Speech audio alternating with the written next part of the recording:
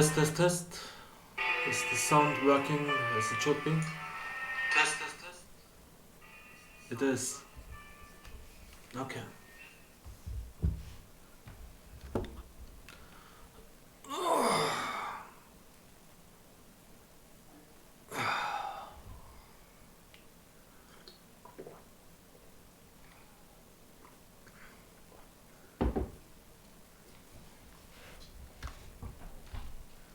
Acid splash.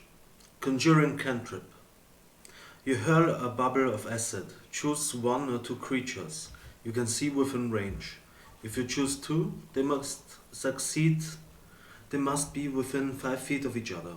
A target must succeed on a dexterity saving throw or take 1d6 acid damage.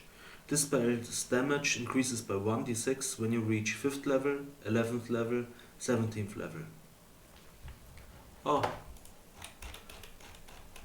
I missed something. Where do we begin? Acid splash. Perfect.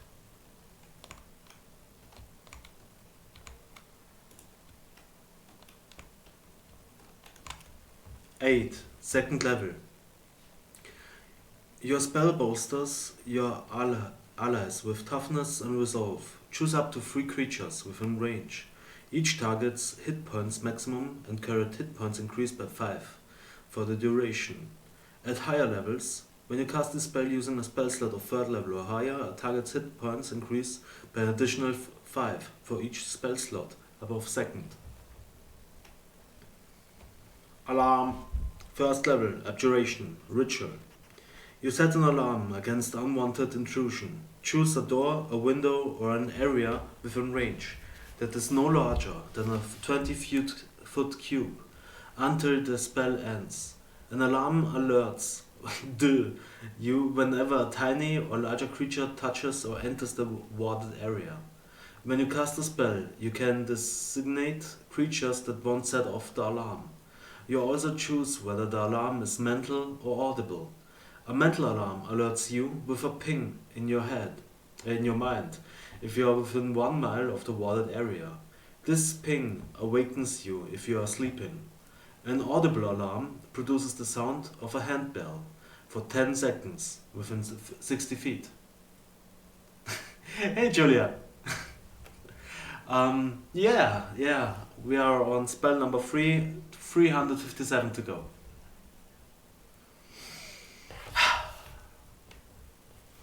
Alter Self, 2nd level, Transmutation.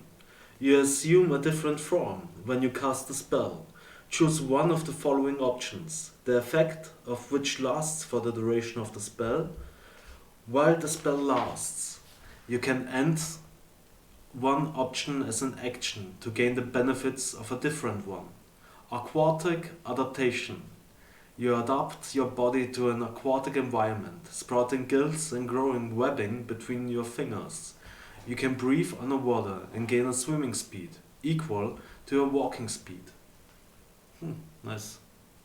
Change appearance. You transform your appearance. You decide what you look like, including your height, weight, facial features, sound of your voice, hair length, coloration, and distinguishing characteristics, if any. You can make yourself appear as a member of another race, for none of your statistics change. You also can't appear as a creature of a different size than you, and your basic shape stays the same. If you are bipedal, you can't use this spell to become a quadrupedal. For instance, at any time for the duration of the spell, you can use your action to change your appearance in this way again. Natural weapons. You can grow claws, fangs, spines, horns, or a different natural weapon of your choice. Your unarmed strikes deal 1d6 bludgeoning, piercing, or slashing damage, as appropriate to the natural weapon you choose. And you're proficient with your unarmed strikes. Finally, the natural weapon is magic, and you have a +1 bonus to the attack and damage rolls you make using it. Hey, Alastair666. You. Welcome to the stream. We are, I think, on spell number 5. 355 to go. And I won't count them till the end. Let's see how long it takes me. Animal Friendship. First level, Enchantment. This spell lets you convince a beast that you mean it no harm. Choose a beast that you can see within range. It must see and hear you. If the beast's intelligence is a 4 or higher, the spell fails. Otherwise, the beasts must succeed on a wisdom saving throw or be charmed by you for the spell's duration. If you or one of your companions harms the target, the spell ends. At higher levels, when you cast a spell using a spell slot of second level or higher, you can affect one additional beast for each slot level above first.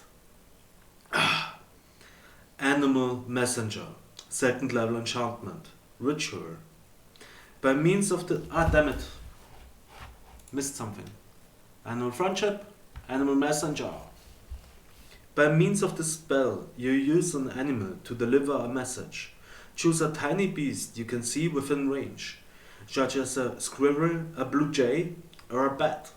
You specify a location which you must have visited and a recipient who matches a general description, such as a man or a woman dressed in the uniform of the town guard, or a red-haired dwarf wearing a pointed hat. You also speak a message, up to 25 words. The target beast travels for the duration of the spell toward the specified location, covering about 50 miles per 24 hours for a flying messenger, or 25 miles for other animals. When the messenger arrives, it delivers your message to the creature that you described, replicating the sound of your voice. The messenger speaks only to a creature matching the description you gave. If the messenger doesn't reach its destination before the spell ends, the message is lost, and the beast makes its way back to where you cast the spell. At higher levels, if you cast the spell using a spell slot of third level or higher, the duration of the spell increases by 48 hours for each slot above second. Yeah, I hope so. But also, just to know every spell, at least once, you have to go through it. At least once. So... okay. Animal Shapes, 8th level, Transmutation. Your magic turns others into beasts. Choose any number of willing creatures that you can see within range. You transform each target into the form of a large or smaller beast, with a challenge rating of 4 or lower. On subsequent turns, you can use your action to transform affected creatures into new forms. The transformation lasts for the duration of each target, or until the target drops to 0 hit points or dies. You can choose a different form for each target. A target's game statistics are replaced by the statistics of the chosen beast, though the target retains its alignment and intelligence, wisdom and charisma scores. The target assumes the hit points of its new form. When it reverts to its normal form, it returns to the number of hit points it had before it transformed. If it reverts as a result of dropping to 0 hit points, any excess damage carries over to its normal form. As long as the excess damage doesn't reduce the creature's normal form to 0 hit points, it is knocked unconscious. The creature is limited in the actions it can perform by the nature of its new form, and it can't speak or cast spells. The target's gear melts into new form. The target can't activate, wield, or otherwise benefit from any of its new equipment. Sucks.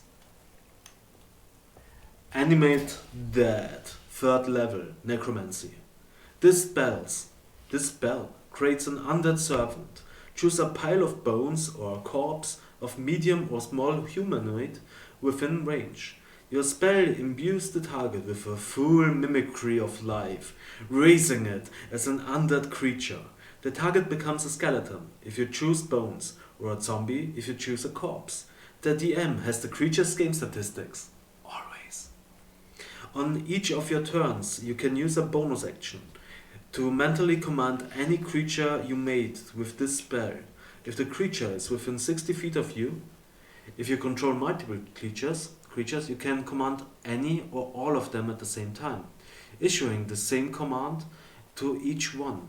You decide what action the creature will take, which sounds a bit weird, because if you say, hey, I want you three to go there, and I want those four to go the other way, you have to use 2 turns?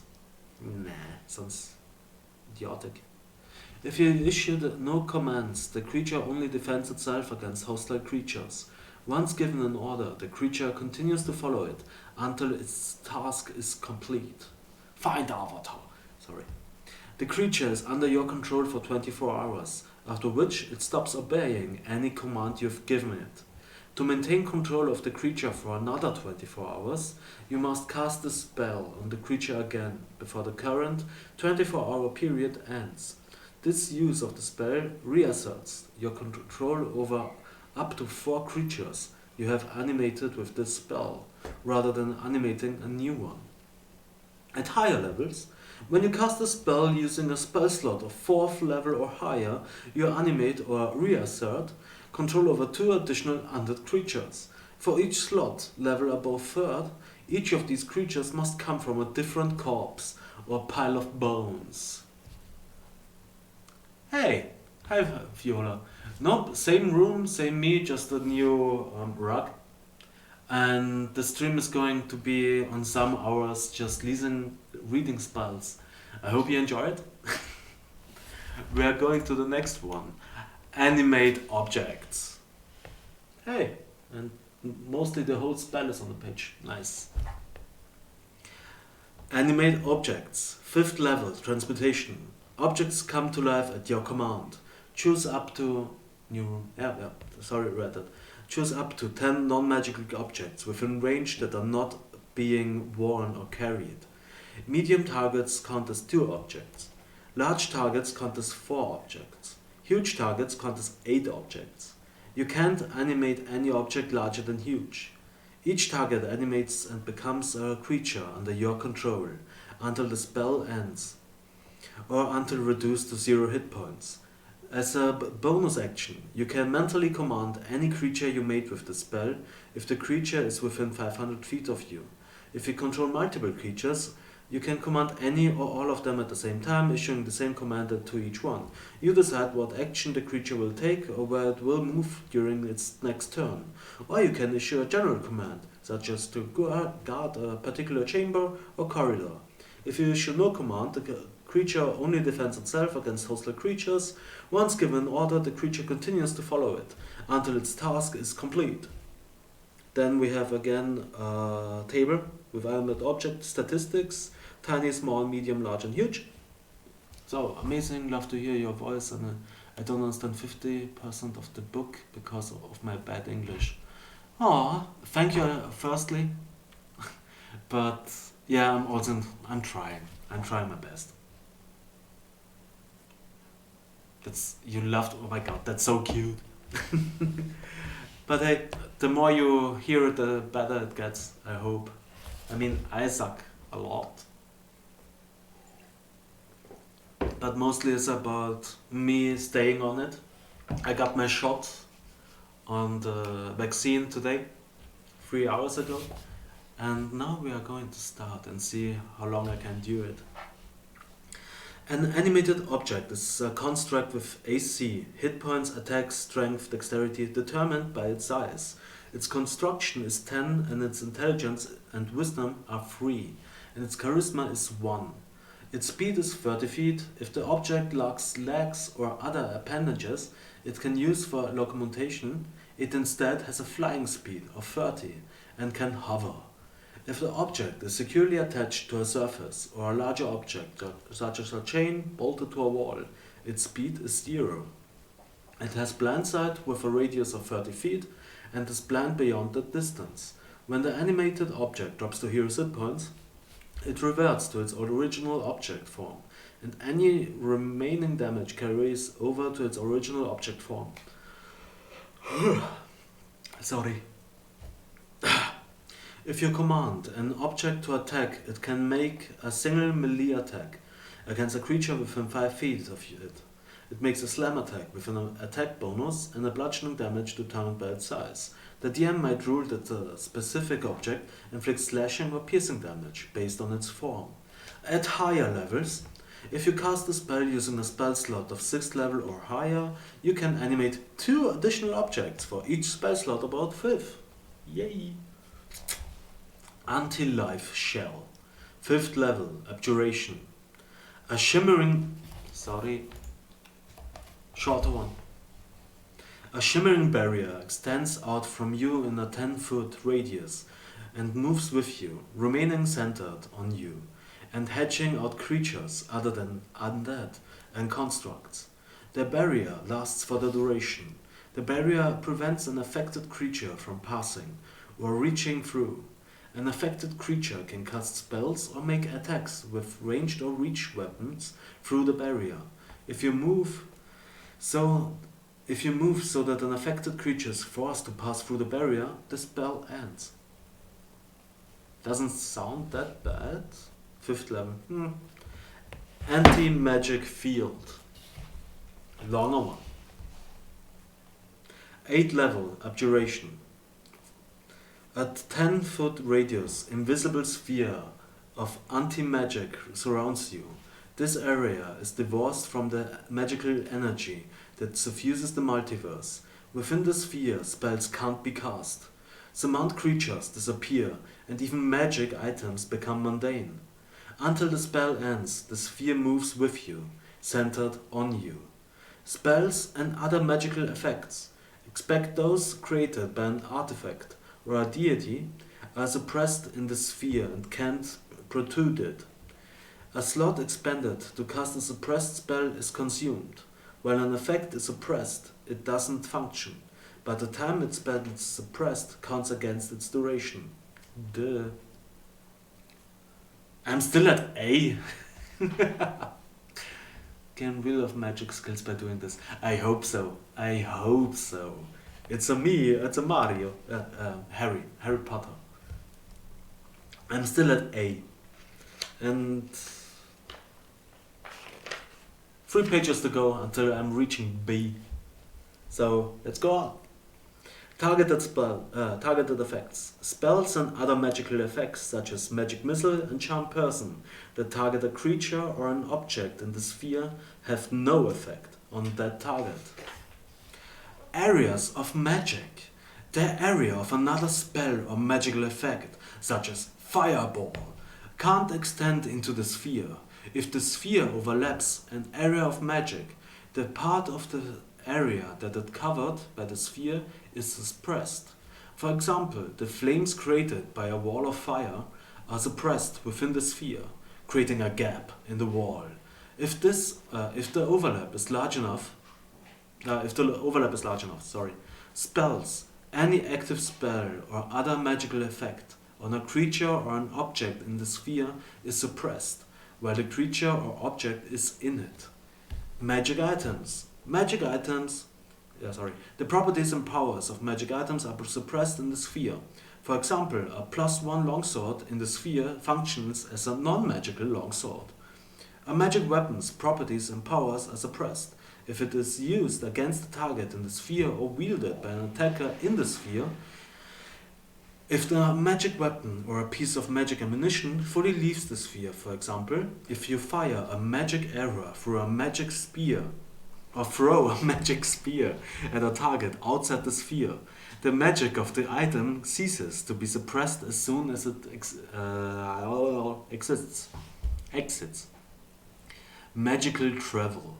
Teleportation and planar travel fail to work in the sphere. Whether the sphere is the destination of the departure point for such magical travel, a portal to another location, world, or plane of existence, as well as an opening to an exodimensional space such as the creature created by the rope trick spell, temporarily closes while in the sphere. Sounds like cheating.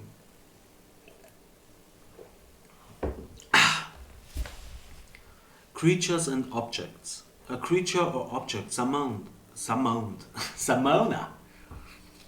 or created by magic temporarily winks out of existence in the sphere.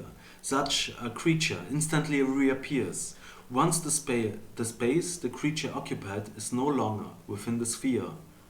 Dispel magic. Spells and magical effects, such as dispel magic, have no effect on the sphere. Likewise, the spheres created by different anti-magic field spells don't nullify each other. So minus plus minus equals minus again. Antipathy, sympathy. Again a long as spell. 8 level enchantment. 10 days. Damn! How long was this anti-magic field? 1 hour. Yeah. Okay. This spell attracts or repels creatures of your choice. You target something within range, either a huge or smaller object or creature, or an area that is no larger than a 200-foot cube. Then specify a kind of intelligent creature, such as red dragons, goblins, or vampires. You invest the target with an aura that either attracts or repels the specified creatures for the duration. Choose antipathy or sympathy as the aura's effect. Antipathy. The enchantment causes creatures of the kind you designated to feel an intense urge to leave the area and avoid the target. Oh, a no friend spell. To leave the avoid the target. When such a creature can see the target or comes within 60 feet of it, the creature must succeed on a wisdom saving throw or become frightened. The creature remains frightened while it can see the target or is within 60 feet of it. While frightened by the target, the creature must use its movement to move to the nearest safe spot from which it can't see the target. If the creature moves more than 60 feet from the target and can't see it, the creature is no longer frightened, but the creature becomes frightened again if it regains sight of the target or moves within 60 feet of it. A no friend spell. Everyone is frightened. Sympathy. The enchantment causes the specified creature to feel an intense urge to approach the target, while within 60 feet of it, or able to see it. When such a creature can see the target or comes within 60 feet of it, the creature must succeed on a wisdom saving throw, or use its movement on each of its turns to enter the area, or move within reach of the target. When the creature has done so, it can't willingly move away from the target. If the target damages or otherwise harms an affected creature, the affected creature can make a wisdom saving throw to end the effect, as described as below. So, sympathy is a Justin Bieber spell for 13-year-olds. Well, I don't know what 13-year-olds are praying to nowadays. Ending the effect. If an affected creature ends its turn while not within 60 feet of the target or able to see it, the creature makes a wisdom saving throw. On a successful save, the creature is no longer affected by the target and recognizes the feeling of repugnance or attraction as magical. In addition, a creature affected by the spell is allowed another wisdom saving throw every 24 hours while the spell persists. A creature that successfully saves against this effect is immune to it for 1 minute, after which time it can't be affected again. So, you're walking through the woods. Sympathy, zombies. Every zombie that you are walking in the next 10 days are following you. Because zombies don't have wisdom. Not really. You are the horde. I love this one. Oh my god, I love this spell. Damn. Arcane Eye.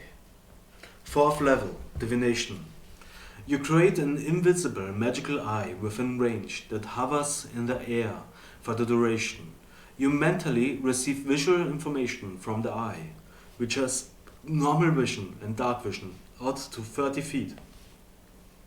The eye can look in every direction. As an action, you can move the eye up to 30 feet in any direction. There is no limit to how far away from you the eye can move, but it can't enter another plane of existence.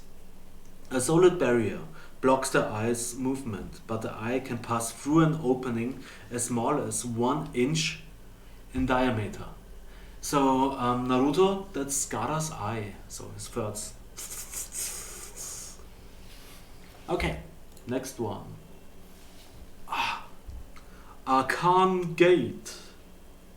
6th level, Conjuration. You create linked teleportation portals that remains open for the duration, 10 minutes.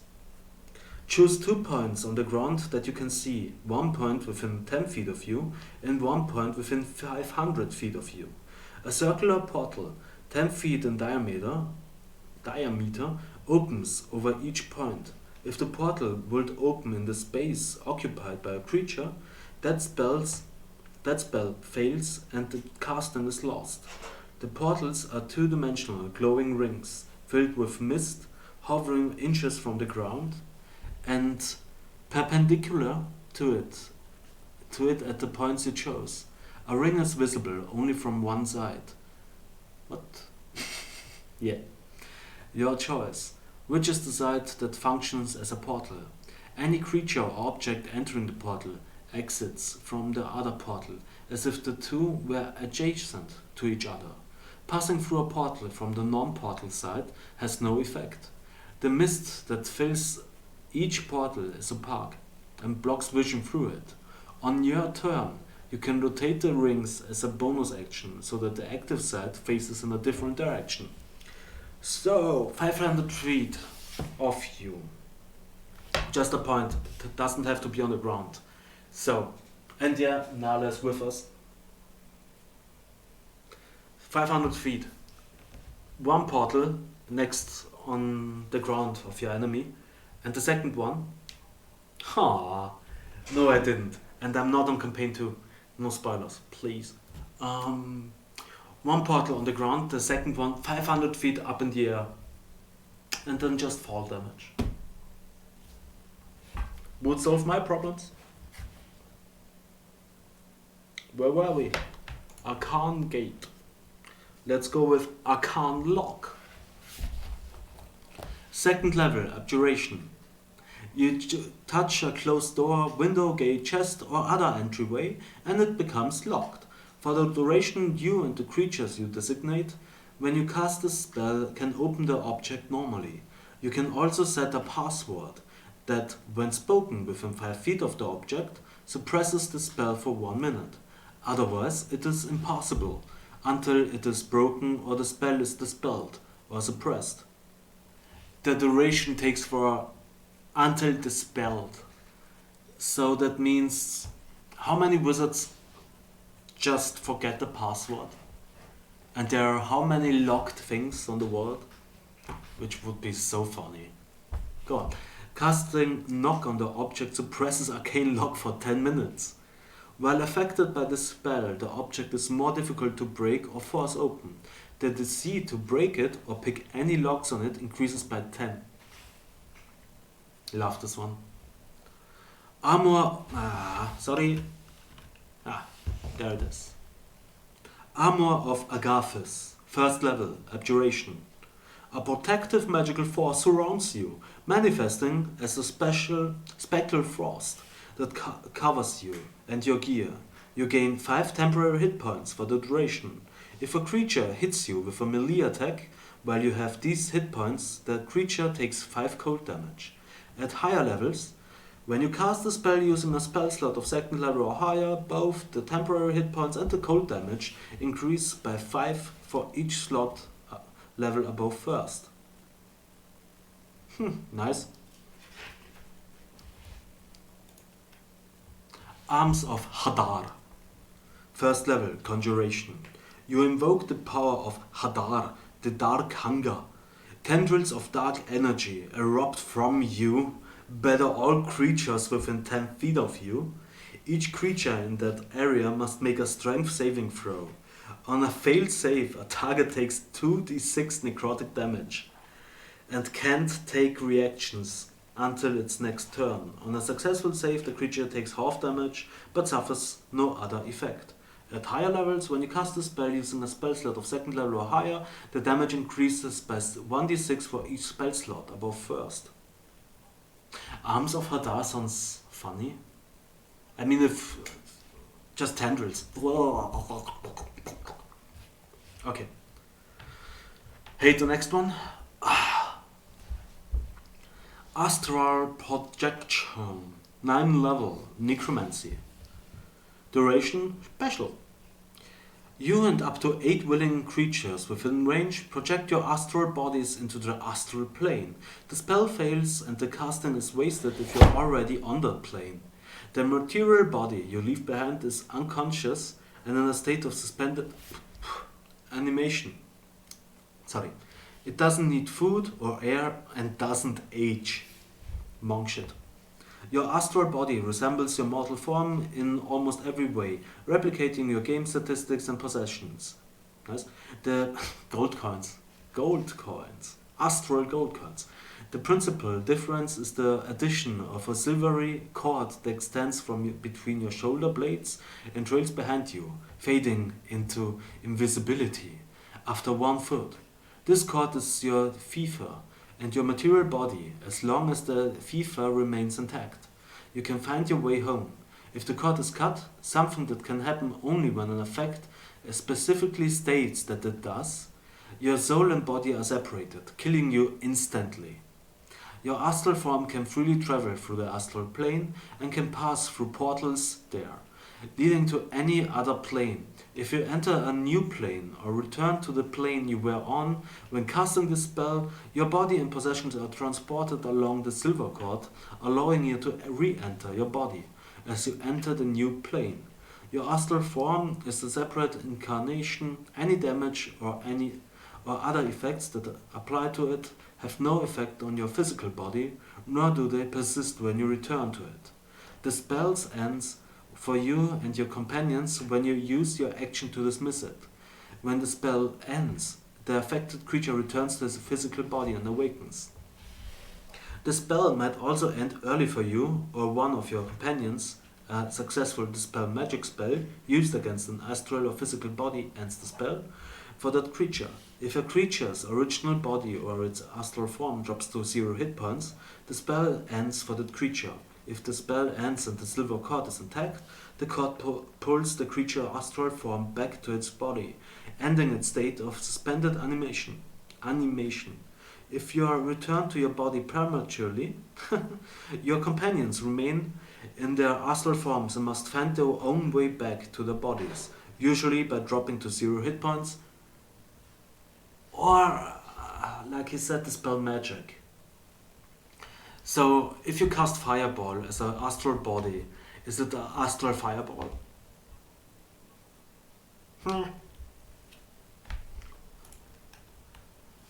Augury. I have no idea how to pronounce it. Augury? Let's go with augury. 2nd level divination. Instantaneous. By casting gem inlaid sticks, rolling dragon bones. Got it.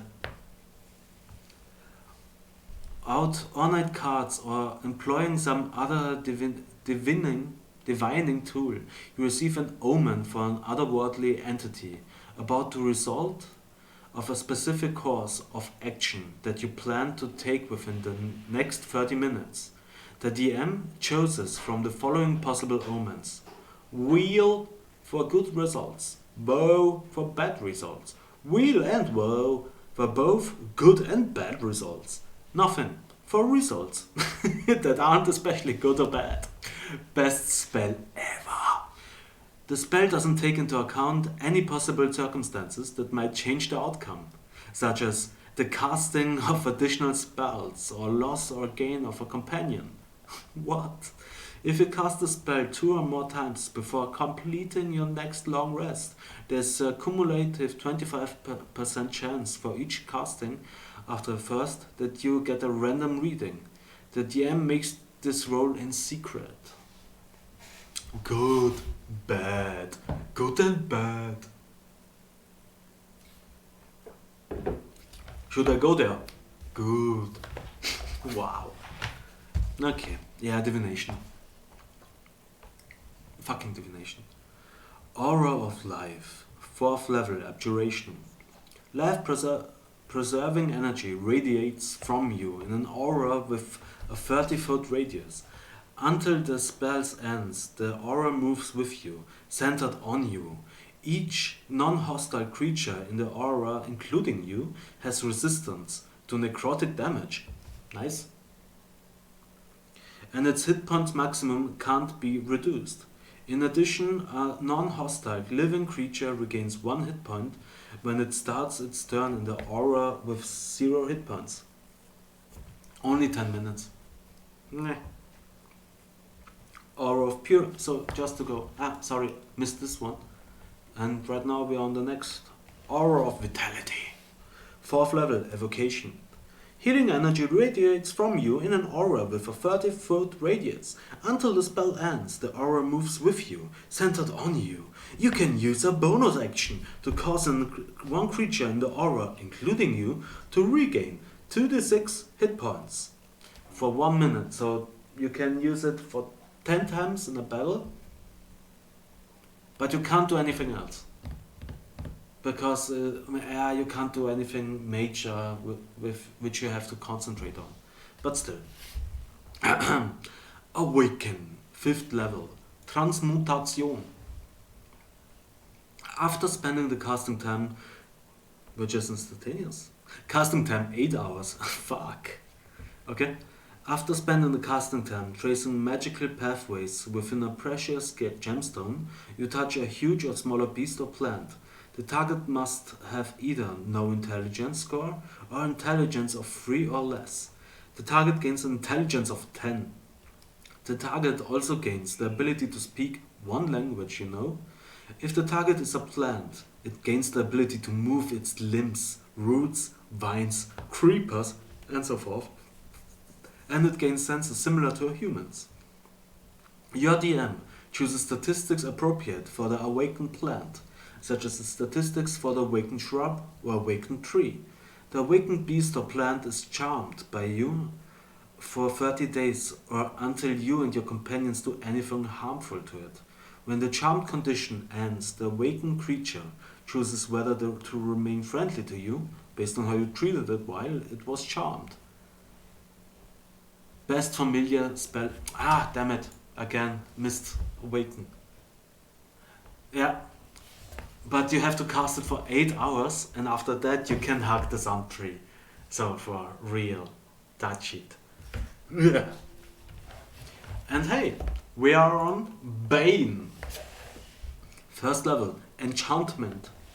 Up to 3 creatures of your choice that you can see within range must make charisma saving throws. Whenever 1000 gold. Wait, what? Yeah, but 1000 gold is nothing. Seriously, you can get 1000 gold that easily. I mean, Awakened is a 5th level spell, so you have to be on level 10 to cast it if you're a full caster.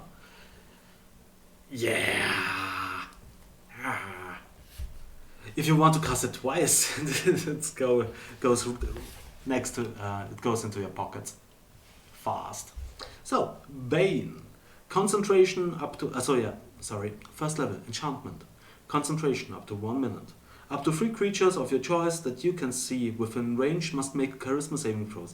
Whenever a target that fails the saving throw makes an attack roll or a saving throw before the spell ends, the target must roll a d4 and subtract the number rolled from the attack roll or saving throw. At higher levels, when you cast a spell using a spell slot of 2nd level or higher, you can target 1 additional creature for each slot level above 1st. Which is really sucky, because it's just a 1st level enchantment. So Bane and then some really bad shit. Okay. Paladin shirt. Banishing smite. 5th level, abjuration. Again, up to 1 minute. Concentration. The next time you hit a creature with a weapon attack before the spell ends, your weapon crackles with force and the attack deals an extra 5d10 force damage to the target. Additionally, if this target reduces the targets to 50 hit points or fewer, you banish it. If the target is native to a different plane of existence than the one you're on, the target disappears, returning it to its home plane. Wow. So it's a racist card. Go home to where you came from. Nice. If the target is native, blah blah blah, harmless demiplane. The creature vanishes into a harmless demiplane. While there, the target is incapacitated. It remains there until the spell ends, at which point the target reappears in the space it left, or in the nearest unoccupied space, if that space is occupied. Damn. Abjuration is so overpowered. Banishment. 4th level.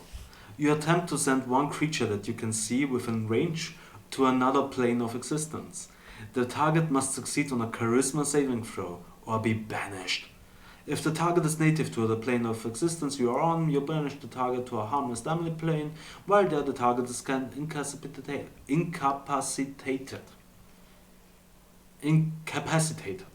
The target remains there until the spell ends, at which point the target reappears in the space it's left or nearest occupied space if the space is occupied. If the space is occupied. If the target is native to a different plane of existence then the one you're on, the target is banished with a faint popping noise, returning to its home plane. If the spell ends before 1 minute has passed, the target reappears in the space it left or in the nearest unoccupied space if that space is occupied. Otherwise, the target doesn't return. At higher levels, when you cast a spell using a spell slot of 5th level or higher, you can target one additional creature for each slot level above 4th. Yeah, banishment, yeah, isn't that nice? Just because it's, ooh, you're gone for a minute. Woo. Bark skin. 2nd level, transmutation. Concentration up to 1 hour. Hey, we have a nice picture of an elf lady using bark skin. That's cute, I think. And I hope she's an elf lady. Doesn't matter. So, you touch a willing creature. I hope it's willing. Until the spell ends, the target's skin has a rough bark-like appearance and the target's AC can't be less than 16, regardless of what kind of armor it's wearing. It's the beacon of hope. 3rd level, abjuration. This spell bestows hope and vitality. Choose any number of creatures within range. For the duration, each target has advantage on wisdom saving throws and death saving throws. Nice. And regains the maximum number of hit points possible from any healing. Which is weird because death saving throws and you're next to them, you could help them get up. Nah, beacon of hope, you can do it by your own. Shitty behavior. Beast Sense. 2nd level, divination, ritual. You touch a willing beast. Do you? Do you touch a willing beast? For the duration of the spell, you can use your action to see through the beast's eyes and hear what it hears, and continue to do so until you can use your action to return to your normal senses. While perceiving through the beast's senses, you gain the benefits of any special senses possessed by that creature, for you are blinded and deafened to your own surroundings. Meh. I mean, yeah, but what do you have a familiar for? Bestow Curse. 3rd level, Necromancy. You touch a creature, it doesn't have to be willing, and that creature must succeed on a wisdom... Makes sense. On a wisdom saving throw, or become cursed for the duration of the spell. When you cast the spell, choose the nature of the curse from the following options. Choose one ability score while cursed. The target has disadvantage on ability checks or saving throws made with that ability score. While cursed, the target has a disadvantage on attack rolls against you. While cursed, the target must make a wisdom saving throw at the start of each of its turns. If it fails, it's wasted its action to turn doing nothing. While the target is cursed, your attacks and spells deal 1d8 necrotic damage an extra 1d8 damage to the target. A remove curse spell ends this effect. And the DM's option, you may choose an alternative curse effect, but it should be no more powerful than those described above. The DM has the final say on such a curse effects. Yeah, I would say mostly flavoring.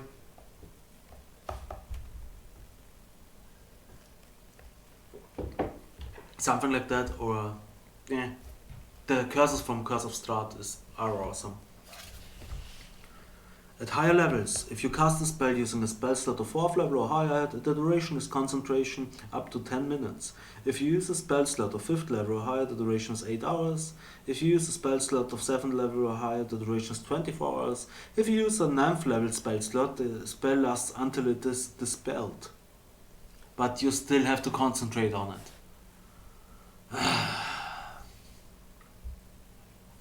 Using a spell slot of 5th level or higher grants a duration that doesn't require concentration. I should read it. Okay, I'm sorry. Mahan. Hey, it's Bigby's hand. Bigby's hand, 5th level, evocation. Concentration up to 1 minute. You create a large hand of shimmering, translucent force in an unoccupied space that you can see within range. The hand lasts for the spell's duration, and it moves at your command, mimicking the movements of your own hand.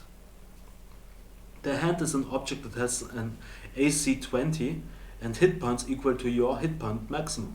If it drops to 0 hit points, the spell ends. It has a strength of 26 and a dexterity of 10. The hand doesn't fill its space. When you cast the spell and a bonus action on your subsequent turns, you can move the hand up to 60 feet and then cause one of the following effects with it. Clenched Fist. The hand strikes one creature or object within 5 feet of it. Make a melee spell attack for the hand using your game statistics on a hit. The target takes 48 force damage. Forceful Hand. The hand attempts to push a creature within 5 feet of it in the direction you choose. Make a check with the hand's strength, contested by the strength athletics check of the target. If the target is medium or smaller, you have advantage on the check. If you succeed, the hand pushes the target up to 5 feet plus a number of feet equal to 5 times the spellcasting ability modifier. Okay. The hand moves with the target to remain within 5 feet of it. Grasping Hand. The hand attempts to grapple a huge or smaller creature within 5 feet of it. You use the hand's strength score to resolve the grapple. If the target is medium or smaller, you have advantage on the check. While the hand is grappling the target, you can use a bonus action to have the hand crush it. When you do so, the target takes bludgeoning damage equal to 2d6 plus a spellcasting ability modifier. Interposing Hand. The hand interposes itself between you and the creature you choose until you give the hand a different command. The hand moves to stay between you and the target, providing you with half cover against the target. The target can't move through the hand's space if its strength score is less than or equal to the hand's strength score. If its strength score is higher than the hand's strength score, the target can move toward the hand space, but that space is difficult terrain for the target. So it can move through it, but it's hard to get against the hand. At higher levels, when you cast this spell using a spell slot of 6th level or higher, The damage from the clenched fist option increases to 2d8 and the damage from the grasping hand increases to 2d6 for each slot above 5th level. How long are we up? I shouldn't even ask myself, because if I do, it only takes longer. But we are done with Big B's hand. Blade Barrier, which sounds awesome. But let's see. 5th level, Evocation. Again, just 1 minute. You create a large hand... wrong spell. Blade Barrier, 6th level, Evocation. 10 minutes. You create a vertical wall of whirling razor-sharp blades made of magical energy. The wall appears within range and lasts for the duration. You can make a straight wall up to 100 feet long, 20 feet high and 5 feet thick, or a ringed wall up to 60 feet in diameter, 20 feet high and 5 feet thick. The wall provides the three-quarters cover to creatures behind it, and its base is difficult terrain. When a creature enters the wall's area for the first time, on a turn or starts its turn there, the creature must make a dexterity saving throw. On a failed save, the creature takes 6d10 slashing damage. On a successful save, the creature takes half as much damage. F me.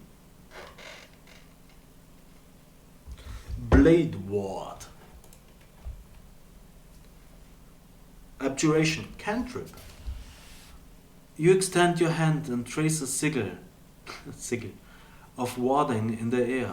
Until the end of your next turn, you have resistance against bludgeoning, piercing, slashing damage dealt by weapon attacks. Bless. 1st level, enchantment.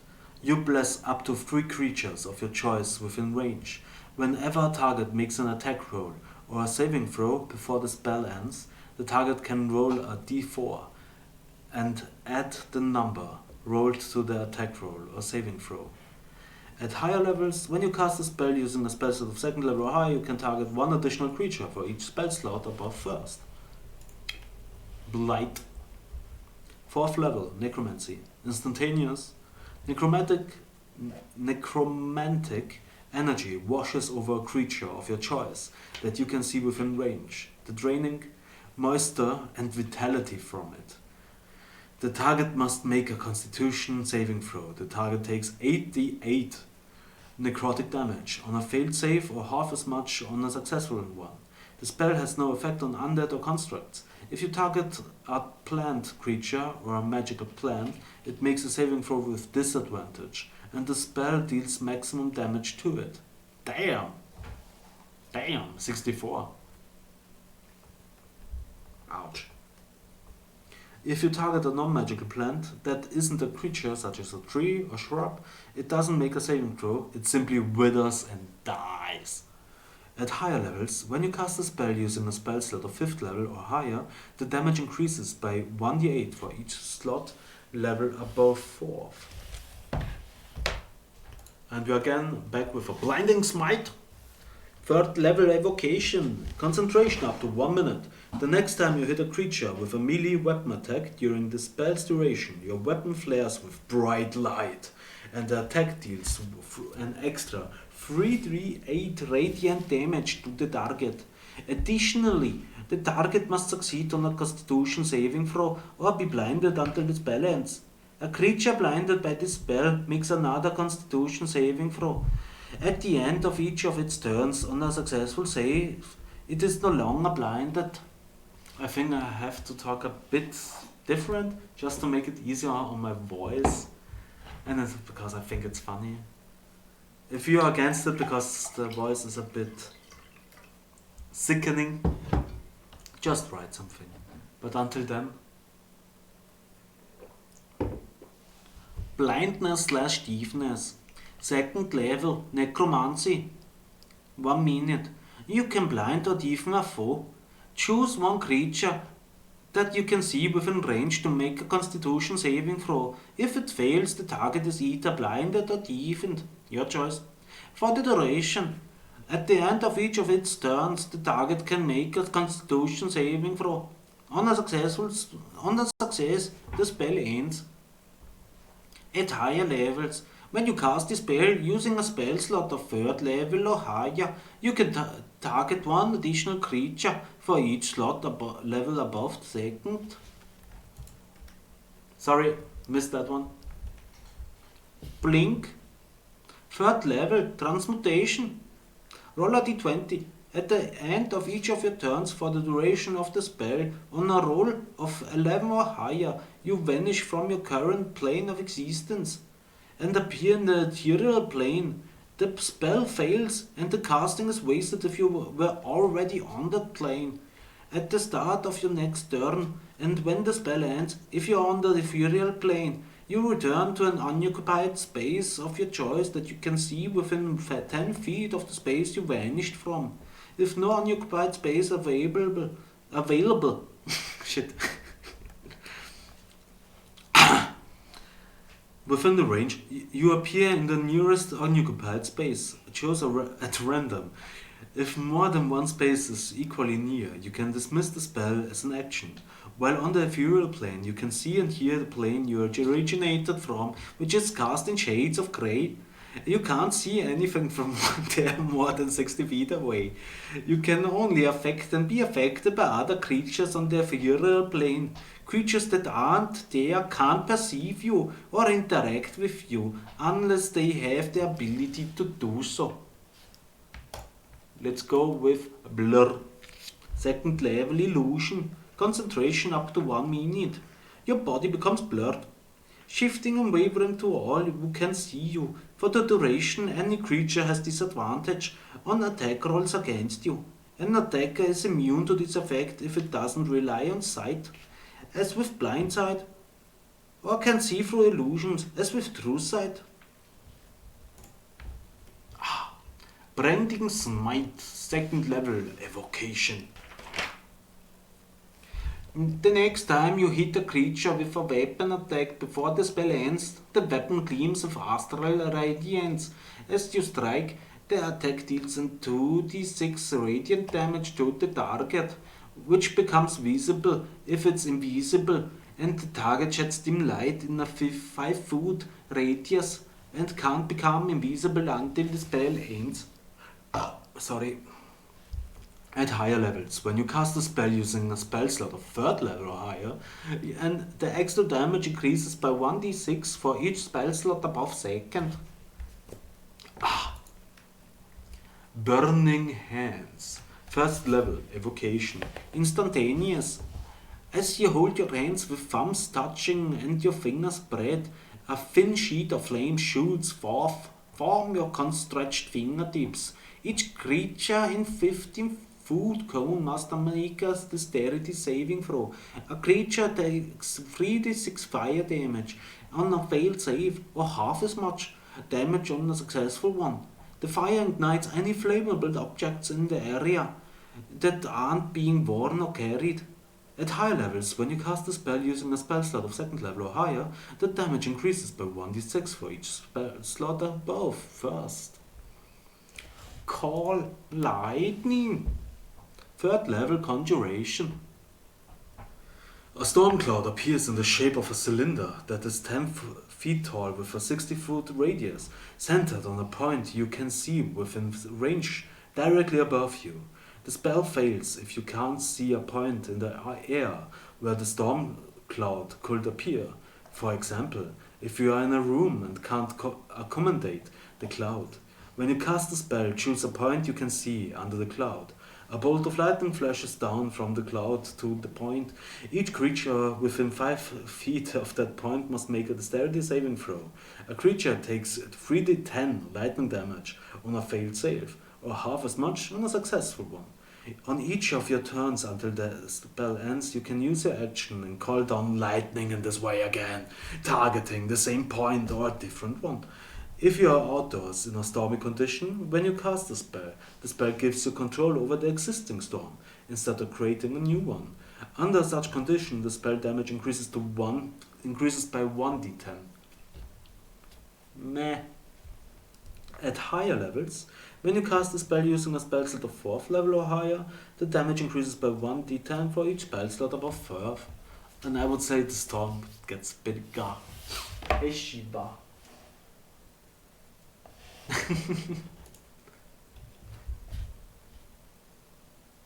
He's a bit wild today. Ah. Let's see. Maybe.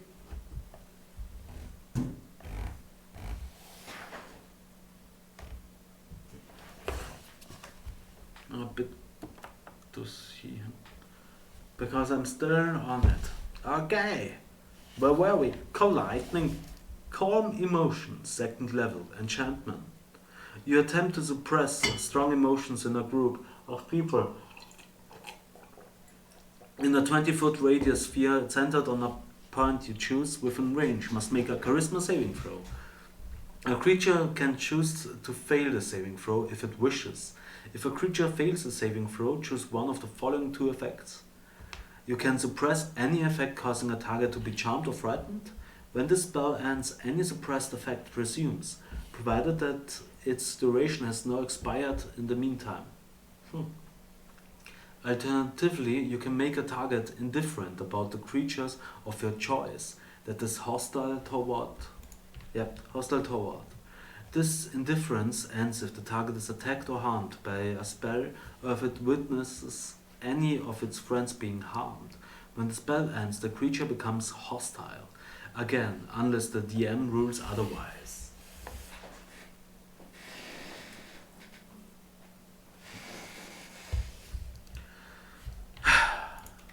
Chain lightning, 6th level, evocation. You create a bolt of lightning that arcs toward the target of your choice that you can see within range. 3 bolts then leap from the target to as many as 3 others. 3 other targets, each of which must be within 30 feet of the first target. A target can be a creature or an object and can be targeted by only one of the bolts. A target must make dexterity saving throw.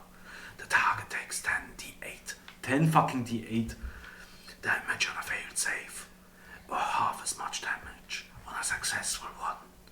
At higher levels, when you cast a spell using a spell slot of 7th level or higher, 1 additional bolt leaps from the first target to another target for each slot above 6. Charm person, 1st level enchantment for 1 hour.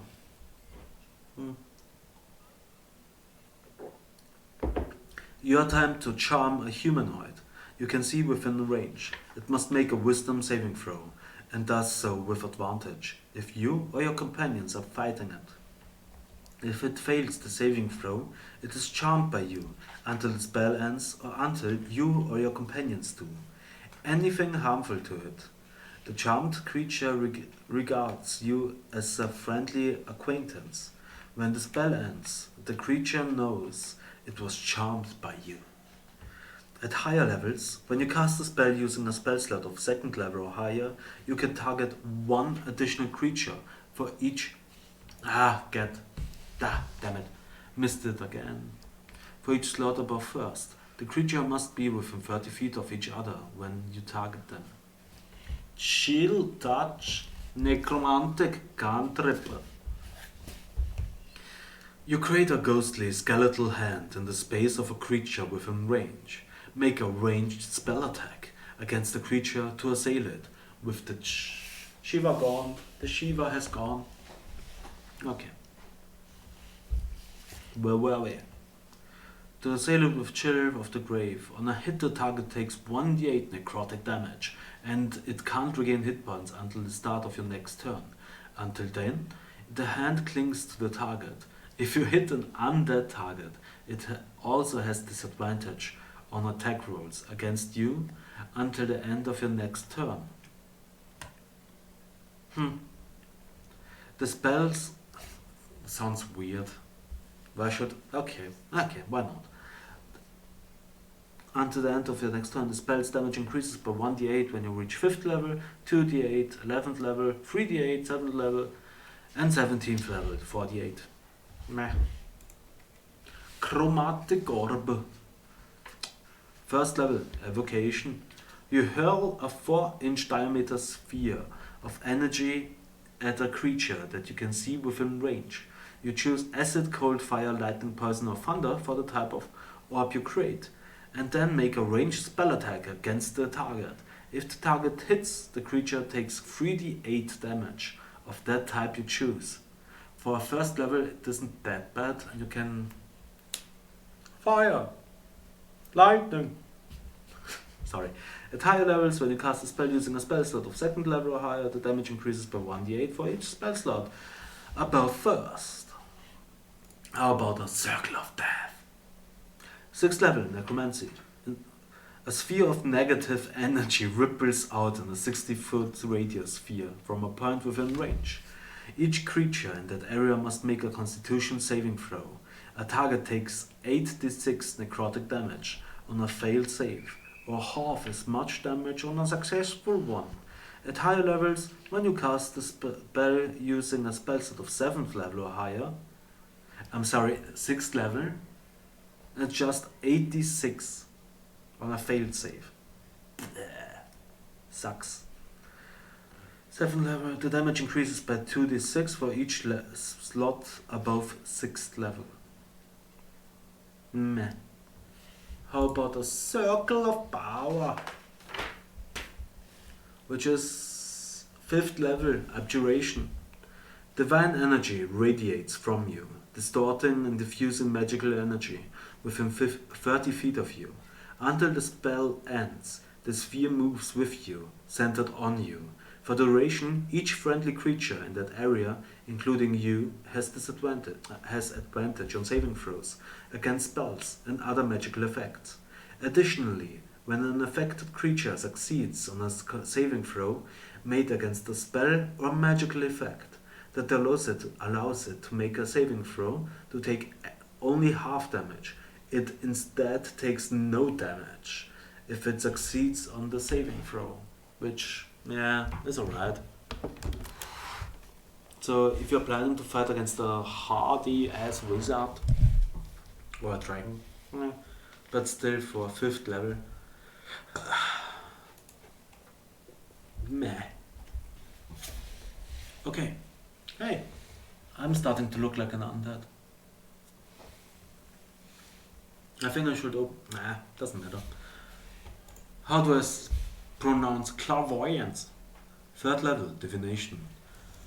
You create an invisible sensor within range in a location familiar to you, a place you have visited or seen before, or in an obvious location that is unfamiliar to you, such as behind a door, around a corner, or in a grove of trees.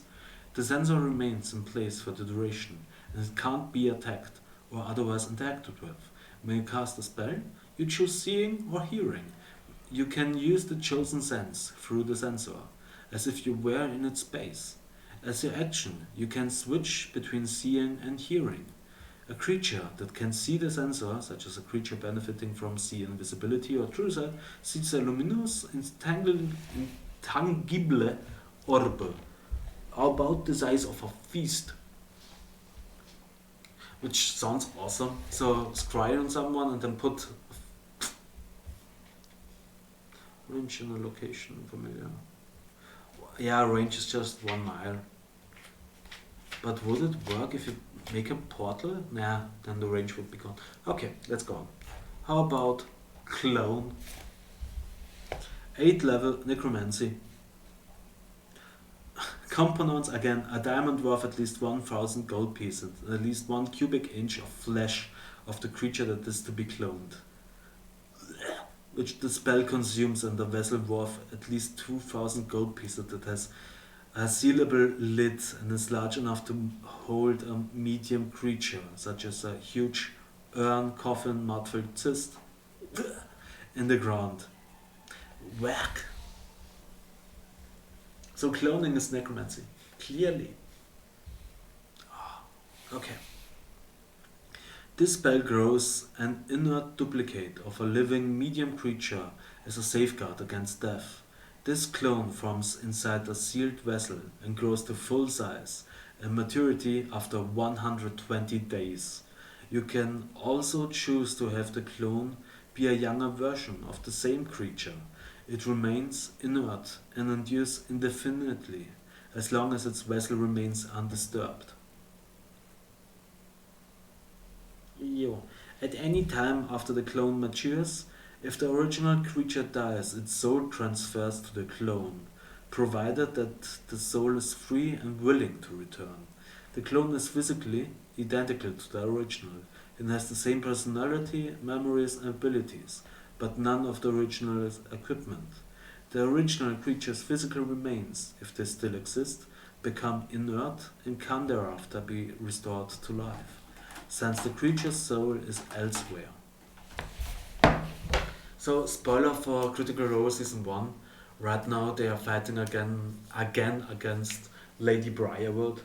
And I found the answer why she's back.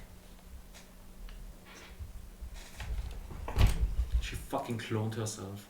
Which makes sense in a way. She's a necromantic weirdo. But still.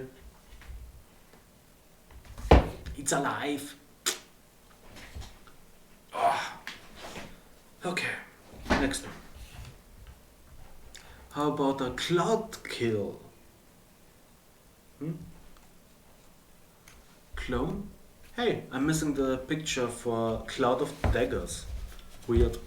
Second level conjuration. You fill the air with spinning daggers in a cube 5 feet on each side, centered on a point you chose within range. A creature takes 4d4 slashing damage when it enters the spell's area for the first time on a turn or starts its turn there. At higher levels, when you cast the spell using a spell slot of 3rd level or higher, the damage increases by 2d4 for each slot level above 2nd. Now we are on Cloud Kill, 5th level conjuration. You create a 20-foot radius sphere of poisonous yellow-green fog centered on a point you chose within range. The fog spreads around corners. It lasts for the duration or until strong wind disperses the fog, ending the spell. Its area is heavily obscured. When a creature enters the spell's area for the first time on a turn or starts its turn there, the creature must make a Constitution saving throw. The creature takes 5d8 poison damage on a failed save, or half as much damage on a successful one. Creatures are affected even if they hold their breath, or don't need to breathe. Sorry. I know, and it's so awesome that she's back. And I wasn't spoiled for the big wow. And it's Ladybra, so I was also on the side of my bench with, oh my god. And they will be animated because the Legend of Vox Machina. So hard for it. Okay. The fog moves 10 feet away from you at the start of each of your turns, rolling along the surface of the ground. The vapors, being heavier than air, sink to the lowest level of the land, even pouring down openings. 5d8. When you cast a spell using a spell slot of 6th level or higher, the damage increases to 1d8 for each spell slot above 5th. And we are on...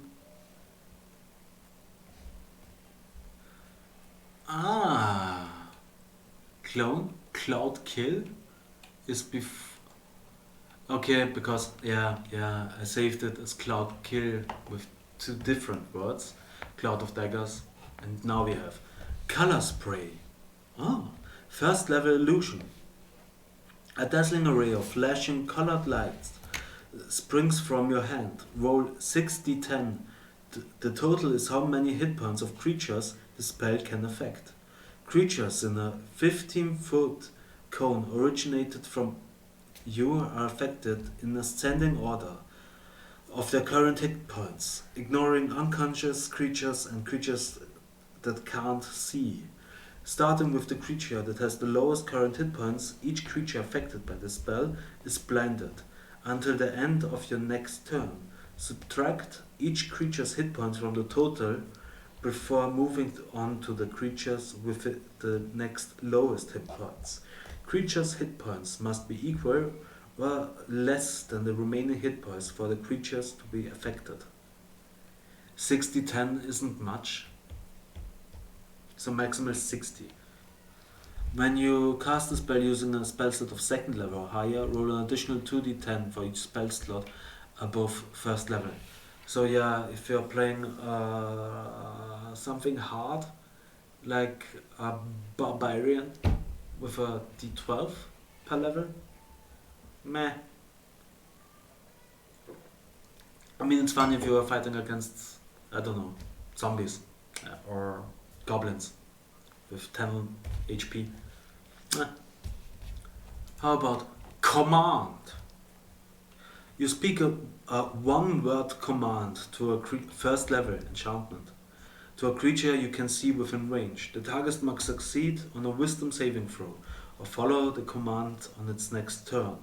The spell has no effect if the target is undead, if it doesn't understand your language, or if your command is directly harmful to it. Some typical commands and their effect follow. You might issue a command other than the one described here. If you do so, the DM determines how the target behaves. If the target can't follow your command, the spell ends. Approach. The target moves toward you by the shortest and most direct route, ending its turn if it moves within 5 feet of you. Drop. The target drops whatever it is holding and then ends its turn. If it's holding himself on something and you say drop, maybe. Flee. The target spends its turn moving away from you by the fastest available means. Grovel. The target falls prone and then ends its turn. Halt. The target doesn't move and takes no action. A flying creature stays aloft, provided that it is able to do so. If it must move to stay aloft, it flies the minimum distance needed to remain in the air.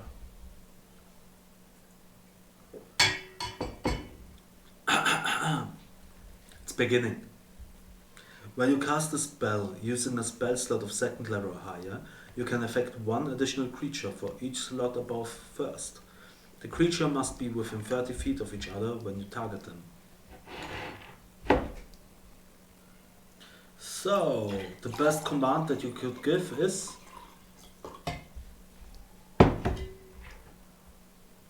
duck.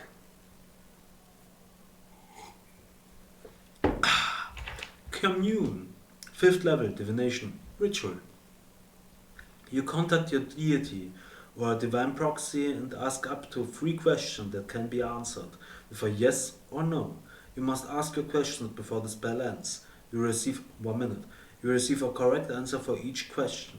Divine beings aren't necessarily omniscient, so you might receive a unclear as an answer. If a question pertains to information that lies beyond the deity's knowledge, in a case where one-word answer could be misleading or contrary to the deity's interests, the DM might offer a short phrase as an answer instead. If you cast a spell 2 or more times before finishing your long rest, there's a cumulative 25% chance for each casting after the first that you can get no answer. The DM makes this roll in secret. Commune, damn it, missed it again, sorry. Commune with nature. And we have 1, 2, 3, 4,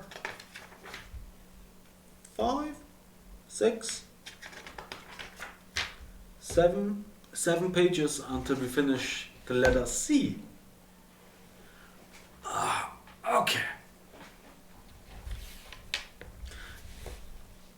Commune with nature, 5th level, divination ritual. You briefly become one with nature and gain knowledge of the surrounding territory. In the outdoors, the spell gives you knowledge of the land within 3 miles of you. In caves and other natural underground settings, the radius is limited to 300 feet. Sorry. The spell doesn't function when nature has been replaced by construction. such as in dungeon. Sorry. Starting. Oh yeah, oi. Hiccups. It's going to be funny. Okay. You instantly gain knowledge of up to 3 facts of your choice about any of the following subjects as they relate to the area: terrains and body of water, prevalent plants, minerals, animals, or peoples, powerful celestials, fiends, elementals, or undead, influence from other planes of existence, buildings. For example, you could determine the location of a powerful undead in the area, the location of a mere sources of safe drinking water, and the drinking water, and the location of any nearby towns. And again, I missed commune with nature. I'm sorry. But here we have compelled duel. First level, enchantment. You attempt to compel a creature into a duel. One creature that you can see within range must make a wisdom saving throw. On a failed save, the creature is drawn to you, compelled by your divine demand. For the duration, it has disadvantage on attack rolls against creatures other than you, and must make a wisdom saving throw each time it attempts to move to a space that is more than 30 feet away from you. If it succeeds, on this saving throw, the spell doesn't restrict the target's movement for the turn. The spell ends if you attack any other creature. If you cast a spell that targets a hostile creature other than the target, if a creature friendly to you damages the target or casts a harmful spell on it, or if you end your turn more than 30 feet away from the target. So you can make a duel? That's the spell? I mean, clearly not everyone wants to duel you, but normally, RPG-wise, if you go to someone and punch him into the face, the duel has started. You don't need a spell for that.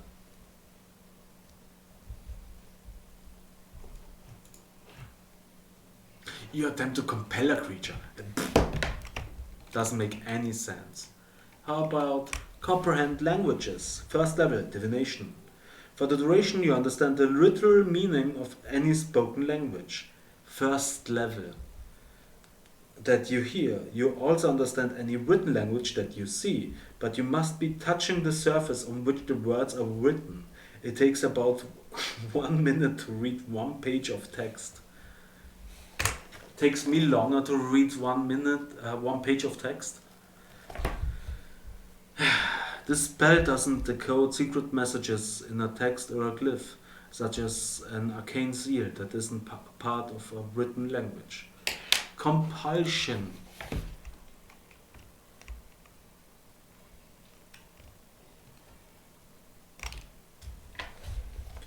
Fourth level, enchantment.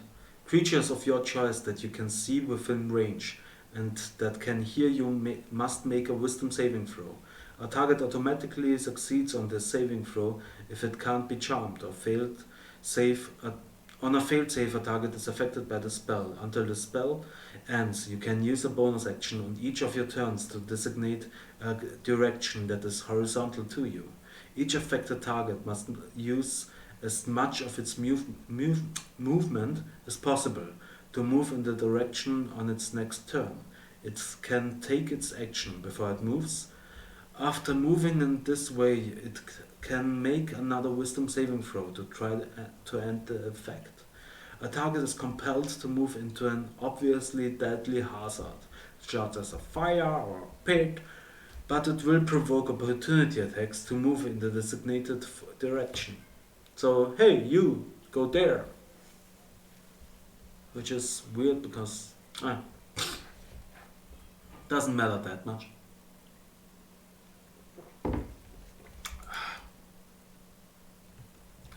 Okay, just because I'm getting kinda old, I just want to see how many pages there are left.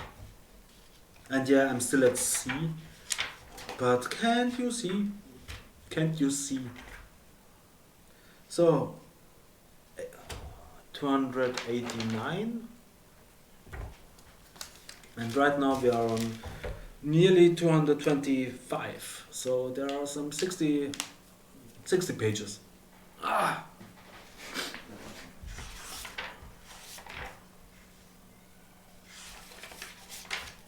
And I'm 13 pages into it. Okay. Some light reading.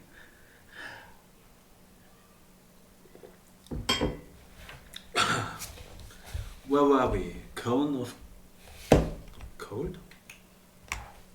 Perfect. 5th level location. A blast of cold air erupts from your hands. Each creature in a 60-foot cone must make a Constitution saving throw. A creature takes 8d8 cold damage on a failed save, or half as much damage on a successful one. A creature killed by this spell becomes frozen statue until it thaws. At higher levels, when you cast a spell using a spell slot of 6th level or higher, the damage increases by 1d8 for each slot level above 5th. Yeah, how about confusion? And yeah, some light reading. Yeah, clearly.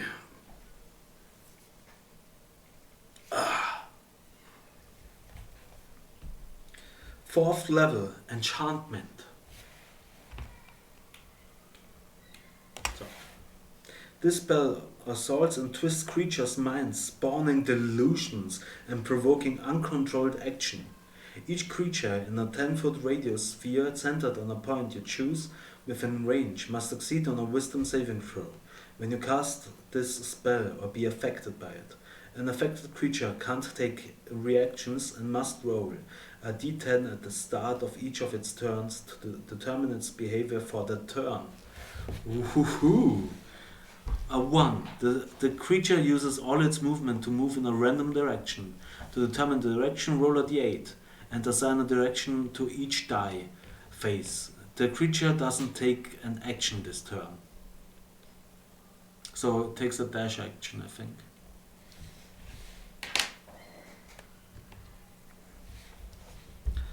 A creature doesn't 2 to 6.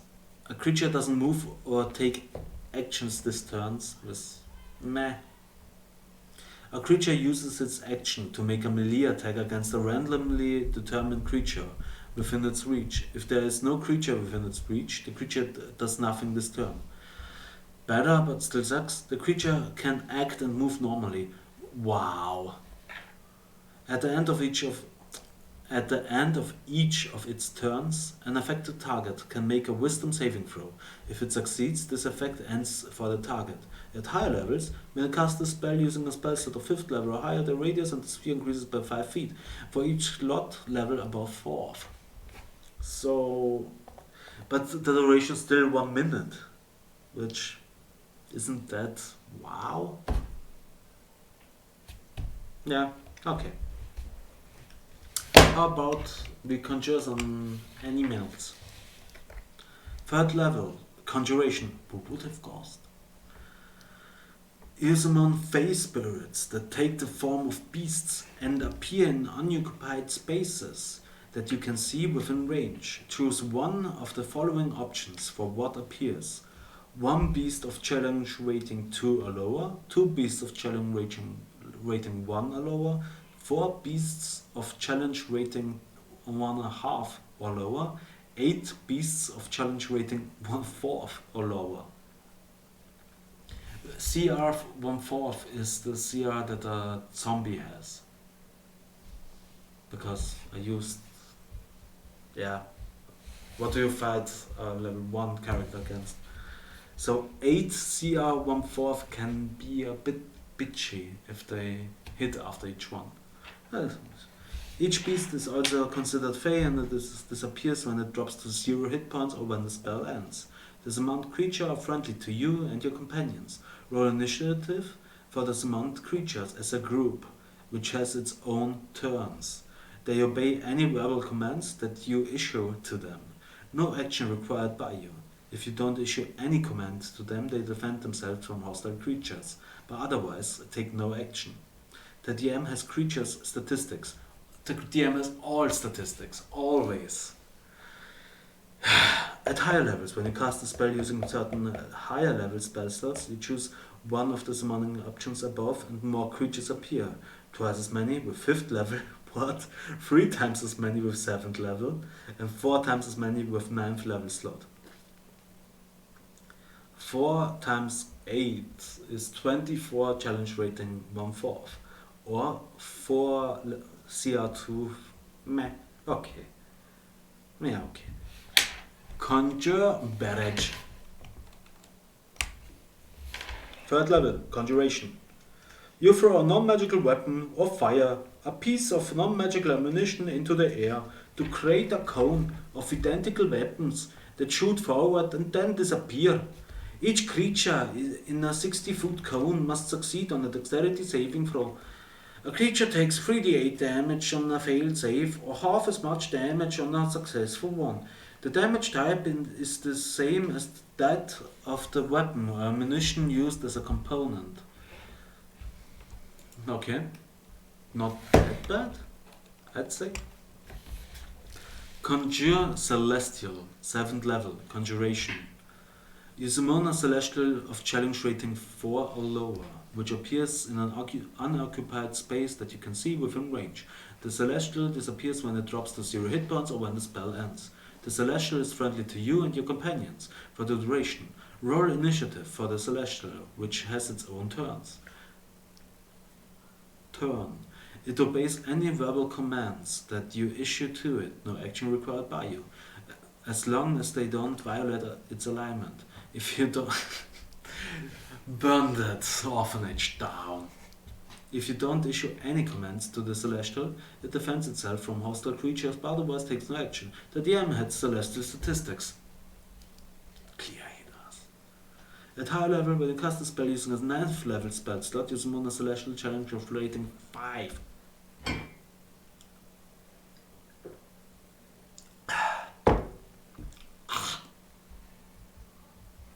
Let's see. DM knows all. DM knows all, has all statistics. Always. Conjure Elemental. 5th level, Conjuration. 1 hour. You call forth an elemental servant. Choose an area of air, earth, fire or water that fills a 10-foot cube within range. An elemental of challenge rating 5 or lower appropriate to the area you choose appears in an unoccupied space within 10 feet of it. For example, a fire elemental emerges from a bonfire. An earth elemental rises up from the ground. An elemental disappears when it drops to 0 hit points or when the spell ends. Sorry, missed it. There we are. The elemental is friendly to you and your companions for the duration. Roll initiative for elemental, which has its own turns. It obeys any verbal commands that you issue to it, no action required by you. If you don't issue any command to the elemental, then it defends itself from hostile creatures but otherwise takes no actions. If your concentration is broken, the elemental doesn't disappear. Instead, you lose control of the elemental. It becomes hostile toward you and your companions, and it might attack. An uncontrolled elemental can't be dismissed by you, and it disappears 1 hour after you summoned it. Summoner. At higher levels, when you cast a spell using a spell slot of 6th level or higher, the challenge rating increases by 1 for each slot above 5th level. And the DM doesn't have to have the statistics for these elementals. Which is weird. But right now we are on Conjure Fae. 6th level, Conjuration. You summon a Fae creature of challenge rating 6 or lower, or a Fae spirit that takes the form of a beast of challenge rating 6 or lower. Sorry. It appears in an unoccupied space that you can see within range. The Fae creature disappears when it drops to 0 hit points or when the spell ends. I mean, in English they say fairy. In German we say Fee for Fae, Fae creature, Feenhaftig and so on. What do they say in... I'm missing it again. Perkele. I have the name in German, but it isn't right. I'm sorry. What do they say in your language? Please comment down below. Sorry. Okay, the fey creature is friendly to you and your to your companions for the duration. Roll initiative. Finland, that's it. Got it. Ah! Finland? I hope it was Finland. Okay. Friendly to you and your companions for the duration. Roll initiative for the creature, which has its own turns. It obeys any verbal commands that you issue to it. No action required by you, as long as they don't violate its alignment. If you don't issue any command to the fey creature, it defends itself from hostile creatures, but otherwise takes no action. If your concentration is broken, the fey creature does not disappear. Instead, you lose control of the fey creature. It becomes hostile to you and your companions. It might attack. An uncontrolled fey creature can't be dismissed by you, and it disappears. So what do they say instead of fey in Finnish? I'm sorry. The DM has the fey creature statistics. Yeah, clearly. At higher levels, when you cast a spell using a spell slot of 7 level or higher, the challenge rating increases by 1 for each slot above 6 level. Conjure minor element.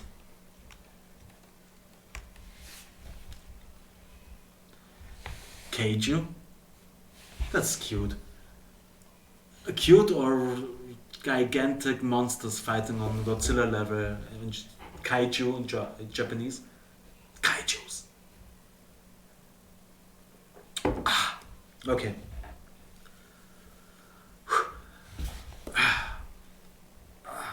Okay. Conjure minor elements. 4th level conjuration. You summon. Sorry. You summon. It sounds so weird. Elements that appear in unoccupied space that you can see within range. You choose one of the following options for what appears. 1 element of the CR2, 2 elements of CR1, 4 elements of CR1 half, 8 elements of CR1 fourth. An element summoned by the spell disappears when it drops to 0 hit points or when the spell ends. The summoned creature are friendly to you and your companions. Roll initiative for the summoned creatures as a group, which has its own turns. They obey any verbal commands that you can issue to them. No action required by you. If you don't issue any comment to them, they defend themselves from hostile creatures, but otherwise take no actions. The DM has creature statistics. At higher level, when you cast a spell using certain higher level spell slots, you can choose one of the summoning creatures above. Creatures appear twice as many with a 6th level slot and 3 times as many with an 8th level slot. You conjure volley. So, 5th level, conjuration. You fire a piece of non-magical ammunition from a ranged weapon or throw a non-magical weapon into the air and choose a point within range. Hundreds of duplicates of ammunition or weapon fall in a volley from above, then disappear. Each creature in a 40-foot radius, 20-foot high cylinder centered on that point must make a dexterity saving throw. A creature takes 88 damage on a failed save, or half as much damage on a successful roll. The damage type is the same as that of the ammunition or weapon. Okay, it has to be ammunition from a ranged weapon. Otherwise I would say, I don't know, napalm. Or oil in a fire bullet. Massive explosion. Hey, we have conjure woodland beings, which sounds like the same as conjure. Hey, we didn't have tiny fey creatures, which is clearly the same as tiny elements. But let's go through it. Conjure woodland beings, 4th level, conjuration. You summon fake creatures that appear in an unoccupied space that you can see within range. Choose one of the following options for what appears. 1 fake creature, CR2. 2 fake creatures, CR1. 4 fake creatures, CR1 half. 8 fake creatures, CR1 fourth. A summoned creature disappears when it drops to 0 hit points, or when the spell ends. Your summoned creature are friendly to you and your companions. Roll initiative for a summoned creature as a group which have their own turns. They obey any verbal commands that you issue to them. No action required by you. If you don't issue any command to them, they defend themselves from hostile creatures or otherwise take no action. The DM has creature statistics. At higher levels, when you cast a spell using a certain level, higher level spell slots, you choose one of the summoning options above, or more creatures appear, twice as many with a 6 level, or 3 times as many with an 8 level slot. Contact other planes. Fifth level, divination, ritual.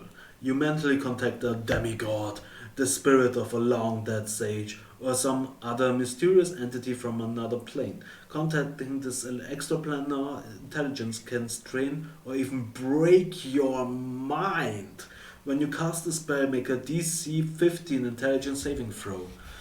Or, on a failure, you take 66 psychic damage and are insane until you finish a long rest. While insane, you can't take actions, can't understand what other creatures say, can't read and speak only in gibberish. A great restoration spell cast on you ends this effect. On a successful save, you can ask the entity up to 5 questions. You must ask your question before the spell ends. The DM answers each question with one word, such as yes, no, maybe, I don't know, no, never, irrelevant, or unclear if the entity doesn't know the answer to the question. If a one-word answer would be misleading, the DM might instead offer a short phrase as an answer, which sucks. I mean, do demigods have so much to do? Why can't we have just a small chat?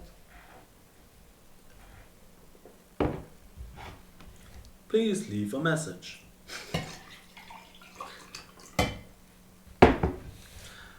Contagion, which is 5th level, necromancy. Your touch inflicts disease. Make a melee spell attack against a creature within your reach. On a hit, the target is poisoned. At the end of each of the person's target's turns, the target must make a constitution saving throw. If the target succeeds on 3 of these saving throws, it is no longer poisoned, and the spell ends. If the target fails 3 of these saves, the target is no longer poisoned, but choose one of the diseases below. The target is subjected to the chosen disease for the spell's duration, which is 7 days. 7 effing days. Since the spell includes a natural disease in its target, any effect that removes the disease or otherwise ameliorates a disease effects apply to it. Clearly you can save it. There. Blinding sickness. Pain grips the creature's mind and it's every turn milky white. The creature has disadvantage on wisdom checks and wisdom saving throws and is blinded. But it doesn't make any damage. Which is weird. Let's go. Filth fever. A raging fever sweeps through the creature's body. The creature has disadvantage on strength checks, strength saving throws, and attack rolls that use strength. Flesh rot. The creature's flesh decays. The creature has disadvantage on charisma checks and vulnerability to all damage. I mean, it sounds really bad, but it doesn't make any damage. Meh. Mind fire. The creature's mind becomes feverish. The creature has disadvantage on intelligence checks and intelligence saving throws. The creature behaves as if they're under the effect of confusion spell during combat. Seizure. The creature is overcome with shaking. The creature has disadvantage on dexterity checks, dexterity saving throws, and attack rolls that use dexterity. Slimy dome. The creature begins to bleed uncontrollably. The creature has disadvantage in constitution checks and constitution saving throws. In addition, Whenever the creature takes damage, it is stunned until the end of its next turn. Wow. Can you use it twice on someone? So put it on Slimy Doom, and it has disadvantage on Constitution, and do it again.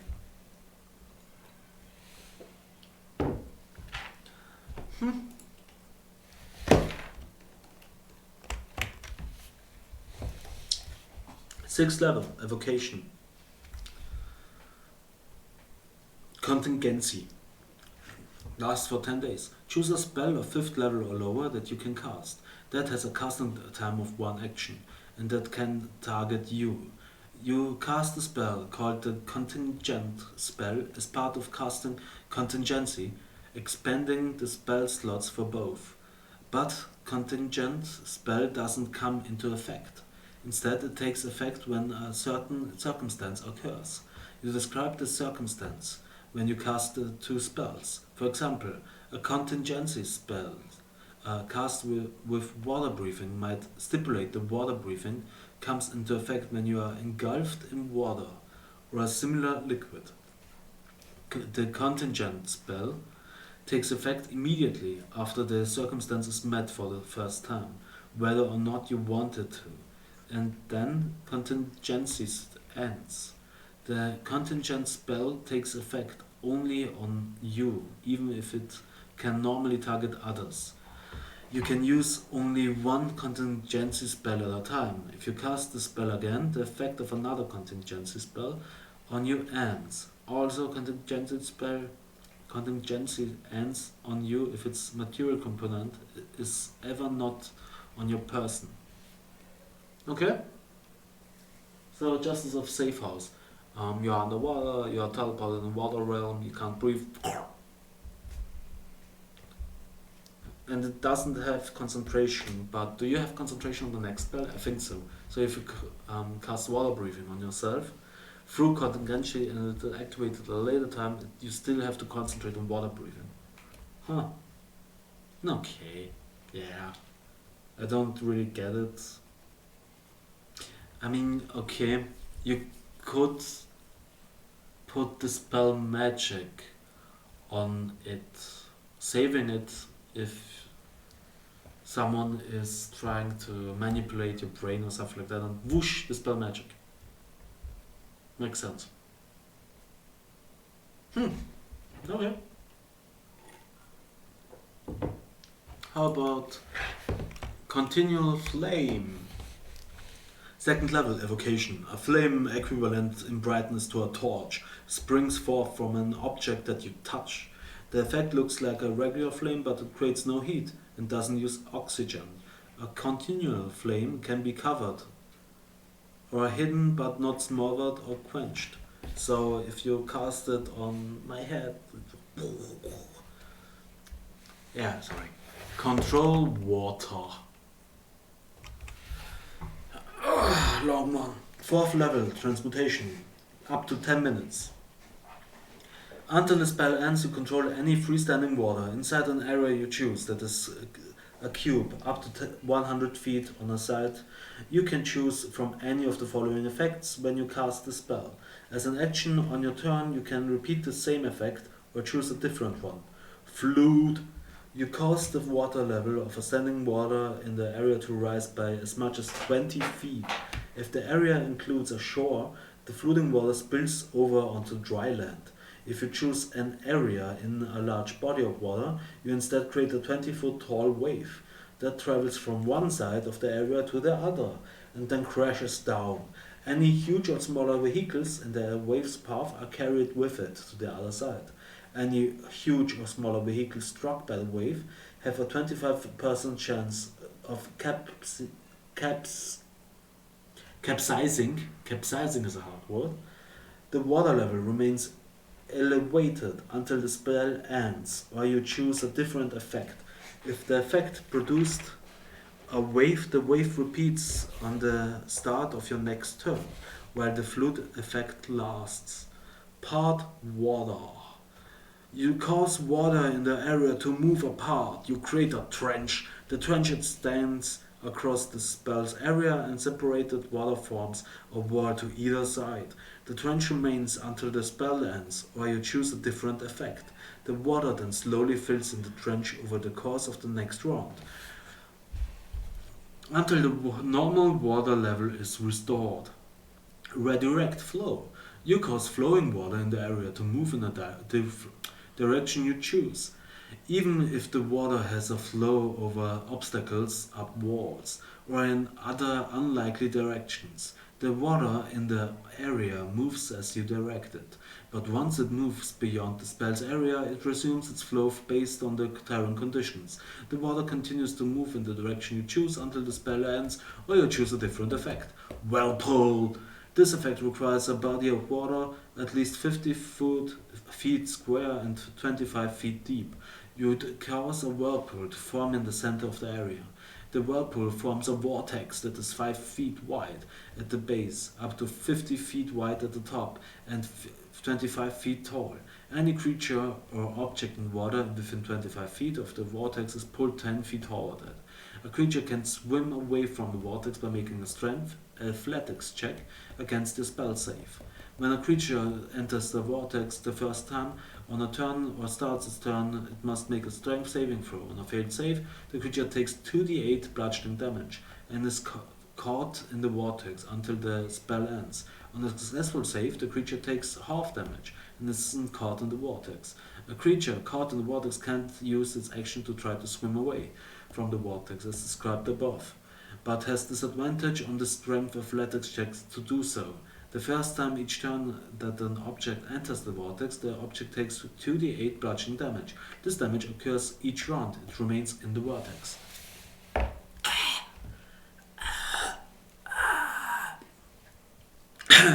Okay.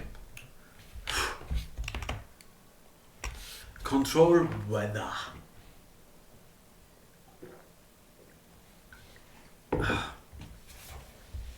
8th level, transmutation. Up to 8 hours. You take control of the weather within 5 miles of you. For the duration, you must be outdoors to cast the spell. Moving to a place where you don't have a clear path to the sky ends the spell early. When you cast the spell, you change the current weather conditions, which are determined by the DM, based on the climate and season. You can change precipitation and temperature and wind. It takes 1d4 times 10 minutes for the new condition to take effect. Once they do so, you can change the conditions again. When the spell ends, the weather gradually returns to normal. When you change the weather condition, find the current condition on the following table and change its stage by 1, up or down. When changing the wind, you can change its direction. Precipitation. 1, clear. 2, light clouds. 3, overcast or ground fog. 4, rain, hail or snow. 5, torrential rain, driving hail or blizzard. Temperature. Stage 1, unbearably hot. Stage 2, hot. 3, warm. 4, cool. 5, cold. 6, arctic cold. Wind, calm, moderate, strong, gale and storm. So you could make a driving hail, unbearable heat, calm weather. Weird. Gordon of Arrows. Hey, we're nearly done with C. Awesome possum. Gordon of Arrows, 2nd level transmutation. You plant 4 pieces of non-magical ammunition, arrows or crossbow bolts into the ground within range and lay magic upon them to protect an area. Ranger magic is weird. Until the spell ends. Whenever a creature other than you comes within 30 feet of the ammunition for the first time on a turn or ends its turn there, 1 piece of ammunition flies up to strike it. The creature must succeed on a dexterity saving throw or take 1d6 piercing damage. The piece of ammunition is then destroyed. Oh, the spell ends when no ammunition remains. Okay, it's a 2nd level spell, so meh. When you cast a spell, you can designate any creature you choose and the spell ignores them. At higher levels, When you cast a spell using a spell slot of 3rd level or higher, the amount of ammunition can be affected increased by 2 for each slot level above 2nd. So 2nd level, 3rd level by 2, we start with 4, 6, 8, 10 ammunition, 10 times 1d6. Okay, you can overpower that a bit. Counter spell.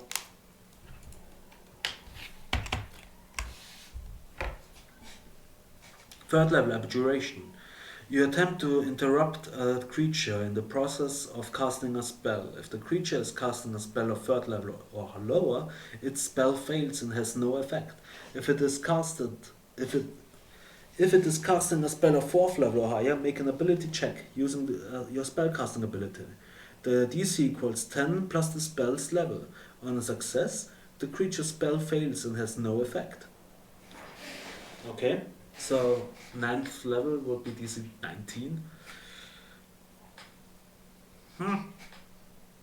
At higher level, when you cast a spell using a spell slot of 4th level or higher, the interrupted spell has no effect if it is less equal to the level of the spell slot you used. Yeah, makes sense. Create food or what? Create food and water. We like our food and water. 3rd level, conjuration. You create 45 pounds of food and 30 gallons of water on the ground or in containers within range, enough to sustain up to 15 humanoids or 5 steeds for 24 hours. The food is bland but nourishing and spoils if uneaten after 24 hours.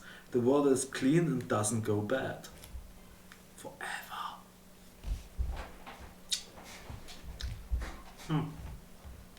Create or destroy water. 1st level, transmutation. You either create or destroy water. Create water. You create up to 10 gallons of clean water within range in an open container. Alternatively, the water falls as rain in a 30-foot cube within range, extinguishing exposed flames in that area. Destroy water. You destroy up to 10 gallons of water in an open container within range. Alternatively, you destroy fog in a 30-foot cube within range. Just a 30-foot cube? Or cloud. Whoop. Could you use it on cloud kill? Or person cloud? Because there has to be some water in there. Sorry. At higher levels, when you cast a spell using a spell set of 2nd level or higher, you create or destroy 10 additional gallons of water, or the size of the cube increases by 5 feet for each slot above 1st level. Create undead war. Create or destroy. Sorry, I forgot the last one. Okay. Create undead. 6th level, necromancy. You can cast the spell only at night.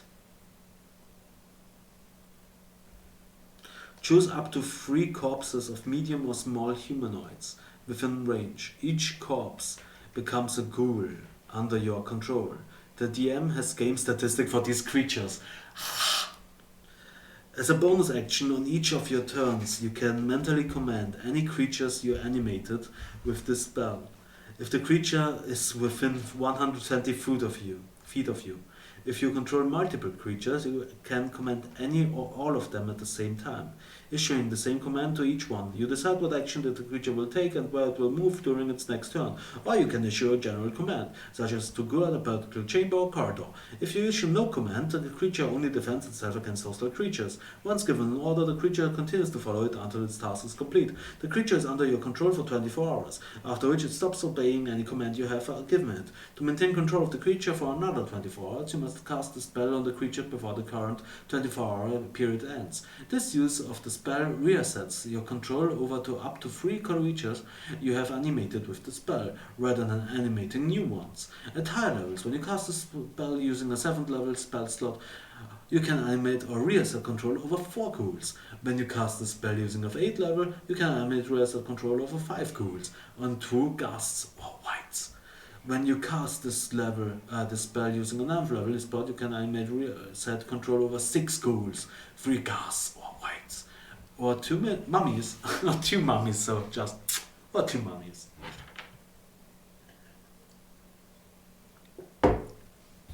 Creation. 5th level. Illusion.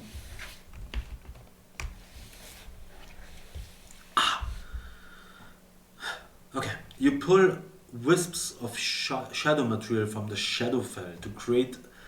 It's an illusion spell. Okay, from the shadow fell to create a non-living object of vegetable matter within range.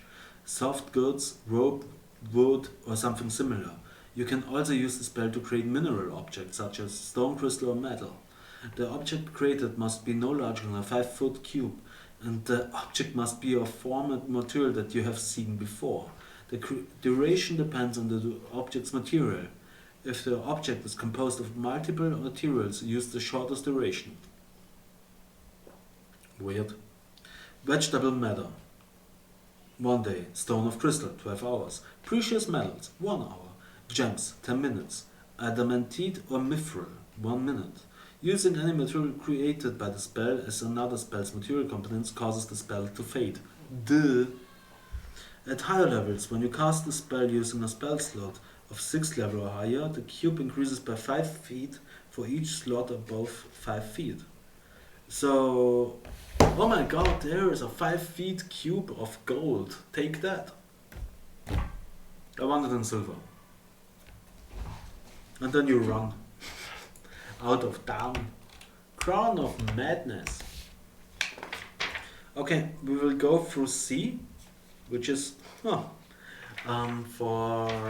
4 or 5 more spells. After that I need a short break. And I'll be back. Crown of Madness, 7th level enchantment. 1 humanoid of your choice that you can see within range must succeed on a wisdom saving throw or become charmed by you for the duration. While the target is charmed in this way, a twisted crown of jagged iron appears on its head and a madness glows in its eyes. The charmed target must use its action before moving on each of its turns to make a melee attack against a creature other than itself that you'll mentally choose. The target can act normally on its turn if you choose no creature or if none are within its reach. On your subsequent turns, you must use your action to maintain control over the target, or the spell ends. Also, the target can make a wisdom saving throw at the end of each turn. On a success, the spell ends. Crusader's Mantle. 3rd level evocation. Holy power radiates from you in an aura with 30-foot radius, awakening boldness in friendly creatures. Until the spell ends, the aura moves with you, centered on you. While in the aura, each non-hostile creature in the aura, including you, deals an extra 1d4 radiant damage when it hits with a weapon attack. Q wounds. Just a bit small there, but doesn't matter. A creature you touch regains a number of hit points equal to 1d8 plus your spellcasting ability modifier. This spell has no effect on undead or constructs. At higher levels, when you cast a spell using a spell slot of 2nd level or higher, the healing increases by 1d8 for each spell slot above 1st. Dum, dum, dum, dum. Dancing lights. Evocation cantrip. And cantrip sounds again and again and again like some STD. But let's go.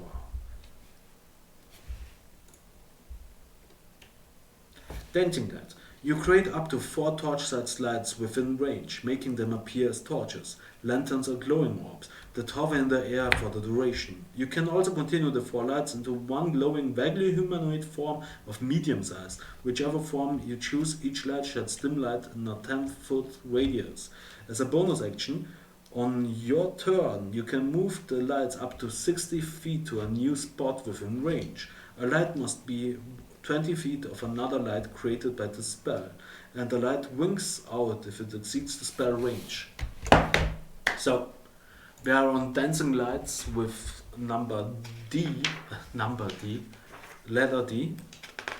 D itself only takes us for 1, 2, 3, 4, 5 pages until we meet Earthquake.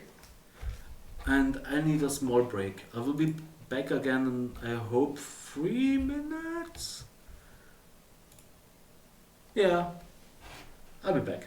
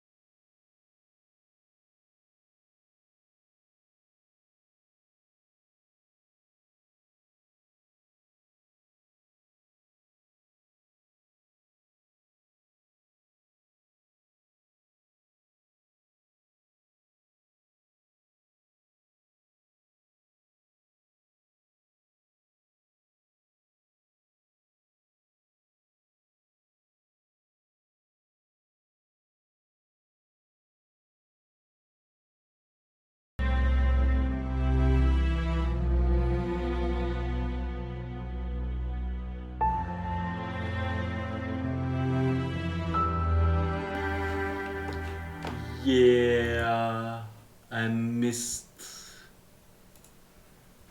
I missed to press the music button, so it was just. You waited for me longer than you had to. Sorry.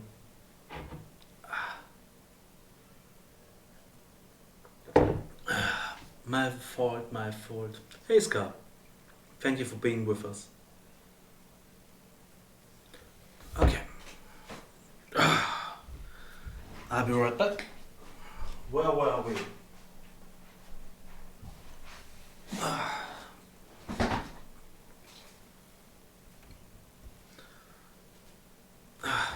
Okay.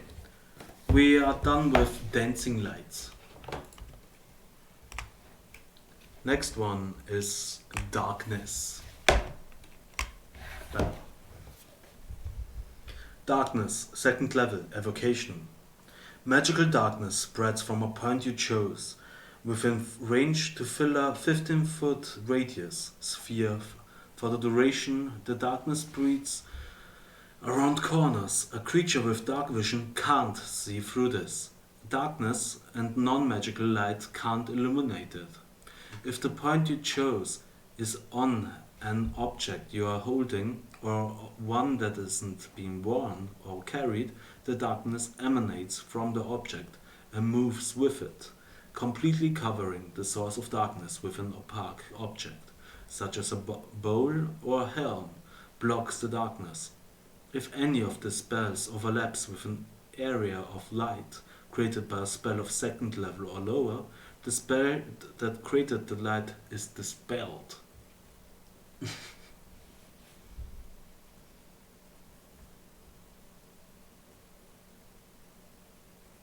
Scar will respond, I suppose. Right now she is taking a break. Oh, there she is. Dark Vision, second level, transmutation. Thank you both for being here. Yeah.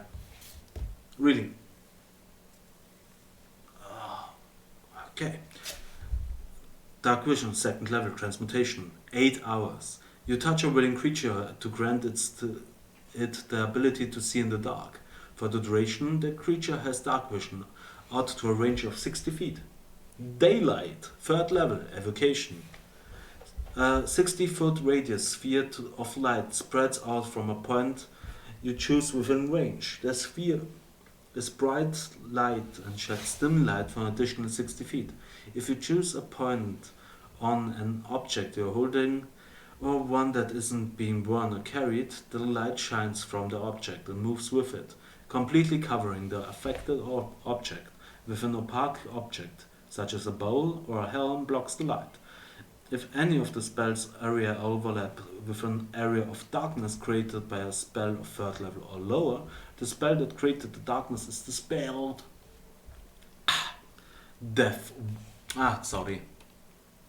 Daylight, Death Ward, fourth level, Abjuration. You touch a creature and grant it a measure of protection from death. The first time the target will drop to 0 hit points. As a result of taking damage, the target instead drops to 1 hit point and the spell's end.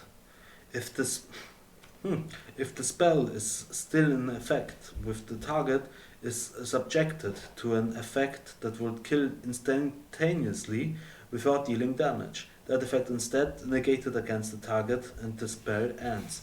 So how was the last spell called? Where you just put a spell on yourself and put it on hold? Where do we have ya? Which with Death Ward would be awesome. Chromatic, Charm, Chain Lightning, Corn, Blink, Blur, Blinding Smite. Yeah, it was something like that. Crown of Madness, Great on Death, Cordon, Control, Continual Control, Contagion, Contact with Other, Conjure, Conjure, Doradon, Conjure, Cone, Confusion, Compelled, Comprehend, Commune, Command, Color, Colored Kill, Clairvoyance was Seeing Bullshit, Circle of Death, Chromatic, Chiltered Calm, Chain, Charm, Burning Hand. Doesn't matter. So we had a spell which just puts another spell on hold. If you put it with Death Ward and you die and get back on with 1 level, 1 HP, not a bad idea. Delayed Blast Fireball. 7th level, Evocation. Up to 1 minute? A beam of yellow light flashes from your pointing finger, then condensed to linger at a chosen point within range, as a glowing bead for the duration. When the spell ends, either because your concentration is broken, or because you decide to end it, the bead blossoms with a low roar into an explosion of flame that spreads around. Corners each creature in a 20-foot radius. Sphere centered on that point must make a dexterity saving throw. A creature takes fire damage equal to the total accumulated damage on a failed save, or half as much damage on a successful one. The spell's base damage is 12d6. If at the end of your turn the bead has not yet detonated, the damage increases by 1d6, so it gets stronger. Nice. If the glowing bead is touched before the interval has expired, the creature touching it must make a dexterity saving throw. On a failed save, the spell ends immediately, causing the bead to erupt in flame. On a successful save, the creature can throw the bead up to 40 feet. When it strikes the creature or solid object, the spell ends and the bead explodes. So it's just a contingency. Thank you. Thank you, that was it. The fire damage objects in their area ignites flammable objects that aren't being worn or carried.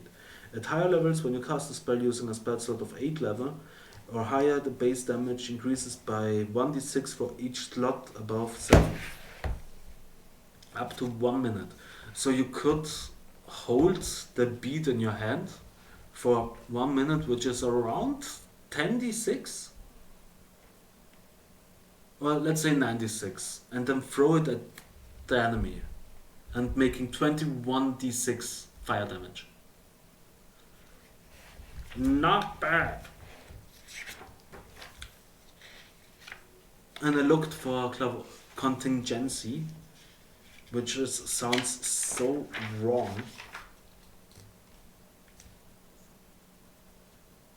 Conjure.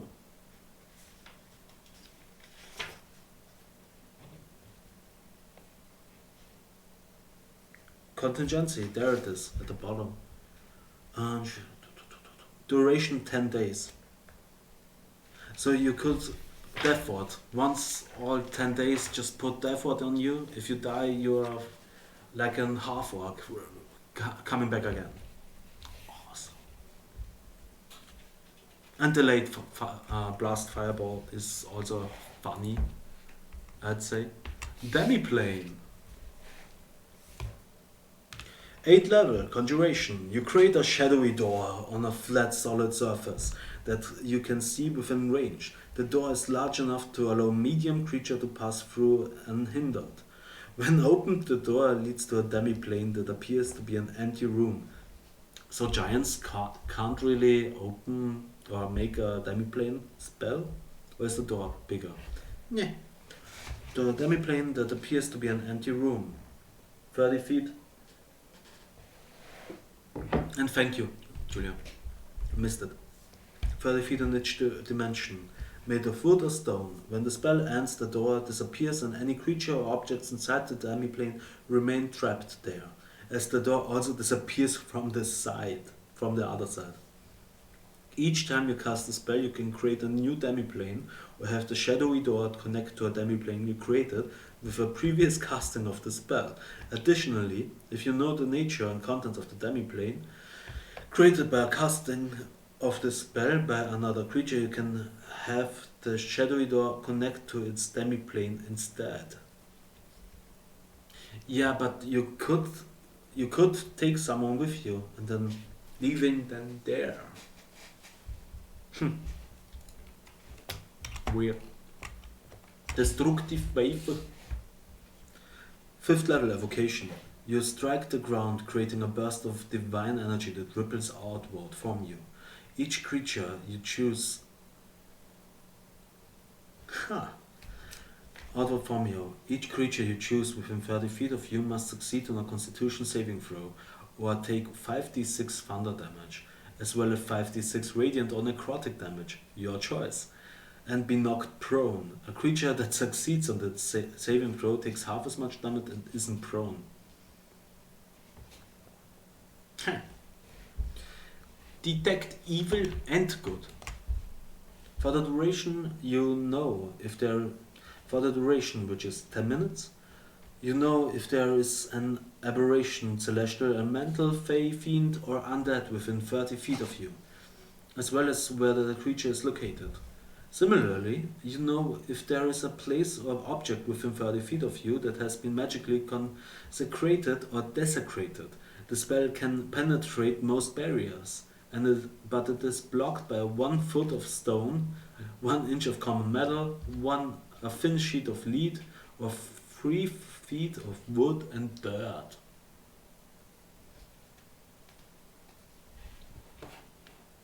I hope you feel better. Scott just woke up badly, needed me to sleep for some time. I feel that. I feel that. I mean, how long am I here? 2 hours? And we are nearly on letter E, so that's a run. Detect magic. First level divination, ritual. For the duration, you sense the presence of magic within 30 feet of you. If you sense magic in this way, you can use your action to see a faint aura around any visible creature or object in that area that bears magic, and you learn its school of magic, if any. The spell can penetrate most barriers, but is blocked by 1 foot of stone, 1 inch of common metal, 1 feet of lead, and 3 feet of wood or dirt. I'm feeling alright. A bit tired, but duh. I'm on page 231, 50 to go. Should work. Detect poison and disease. There are so many things to detect. First level divination, ritual. For the duration you can sense the presence and location of poisons, poisonous creatures and diseases within 30 feet of you. You also identify the kind of poison, poisonous creature or disease in each case. The spell is penetrated most barriers, but it is blocked by 1 foot of stone, 1 inch of common metal, a thin sheet of lead, or 3 feet of wood or dirt. Detect thoughts is a bit longer.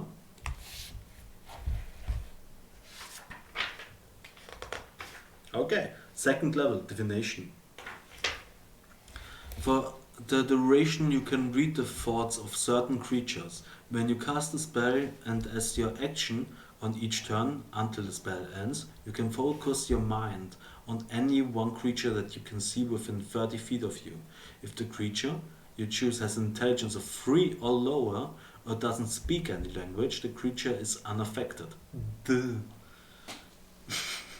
You initially learn the surface thoughts of the creature, what is most on its mind in that moment. As an action, you can either shift your attention to another creature's thoughts or attempt to probe deeper into the same creature's mind. If you probe deeper, the target must make a wisdom saving throw. If it fails, you gain insight into its reasoning, if any, its emotional state, and sometimes and something that looms large in its mind, such as something it worries over, loves or hates. If it succeeds, the spell ends. Either way, the target knows that you are probing into its mind, and unless you shift your attention to another creature's thoughts, the creature can use its action on its turn to make an intelligence check, contested by your intelligence check. If it succeeds, the spell ends. Questions verbally directed at a target creature naturally shape the course of its thought, so the spell is particularly effective as part of your interrogation. You can also use the spell to detect the presence of thinking creatures you can't see. When you cast the spell or as your action during their duration, you can search for thoughts within 30 feet of you.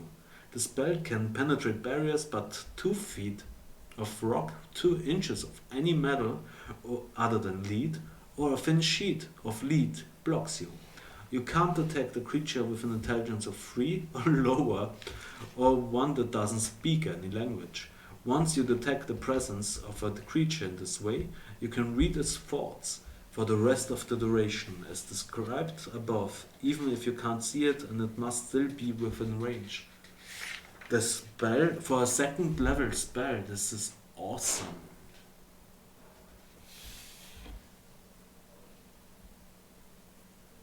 I mean, seriously, you can just walk anywhere and you see the thoughts. Someone is hiding, I can see the effing thought. Hey, there we have Dimension Door. And yeah, she's back with us. Just put it. Okay. Dimension door, 4th level, conjuration. You teleport yourself from your current location to any other spot within range. You arrive at exactly the spot you desired. It can be a place you can see, one you can visualize, or one you can describe by stating distance and direction, such as 200 feet straight downward or to upward to the northwest at a 45-degree angle. 300 feet you can bring, and so on. You can bring along objects as long as the weight doesn't exceed what you can carry. You can also bring one willing creature of your size or smaller who is carrying gear up to its carrying capacity.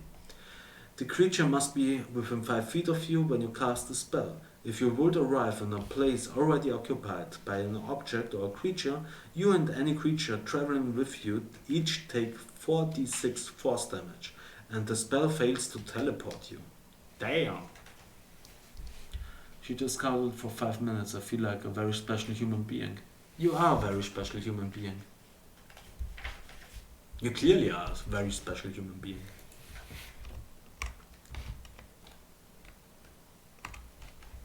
Disguise self.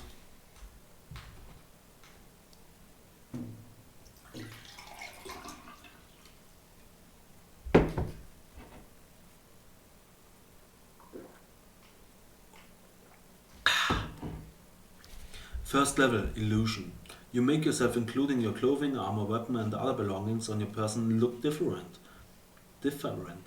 Until the spell ends or until you use your action to dismiss it. You can seem 1 foot shorter or taller and can appear thin, fat or in between. You can't change your body type, so you must adopt a form that has the same basic arrangement of limbs. Otherwise, the extent of the illusion is up to you. The changes wrought by the spell fail to hold up to physical inspection. For example, if you use the spell and add a hat to your outfit, objects pass through the hat, and anyone who touches it. It will feel nothing or would feel your head and hair. If you use the spell to appear thinner than you are, the hand of someone who reaches out to touch you will bump into you while it was seemingly still in mid-air. To discern that you are disguised as a creature can use its action to inspect your appearance. Sorry. And must succeed on an intelligence investigation check against your spell DC. Yeah, bigger one. But we have nearly reached E. Awesome. Disguise self to disintegrate.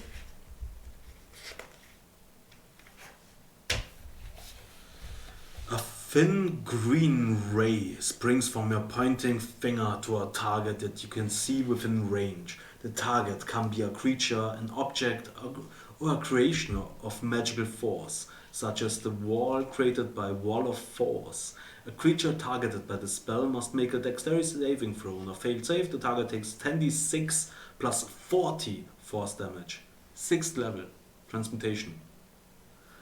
The target is disintegrated if this damage leaves it with 0 hit points. Disintegrated creatures and everything it is wearing and carrying except magic items are reduced to a pile of fine grey dust. The creature can be restored to life only by means of a true resurrection or wish spell. Cast Fireball? yeah, I'm not at F.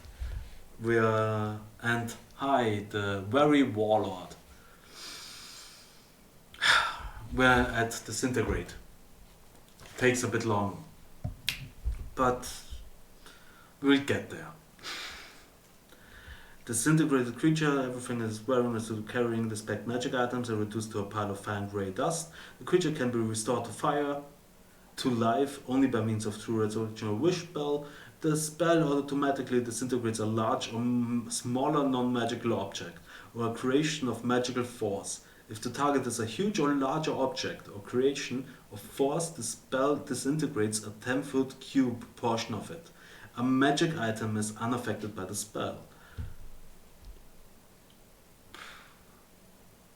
Yeah, but you will end as a mass murderer.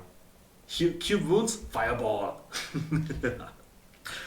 When you cast a spell using a spell slot of 7th level or higher, the damage increases by 3d6 for each slot level above 6.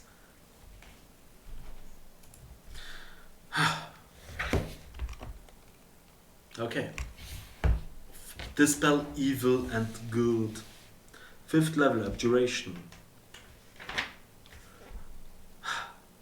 Concentration up to 1 minute. Shimmering energy surrounds and protects you from fey undead and creatures originating from beyond the material plane. For the duration, celestials, elementals, fey, fiends, and undead have disadvantage on attack rolls against you. You can end the spell early by using either of the following special functions. Break enchantment. As your action, you touch a creature you can reach that is charmed, frightened, or possessed by a celestial element, a fey, a fiend, or an undead. The creature you touch is no longer charmed, frightened, or possessed by such creatures. Dismissal. As your action, make a melee spell attack against a celestial, an element, a fey, a fiend, or an undead you can reach. On a hit, you attempt to drive the creature back to its home plane. Again, really racist. Or be sent back to its home plane, if it isn't there already. If they aren't on their home plane, undead are sent to the Shadowfell, and Fey are sent to the Feywild. So every effing... hey, 2 hours, 32 minutes. Isn't that bad. So, to repeat that, every vampire that is on Dispel Evil and Good just gets ported to the Shadowfell. Splingstrat. Yeah, I am. I mean, I haven't played that long, but I tried to go for it. The whole course.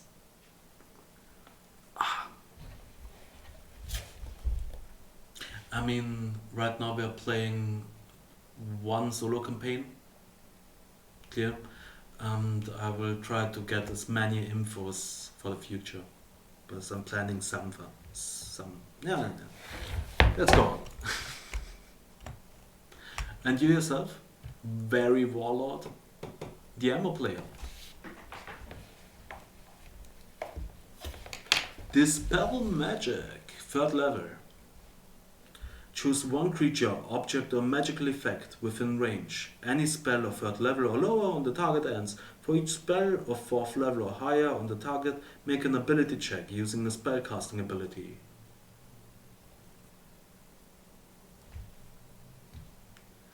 The DC equals 10 plus the spell's level. On a successful check, the spell ends.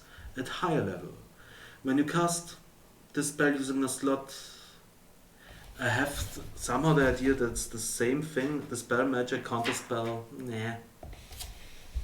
At higher levels, when you cast a spell using a spell slot of 4th level or higher, you automatically end the effects of a spell on the target if the spell's level is equal to or less than the level of the spell slot you used. Okay, Dissonant Whispers. There we are. 1st level, Enchantment. You whisper a discordant melody that only one creature of your choice within range can hear, wrecking it with terrible pain. The target must make a wisdom saving throw. On a failed save, it takes 3d6 psychic damage and must immediately use its reaction, if available, to move as far as its speed allows away from you. The creature doesn't move into obviously dangerous ground, such as a fire or pit. On a successful save, the target takes half as much damage and doesn't have to move away. A deafened creature automatically succeeds on the save, because it's really a whisper. Weird. On 60 foot. Okay. Higher levels, when you cast a spell using a spell slot of 2nd level or higher, the damage increases by 1d6 for each spell slot above 1st. Divination, 4th level, Divination Ritual. Durr. Since when are you playing? So, since when are you playing as the DM, if I may ask? Divination. Dum. Your magic and an offering put you in contact with a god or god's servants. You ask a single question concerning a specific goal, event, or activity to occur within 7 days. The DM offers a truthful reply. The reply might be a short phrase, a cryptic rhyme, or an omen. Since my first session. May I ask, when was your first session? If I may ask. If not, that's also alright. But I'm a really newly playing DM. Yeah. I try to get as many things as possible done. Okay, the DM offers a truthful reply. The reply might be a short phrase, blah blah. The spell doesn't take into account any possible circumstances that might change the outcome, such as casting or additional spells, or the loss or gain of a companion. If you cast a spell 2 or more times before finishing your next long rest, there's a cumulative 25% chance for each casting after the first that you get a random reading. The DM makes this roll in secret. A year ago, but have only played 4 times. And that's fine. That's absolutely fine. I mean, with Corona it's getting a bit weirder. And I haven't started to play online. So mostly with friends. I've planned around 3 or 4 sessions with friends after everything stops. And until then I have some books to read. And I'm so happy for it. But till then I have some spells to read. Divine Favor, which is first level evocation. Your prayer empowers you with divine radiance. Until the spell ends, your weapon attacks deal an extra 1d4 radiant damage on a head. Divine Word. 7th level evocation. Okay, that jumped.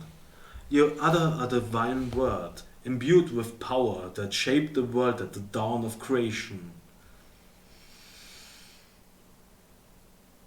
Bacon. Nah. Choose any number of creatures you can see within range. Each creature that can hear you must make a charisma saving throw.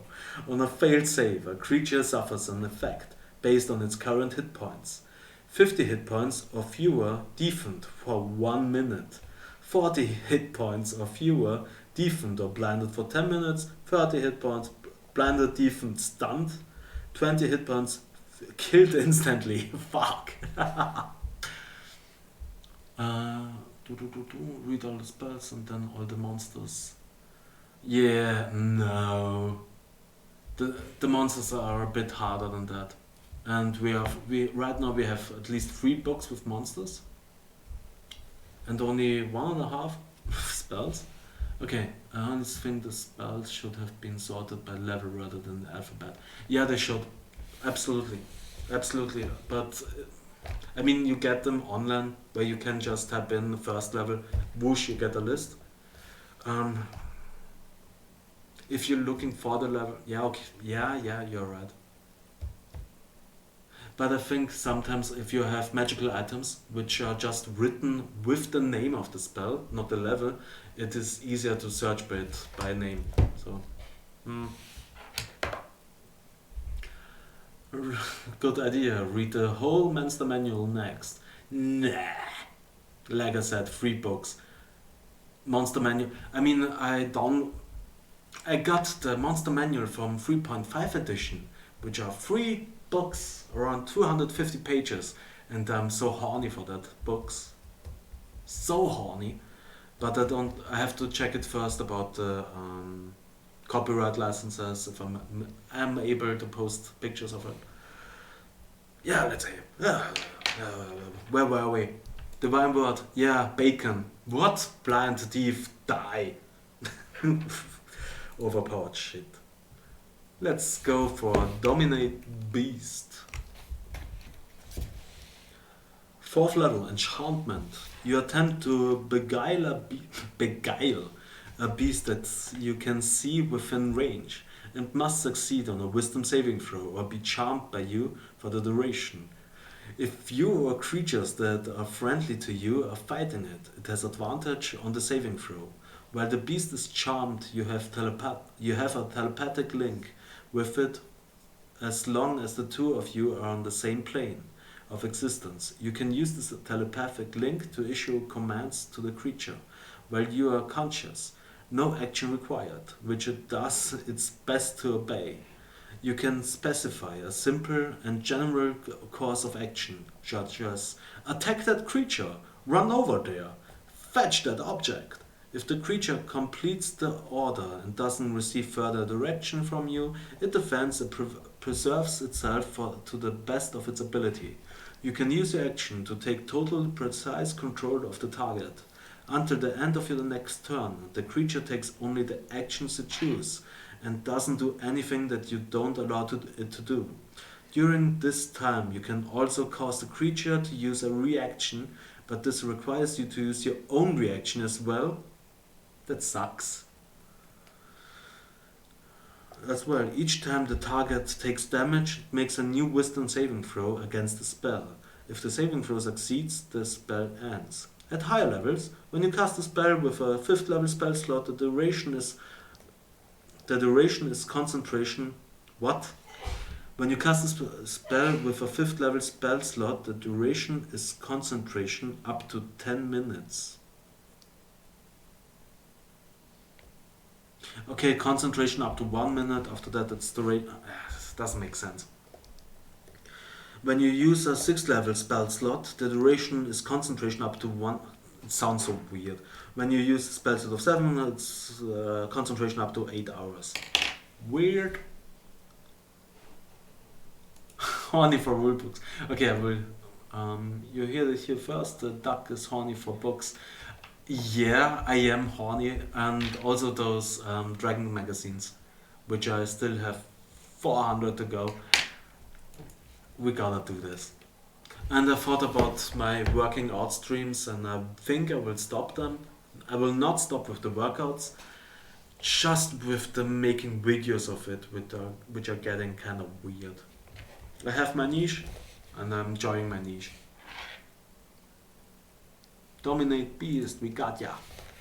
Dominate monster. Okay, I'm gonna. How many do you own?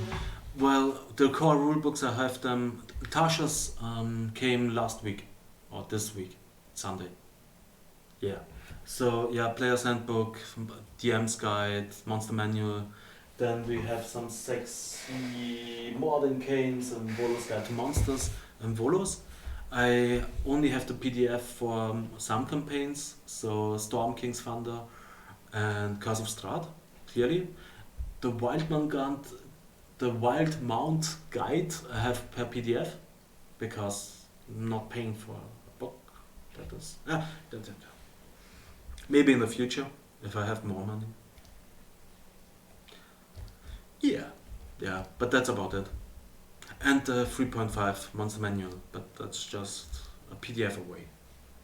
Okay, Dominate Monster. 8th level enchantment. You attempt to beguile. Sorry. Guile is German, not High German, just German, for horny, and beguile, which is written other than that, but still. You attempt to beguile a creature that you can see within range. It must succeed on a wisdom saving throw or be charmed by you for the duration.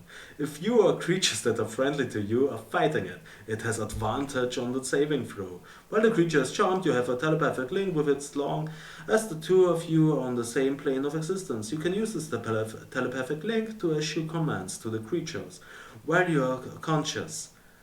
No action required, which it does its best to obey. You can specify a simple and general course of action, such as attack that creature, run over there, fetch that object. If the creature completes the order and doesn't receive further interaction from you, it defends and presents itself to its best ability. You can use your action to take a total and precise control of the creature. Until the end of your next turn, the creature takes only the actions you choose and doesn't do anything that you don't allow it to do. During this time, you can also cause the creature to use a reaction, but this requires you to use your own direction as well. Each time the target takes damage, it makes a new wisdom saving throw against the spell. If the saving throw succeeds, the spell ends. At higher levels, when you cast a spell with 9 level spells, the duration is concentration up to 8 hours. The fun thing, dominate person. Okay, at least I don't have to dominate fake creatures, because I think they are under dominate monster? I think? Wanna become famous by far? Blah, fuck yeah. Clearly I wanna kick you out of here. If I remember. Thank you, RV7. Okay, he's gone. I'm sorry. Normally I'm not on the ban hammer, but yeah, Sky said I should, so I am. Okay. Dominate person, 5th level. Huh. Biggest monsters are persons, but doesn't matter. You attempt to beguile a humanoid that you can see within range and must succeed on a wisdom saving throw or be charmed by you for the duration. If you or creatures that are friendly to you or fighting it, it's at advantage on the saving throw. Wait, was he bad guy or bot? He was a bad guy. A bad bot. He said I should buy follower and following assemblings. Yeah, sorry. Why am I talking about it? Yeah. Because you asked.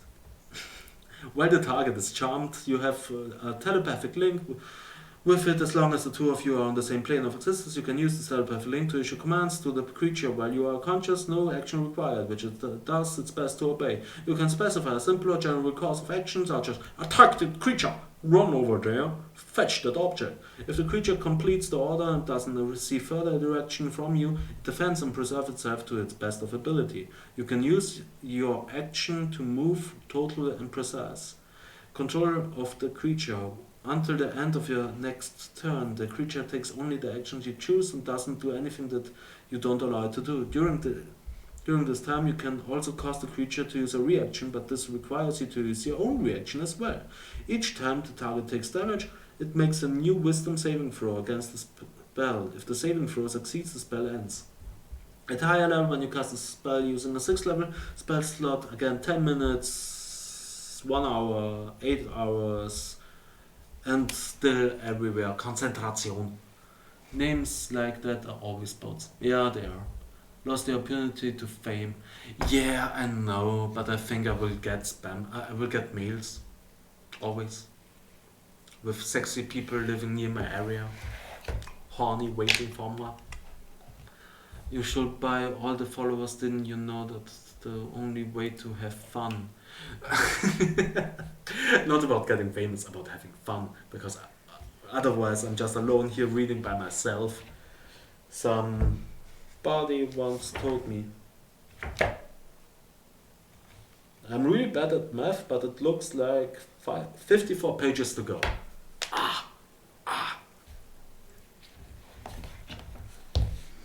Okay, but hey, we are done with the dominating. Which is a job of itself. Yeah, let's go on.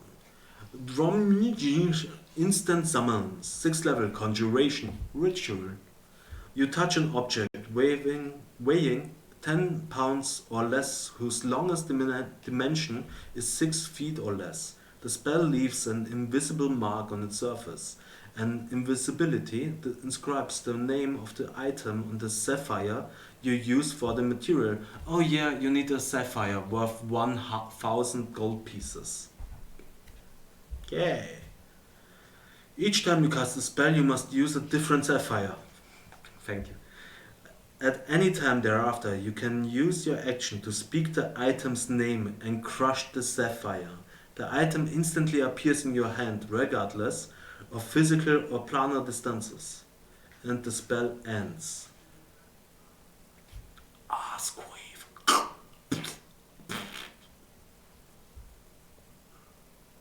But you don't have to make a strength check, because sapphires, to crush a sapphire is a bit... okay, not that easy, I'd say. If another creature is holding or carrying the item, crushing the sapphire doesn't transport the item to you, but instead you learn who the creature possessing the object is and roughly where the creature is located at the moment. Dispel magic or a similar effect successfully applied to the sapphire ends the spell effect. But the sapphire is still 1000 gold pieces worth. Fun, you have your cats for. Yeah, we have our cats. Shiva is dreaming up there. Ah, dream. 5th level, illusion. Aww. Duration 8 hours. This spell shapes a creature's dreams. Choose a creature known to you as the target of the spell. The creature must be on the same plane of existence as you. The creature that don't sleep, such as elves, can't be contacted by the spell. You, a willing creature you touch, enters a trance state, acting as a messenger. While in this trance, the messenger is aware of his or her surroundings, but can't take actions or move for 8 hours. Shitty.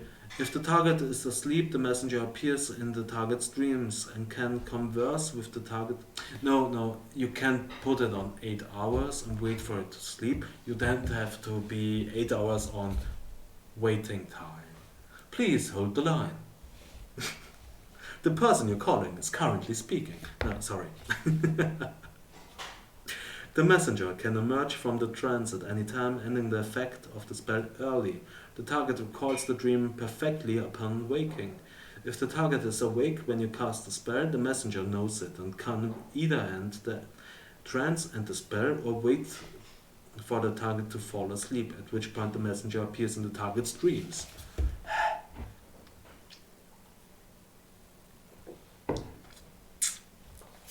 You can make the messenger appear monstrous and terrifying to the target. If you do, the messenger can deliver a message of no more than 10 words, and then the target must make a wisdom saving throw. On a failed save, echoes and phantasmal monstrosity spawn a nightmare that lasts the duration of the target's sleep and prevents the target from gaining any benefit from the rest. Would that mean he would get a point of exhaustion? I think so. I mean, he wouldn't automatically just because he couldn't rest. He would have to sleep a second time, I think. Yeah, it depends.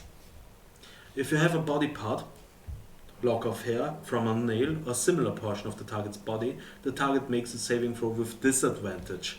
Oh fuck! It's a stalker spell. Nice. Stalking is a job too, I think. Druidcraft. Transmutation cantrip. Whispering the spirits of nature, you create one of the following effects within range. You create a tiny, harmless sensory effect that predicts what the weather will be at your location for the next 24 hours. The effect might manifest as a golden orb. For clear skies, a cloud; for rain, falling snowflakes; for snow, and so on. The effect persists for 1 round. You instantly make a flower blossom, a seed pod open, or a leaf bud bloom.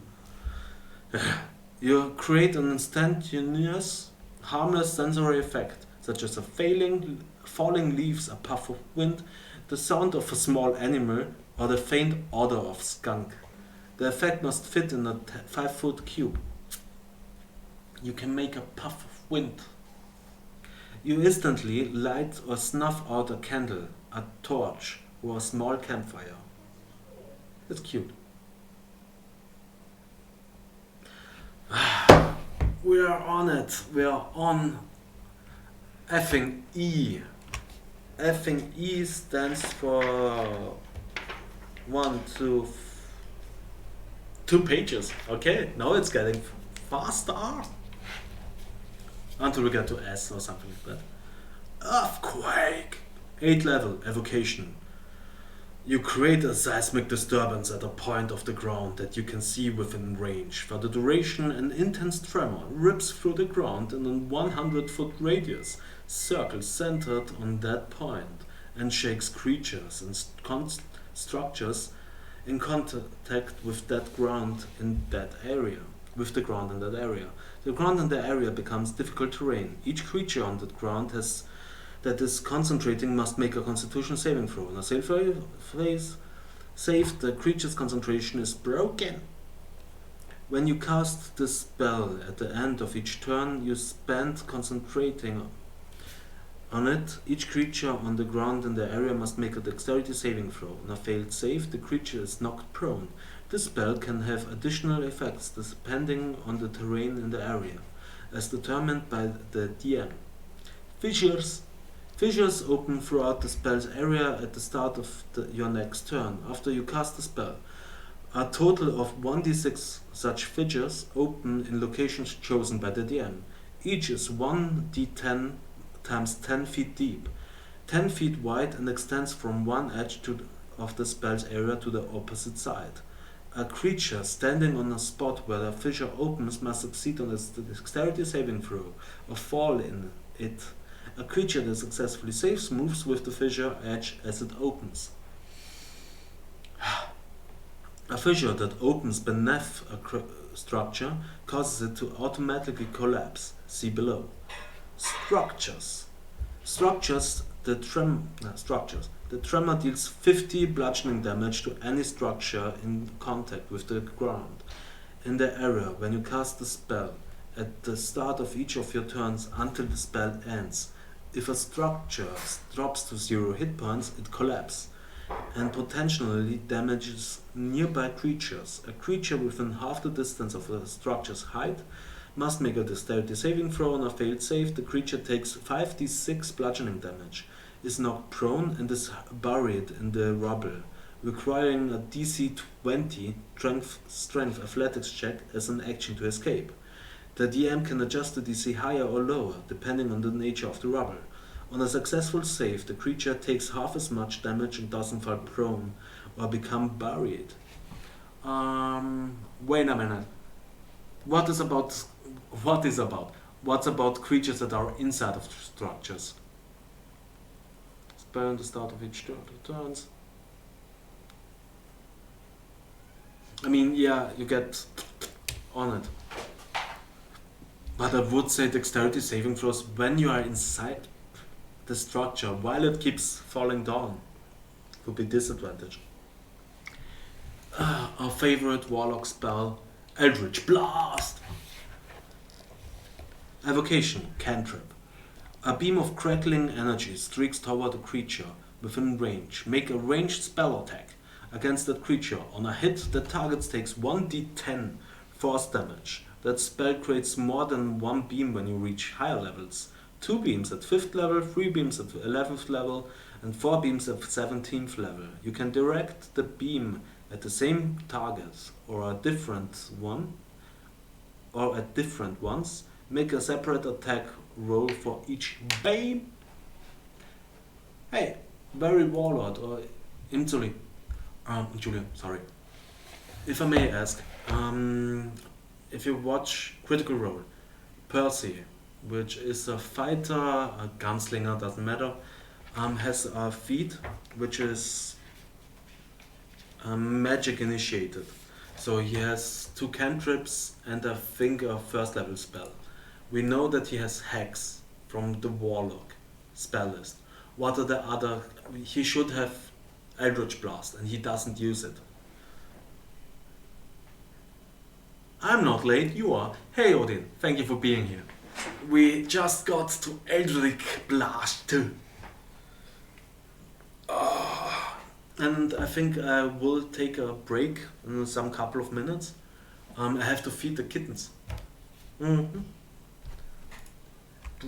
I mean, okay, Shiva is sleeping, but Nala is. Now come in and Eldritch Blast is open the fucking meme. Yeah, Eldritch Blast. We waited for you. No, we didn't, but hey. Elemental weapon. So I don't know. I mean, I didn't play 3.5 or Pathfinder, but so yeah. My question was Critical Role. If you watch it, they have a character, Percy, in the first season, which is a gunslinger, and he has a feat called Magic Initiated. Okay. Uh, Wait a bit. Big discussion, should Hexenmaster take Eldritch Blast? According to 50% of the community, not taking it is hard. Yeah, it is hard. Yeah. Keep talking, bro. I'm listening.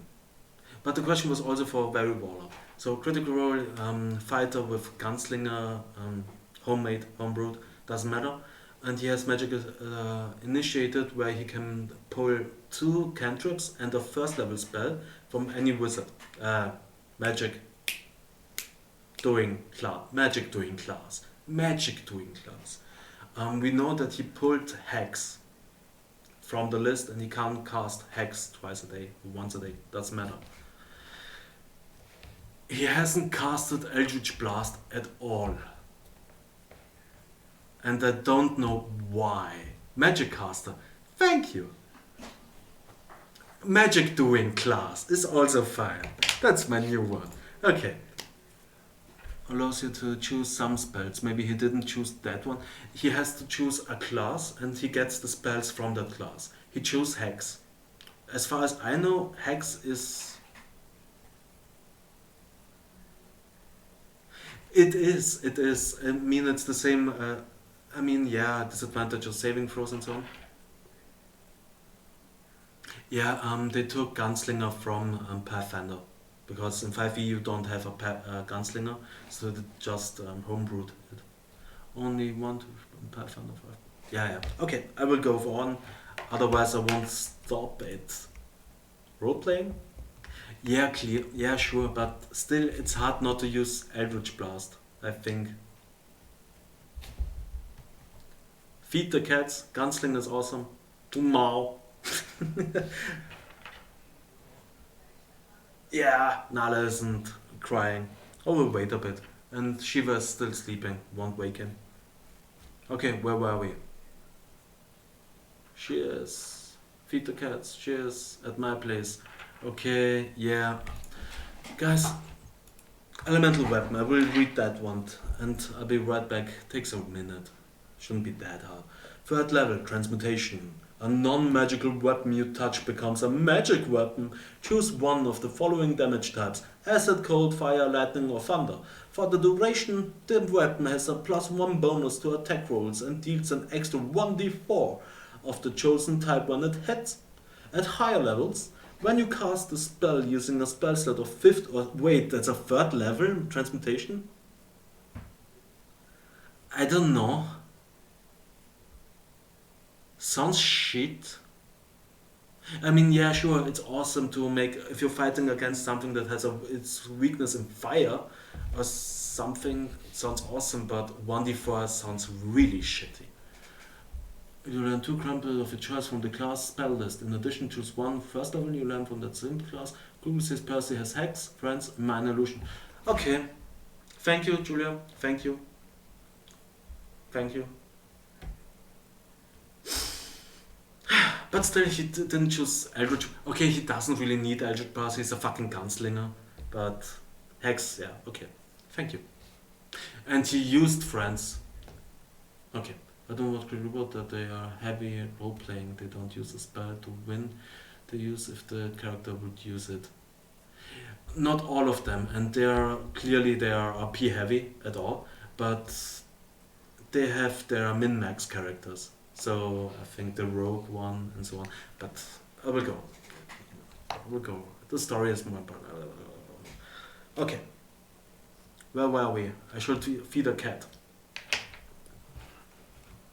And I started Critical Role a year ago. Right now I'm on episode 100 on season 1, which took me a bit more than 300 hours.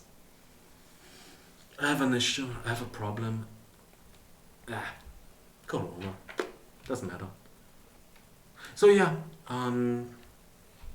elemental weapon sounds like shit.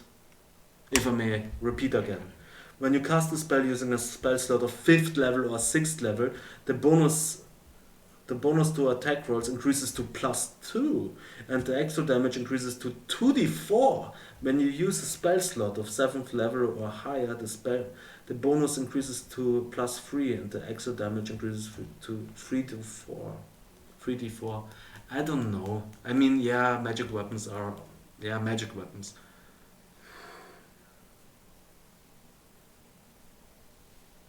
They seem to starve.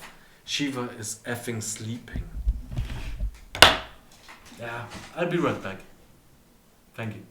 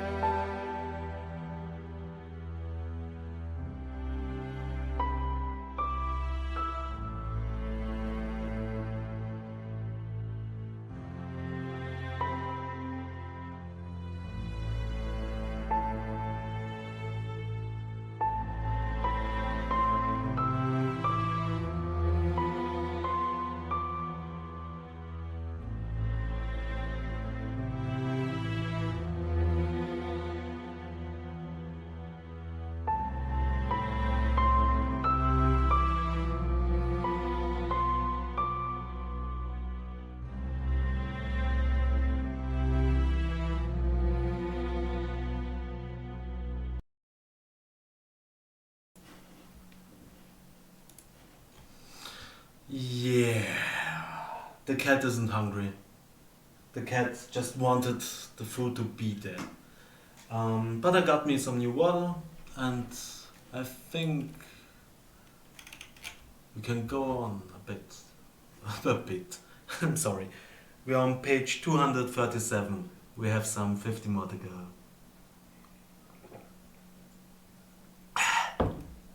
Alright, what did I miss? What violent beast? What? Cats are always starving, at least I think so. That's true.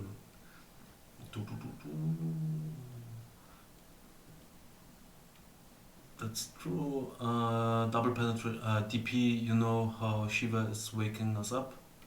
DP? DP? He hits us. Does DP stands for double penetrate? Ah, okay. What violent beast? Nala comes for cuddles if she wants something. She cute. Yeah, unless she wants to jump somewhere. Cadders. Shiva is so brutal, he even searched for some toes to hit this morning. Oh no. He was not impressed as he didn't found any. Never show them your weakness. Good for you. Good for your toes, they won. Cat, cat, oh my god. Cat, Inzuri, cat. You gotta help me, huh?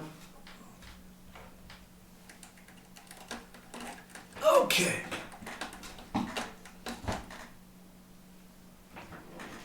So scratchy.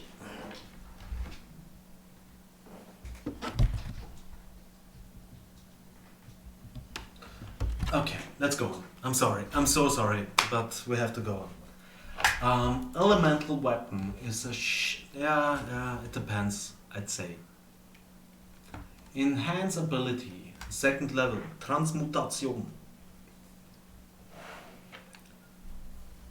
You touch a creature and bestow upon it a magical enhancement. Choose one of the following effects.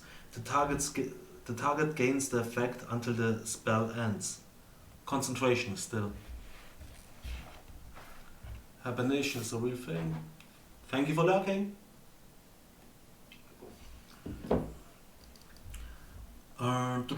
Bear's Endurance. The target has advantage on constitution checks. It also gains 2d6 temporary hit points, which are lost when the spell ends. Bull Strength, which sounds like an energy drink. A cheap one. The target has advantage on strength checks and his or her carrying capacity doubles. Mule is more like it.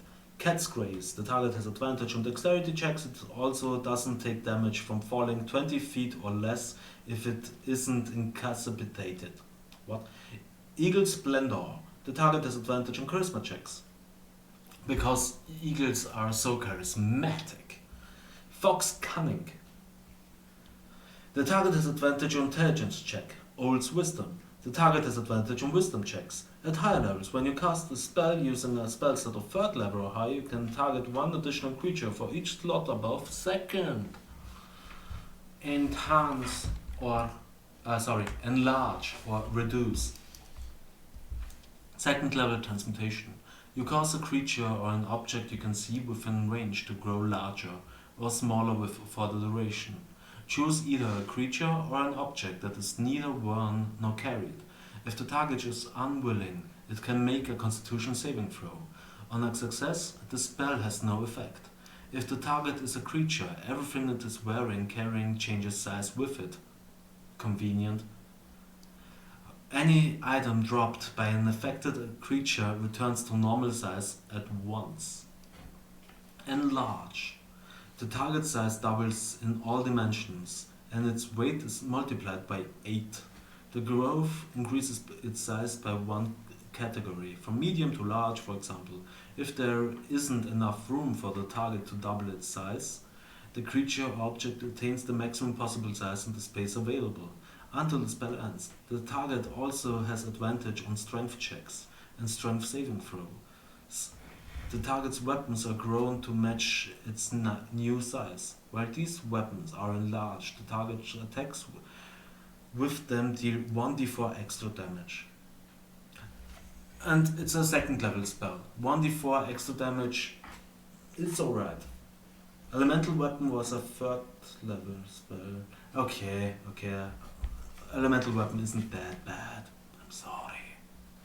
Reduce. The target size is halved in all dimensions and its weight is reduced to 1/8 of normal. This reduction decreases its size by 1 category, from medium to small, for example. What is smaller than tiny? If you reduce a tiny creature, is it non-existent? The target's weapon also shrink to match its new size. While these weapons are reduced, the target's attacks with them deal 1d4 less damage. This can't reduce the damage below 1. No. So. And Snorting Strike, first level, Conjuration. The next time you hit a creature with a weapon attack, before the spell ends, a writhing mass of thorny vines appear at the points of impact, and the target must succeed on a strength saving throw or be restrained by the magical vines until the spell ends. A larger creature has advantage on this saving throw. If the target succeeds on the save, the vines shrivel away. While restrained by the spell, the target takes 1d6 piercing damage at the start of each of its turns. A creature restrained by the vines or one of that can touch the creature can use its action to make a strength check against your spell save DC. On a success, the target is freed. At higher levels, if you cast a spell using a spell slot of second level or higher, the damage increased by 1d6 for each slot level above first. Entangle.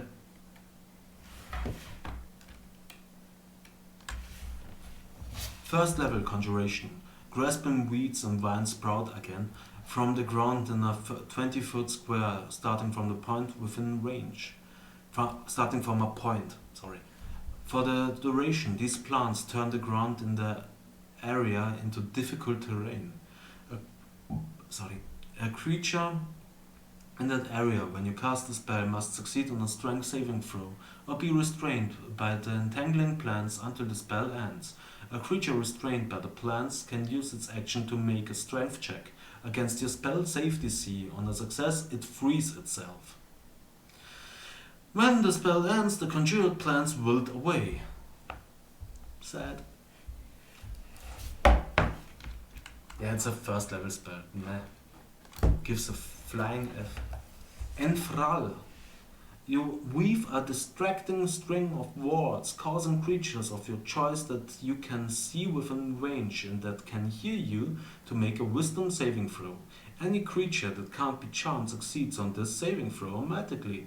And if you and your companions are fighting a creature, it has advantage on that save. On a failed save, the target has a disadvantage on wisdom perception checks made to perceive any creature other than you until the spell ends or until the target can no longer hear you. The spell ends if you are incapacitated or can no longer speak. Etherealness. Was? Okay. Again, missed 2 spells. Etherealness. 7th level. Transmutation. Up to 8 hours. You step into the border regions of the ethereal plane. In that area where it overlaps with your current plane, you remain in the border ethereal for the duration or until you use your action to dismiss the spell. During this time you can move in any direction. If you move up or down, every foot of movement costs an extra foot. You can see and hear the plane you originated from, but everything there looks grey and you can't see anything more than 60 feet away. While on the ethereal plane, you can only affect and be affected by other creatures of that plane. Creatures that aren't on the ethereal plane can't perceive you and can't interact with you unless a special ability or magic has given them the ability to do so. You ignore all objects and effects that aren't on the ethereal plane, allowing you to move through objects and perceive on the plane you originated from. When the spell ends, you immediately return to the plane you originated from in the spot you currently occupy. If you occupy the same spot as a solid object or creature, when this happens, you are immediately shunted to the nearest unoccupied space that you can occupy, and take force damage equal to twice the number of feet you are moved. Okay, makes sense? This spell has no effect if you cast it while you are on the ethereal plane, or a plane that doesn't bother it, such as one of the outer planes. Makes sense? The higher levels, when you cast a spell using a spell slot of 8 or higher level, you can target up to 3 willing creatures, including you, for each slot level above 7. The creature must be within 10 feet of you when you cast the spell. And now we have Edward's Black Tentacles. 4th level, Conjuration. Screaming ebony tentacles. Hentai jokes. Fill a 20-foot square on ground that you can see within range. For the duration, these tentacles turn the ground into an area difficult terrain.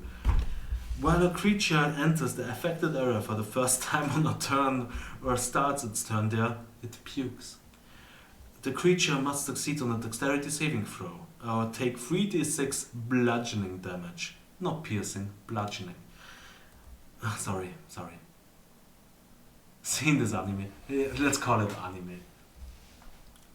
Bludgeoning damage. Creature must succeed on the saving throw, take 3d6 bludgeoning damage, or be restrained by the tentacles until the spell ends. A creature that starts its turn in the area and is already restrained by the tentacles takes 3d6. I say it's piercing damage.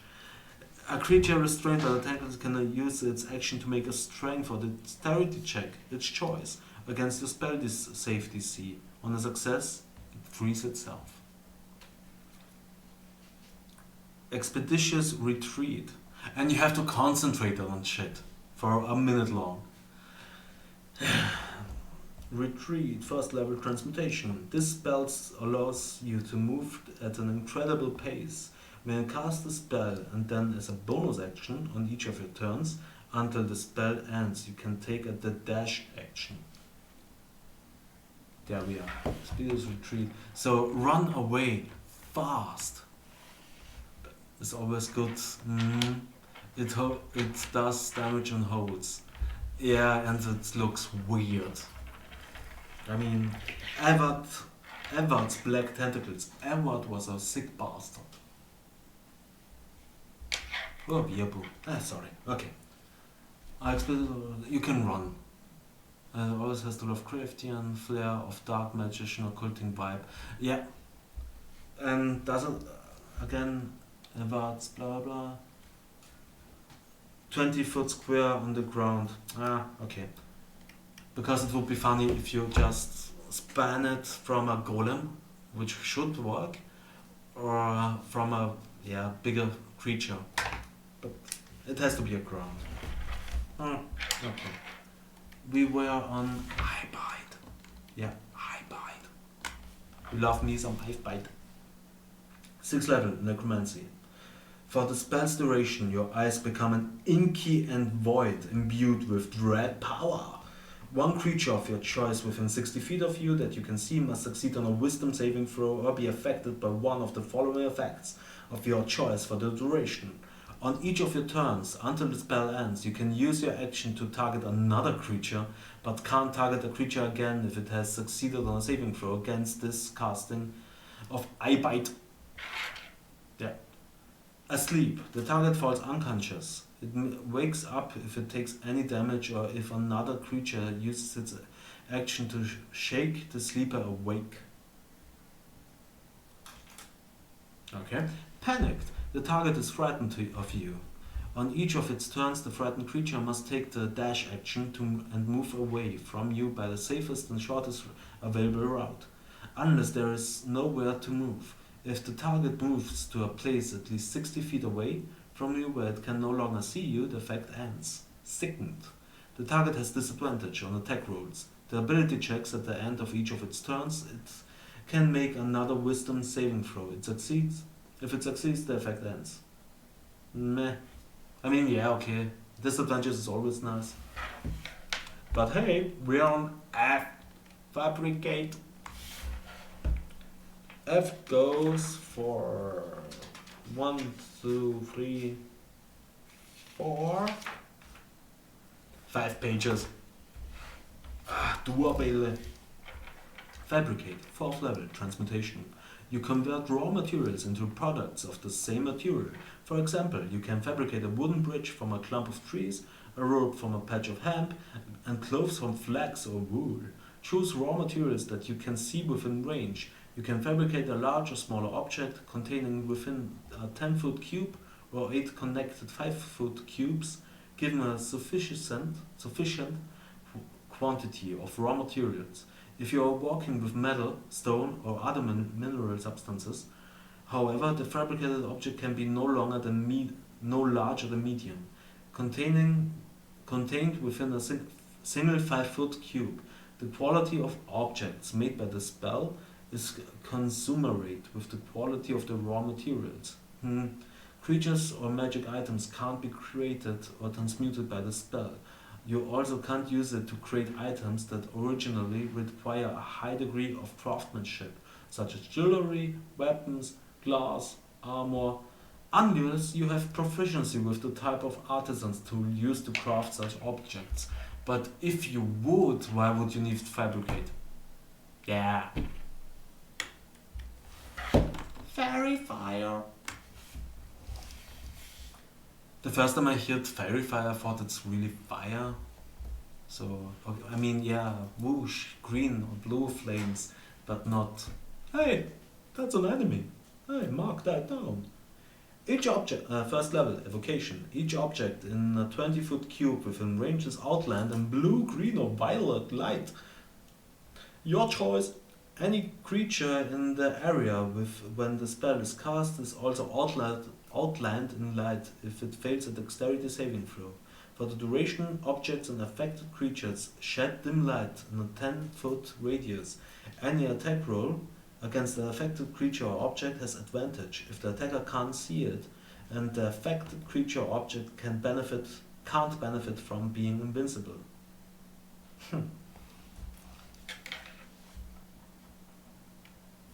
We are on False Life, first level, Necromancy. Bolstering yourself with Necromantic Facsimile of Life, you gain 1d4 plus 4 temporary hit points for the duration. At higher levels, when you cast a spell using a spell slot of 2nd level or higher, you gain 5 additional temporary hit points for each slot above first. How about some well-earned fear? 3rd level, Illusion. You project a phantasmal image of a creature's worst fears. Each creature in a 30-foot cone must succeed on a wisdom saving throw or drop whatever it is holding and become frightened for the duration. While frightened by the spell, a creature must take the dash action and move away from you by the safest available route on each of its turn, unless there is nowhere to move. If the creature ends its turn in a location where it doesn't have line of sight to you, the creature can make a wisdom saving throw. On a successful save, the spell ends for that creature.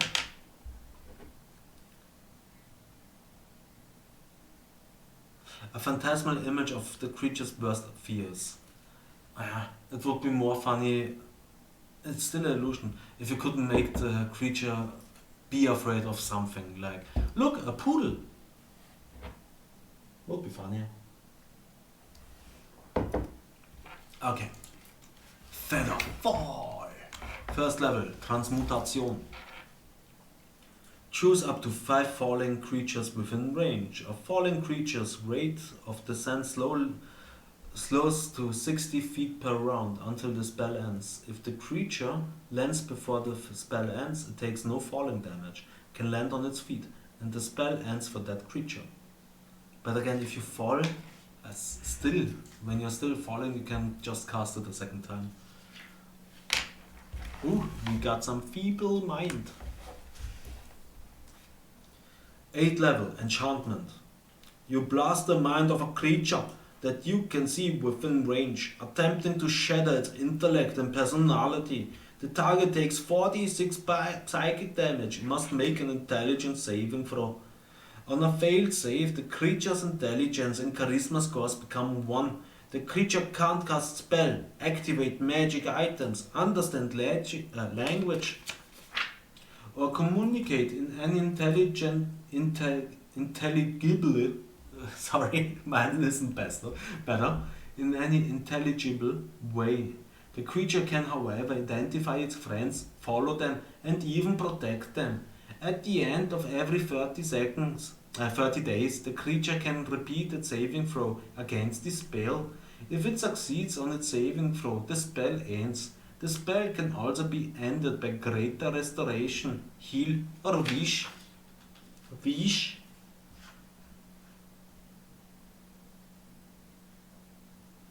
Casting time, 1 action, duration instantaneous. It just happens, which is awesome. And you can't block it with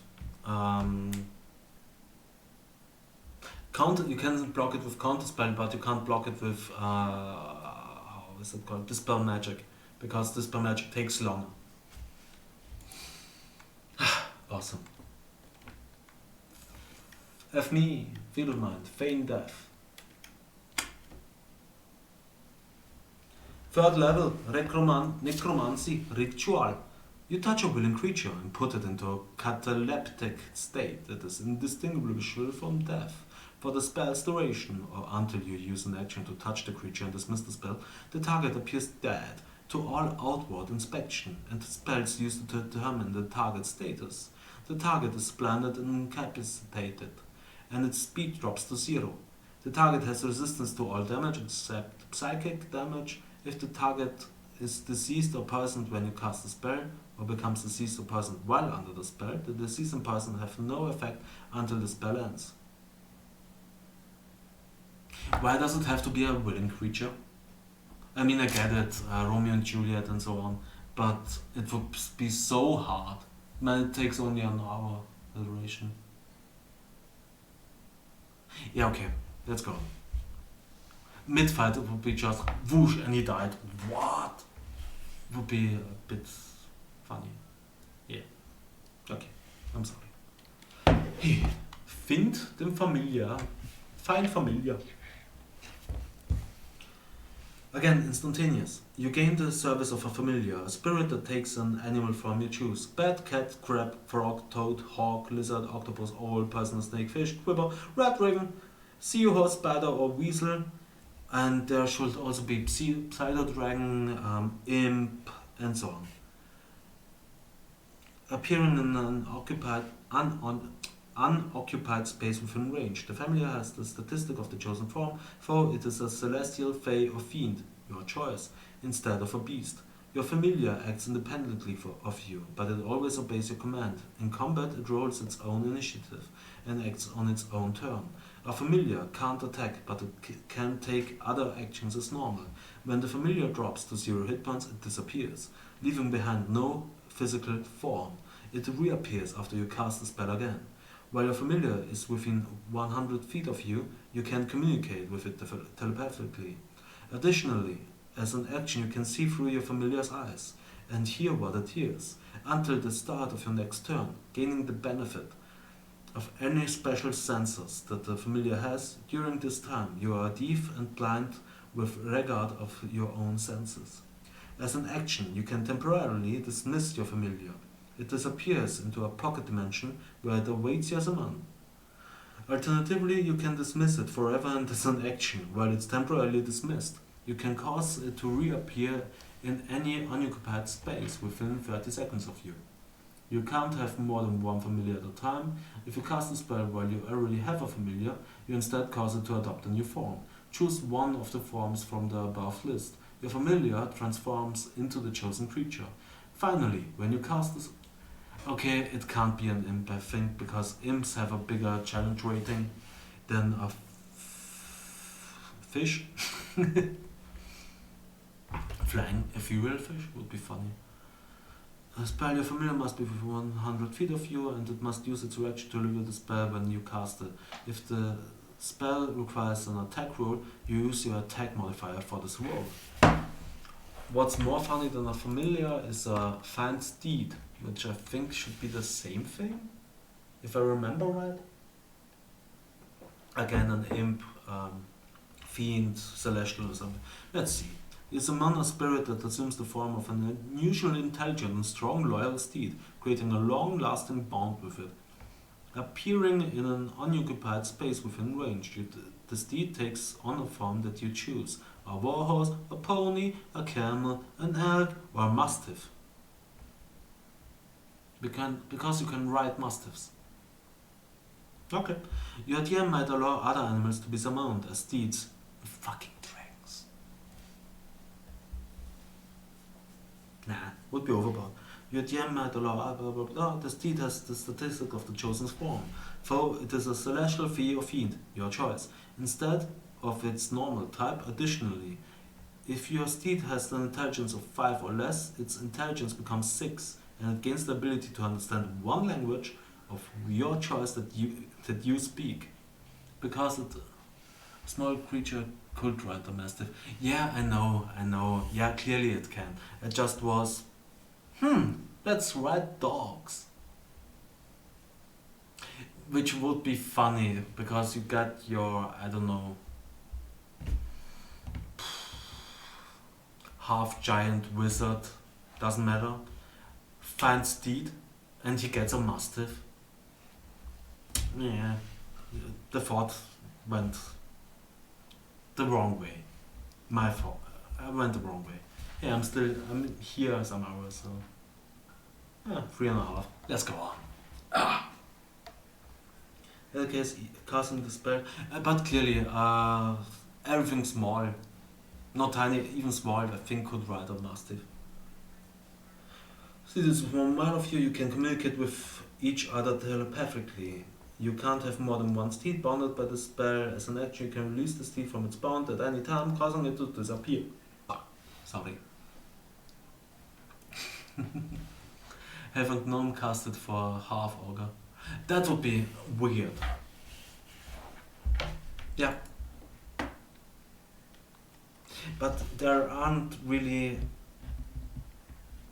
Wait a minute.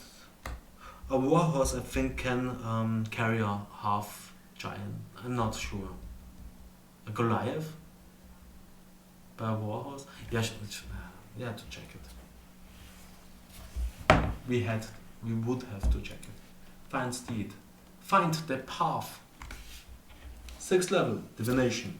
This spell allows you to find the shortest, most direct physical route to a specific fixed location that you are familiar with on the same plane of existence. If you name a destination on another plane of existence, a destination that moves, such as a mobile fortress, or a destination that isn't specific, such a green dragon's lair, the spell fails. For the duration, as long as you are on the same plane of existence as the destination, you know how far it is and in what direction it lies. While you are traveling there, whenever you are presented with a choice of paths along the way, you automatically determine which path is the shortest, most direct route, but not necessarily the safest route to the destination. Find traps. Also, a really needed spell in every anime setting ever, I'd say. I hope that Odin got the joke. Love me some traps. 2nd level, divination. You sense the presence of any trap within range that is within line of sight. A trap for the purpose of this spell includes anything that would inflict a sudden or unexpected effect you consider harmful or undesirable. Yeah. Hey, thanks for lurking. Just call out when you're with us again. But still, if you don't know what I mean, traps in manga or anime settings is something else. Yeah, it doesn't matter. Who gives a fuck about Bridget? Which was specifically intended as such by its creator. Thus, the spell would sense an area affected by the alarm spell, glyph of warding, or a mechanical pit trap, but it would not reveal a natural weakness in the floor, or unstable ceiling, or a hidden sinkhole. This spell merely reveals that a trap is present. You don't learn the location of each trap, but you do learn the general nature of the danger posed by a trap you sense. Okay, it's a 2nd level divination spell. Meh. How about my finger of death? 7th level, necromancy. You send negative energy coursing through a creature that you can see within range, causing it searing pain. The target must make a constitution saving throw. It takes 7d8 plus 30 necrotic damage on a failed save. For 7th level, yeah, that's alright. Or half as much damage on a successful one. A humanoid killed by this spell rises at the start of your next turn as a zombie that is permanently under your control, following your verbal orders to the best of its ability. That makes the spell awesome. For, your necromancer. That's an awesome spell. Fireball. Here we are. Very warlord. Now we are at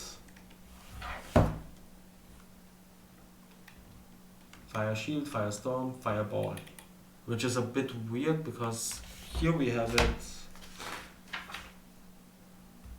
before firebolt. Okay, yeah. The book is...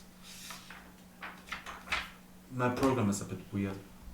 Hasn't sorted it the right way. Doesn't matter. Fireball. 3rd level. Evocation. A bright strike. Change the page too soon. A bright streak flashes from your pointing finger to a point you choose within range and then blossoms with a low roar into an explosion of flame. Each creature in a 20-foot radius sphere centered on that point must make a dexterity saving throw.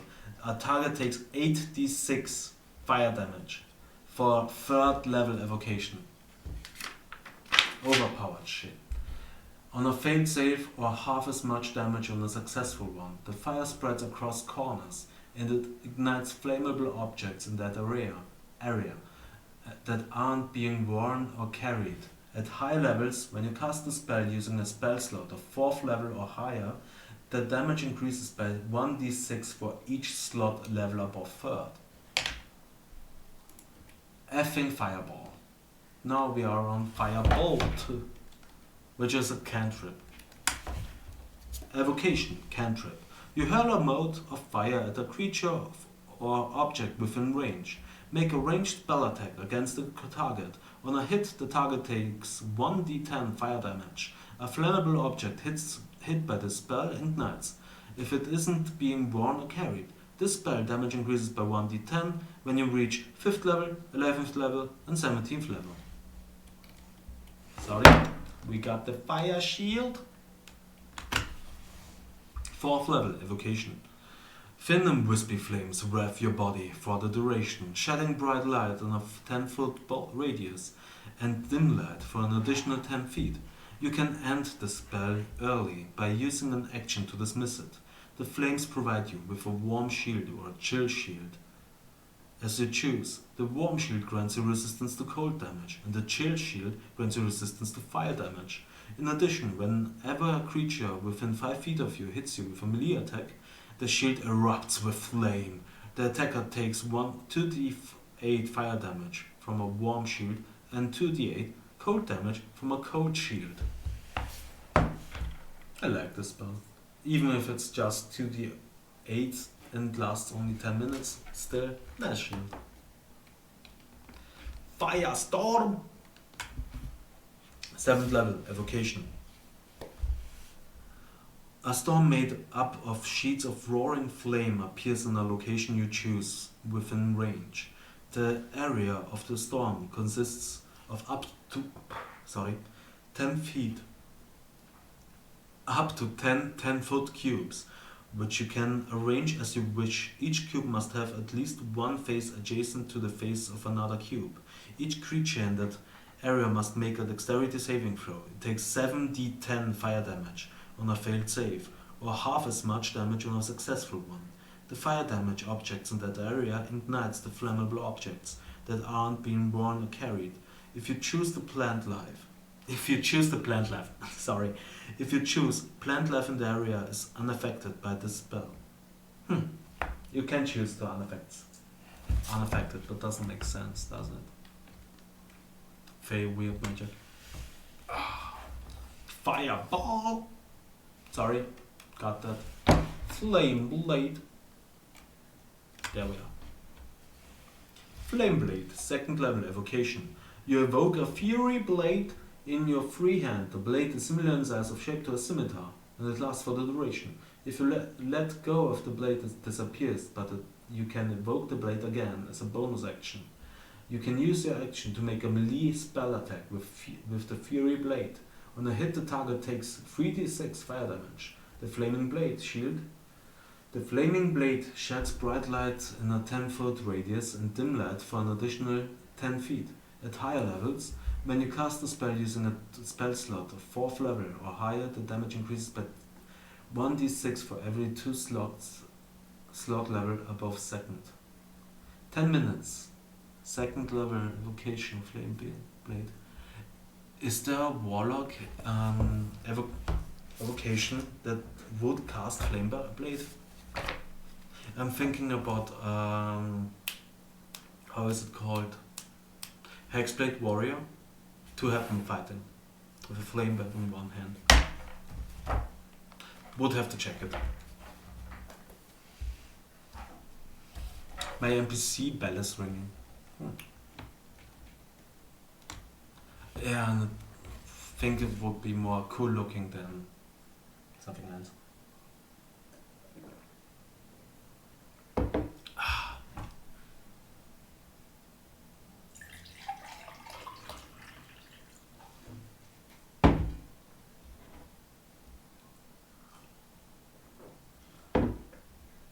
Flame Strike! 5th level evocation. A vertical column of divine fire roars down from the heavens in a location you specify. Each creature in a 10-foot radius, 40-foot high cylinder, centered on a point within range must make a dexterity saving throw. A creature takes 4d6 fire damage and 4d6 radiant damage on a failed save, or half as much damage on a successful one. At higher levels, when you cast a spell using a spell slot of 6th level or higher, your fire damage or the radiant damage increases by 1d6 for each slot level above 5th. Meh. Flaming Sphere. Yeah, okay, 5th level for 8d6. Isn't that bad, Flame Strike? 8d6, just 8d6. Flaming Sphere. Kill it with fire. If fire doesn't help, Radiant. Flaming Sphere. 2nd level Conjuration. A 5-foot diameter sphere of fire appears in an unoccupied space of your choice within range and lasts for the duration. Any creature that ends its turn within 5 feet of the sphere must make a dexterity saving throw. The creature takes 2d6 damage on a failed save, or half as much on a successful one. As a bonus action, you can move the sphere up to 30... Still at the first few letters. Damn! Hey, F is really, really far away. And we have 2 pages to go until we met G. So, and there's a lot of with fire and flames. It's magic. Clearly there's a lot of fire. Where were we again? 2d6 fire damage on a failed save, or half as much damage on a successful one. As a bonus action, you can move the sphere up to 30 feet. If you ram the sphere into a creature, that creature must make a saving throw against the sphere. Damage in the sphere stops moving this turn. Okay, because the thing until the end, right? Until the end. Or I fall over. The thing was Flaming Sphere. Boom, boom, boom, boom, boom, boom, boom. Making around some damage, but it stops after you hit some. But you can only hit one monster? Now, it's foot diameter, so 1 block. Yeah, you can hit only one monster. Oh. It depends how you play with the corners. And yeah, we are on page 243 and 289 to go, so 46 to go. Whoop, whoop, whoop. The rotator is bonus, you can move the sphere. This turn, when you move the sphere, you can direct it over barriers up to 5 feet tall and jump it across pits up to 10 feet wide. The sphere ignites flammable objects not being worn or carried. and it sheds bright light in a 20-foot radius and dim light for additional 20 feet. At higher levels, when you cast the spell using a spell slot of 3rd level or higher, the damage increases 1d6 for each slot above 2nd level. Nice, nice, nice, haha. Boats, boats, boats. Now we are getting to the funny one. Flesh to stone. Or, are you happy to see me? 6th level, Transmutation. You attempt to turn one creature that you can see within range into stone. If the target's body is made of flesh, the creature must make a Constitution saving throw. On a failed save, it is restrained as its flesh begins to harden. On a successful save, the creature isn't affected. The creature restrained by the spell must make another Constitution saving throw at the end of each of its turns. If it successfully saves against the spell 3 times, the spell ends. If it fails 3 times, it is turned to stone and subjected.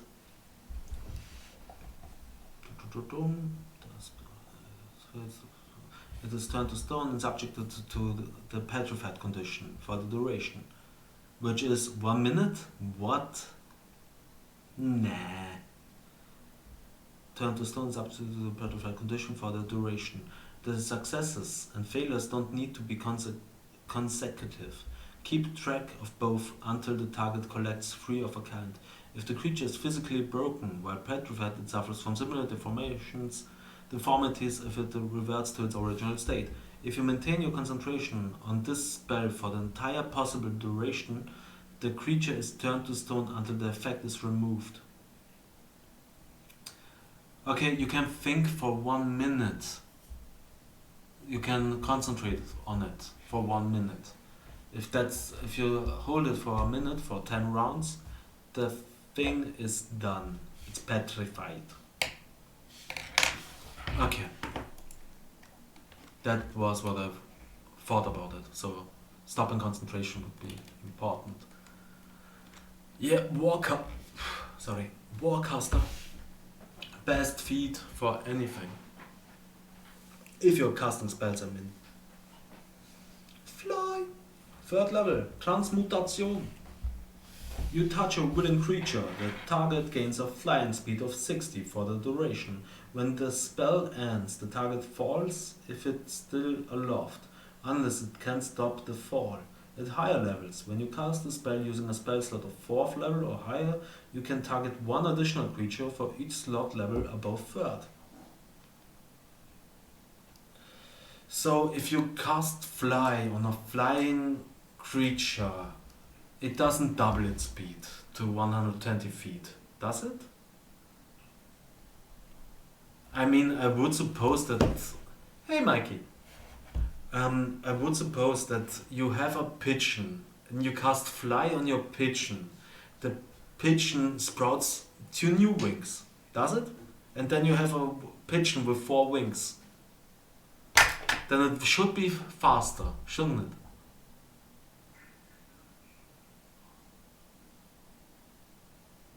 Meh, let's go on. You are the them and the last authority on that. Yeah, I know, but hey, we should be. It should be discussable. I mean, if you cast Fly, you don't get wings. You just fly magically. I think. I hope. It's transmutation. Okay, fog cloud. So, Mikey, Ambition, sorry. How are you doing? How's Germany? And say hi to Birte. Oh. Hey, we're on our 4th. I'm already back. Oh, but I think it was funny. Lovely. And welcome back. I got punctured today. You never look on your phone. My phone is down. I should. So here we are. It was nice. Nice, good to hear. Alright, let's go on. We were on Fog Cloud. Ooh, 1st level, Conjuration. You create a 20-foot radius sphere of fog centered on a point within range. The sphere spreads around corners and its area is heavily obscured. It lasts for the duration or until a wind of moderate or greater speed, at least 10 miles per hour, disperses it. At higher levels, when you cast the spell using a spell slot of second level or higher, the radius of the fog increases by 20 feet, or for each slot level above first. Meh. But hey, you know what I think about fog cloud? It should be forbidden. Sorry. 6th level, abjuration, ritual. Duration 1 day. You create a ward against magical travel that protects up to 40,000 square feet of floor space to a height of 30 feet above the floor. For the duration, creatures can't teleport into the area or use portals such as those created by the gate spell. To enter the area, the spell proves the area against planar travel and therefore prevents creatures from accessing the area by way of the astral plane, the ethereal plane, Feywild, Shadowfell, or the plane shift spell. So, Dimension Door shouldn't work on this. Nice. In addition, the spell damages types of creatures that you choose when you cast it. Choose one or more of the following celestial, elemental, fey, fiends, and undead when a chosen creature enters the spell's area for the first time on a turn or starts its turn there. The creature takes 5d10 radiant or necrotic damage, your choice when you cast the spell. When you cast the spell, you can designate a password. A creature that speaks the password as it enters the area takes no damage from the spell. The spell area can't overlap with the area of another forbidden spell. If you cast a forbidden every day for 30 days in the same location, the spell lasts until it is dispelled and the material components are consumed on the last casting. Wait! A sprinkling of holy water, rare incense, and powdery ruby worth at least 1000 GP. Well, forbidden is awesome. So from RPG-wise setting, if you make downtime, you try to make your castle undead not friendly. To be effective against undead, vampires and so on. If you would cast Forbiddens on Curse of Strahd's castle, would be funny, I think. If possible. I mean, yeah, I'm sorry. Okay, let's go on. How about some Force Cage? 7th level, Evocation. 1 hour. An immobile, invisible, cube-shaped prison composed of magical force springs into existence around an area you can choose within range. The prison can be a cage or a solid box, as you choose. A prison in the shape of a cage can be up to 20 feet on a side and is made of 1/2 inch diameter bars spaced 1/2 inch apart. A prison in the shape of a box can be up to 10 feet on a side, creating a solid barrier that prevents any matter from passing through it, and blocking any spells cast into or out from the area. When you cast a spell, any creature that is completely inside the cage area is trapped. Creatures only partially within the area or those too large to fit inside the area are pushed away from the center of the area until they are completely outside the area.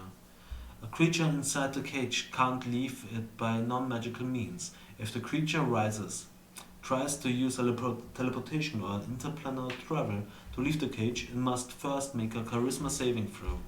On a success, the creature can use the magic to exit the cage On a failure, the creature can't exit the cage and wastes the use of the spell or effect. The cage also extends into the ethereal plane, blocking ethereal travel. This spell can't be dispelled by dispel magic.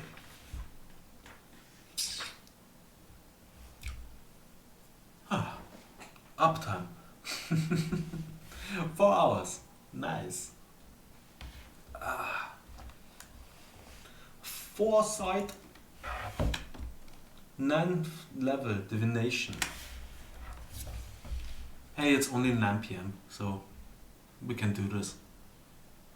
You touch a willing creature. You do. And bestow a limited ability to see into the immediate future for the duration. The target can't be surprised and has advantage on attack rolls, ability checks, saving throws. Additionally, other creatures have a disadvantage on attack rolls against the target for the duration. This spell immediately ends if you cast it again before its duration ends. Freedom of movement. 4th level. 6 out of 26 letters. I know. But we are on page 245 and we have 290 to go, so we are on half of it. No, we are not. There are 45 pages to go, and I started on page 213. Nope, 45 pages to go. Or 46? 46 pages, I'm sorry. Freedom of movement, 4th level, abjuration. You touch a willing creature. For the duration, the target's movement is unaffected by difficult terrain, and spells and other magical effects can neither reduce on target speeds nor cause the target to be paralyzed or restrained. The target can also spend 5 feet of movement to automatically escape from non-magical restraints such as manacles or a creature that has it grappled. Finally, being underwater imposes no penalties on the target's movement or attacks. So if you're fighting underwater, you should take freedom of movement as your first spell to go. This is going to be a long night. Oh, it is going. And we have friends. I have forgotten how the song is going. I'll be there for you. Sorry. Friends. Enchantment. Cantrip. For the duration, you have advantage on all charisma checks directed at one creature of your choice that isn't hostile toward you. When the spell ends, the creature realizes that you used magic to influence its mood and become hostile toward you. A creature prone to violence might attack you. Another creature might seek retribution in other ways, as the DM discretion, depending on your nature of your interaction with it. I don't see any. Imagine you have to sing the Friends theme song so the spell works. Well, I'd say if you're playing a bard, that wouldn't be nice. Hey, I find my final form, the gaseous form. And while you move through it, you are sounding like methane butternuts. You transform a willing creature you touch along with everything it's wearing and carrying into a misty cloud for the duration. The spell ends if the creature drops to 0 hit points. An incorporeal creature isn't affected. While in this form, the target only method of movement is flying speed of 10 feet. The target can enter and occupy the space of another creature. The target has resistance to non-magical damage, and has advantage on strength, dexterity, and constitution saving throws. The target can pass through small holes, narrow openings, and even mere cracks. Though it treats liquids as though they were solid surfaces. The target can't fall and remain hovering in the air, even when stunned or otherwise incapacitated. While in the form of a misty cloud, the target can't talk or manipulate objects, and any object it was carrying or holding can't be dropped, used, or otherwise interacted with. The target can't attack or cast spell. Hey Viola. Whoop whoop whoop. Yeah, we're still here. And we are on the letter G. How about the damn it, gate on the, so there's nothing stronger that a player character can cast than a 9th level spell.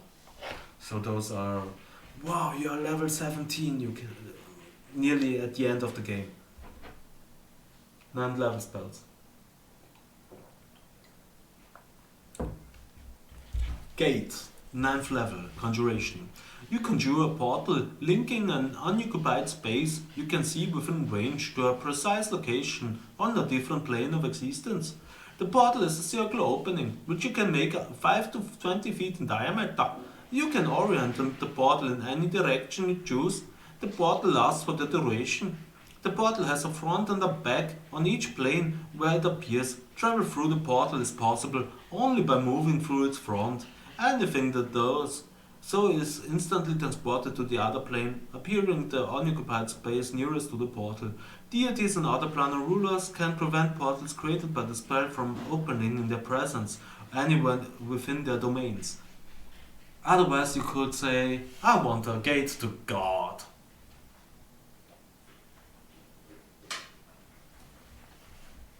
When you cast a spell, you can speak the name of a specific creature. A pseudonym, title, or nickname doesn't work. If the creature is on a plane other than the one you are on, the portal opens in the named creature's immediate vicinity and draws the creatures through it to the nearest unoccupied space on your side of the portal. You gain no special power over the creature, and it's free to act as the DM deems appropriate. It might leave attack you or help you.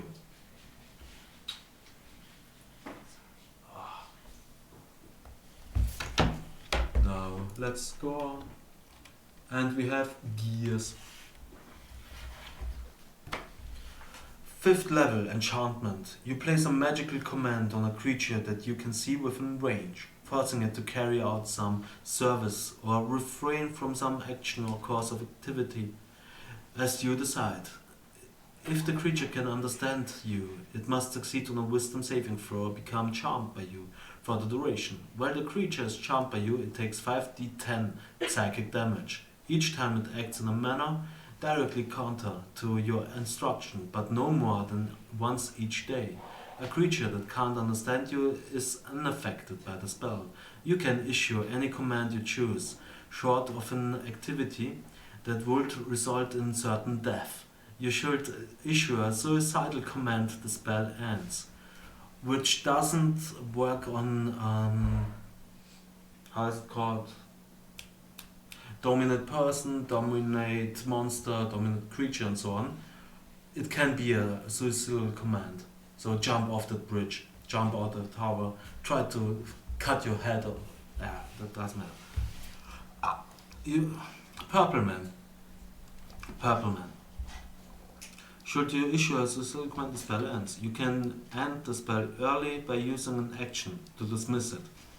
A remove curse, greater restoration, or wish spell also ends it at higher levels. When you cast a spell using a spell slot of 7th or 8th level, the duration is 1 year. When you cast this spell using a spell slot of 9th level, the spell lasts until it is ended by one of the spell mentioned above. Damn.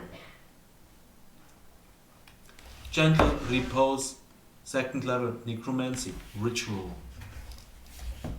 Too far into the books. 2nd level necromancy, ritual. You touch a corpse or other remains for the duration. The target is protected from decay and can't become undead. The spell also effectively extends the time limit on raising the target from the dead, since days spent under the influence of the spell don't count against the time limit of spells such as raise undead. So don't get bad. You should be able to cast it on food. So yeah, you should be able to cast it on food. We are on G, gentle repose. We have 2 pages, 3 pages, 3 pages until we meet H. Welcome back, Emsuli. And we are on giant insect. You need some help? Okay. Giant insect. You. Thank you, Scarlett.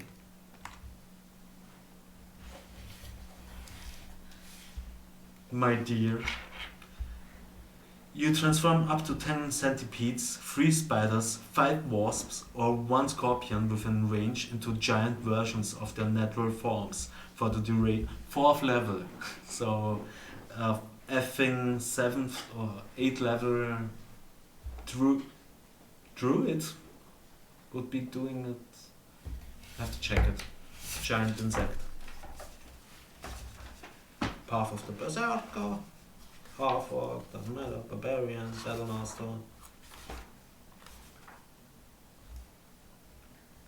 So, 4th level, 13th level ranger, or 6th level druid would be able to spam some giant insects. You're in a city? Giant fly. Centipede becomes a giant centipede, a spider becomes a giant spider, a wasp becomes a giant wasp, a scorpion becomes a giant scorpion. Each creature obeys your verbal commands, and in combat they act on your turn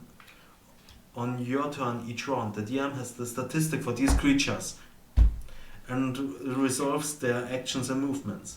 A creature remains in its giant size for the duration until it drops to 0 hit points, or until you use an action to dismiss the effect on it. The DM might allow you to choose different targets. For example, if you transform a bee, its giant version might have the same statistic as a giant wasp. It wouldn't. Hey, how about some glibness? 8th level, Transmutation. Until the spell ends, when you make a glibness, yeah. Until the spell ends, when you make a charisma check, you can replace the number you roll with a 15. Additionally, no matter what you say, magic that would determine if you are telling the truth indicates that you are being truthful. Nice. So every check would be a 15 plus your modifier. So if you are playing a 20 charisma bard, automatically 20. Nice. Globe of invulnerability. Sorry. Globe of invulnerability. Yeah. 6th level. An immobile, faintly shimmering barrier springs into existence in a 10-foot radius around you and remains for the duration. Any spell of 5th level or lower cast from the outside the barrier can't affect creatures or objects within it. Even the spell is cast using a higher spell slot. Such a spell can target creatures and objects within the barrier, but the spell has no effect on them. Similarly, the effect within the barrier is excluded from the areas affected by such a spell.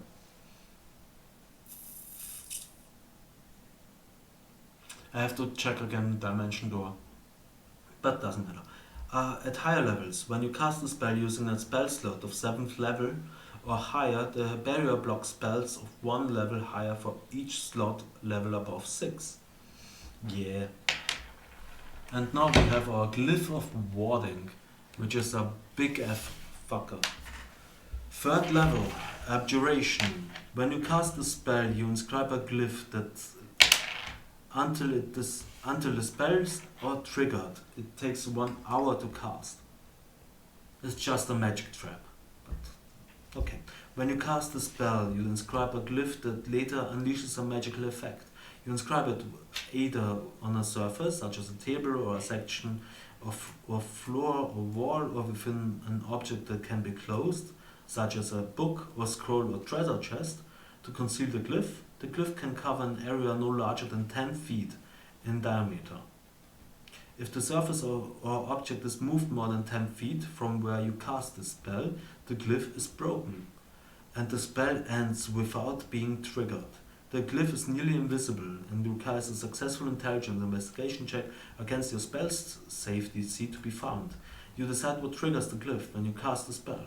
For glyphs inscribed on a surface, the most typical triggers include touching or standing on the glyph, removing another object covering the glyph, approaching within a certain distance of the glyph, or manipulating the object on which the glyph is inscribed. The glyph inscribed within an object. The most common triggers include opening that object, approaching within a certain distance of the object, or seeing or reading the glyph. Once a glyph is triggered, the spell ends. You can further refine the trigger so the spell activates only under certain circumstances, or according to physical characteristics, such as height and weight. Creature kind, for example, the ward could be set to affect aberrations or draw or alignment. You can also set conditions for creatures that don't trigger the glyph, such as those who say a certain password. When you inscribe the glyph, choose explosive runes or a spell glyph.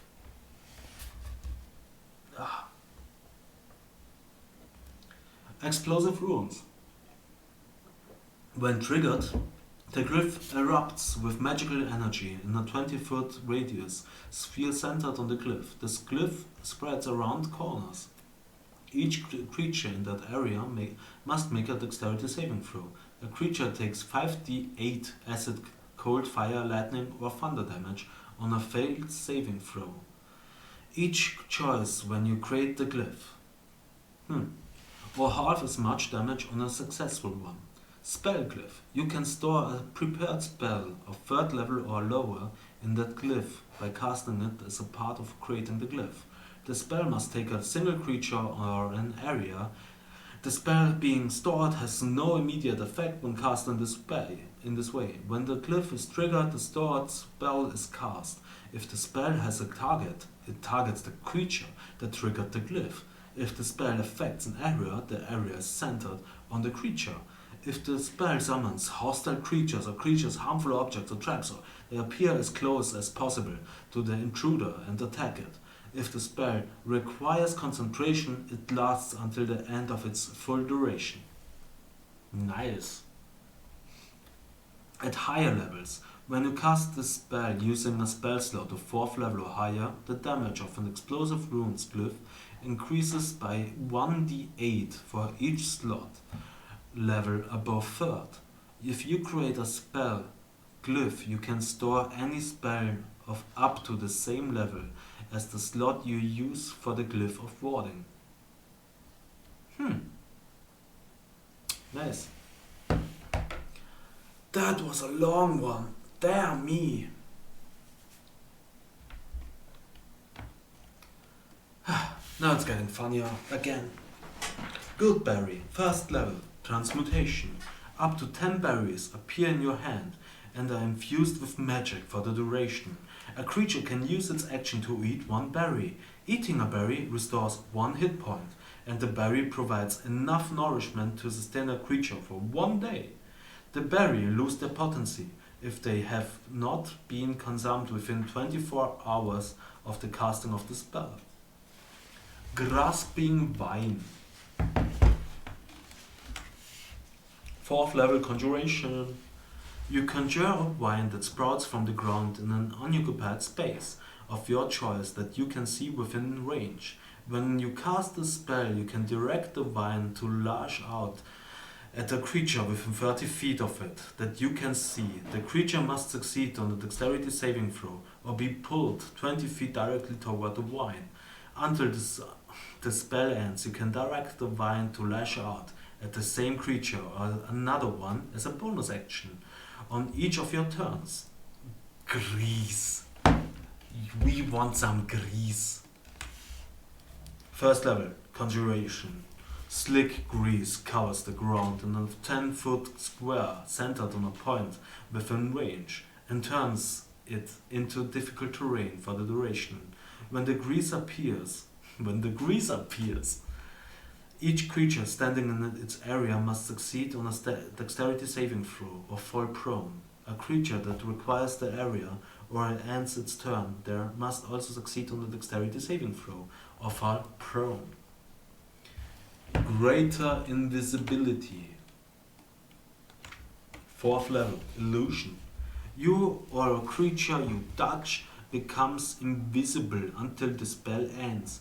Anything the target is wearing or carrying is invisible as long as it's not the target's person. So you get sick, you get some greater restoration. 5th level, abjuration. You imbue a creature you touch with positive energy under a debilitating effect. You can reduce the target's exhaustion level by 1 or end one of the following effects on the target.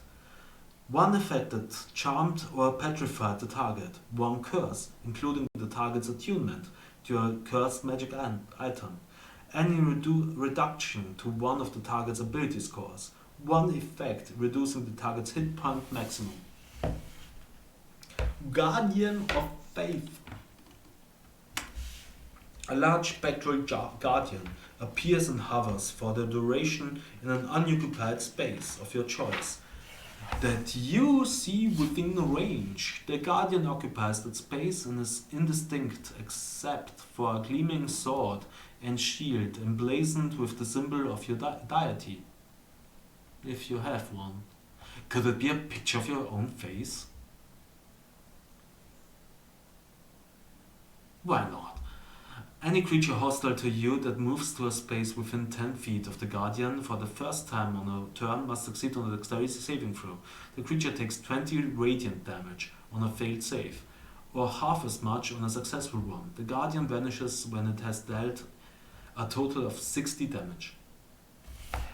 For 4th level. Meh. Could be better, could be a lot worse.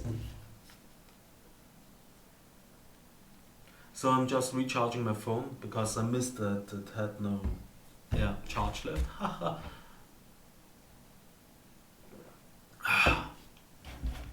So, are we all alive? I hope so. I'm having fun. A bit. And everything hurts.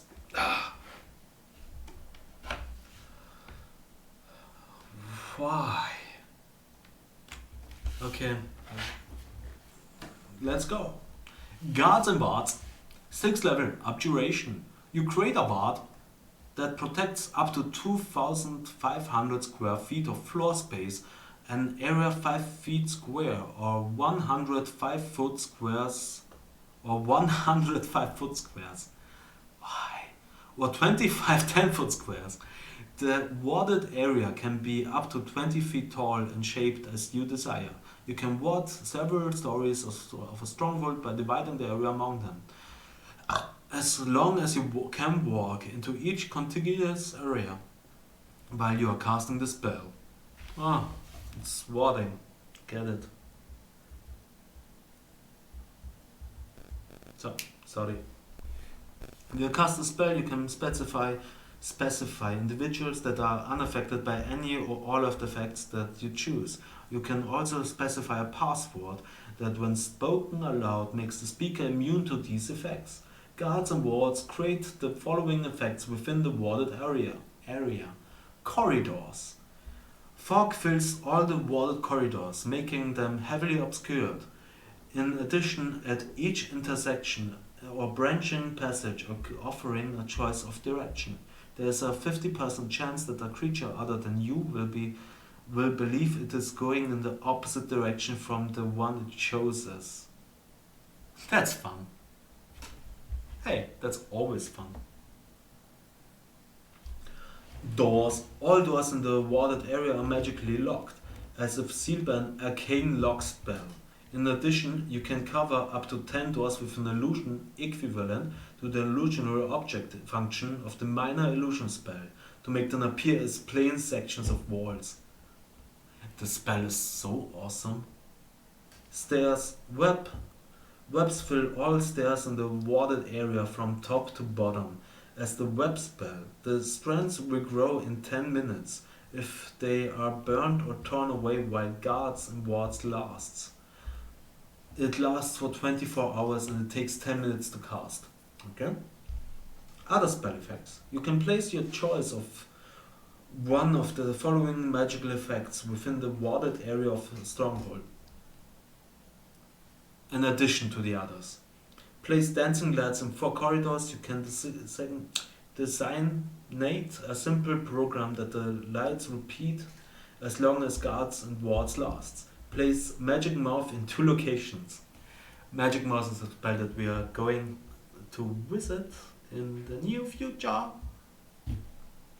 As far as I remember, it's just talking. A mouth that you can make a message. Let's go on.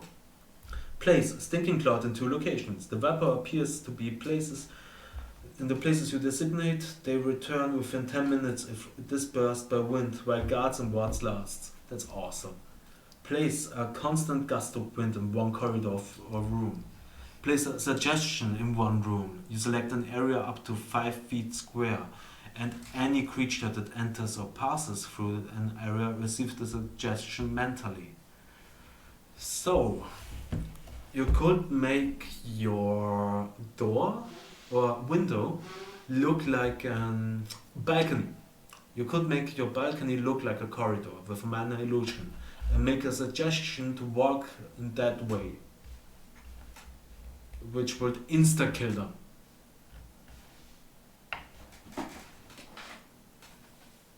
Awesome. Okay, but that's it.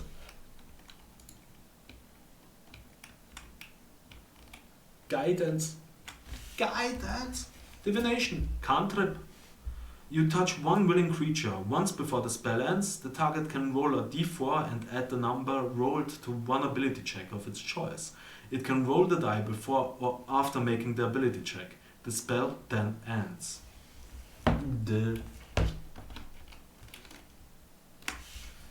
Guiding Bolt. A flash of light. First level. Evocation. A flash of light streaks toward a creature of your choice within range. Make a ranged spell attack against the target. On a hit, the target takes 4d6 radiant damage, and the next attack roll made against this creature before the end of your next turn has advantage, thanks to the mystical dim light glittering on the target until then. At higher levels, when you cast this spell using a spell slot of 2nd level or higher, the damage increases by 1d6 for each slot level above 1st. Guiding Bolt is damn imba. Damn! For 1st level 4d6 damage. Which is, okay, 2d6 is 12. Yeah, 12 damage. But still. Damn. Gust of wind. 2nd level evocation. A line of strong wind, 60 feet long and 10 feet wide, blasts from you in a direction you choose for the spell's duration. Each creature that starts its turn in the line must succeed on a strength saving throw or be pushed 15 feet away from you in a direction following the line. Any creature in the line must spend 2 feet of movement for every 1 foot it moves when moving closer to you. The gust disperses gas or vapor, and it extinguishes candles, torches, similar and protected flames in the area. It causes protected flames such as those of lanterns or dance wildly and has a 50% chance to extinguish them. As a bonus action, on each of your... There you have your D2. Can you put on your horse mask and read the full book again? Think this makes it 3 times funnier. Yeah, nope. I can't breathe in this shit. And I'm here 4.5 hours.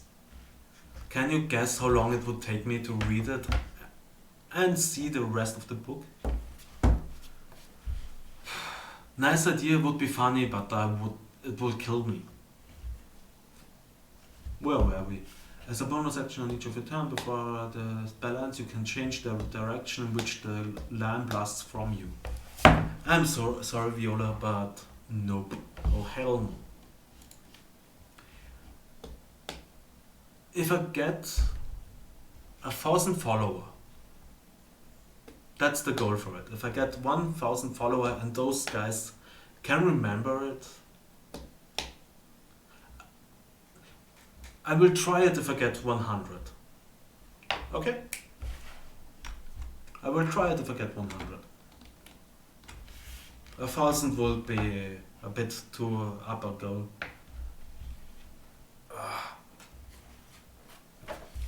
Okay, Hile of Thorns. Hey, we are on age. Nice. Let's see how long age takes us. Hunger. 1, 2, 3. 3 pages. Accepted. However, you read with horse mask. Yeah. I don't know if I can do it the whole way, and in the worst case I have to rip it on to see and breathe. But if I have 100, I read it with horse mask, with the horse mask. Okay, Hail of Thorns. First level conjuration. The next time you hit a creature with a ranged weapon attack, before the spell ends, this spell, oh yeah, I think it will be, yeah. But until then, hey, maybe most of you guys forgot it, so I'm counting of that one. The next time you hit a creature with a ranged weapon attack before the spell ends, this creature creates a rain of thorns that sprouts from your ranged weapon or ammunition. In addition to the normal effect of the attack, the target of the attack and each creature within 5 feet of it must make a dexterity saving throw. A creature takes 1d10 piercing damage on a failed save, or half as much damage on a successful one.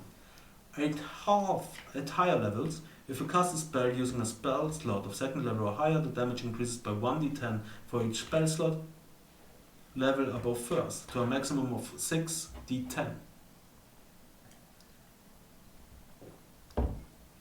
But hey, we are on, I think, 19 follower, and it took us a month. So let's see. 5 months for 20? Nah. Who goes? I'm happy for every follower that we have and everyone that is watching me, clearly, but most it should be about fun.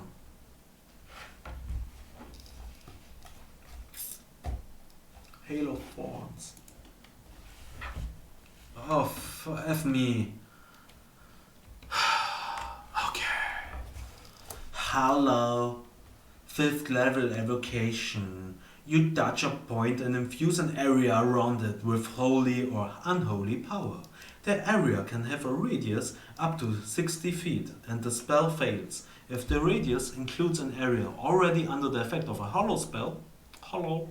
The affected area is subject to the following effects. First, celestial elementals, fae, fiends, and undead can't enter the area, nor can such creatures charm, frighten, or possess creatures within it. Any creature charmed, frightened, or possessed by such a creature is no longer charmed, frightened, or possessed upon entering the area. You can exclude one or more of these creatures, types of creatures from this effect. Second, I'm so sorry. Second, you can bind an extra effect to the area. Choose the effect from the following list, or choose an effect offered by the DM.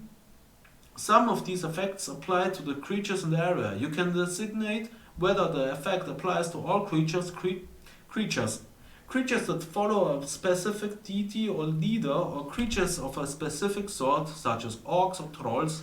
When a creature that would be affected enters the spell's area for the first time on a turn or starts its turn there, it can make a charisma saving throw. On a success, this creature ignores the extra effect until it leaves the area. Courage. Affected creatures can't be frightened while in this area. Darkness. Darkness fills the area. Normal light as well as magical light created by the spells of a lower level than the slot you use to cast the spell can't illuminate the area, which is a 5th level spell. Not a long explanation at all. Yeah. And I'm feeling every word. Sure. This guy is going to draw something. Daylight. Bright light fills the area. Magical darkness created by spells of a lower level than the slot you use, cause this spell can't be extinguishing the light. Energy protection. So Hollow is just a spell for other spells. Did I get it right? It is. Energy protection. Affected creatures in the area have resistance to one damage type of your choice. A spec for bludgeoning, piercing, and slashing. Slashing. Smashing. Energy vulnerability. Affected creatures in the area have vulnerability to one damage type of your choice. Expect for bludgeoning, piercing, or slashing. Why? Everlasting rest. Everlasting rest. Dead bodies interred in the area can't be turned into undead. Oh, that's nice. Extra-dimensional interference. Affected creatures can't move or travel using teleportation or by extra-dimensional or interplanar means. Fear. Affected creatures are frightened while in this area. Which means they can't get near to you because of fear. That is... okay. Silence. No sound can emanate from within the area, and no sound can reach into it. Tongues. Affected creatures can communicate with any other creature in the area, even if they don't share a common tongue. That's nice. Hey, we have hallucinatory terrain. Scarf for your ranger, that would be an interesting one. 4th level, illusion. You make natural terrain in a 150-foot cube in a range look, sound and smell like some other sort of natural terrain. Thus, open fields or a road can be made to resemble a swamp, hill, crevasse, or some other difficult or impassable terrain. A pond can be made to seem like a grassy meadow, a precipice like a gentle slope, or a rock-strewn gully like a wide and smooth road. Manufactured structures, equipment and creatures within the area aren't changed in appearance. The tactile characteristics of the terrain are unchanged, so creatures entering the area are likely to see through the illusion. If the difference isn't obvious by touch or creature, a carefully examined the illusion can attempt an intelligence investigation check against your spell. Save DC to disbelieve. To disbelieve it. That's a weird word. To disbelieve it. Weird.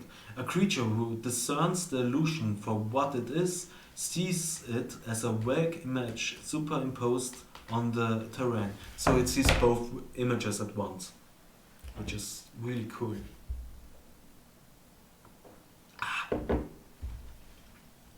So if you're trying to hide, the spell would be needed. I'd say needed. Whew. Okay, let's go on. Let's be on harm's way. Harm. 6th level, necromancy. You unleash a virulent disease on a creature that you can see within range. The target must make a constitution saving throw. On a failed save, it takes 14d6 necrotic damage. Or half as much on a successful one. The damage can't reduce the target's hit points below 1. If the target fails the saving throw, its hit point maximum is reduced for 1 by an amount equal to the necrotic damage it took. Any effect that removes a disease allows a creature's hit points maximum to return to normal before the time passes. Harm is awesome. Ah, nice. I see a lot of smaller ones, and I will make my next small break at the end of H, which still is 2 whole pages to go through. But right now we're on Haste, one of the most overpowered spells. 3rd level, Transmutation, Concentration, plus a minute. Choose a willing creature that you can see within range until the spell ends. The creature's speed is doubled. It gains a +2 bonus to AC. It has advantage on dexterity saving throws. It gains an additional action on each of its turns. That action can be used only to take the attack. One weapon attack only. Dash, disengage, hide, or use an object action. When the spell ends, the target can't move or take actions until after its next turn, or a wave or lethargy sweeps over it. Huh.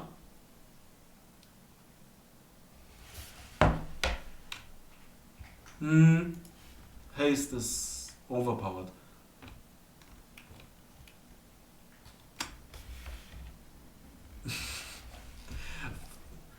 Is it how is it called? What I would like to see is Goliath rogue. Just the thought of it. So a 2-meter brute rogue would be fun as fuck. Heal. 6th level, evocation. Choose a creature that you can see within range. A surge of positive energy washes through the creature, causing it to gain 70 points. This spell ends blindness, deafness, and any diseases affecting the target. The spell has no effect on constructs or undead. At higher levels, when you cast a spell using a spell slot of 7th level or higher, the amount of healing increases by 10 for each slot above 6. Healing word. A creature of your choice that you can see within range regains hit points equal to 1d4 plus a spellcasting ability modifier. The spell has no effect on undead or contract. A higher level, when you cast a spell using a spell slot of 2nd level or higher, the healing increases by 1d4 for each slot level above 1. Heat metal, which is also a funny one. Choose a manufactured metal object, such as a metal weapon or a suit of heavy or medium metal armor that you can see within range. You cast the object to glow red hot. Any creature in physical contact with the object takes 2d8 fire damage. When you cast the spell, until the spell ends, you can use a bonus action on each of your subsequent turns to cast this damage again.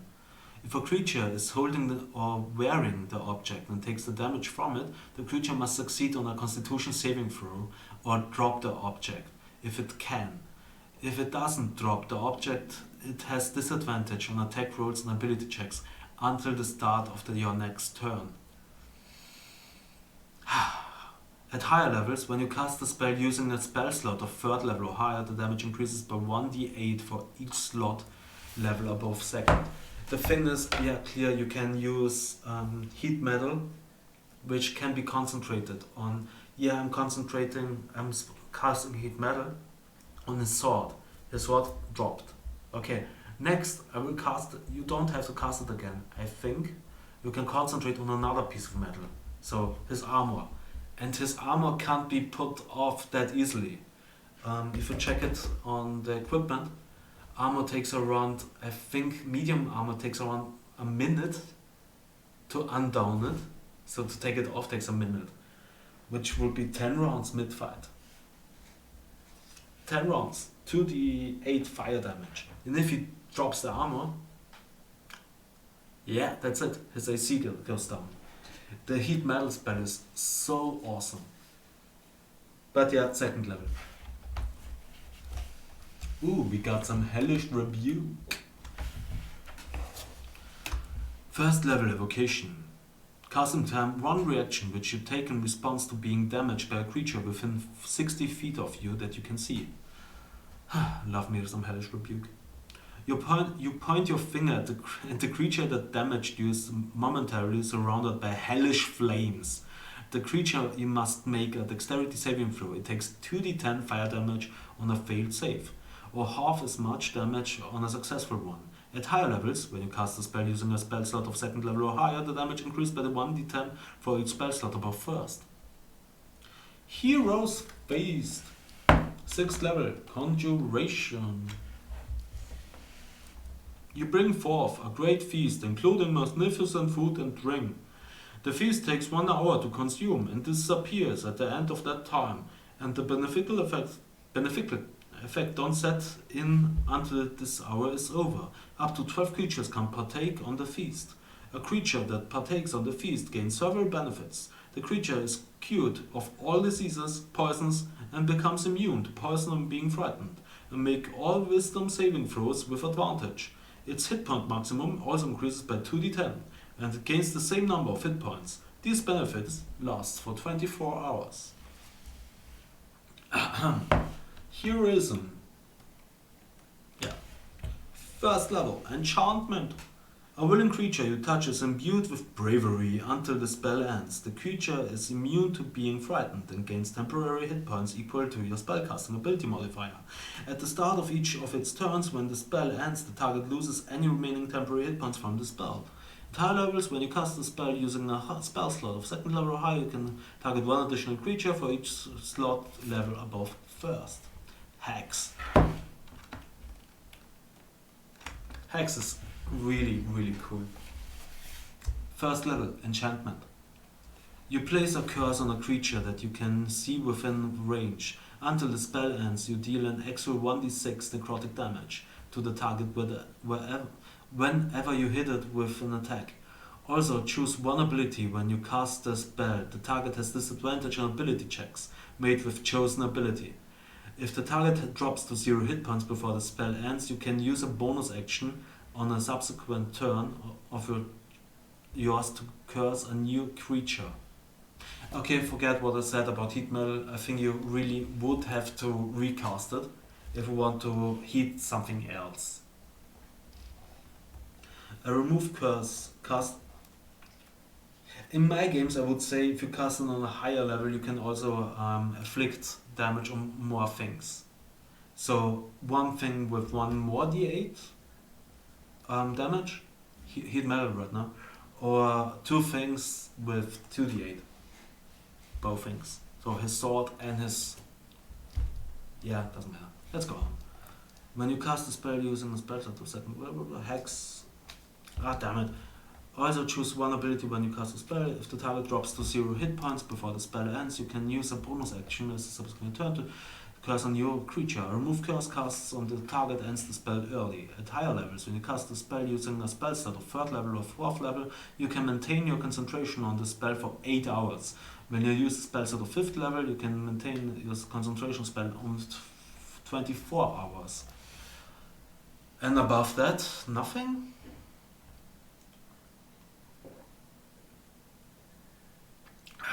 So if you cast Hex on 9th level,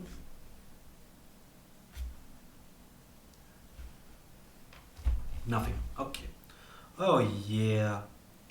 But only 2. Hold monster. 5th level, enchantment. Choose a creature that you can see within range. The target must succeed on a wisdom saving throw or be paralyzed for the duration. This spell has no effect on undead.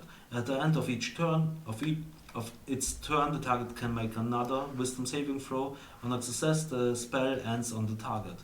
At higher levels, when you cast a spell using a spell slot of 6th level or higher, you can target one additional creature for each slot level above 5th. The creature must be within 30 feet of each other when you target them. Wow. Hold person. Hold. 2nd level, enchantment. Choose a humanoid that you can see within range. The target must succeed on a wisdom saving throw or be paralyzed for the duration. At the end of each of its turn, the target can make another wisdom saving throw. On success, the target ends the spell. At higher level, when it casts a spell using a spell set of 3rd level or higher, you can target one additional humanoid for each slot level above 2nd. The humanoids must be within 30 feet of each other when you target them. So if you wanna hold a zombie, hold person would be the right one. Huh, interesting. Holy Aura. 8th level, Abjuration. Divine light washes out from you and coalesces in a soft radiance in a 30-foot radius around you. Creatures of your choice in that radius, when you cast the spell, shed dim light on a 5-foot radius and have advantage on all saving throws, and other creatures have disadvantage on attack rolls against them until the spell ends. In addition, when a fiend or an undead hits an affected creature with a melee attack, the area flashes with brilliant light. The attacker must succeed on a Constitution saving throw or be blinded until the spell ends. Awesome. Hunger of Hadar. 3rd level, Conjuration. You open a gateway to the dark between the stars, a region infested with unknown horrors. A 20-foot radius sphere of blackness and bitter cold appears. centered on a point with range and lasting for the duration. This void is filled with a cacophony of soft whispers and slurping noises that can be heard up to 30 feet away. No light, magical or otherwise can illuminate the area, and creatures fully within the area are blinded. The void creatures are warp in the fabric of space, and the area is difficult terrain. Any creature that starts its turn in the area takes 2d6 cold damage. Any creature that ends its turn in the area must succeed on a dexterity saving throw or take 2d6 acid damage as milky, otherworldly tentacles rub against it. You! Whack! So, about our Lovecraftian tentacle hentai game. It's going on. It's going strong. Oh, classic. Hunter's Mark. First level, divination. It's divination.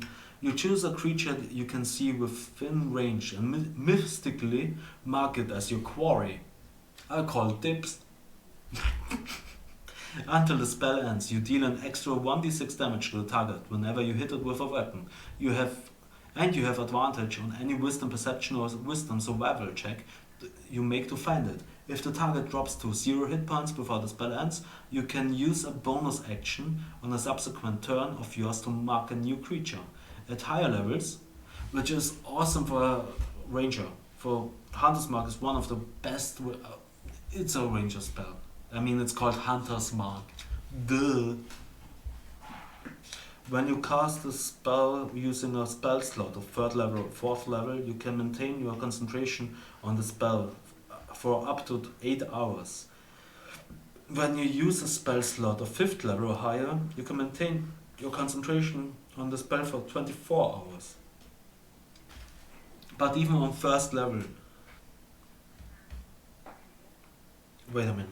What if you cast it on 2nd level? Does it make more damage? No, it doesn't.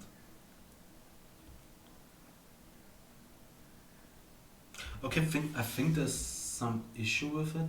I mean, 1st level, 1 hour. You get... If you cast it on 3rd level or 4th level, okay, 8 hours. Okay, 1 on 1st is 1 hour, 2 on 3rd. 3rd and 4th level is 8 hours. Okay, makes sense. Somehow. Next one. And after the hypnotic pattern, I'm gonna take a break again. I have to pee. I'm drinking like hell just to not lose the voice. But I really have to pee, for fuck's sake. I had to pee for 3 pages ago. Sorry for the information, but hey, hypnotic pattern. Hypnotoad. 3rd level, illusion. You create a twisted pattern of colors that weaves through the air inside a 30-foot cube within range. The pattern appears for a moment and vanishes.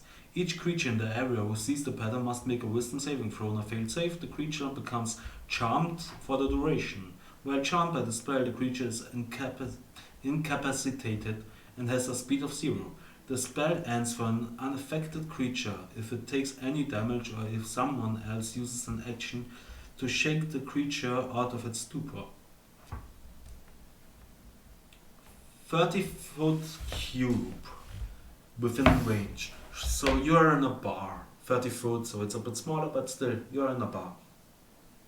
And you just cast it on the ground. Fuck it. Yeah. Because the last couple of times I used my intro, I will call it Be Right Back.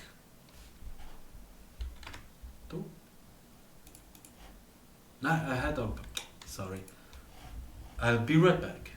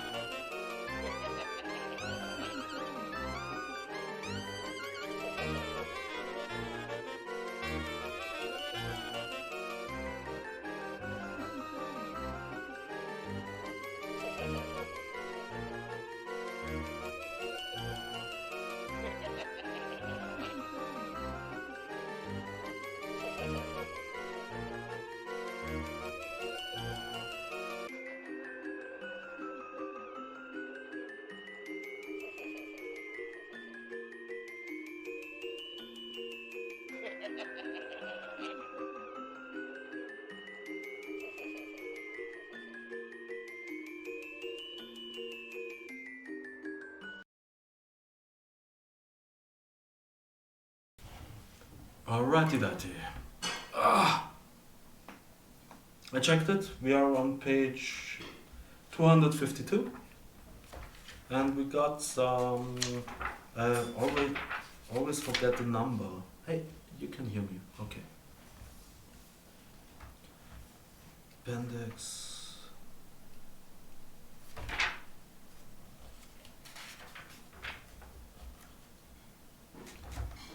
'89.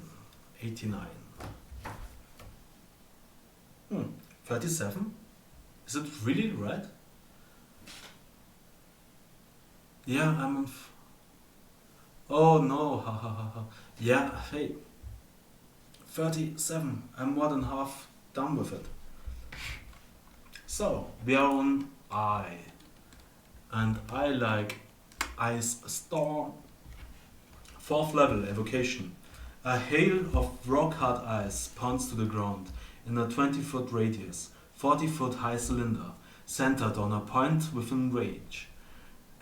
Each creature in the cylinder must make a dexterity saving throw. A creature takes 2d8 bludgeoning damage and 4d6 cold damage on a failed save, or half as much damage on a successful one. Hailstones turn the storm's area or effect into difficult terrain until the end of your next turn. At higher levels, when you cast a spell using a spell slot of 5th level or higher, the bludgeoning damage increases by 1d8 for each slot level above 4th. And we get some identify. Let's go. 5 hours to go. We can do that. Identify. You choose one object that you must touch throughout the casting of the spell. If it is a magic item or some other magic imbued object, you learn its properties and how to use them. Whether it requires attunement to use and how many charges it has, if any. You learn whether any spells are affecting the item and what they are. If the item was created by a spell, you learn which spell created it. If you instead touch a creature throughout the casting, you learn what spells, if any, are currently affecting it. You got vaccinated today and obviously feels good. Nice. Yeah, I did, but it was the weaker one, so I forgot the name. Doesn't matter. Illusionary script. Yeah, it is. First level, illusion. You write on parchment, paper or some other suitable writing material and imbue it with a potent illusion that lasts for the duration, 10 days. To you and any other creature you designate when you cast a spell, the writings appear normal, written in your hand and conveys whatever meaning you intend when you wrote the text. To all other, the writing appears as if it were written in an unknown or magical script, that is unintelligible. Alternatively, you can cause the writing to appear to be an entire different message, written in a different hand and a language, though the language must be one you know. Should the spell be dispelled or the original script and the illusion both disappear, the creature with true sight can read the hidden message.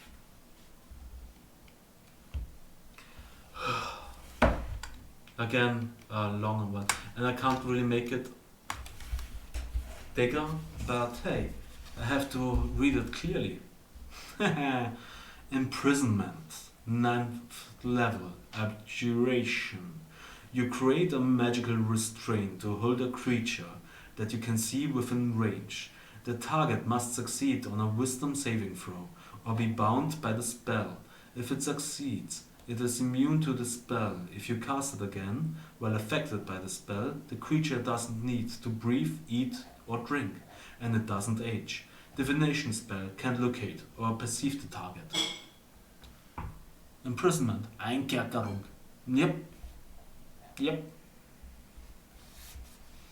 I'm not going to say that's an Austrian magic spell. Eine Kreatur einsperren in ein außerdimensionales Gefängnis. Yep, that's it on German.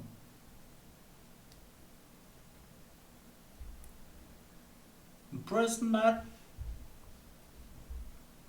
When you cast the spell, but it's a 9th level spell, so awesome. When you cast the spell, you choose one of the following forms of imprisonment. Burial. The target is. I like to hide them as traps. Oh damn! That's a really bad idea.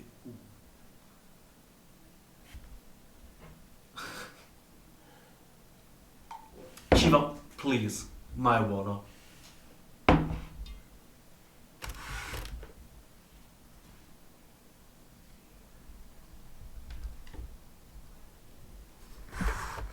And we are back.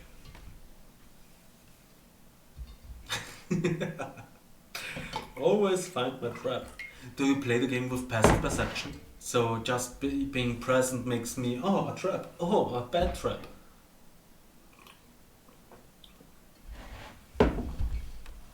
I think I will make a list with which characters have which passive perception and so on.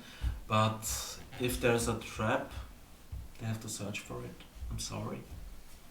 So, Burial. The target is entombed far beneath the earth, in a sphere of magical force that is just large enough to contain the target. Nothing can pass through the sphere, or can any creature teleport or use planar travel to get into or out of it. The special component for this version of the spell is a small mithril orb. Now rogue is 5-head. 5-head? A fucking Tiamat. Chaining. Heavy change, firmly rooted in the ground, hold the target in place. The target is restraining until the spell ends. It can't move or be moved by any means until then. The special component for this version of the spell is a fine chain of precious metal. Hedged prison. The spell transports the target into a tiny demiplane that is warded against teleportation and planar travel. The demiplane can be a labyrinth, a cage, a tower, or any similar confined structure, or any of your choice. The special component for this version of the spell is a miniature representation of the prison made from a jade. Minimus, containment. The target shrinks to a height of 1 inch and is imprisoned inside a gemstone or a similar object.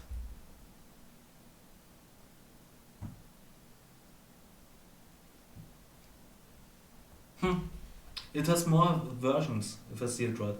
I mean, Minimus containment sounds like the sounding from Castlevania, the part where I watched you play the music box. Light can pass through the gemstone normally, allowing the target to see out and other creatures to see in, but nothing else can pass through it, even by means of teleportation or planar travel. Okay, not really. Even by means of teleportation or planar travel, the gemstone can't be cut or broken while the spell remains in effect. The special components for this spell is a large transparent gemstone, such as a corundium, diamond, or ruby. Slumber. The target feels asleep and can't be awoken. The special component for this version of the spell consists of rares of phoric herbs, ending the spell. During the casting of the spell in any of its version, you can specify a condition that will cause the spell to end and release the target. The condition can be as specific or as elaborate as you choose, but the DM must agree that the condition is reasonable and has a likelihood of coming to pass. The condition can be based on a creature's name, identity, or deity, but otherwise must be based on observable actions or qualities, and not based on an intangible such as level, class, or hit points. The spell magic can end the spell only if it cast as a 9th level spell, targeting either the prison or the special component used to create it. You can use a particularly special component to create only one prison at a time. If you cast the spell again using the same component, the target of the first casing is immediately freed from its binding. Mafuba! Dragon Ball.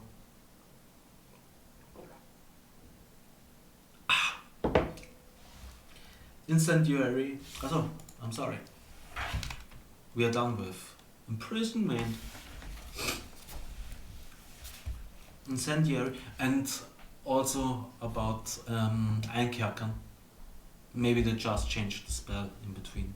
versions. Who knows? Where were we? Incendiary cloud. Again a cloud. Hey, 8th level. Conjuration. A swirling cloud of smoke shot through the white-hot embers appears in a 20-foot radius sphere, centered on a point within range. The cloud spreads around corners and is heavily obscured. It lasts for the duration or until a wind of moderate or greater speed, at least 10 miles per hour, disperses it. When the cloud appears, each creature in it must make a dexterity saving throw. A creature takes 10d8 fire damage on a failed save, or half as much on a successful one. A creature must also make the saving throw when it enters the spell's area for the first time, on a turn or end its turn there. The cloud moves 10 feet directly from you in a direction that you choose at the start of each of your turns. Inflict wounds. 1st level, necromancy. Sorry.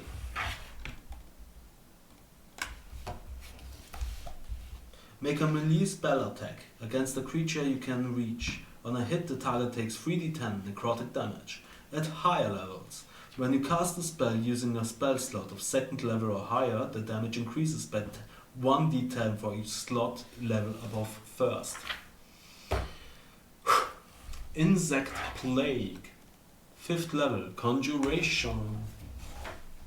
Swarming, biting locusts fill a 20-foot radius sphere centered on a point you choose within range. The sphere spreads around corners. The sphere remains for the duration, and its area is 10 minutes. 10 effing minutes. And its area is slightly obscured. The sphere area is difficult terrain. When the area appears, each creature in it must make a constitution saving throw. A creature takes 4d10 piercing damage on a failed save, or half as much damage on a successful one. I'm sorry. When it enters the spell's area for the first time on a turn or ends its turn there. Higher level, when you cast a spell using a spell slot of 6th level or higher, the damage increases by 1d10 for each level above 5th. Invisibility. Invisibility, 2nd level illusion. A creature you touch becomes invisible until the spell ends. Anything the target is wearing or carrying is visible as long as it's on the other person, on the target's person. The spell ends for a target that attacks or casts a spell. At higher level, when you cast a spell using a spell slot of 3rd level or higher, you can target one additional creature for each slot level above 2nd. Hey, and we are on J. J has one spell and it's jump. 1st level, transmutation. You touch a creature and that's it. The creature's jump distance is tripled until the spell ends. And then we are on K, which also has only one spell. If I see it, yeah, it has. It's knock. 2nd level, transmutation. And if you cast it twice, it's a knock joke. Choose an object that you can see within range. The object can be a door, box, chest, a set of manacles, a padlock, or another object that contains a mundane or magical means that prevents access. A target that is held shut by a mundane lock or that is stuck or barred becomes unlocked, unstuck, or unbarred. If the object has multiple locks, only one of them is unlocked. If you choose a target that is held shut with arcane lock, that spell is suppressed for 10 minutes, during which time the target can be opened and shut normally. When you cast the spell, a loud knock, audible from as far as 300 feet, emanates from the target's object.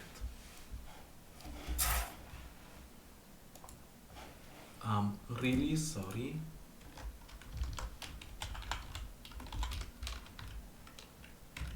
"300 feet is, okay, around 90 meters, which is, let's say, just for the gist of it, 400 meters. Not bad. Okay, next one, we got Identify on the next bigger level. Legend Lore. 5th level, divination. Name or describe a person, place or object. The spell brings to your mind a brief summary of the significant lore about the thing you named. Okay, it isn't identify, it's reverse identify. You don't have to have it, you have to know something and you know everything. The lore might consist of current tales, forgotten stories, or even secret lore that has never been widely known. If the thing you named isn't of legendary importance, you gain no information. What is legendary importance? Where is my shoe? The more information you already have about the thing, the more precise and detailed the information you receive is. The information you learn is accurate, but might be couched in figurative language. For example, if you have a mysterious magic axe on hand, the spell might yield this information. Woe to the evildoer whose hand touches the axe, for even the haft slices the hand of the evil ones. Only a true child of stone, lover and beloved of Moradin, may awaken the true powers of the axe, and only with the scarred word Rutnok on the lips. That's the end of the description. Rutnok on the lips. What the fuck is Rutnok? Nee. Fire, X plus 2. That's it. For dwarves. Or, yeah. Let's say it's for dwarves. How about Leomon's secret chest? Tit jokes. 4th level, conjuration. You hide a chest and all its contents on the ethereal plane. You must touch the chest and the bare minimum miniature replica that serves as a material component for the spell. The chest can contain up to 12 cubic feet of non-living material, 3 feet by 2 feet by 2 feet.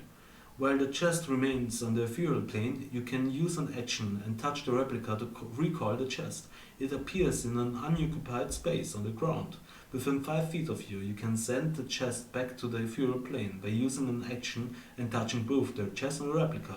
After 60 feet, there is a cumulative 5% chance per day that the spell effect ends. The effect ends if you cast the spell again, if the smaller replica chest is destroyed, or if you choose the end of the spell as an action. If the spell ends and the larger chest is on the ethereal plane, it is irretrievably lost. Leomund, Tiny's hut. 3rd level, evocation, ritual. A 10-foot radius immobile dome of force springs into existence around and above you and remains stationary for the duration. The spell ends if you leave this area. 9 creatures of medium size or smaller can fit inside the dome with you. The spell fails if its area includes a larger creature or more than 9 creatures. Creatures and objects within the dome, when you cast the spell, can move through it freely. All other creatures and objects are barred from the passing through it. Spells and other magical effects can extend through the dome or be cast through it. The atmosphere inside the space is comfortable and dry, regardless of the weather outside, until the spell ends. You can command the interior to become dimly lit or dark. The dome is opaque and from the outside of any color you choose, but is transparent from the inside.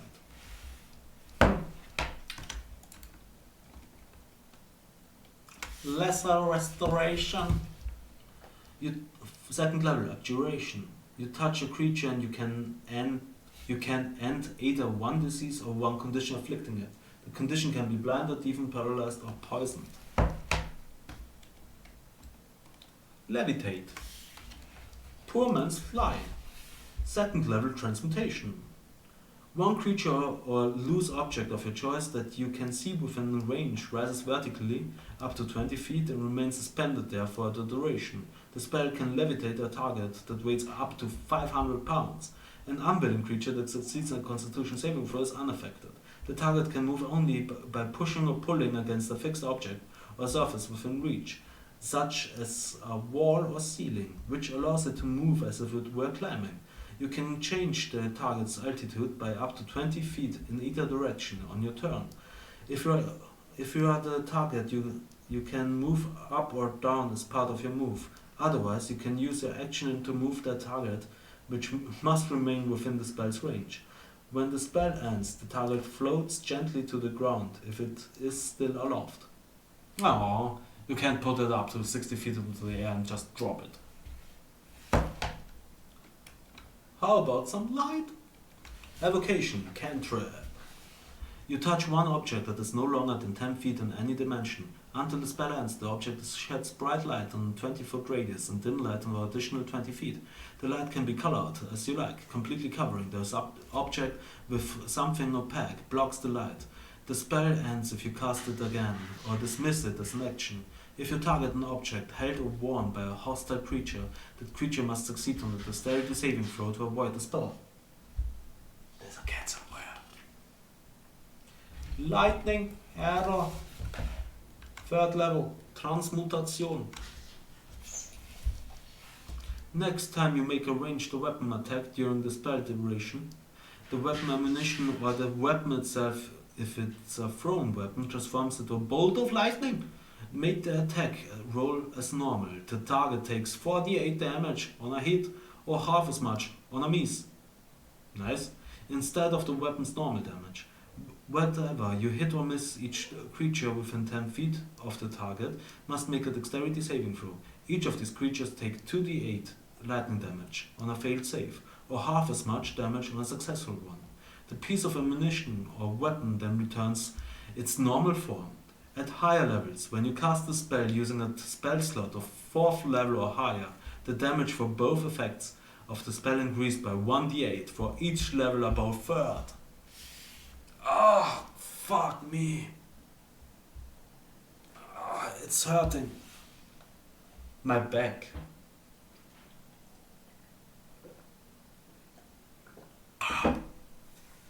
Okay, let's go. We got lightning bolt. Stand up and stretch a bit. That was the break for. I don't have time for this. 3rd level, evocation. A stroke of lightning forming a line 100 feet long and 5 feet wide, blasts out from you in a direction you choose. Didn't say where it blasts from. Each creature in that line must make a dexterity saving throw. So we had 300 feet is around 90 meters, so that's for 30 meters. Zap! You're in the forest. Zap! Done. Okay. Each creature in the line must make a dexterity saving throw. A creature takes 8d6 lightning damage on a failed save, or half as much on a successful one. The lightning ignites flammable objects in the area that aren't being worn or carried. Don't do it in a forest. The whole forest will burn down to the ground. At higher levels, when you cast a spell using a spell slot of 4th level or higher, the damage increases to 1d6 for each slot, both 3rd, local, and... Hey, we're nearly on M. Okay. It's getting weird. Okay, M stays with us a little bit longer.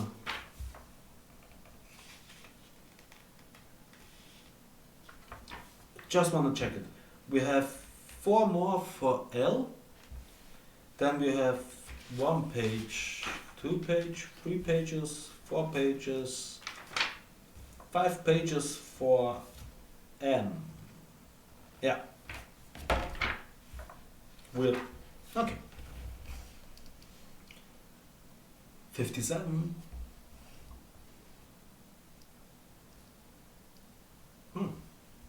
We're gonna do this. We are clearly going to do this. 5.5 hours. Nice. Locate animals or plants. 2nd level divination. Describe or name a specific kind of beast or plant, concentrating on the voice of nature in your surroundings. So learn the direction and distance to the closest creature or plant of that kind, within 5 miles, if any are present. Beast or plant? It has to be a beast. Okay. Locate creature. Okay. There we have it. Fourth level divination. Describe a name or creature that is familiar to you. You sense the direction to the creature's location. As long as the creature is within 1,000 feet of you, if the creature is moving, you know the direction of its movement. The spell can locate a creature known to you or the nearest creature of a specific kind, such as a human or a unicorn. So long as you have seen such a creature up close, within 30 feet, or at least once, if the creature you described or named is in a different form, such as being under the effect of a polymorph spell, this spell doesn't locate the creature. The spell can't locate a creature if running water at least 10 feet wide blocks the direct path between you and the creature. So you can't locate fish. Interesting. Unless you call fish an object. Okay, fish would be a beast, I think, I hope. But mermaids? If you're looking for Ariel, locate object, second level. There's an ocean. Describe or name an object that is familiar to you. You sense the direction to the object's location as long as the object is within 1,000 feet of you. Which was 300 meters, I think. Yeah. No. 300 feet was 90 meters, around 91. So 100 feet is 30 meters, 1000 feet should be 300 meters. Okay. If the object is in motion, you know the direction of its movement. Your spell can locate a specific object known to you, as long as you have seen it up close, within 30 feet? Yeah, within 30 feet, at least once. Alternatively, the spell can locate the nearest object of a particular kind, such as a certain kind of apparel, jewelry, furniture, tool, or weapon. This spell can't locate any object if any thickness of lead, even a thin sheet, blocks a direct path between you and the object. Now it's lead. Interesting. Longstrider. First level, transmutation. You touch a creature. The target speed is increased by 10 feet until the spell ends. At higher level, you can cast a spell using a spell slot of second, and higher you can target one more additional creature for each spell slot above first level. Mage armor. So we are on M. M for 5 pages, as I said, I think. First level, abjuration. You touch a willing creature who isn't wearing armor, and the protective magical force surrounds it until the spell ends. The target's base AC becomes 13 plus its dexterity modifier. The spell ends if the target dons armor if you dismiss the spell as an action. How about some mage hack? Conjuration cantrip. A spectral floating hand appears at the point you choose within range. The hand lasts for the duration or until you dismiss it as an action. The hand vanishes if it is ever more than 30 feet away from you or if you cast the spell again. You can use your action to control the hand. You can use the hand to manipulate an object, open an unlocked door or container, store or retrieve an item for an open container, or pour the contents out of a vial. You can move the hand up to 30 feet each time you use it. The hand can't attack, activate magic items, or carry more than 10 pounds. Mage armor is the best. Absolutely. Absolutely. And warlocks have an invocation, not even using a spell slot for it. Shadow armor. I love warlocks. They could be made so much better, but I love me my warlock. Mage armor. Magic circle. Third level. Abjuration. Bit long. Okay, not that long. Third level abjuration. You create a 10-foot radius, 20-foot tall cylinder of magical energy centered on a point on the ground that you can see within range. Glowing runes appear wherever the cylinder intersects with the floor or other surfaces. Choose one or more of the following types of creatures: celestial, elementals, fae, fiends, or undead. The circle affects a creature of the chosen type in the following ways. The creature can't willingly enter the cylinder by non-magical means. If the creature tries to use teleportation or interplanar travel, to do so it must first succeed on a charisma saving throw. The creature has disadvantage on attack rolls against targets within the cylinder. Targets within the cylinder can't be charmed, frightened, or possessed by the creature. When you cast a spell, you can elect to cause its magic to operate in the reverse direction, preventing a creature of the specified type from leaving the cylinder and protecting targets outside it. Magic Circle is a cylinder. Okay. At higher levels, when you cast a spell using a spell slot of 4th level or higher, the duration increases by 1 hour for each slot above for third. Okay. Now we are starting with those magic everything. After Magic Circle, we get some Magic Jar.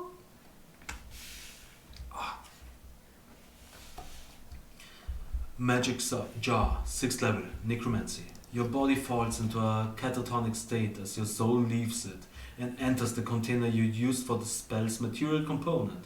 While your soul inhabits the container, you are aware of your surroundings, as if you were in the container space. You can't move or use your reactions. The only action you can take is to project your soul up to 100 feet out of the container, either returning to your living body and ending the spell, or attempting to possess a humanoid's body. You can attempt to possess any humanoid within 100 feet of you that you can see, creatures warded by a protection from evil and good or magic circle spell can't be possessed. The target must make a charisma saving throw. On a failure, your soul moves into the target's body and the target's soul becomes trapped in the container. On a success, the target resists your efforts to possess it and you can't attempt to possess it again for 24 hours. Once you possess a creature's body, you control it. Your game statistics are replaced by the statistic of the creature. Further, you retain your alignment and your intelligence, wisdom, and charisma saving scores.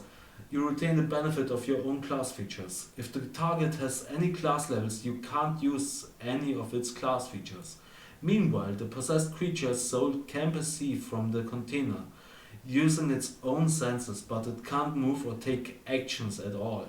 While possessing a body, you can use your action to return from the host body to the container if it's within 100 feet of you. Returning to the host creature's soul to its body. If the host body dies while you are in it, the creature dies, and you must make a charisma saving throw against your own spellcasting DC. On a success, you return to the container if it is 100 feet of you, otherwise you die.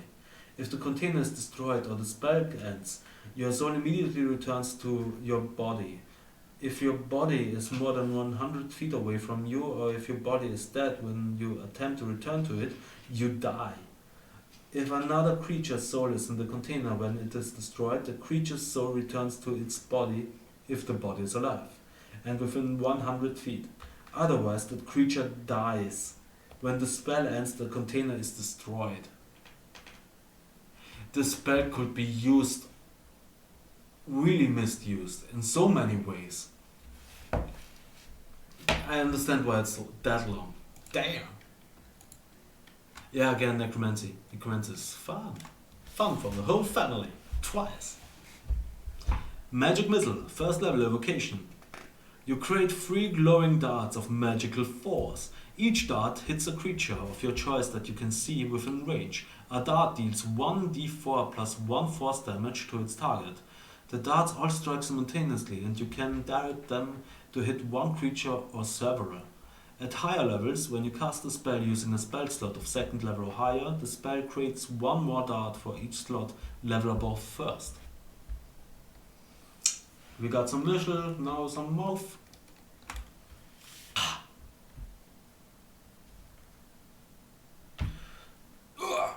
Magic Mouth. You implant a message within an object in range. A message that is uttered when a trigger condition is met. Choose an object that you can see and that isn't being worn or carried by another creature. Then speak the message, which must be 25 words or less. For it can be delivered over as long as 10 minutes. Finally, determine the circumstance that will trigger the spell to deliver your message. When the circumstance occurs, a magical mouth appears on the object and recites the message in your voice and at the same volume you spoke. Cast Magic Missile. Who doesn't cast magic missile? Everyone casts magic missile because magic missiles are everywhere. Yeah. You cast the spell, you can have the spell end after it delivers its message. Hey, if you take an actor feat or Magic Mouth is a ritual and it isn't concentration. so you can play alter save, just spy action. Alter save so you look or and sound like someone else, and then cast magic mouth to get confusion up. When you cast a spell, you can have the spell end after it delivers its message, or it can remain and repeat its message whenever the trigger occurs. The triggering circumstance can be as general or as detailed as you like, for it must be based on visual or audible conditions that occur within 30 feet of the object. For example, you could instruct the mouth to speak when any creatures move within 30 feet of the object, or when a silver bell rings within 30 feet of it. I would misuse magic mouth so often. A bard with magic mouth, there's in the entrance, and then there's an asshole, thanks as an asshole, every time. Magic weapon.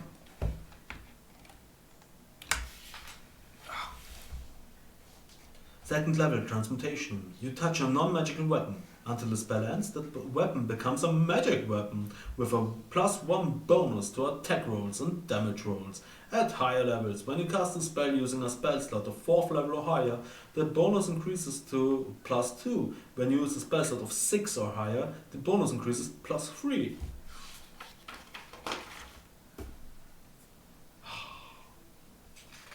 Man Plank, Modern Coins, Moonbeam. So 1, 2, 3, 4. And I think the fifth page changes it. Okay, let's go on. We got still some things to do. Let's go.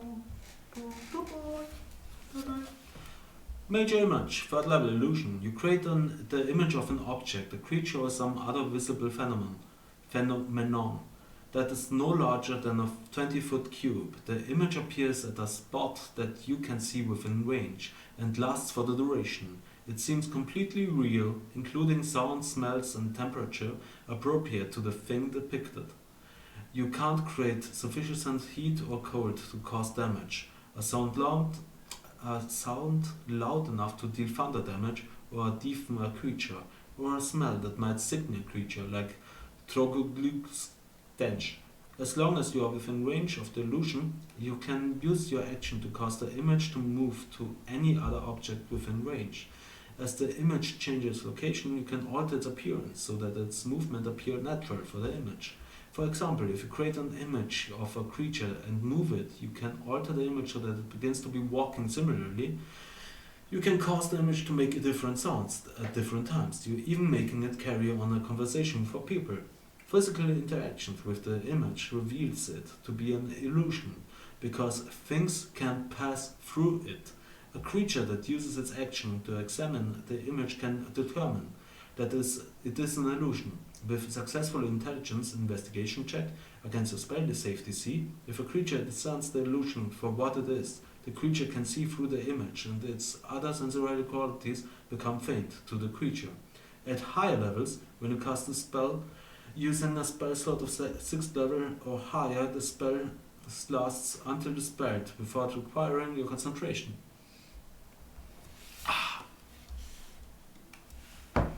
Mass Cure Wounds, which has a note up there, which I can't read anymore. 5th level Evocation. Yeah, it's a Evocation, not Conjuration.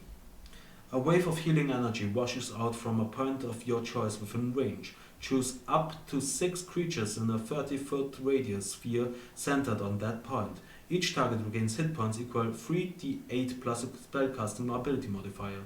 This spell has no effect on undead or constructs. The higher levels, when you cast a spell using a spell slot of 6th level or higher, the healing increases by 1d8 for each slot above 5th. Mass Heal, 9th level. Also, Evocation. A fluid of healing energy flows from you into the injured creature's around you. Restore up to 700 hit points divided as you choose among any number of creatures that you can see within range. Creatures healed by this spell are also cured of all diseases and any effects, making them blinded or deafened. This spell has no effect on undead or constructs. Hey, wait. Yeah, Mass Healing Word, 3rd level. As you call out words of restoration, up to 6 creatures of a choice that you can see within range regain hit points equal to 1d4 plus your spellcasting ability modifier. This spell has no effect on undead constructs. At higher levels, when you cast the spell using a spell slot of 4th level or higher, the healing increases by 1d4 for each slot level above 3rd. More suggestion. Awesome one. I enjoy suggestions, mostly. You suggest a course of activity limited to a 6th level enchantment, to a sentence or two, and magically influence up to 12 creatures of your choice that you can see within range and that can hear and understand you. Creatures that can't be charmed are immune to this effect. The suggestion must be worded in such a manner as to make the course of action sound reasonable. Asking the creatures to stab itself, throw itself onto a spear, immolate itself, or do some other obviously harmful act automatically negates the effect of the spell. Each target must make a wisdom saving throw. On a failed save, it pursues the course of action you described to the best of its ability. The suggested course of action can continue for the entire duration.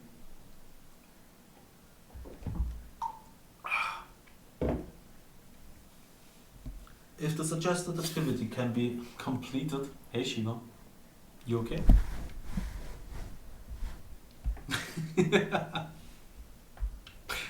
What you doing, huh? Don't drink my water. You have your own.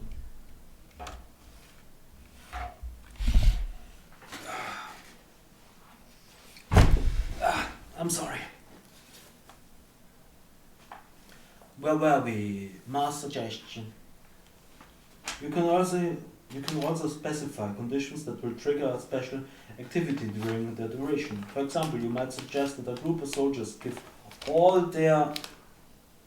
Why? Oh, Shiva. Creature affected by the spell. Okay, I'm sorry. He is sitting on a drawing that I made yesterday.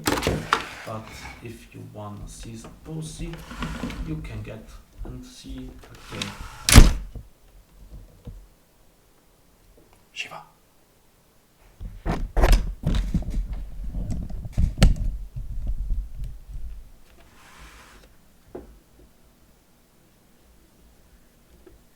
Okay, let's go on.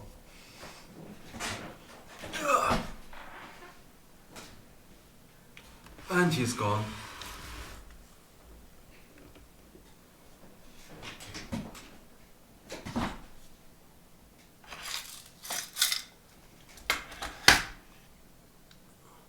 Dungeon Master's little helper. Oh, I would hope so, but nope, he's just sitting where he wants to sit. Okay. Could you please not... Where were we? You can also specify conditions that will trigger blah blah blah blah blah blah. The activity isn't performed. If the condition isn't met before the spell ends, the activity isn't performed. And he's gone. At higher level, when you cast a spell using a 7th level spell slot, the duration is 10 days. When you use an 8th level spell slot, the duration is 30 days. When you use 9th level spell slot, the duration is a year and a day. Maze. Mazes are amazing.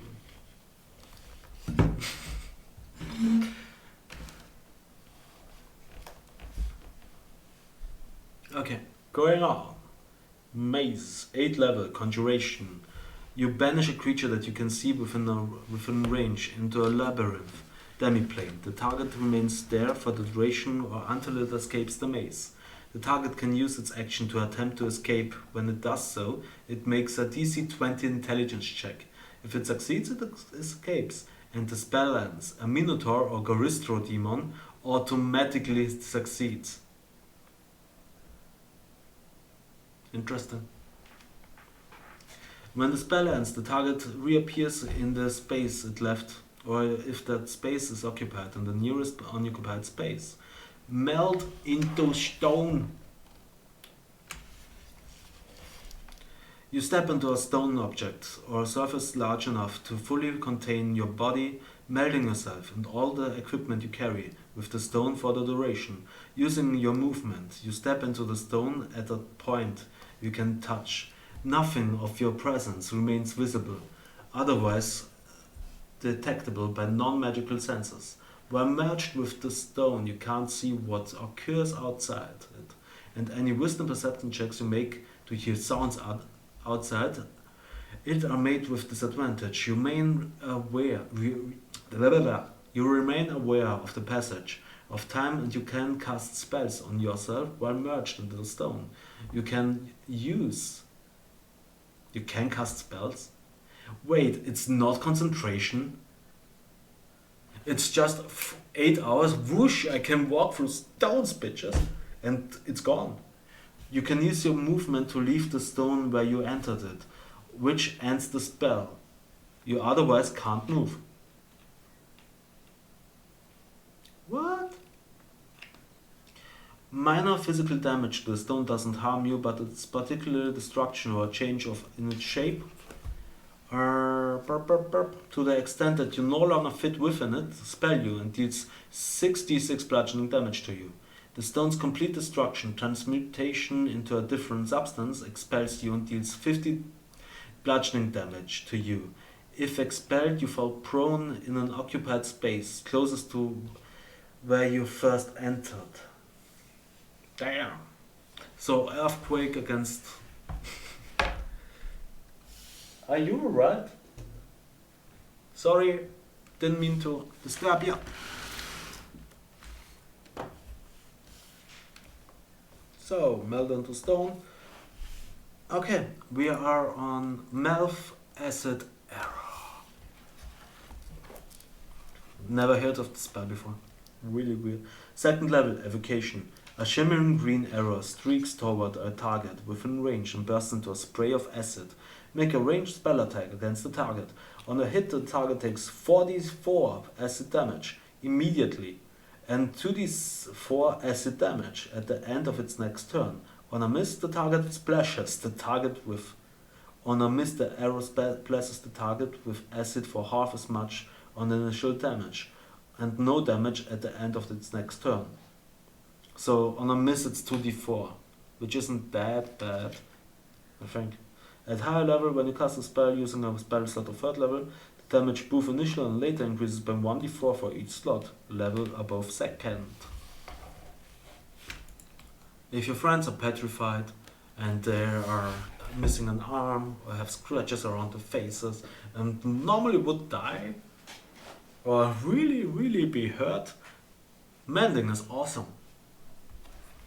Mending makes your broken stones back again.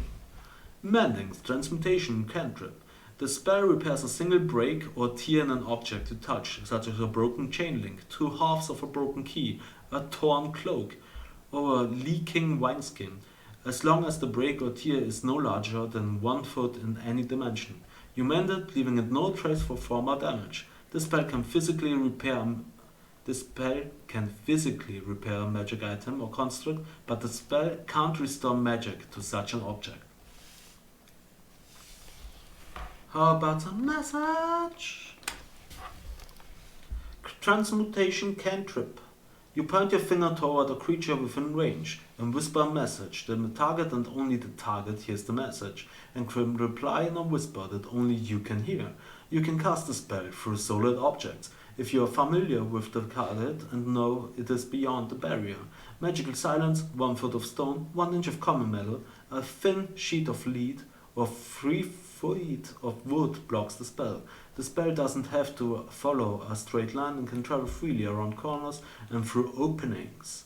120 feet which would be 15. I have no idea. Sorry. 100 feet was 30, I would say 35 meters. I don't know. But we're back again on Meteor Swarm. Okay. 9th level evocation. Blazing orbs of fire plummet to the ground at 4 different points you can see within range. Each creature in a 40-foot radius sphere centered on each point you choose makes a dexterity saving throw. The sphere spreads around corners. A creature takes 20d6 fire damage and 20d6 bludgeoning damage on a failed save, or half as much damage on a successful one. A creature in the area of more than one fury burst is affected only once. The spell damages objects in the area and ignites flammable objects that aren't being worn or carried. Mind blank. Listen, damn it. I'm sorry, my wrong. Mind blank. 8th level, Abjuration. Until the spell ends, one willing creature you touch is immune to psychic damage. Any effector will sense its emotions or read its 4 divination spells and charmed condition. The spell even foils wish spells and spells or effects of similar power used to affect the target's mind or gain information about the target. Wow.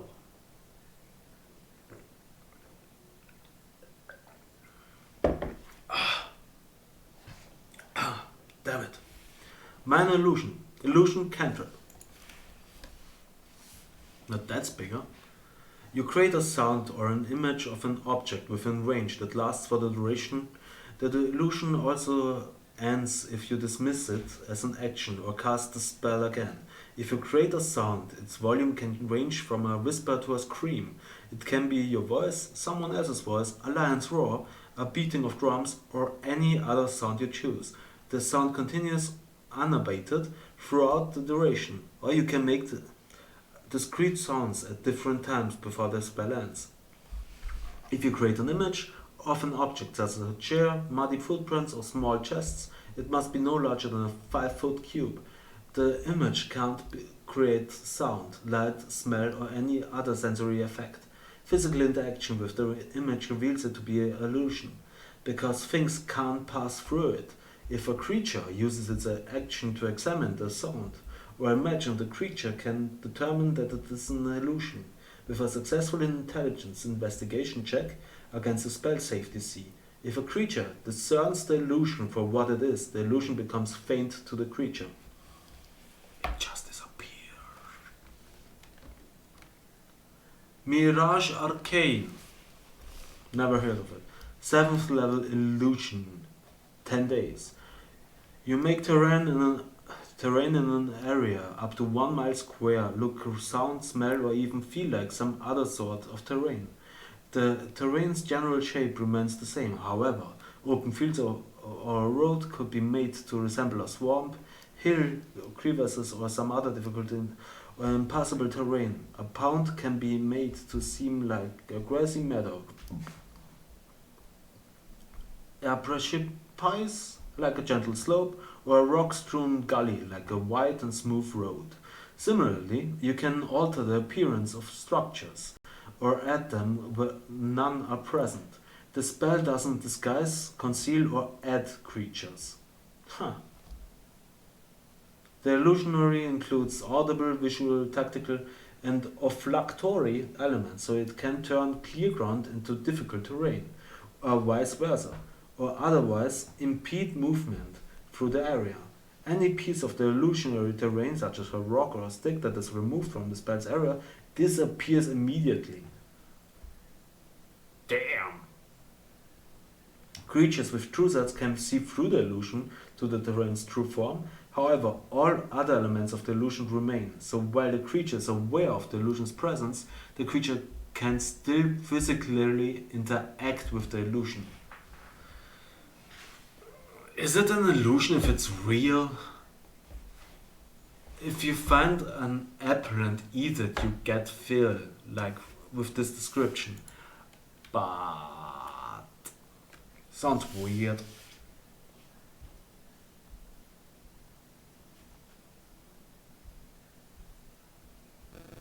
Okay, mirror image. Second level illusion.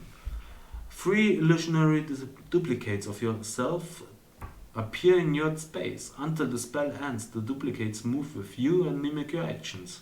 Oh. Shifting position so it's impossible to track which image is real. You can use your action to dismiss the illusionary duplicates. Each time a creature targets you with an attack during the spell's duration, roll a d20 to determine whether the attack instead targets one of your duplicates. If you have 3 duplicates, you must roll a 6 or higher to change the attack's target to a duplicate. With 2 duplicates, you must roll an 8 or higher. With 1 duplicate, you must roll an 11 or higher. A duplicate's AC equals 10 plus a dexterity modifier. If an attack hits a duplicate, the duplicate is destroyed. A duplicate can be destroyed only by an attack that hits it. It ignores all other damage and effects. The spell ends when all 3 duplicates are destroyed. Or a minute passes, or what?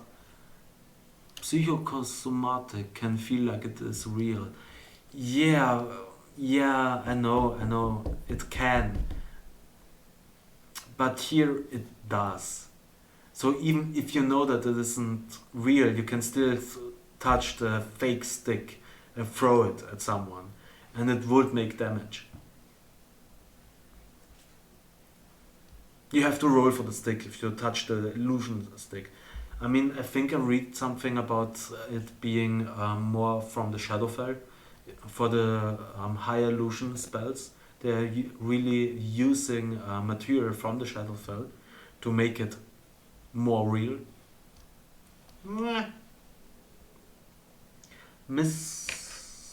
Yeah, I got that. Mirror image.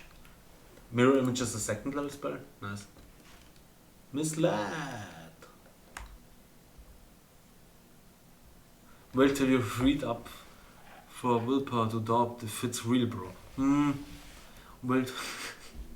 Sticks to snakes. Don't get it. Wait till you read up to sticks. Nah.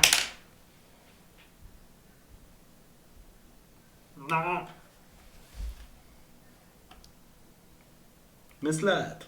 5th level illusion. You become invisible at the same time that an illusionary double of you appears where you are standing.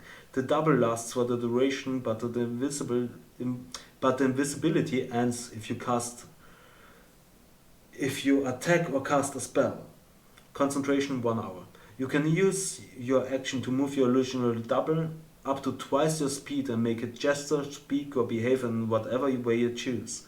You can see through its eyes and hear through its ears, as if you were located where it is. On each of your turns, as a bonus action, you can switch from using its senses to your own, or back again. While you are using its senses, you are blinded or deafened in regard to your own surroundings. Which sucks. 1 sticks to snakes. You take sticks, make them into snakes. 1d6 snakes. Nice. I think. Read faster. Okay. Misty Step. 2nd level conjuration. Briefly surrounded by silvery step. You teleport up to 30 feet to an unoccupied space that you can see. Modify memory. Modify memory. 5th level. Enchantment. You attempt to reshape another creature's memories, and one creature that you can see must make a wisdom saving throw. If you're fighting the creature, it has advantage on the saving throw. On a failed save, the target becomes charmed by you for the duration. The charmed target is incapacitated and unaware of its surroundings. Though it can still hear you, if it takes any damage or is targeted by another spell, the spell ends, and none of the target's memories are modified. While the charm lasts, you can affect the target's memory of an event that is experienced within the last 24 hours, and that lasted no more than 10 minutes. You can permanently eliminate all memory of the event, allow the target to recall the event with perfect clarity and exalting detail, change its memory of the details of the event, or create a memory of some other event. You must speak to the target to describe how its memories are affected. It must be able to understand your language for the modified memories to take root. Its mind fills in any gaps in the details of your description. If the spell ends before you finish describing the modified memories, the creature's memory isn't altered. Otherwise, the modified memories take hold when the spell ends. It sticks and stinks. No, I have to finish this today. I mean, we are nearly at 6 hours. It depends on the size of the stick. Nice. My dream about modified memory too nonsensical to affect the creature and its equipment? No. A remove curse or greater restoration spell cast the target restores the creature's true memory. At higher level, if you cast a spell using a spell slot of 6 level or higher, you can alter the target's memories of an event that took place up to 7 days ago, 6 level 30 days ago, 7th level 1 year ago, 8th level or any time in the creature's past, 9th level. But would you need what is it called? Remove curse or greater restoration also for 9th level? In Pathfinder, the biggest thing you can turn into a snake is a tree that's fallen, and it's to a giant anaconda. Shouldn't there be bigger things than anacondas? But it's a giant anaconda. Huh. Moonbeam! 2nd level evocation. A silvery beam of pale light shines down in a 5-foot radius, 40-foot high cylinder centered on a point within range. Until the spell ends, dim lights fill the cylinder. When a creature enters the spell's area for the first time on a turn or starts its turn there, it is engulfed in ghostly flame that causes searing pain and it must make a constitution saving throw. It takes 2d10 radiant damage on a failed save or half as much on a successful one. A shape changer makes its saving throw with disadvantage if it fails. It also instantly reverts to its original form and can't assume a different form until it leaves the spell slide. On your turns after you cast the spell, you can use an action to move the moonbeam to 60 feet in any direction. At higher levels, you can cast the spells using a spell slot of 3rd level or higher to the damage increased by 1d10 for each slot above 2nd.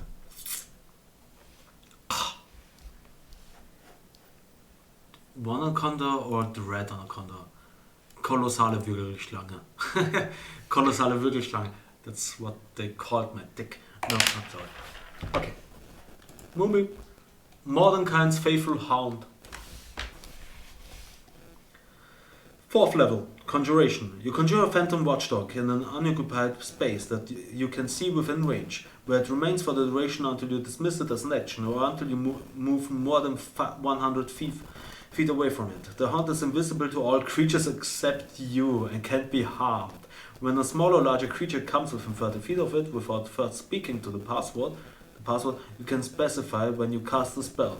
The hound starts barking loudly. The hound sees invisible creatures and can see into the ethereal plane. It ignores illusions. At the start of each of your turns, the hound attempts to bite one creature within 5 feet of it that is hostile to you. The hound's attack bonus is equal to your spellcasting ability modifier. Your proficiency bonus on a hit and deals 48 piercing damage. But the hound can... one normal one. Ah, sorry, I see. The hound can move. Mordenkain's Magnificent Mansion, 7th level. Conjuration. According to Google, there's no sticks and snakes and D&D 5e. Hey, we could copy it. Not with the main book. Okay, nice. Yeah, homebrew. You can homebrew everything. Oh, my back hurts again. Okay. Mordenkain Magnificent Mansion, 7th level. Conjuration. You conjure an extra-dimensional dwelling in range that lasts for the duration. You choose where it's one entrance it's located. The entrance shimmers faintly and is 5 feet wide, 10 feet tall. You and any creature that you designate when you cast a spell can enter the extra-dimensional dwelling. as long as the portal remains open. You can open or close the portal if you are within 30 feet of it. While close to the portal is invincible. I want this mansion spell for my wizard so bad. I can feel that. But it's overpowered. So, yeah, it's overpowered. No stealthy actions against the main heroes, and so on. Beyond the portal is magnificent foyer. You can open or close the portal, blah blah blah. Beyond the portal is a magnificent foyer with numerous chambers. Beyond, the atmosphere is clean, fresh and warm. You can create any floor you like, but the space can't exceed 50 cubes, each cube being 10 feet on each side. The place is furnished, decorated as you choose. It contains sufficient food to serve a 9-course banquet for up to 100 people. A staff of 100 near-transparent servants attends all who enter. You decide the visual appearance of the servants and their attire. They are completely obedient to your orders. Each servant can perform any task a normal human servant could perform, but they can't attack or take any action that will directly harm another creature. Thus, servants can fetch things, clean, mend, fold clothes, light fires, serve food, pour wine, and so on. The servants can go anywhere in the mansion but can't leave it.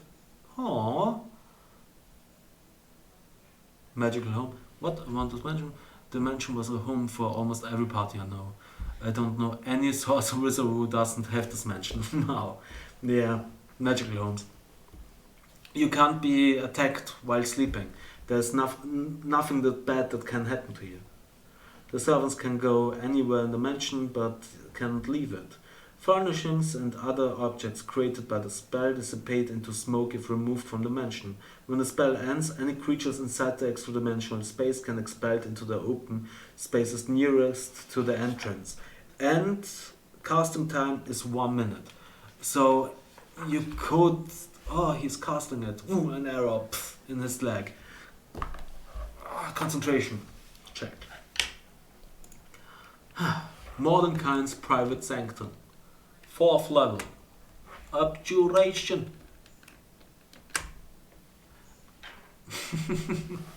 Yeah. Private sanctum, 4th level. You make an area within range magically secure. The area is a cube that can be as small as 5 feet to as large as 100 feet on each side. The spell lasts for the duration or until you use an action to dismiss it. When you cast the spell, you decide what sort of security the spell provides, choosing any or all the following properties. Sound can pass through the barrier at the edge of the warded area. The barrier of the warded area appears dark and foggy, preventing vision, including dark vision through it. Sensors created by divination spell can't appear inside the protected area or pass through the barrier at the perimeter. Creatures in the area can't be targeted by divination spells. Nothing can teleport into or out of the warded area. Planar travel is blocked within the warded area. Casting the spell on the same spot every day for a year makes this effect permanent. At higher levels, when you cast the spell using a spell slot of 5th level or higher, you can increase the size of the cube by 100 meters for each spell slot level beyond 4th level. Thus, you could protect a cube that can be up to 200 meters on one side by using a spell slot of 5th fucking level. Mordenkind's sword. 7th level evocation. You create a sword-shaped plane of force that hovers within range. It lasts for the duration. When the sword appears, you make a melee spell attack against the target of your choice within 5 feet of the sword. On a hit, the target takes 3d10 force damage. Until the spell ends, you can use a bonus action on each of your turns to move the sword up to 20 feet to a spot where you can repeat the attack against the same target or a different one. Concentration, 1 minute, 1 action. Why is this a 7th level spell? I don't get it. I really don't see why this is a 7th level spell. I mean, isn't there the same thing with another weapon?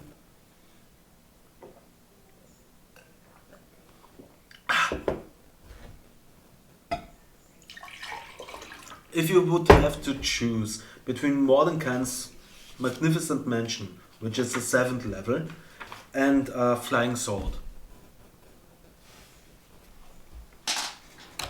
That's what I'm talking about. Move Earth, 6th level, Transmutation. Choose an area of terrain no larger than 40 feet on a site within range. You can reshape dirt, sand, clay in the area in any manner you choose for the duration. You can raise or lower the area's elevation. You create, fill in a trench, erect or flatten a wall, or form a pillar. The extent of any such changes can't exceed half the area's largest dimension. So if you affect a 40-foot square, you can create a pillar up to 20 feet high, raise or lower the square's elevation by up to 20 feet, dig a trench to 20 feet deep, and so on. It takes 10 minutes for these changes to complete. At the end of every 10 minutes you spend concentrating on spell, you can choose a new area of terrain to affect. Because the terrain's transformation occurs slowly, creatures in the area can't usually be trapped or injured by the ground's movement. 10 minutes. You could imprison snails, I suppose. The spell can't manipulate natural stone or stone construction. Rocks or construct shifts to accommodate the new terrain. If the way you shape the terrain would make construction unstable, it might collapse. I hope so. Similarly, this spell doesn't directly affect plant growth, and moved earth carries any plants along with it. Hey guys. Wanna buy some awesome Didn't I block you already? I'm sorry. It has been a pleasure. I don't care. Goodbye. Thank you. What I wanted to say. Hey guys, we are on. Damn it.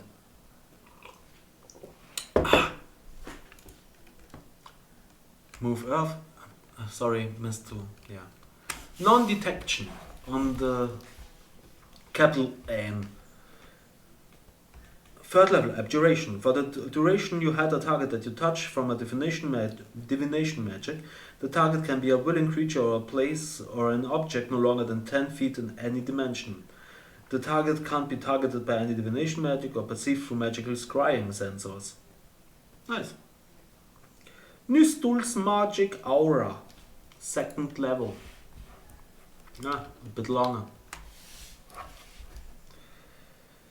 2nd level illusion. You place an illusion on a creature or an object you touch so that divination spells reveal false information about it. The target can be a willing creature or an object that isn't being carried or worn by another creature. When you cast a spell, choose one or both of the following effects. The effect lasts for the duration. If you cast a spell on the same creature or object every day for 30 days, placing the same effect on each time, the illusion lasts until it is dispelled. But you have to do it for 30 days. Damn it! But it's a one action, so you don't stay long on it. False Aura. You change the way the target appears to spells and magical effects such as Detect Magic and Detect Magical Auras. You make a non-magical object appear magical. Nice. A magical object appear non-magical. Or change the object's magical aura so that it appears to belong to a specific school of magic that you choose. When you use this effect on an object, you can make the false magic apparent to any creature that handles the item. Okay, that's awesome. Mask. You change the way the target appears to the spell Okay, but if you would sell something like that and the person would have the identify spell, normally it should have seen that it's a magic aura. Wouldn't it? I would say so. Mask. You change the way the target appears to spells and magical effects that detect creatures types such as a paladin's divine sense or the trigger of a symbol spell. You choose a creature type and other spells magically affects treat the target as if it were a creature that type or that alignment. Yeah. Okay, makes sense. You could also find it with detect magic. Yeah, makes sense. Like I thought. Oh, okay. Hey, we are done with N. Now we are on Otiluk's Freezing Sphere, which is a bit too big. I'm sorry. Just to check, Otto stops after 3 pages, and after that we start with P. PP takes us longer. Who would have thought? Oh my god. I just saw Prismatic Wall, which is I think 2 pages long. And P stops at page 270. Okay, P takes longer. We should begin with P. But hey, we are on 263, which is 26 pages to go. 26? 93? 63? Oh fuck me, 30 pages to go. No P left? I have to get to the P. Okay, Ortilux Freezing Sphere. 6th level, Evocation. A frigid globe of cold energy streaks from your fingertips to a point of your choice within range, where it explodes in a 60-foot radius sphere. Each creature within the area must make a Constitution saving throw. On a failed save, a creature takes 10d6 cold damage. On a successful save, it takes half as much damage. If the globe strikes a body of water or liquid that is principally water, not including water-based creatures, it freezes the liquid to a depth of 6 inches over an area of 30 feet square. This ice lasts for 1 minute. Creatures that were swimming on the surface of frozen water are trapped in the ice. A trapped creature can use an action to make a strength check against your spell save DC to break free. You can refrain from firing the globe after completing the spell if you wish. A small globe, about the size of a sling stone, cool to the touch, appears in your hand. At any time, you and your creature you give the globe to what? You give the globe to can throw the globe. You or a creature you give the globe to can throw the globe to a range of 40 feet or hurl it with a sling to the sling's normal range. It shatters on impact with the same effect as a normal casting of the spell. You can also set the globe down without shattering it. After 1 minute, if the globe hasn't already shattered, it explodes. At higher level, when you cast a spell using a spell slot 7th level or higher, damage increases by 1d6 for each spell slot of both 6th level.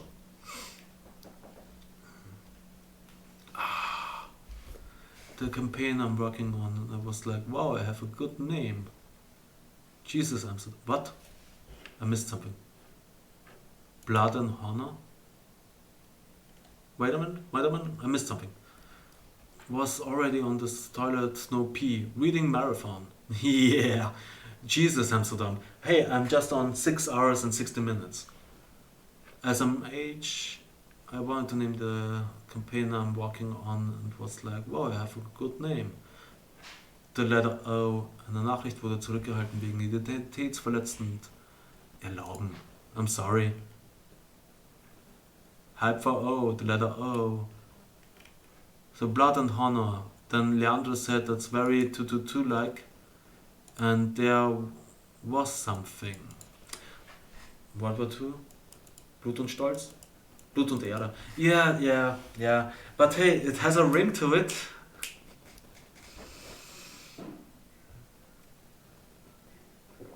How about Work and Freedom? Nah, sorry.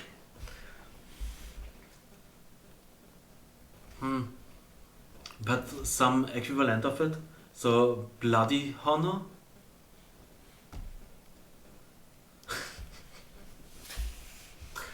Yeah.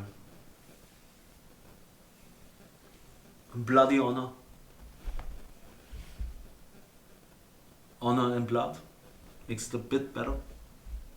But yeah, blood and honor. Yeah, I'm sorry. Okay, I'll go on. We are on Odilux Resilient Sphere. Again, Odilux Sphere. I think he has only 2 spheres. We like Odilux Spheres. Named it after the flowers that occur in a major part of the story by the Gladiolen. Oh, that's beautiful. That is beautiful. Odilux Resilient Sphere, 4th level evocation. A sphere of shimmering force that encloses a creature or object of large size or smaller within range. An unwilling creature must make a dexterity saving throw. On a failed save, the creature is enclosed for the duration. Nothing, not physical objects, energy, or other spell effects, can pass through the barrier, in or out. Through a creature in the sphere can breathe there, the sphere is immune to all damage, and the creature or object inside can't be damaged by attacks or effects originating from outside, nor can a creature inside the sphere damage anything outside. The sphere is weightless and just large enough to contain the creature or object inside. An enclosed creature can use its action to push against the creature's wall and thus roll the sphere at up to half the creature's speed. Similarly, the globe can be picked up and moved by other creatures. A disintegrate spell targeting the globe destroys it without harming anything inside it. Oh, damn it. Hey. And that's the last O, if I see it right. Odo's Irresistible Dance. Choose one creature that you can see within range. The target begins a comic dance in place, shuffling, tapping, it's shuffling. I'm sorry. Tapping its feet and capering for the duration. Creatures that can't be charmed are immune to the spell. Dancing creatures must use all its movement to dance without leaving its space and has disadvantage on dexterity saving throws and attack rolls, while the target is affected by the spells. Other creatures have advantage on attack rolls against it. As an action, a dancing creature makes a wisdom saving throw to regain control of itself. On a successful save, the spell ends. Again, just 1 minute. Shuffling, shuffling.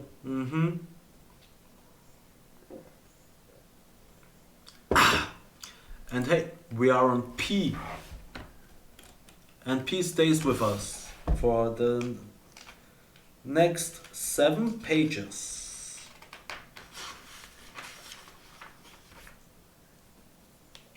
Pass without trace. 2nd level, Abjuration. A veil of shadows and silence radiates from you, masking you and your companions from detection.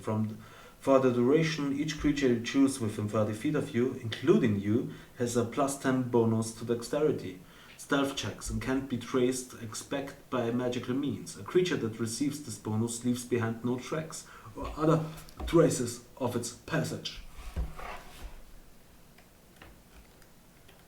And now, Wonder Wall.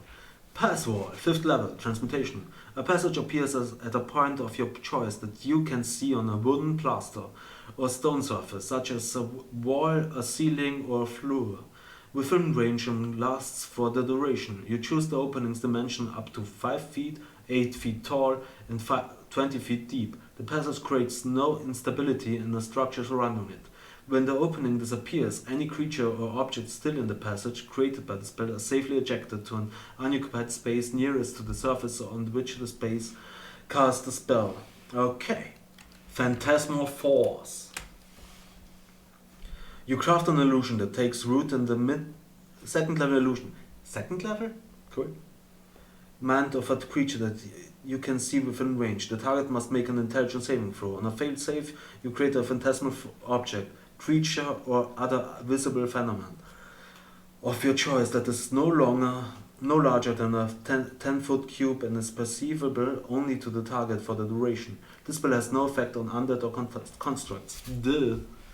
The phantasm includes sound, temperature, or other stimuli, and also evident only to the creature.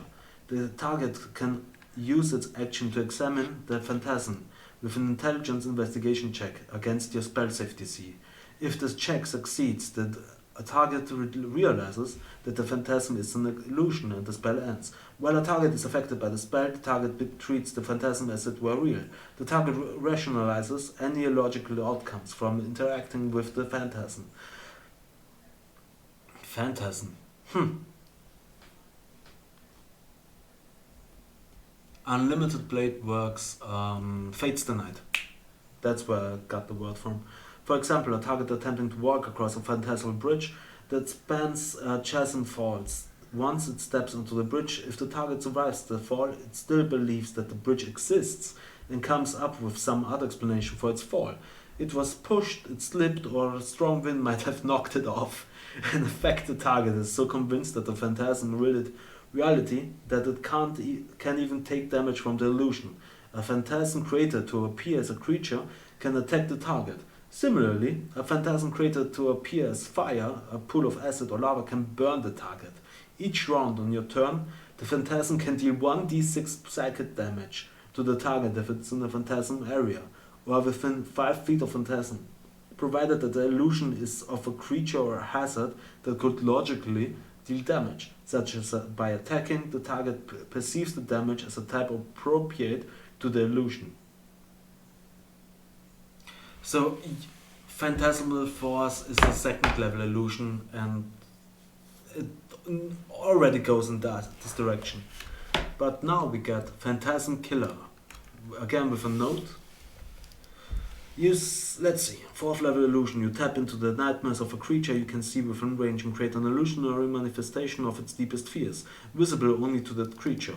The target must make a wisdom saving throw. On a failed save, the target becomes frightened for the duration. At the end of each of the target's turns, before the spell ends, the target must succeed on a wisdom saving throw or take 4d10 target's turns. At the end. At the end, not at the beginning. Before the spell ends, the target must succeed on a wisdom saving throw or take 4d10 physical damage. On a successful save, the spell ends. At higher levels, when you cast a spell using a spell slot of 5th level or higher, the damage increases by 1d10 for each slot level above 4. Phantom State. A large quasi-real horse-like creature appears on the ground in an unoccupied space of your choice within range. You decide the creature's appearance, but it is equipped with a saddle, bit and a bridle, like a mastiff.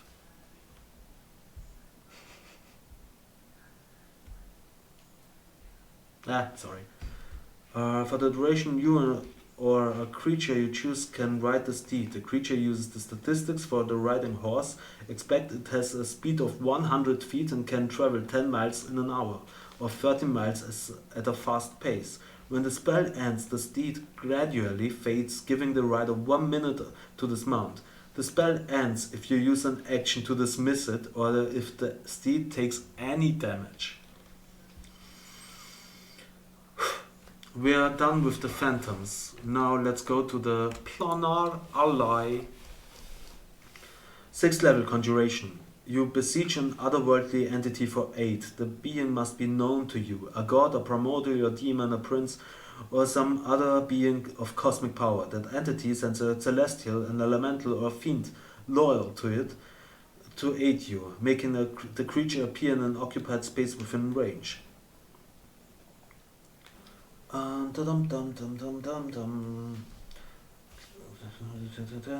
Within range. If you know a specific creature's name, you can speak the name when you cast a spell to request a creature, for you might get a different creature anyway. DM's choice.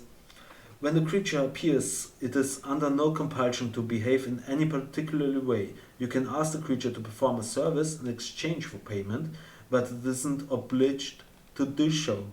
The requested task could range from simple fly us across the chasm or help us fight a battle to complex spy on our enemies to protect us during our foray into the dungeon. You must be able to communicate with the creature to bargain its servants. Payment can take a variety of forms. A celestial might require a sizable donation of gold or magic items, an allied temple where a fiend might demand a living sacrifice or a gift of treasure. Some creatures might exchange the service for a quest undertaken by you. As a rule of thumb, a task that can be measured in minutes requires a payment worth 100 gold pieces per minute. A task measured in hours requires 1000 gold pieces per hour. And a task measured in days, up to 10 days, requires 10,000 gold pieces per day. The DM can adjust these payments based on the circumstances under which you cast the spell. If the task is aligned with the creature's efforts, the payment might be halved or even waived. Non-hazardous tasks typically require only half the suggested payment, while especially dangerous tasks might require a greater gift. Creatures rarely accept tasks that seem suicidal. After the creature completes the task or when the creature agrees upon duration of service expires, the duration returns to its home plane after reporting back to you if appropriate to the task and if possible. If you are unable to agree on a price for the creature's service, the creature immediately returns to its home plane. With a fuck you! A creature enlisted to join your group counts as a member of it, receiving full share of experience points awarded. Ooh. Plan or binding. Wait, that means the creature would be able to level up, which was weird. Planar binding. 5th level, abjuration.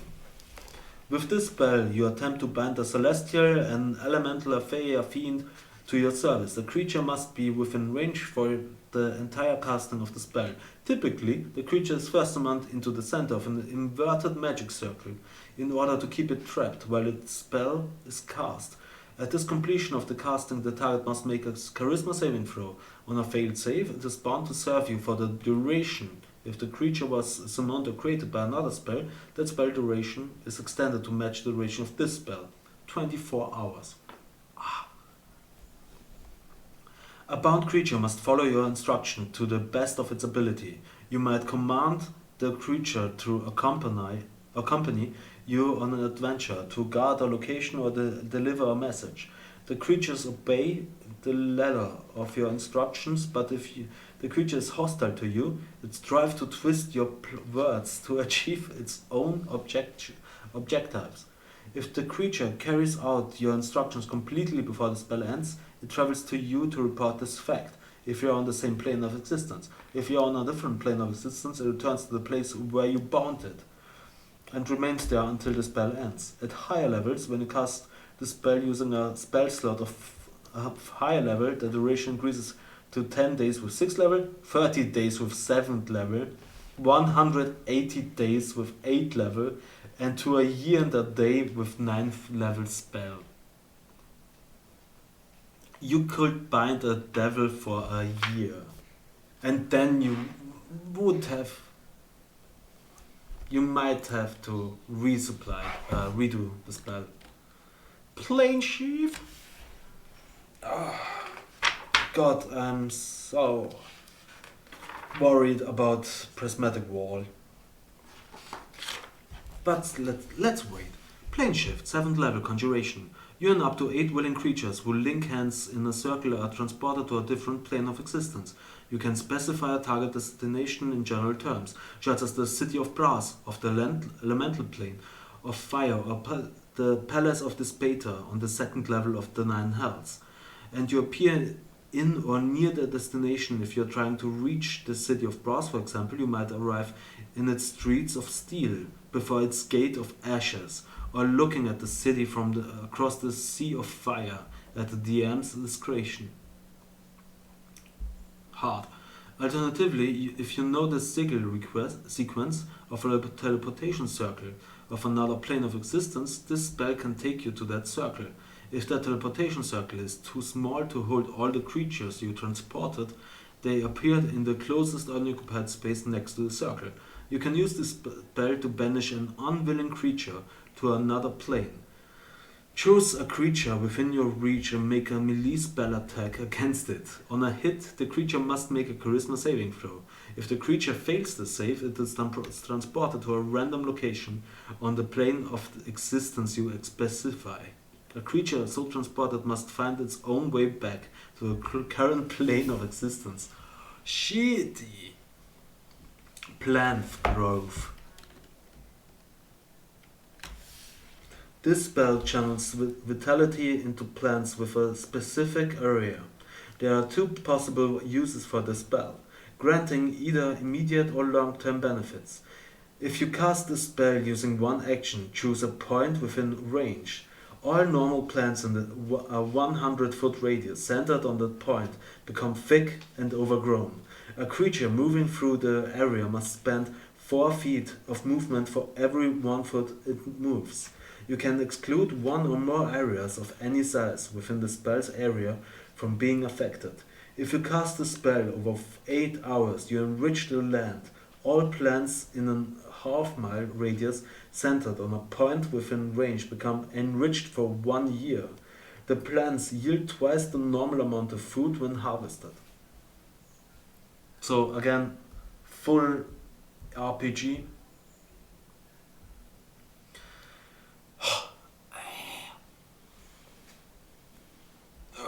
Okay. You extend your hand toward a creature you can see within range. You project a puff of obnoxious gas. What? Poison spray. Sorry. I thought, oh, there is something left. Conjuration cantrip. You extend your hand towards a creature you can see within range and project a puff of noxious gas from your palm. The creature must succeed on a Constitution saving throw or take 1d12 poison damage. The spell's damage increases by 1d12 when you reach 5th level, 1d12, 2d12, third, blah blah blah blah. Okay. Polymorph. 4th level, Transmutation. This spell transforms a creature that you can see within range into a new form. An unwilling creature must make a wisdom saving throw to avoid the effect. The spell has no effect on a shape changer or a creature with 0 hit points. The transformation lasts for the duration or until the target drops to 0 hit points or dies.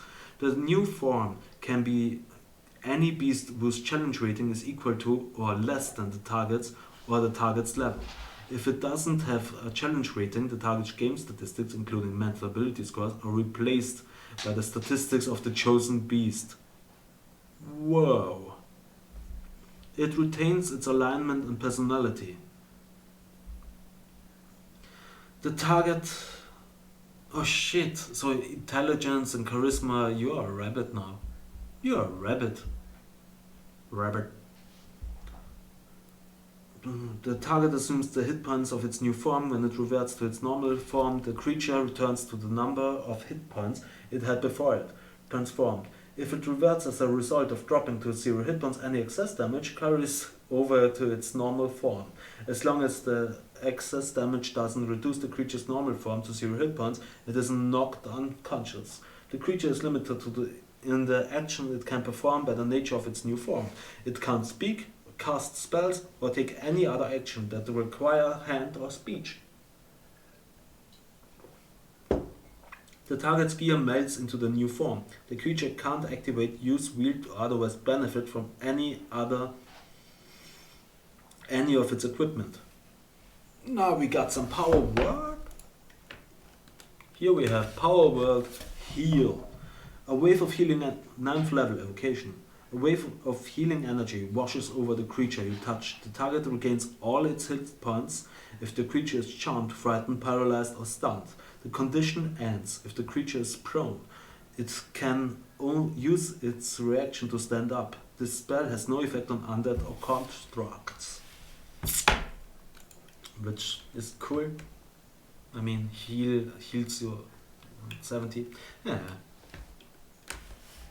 Yeah, okay. Power word kill. 9th level enchantment. You utter a word of power that you can compel one creature you can see within range to die instantly. If the creature you choose has 100 hit points or fewer, it dies. Whoa. Okay. Okay? You choose it one with it dies, otherwise the spell has no effect. Power what's done. You speak a word of power that can overwhelm the mind of one creature you can see within range, leaving it dumbfolded.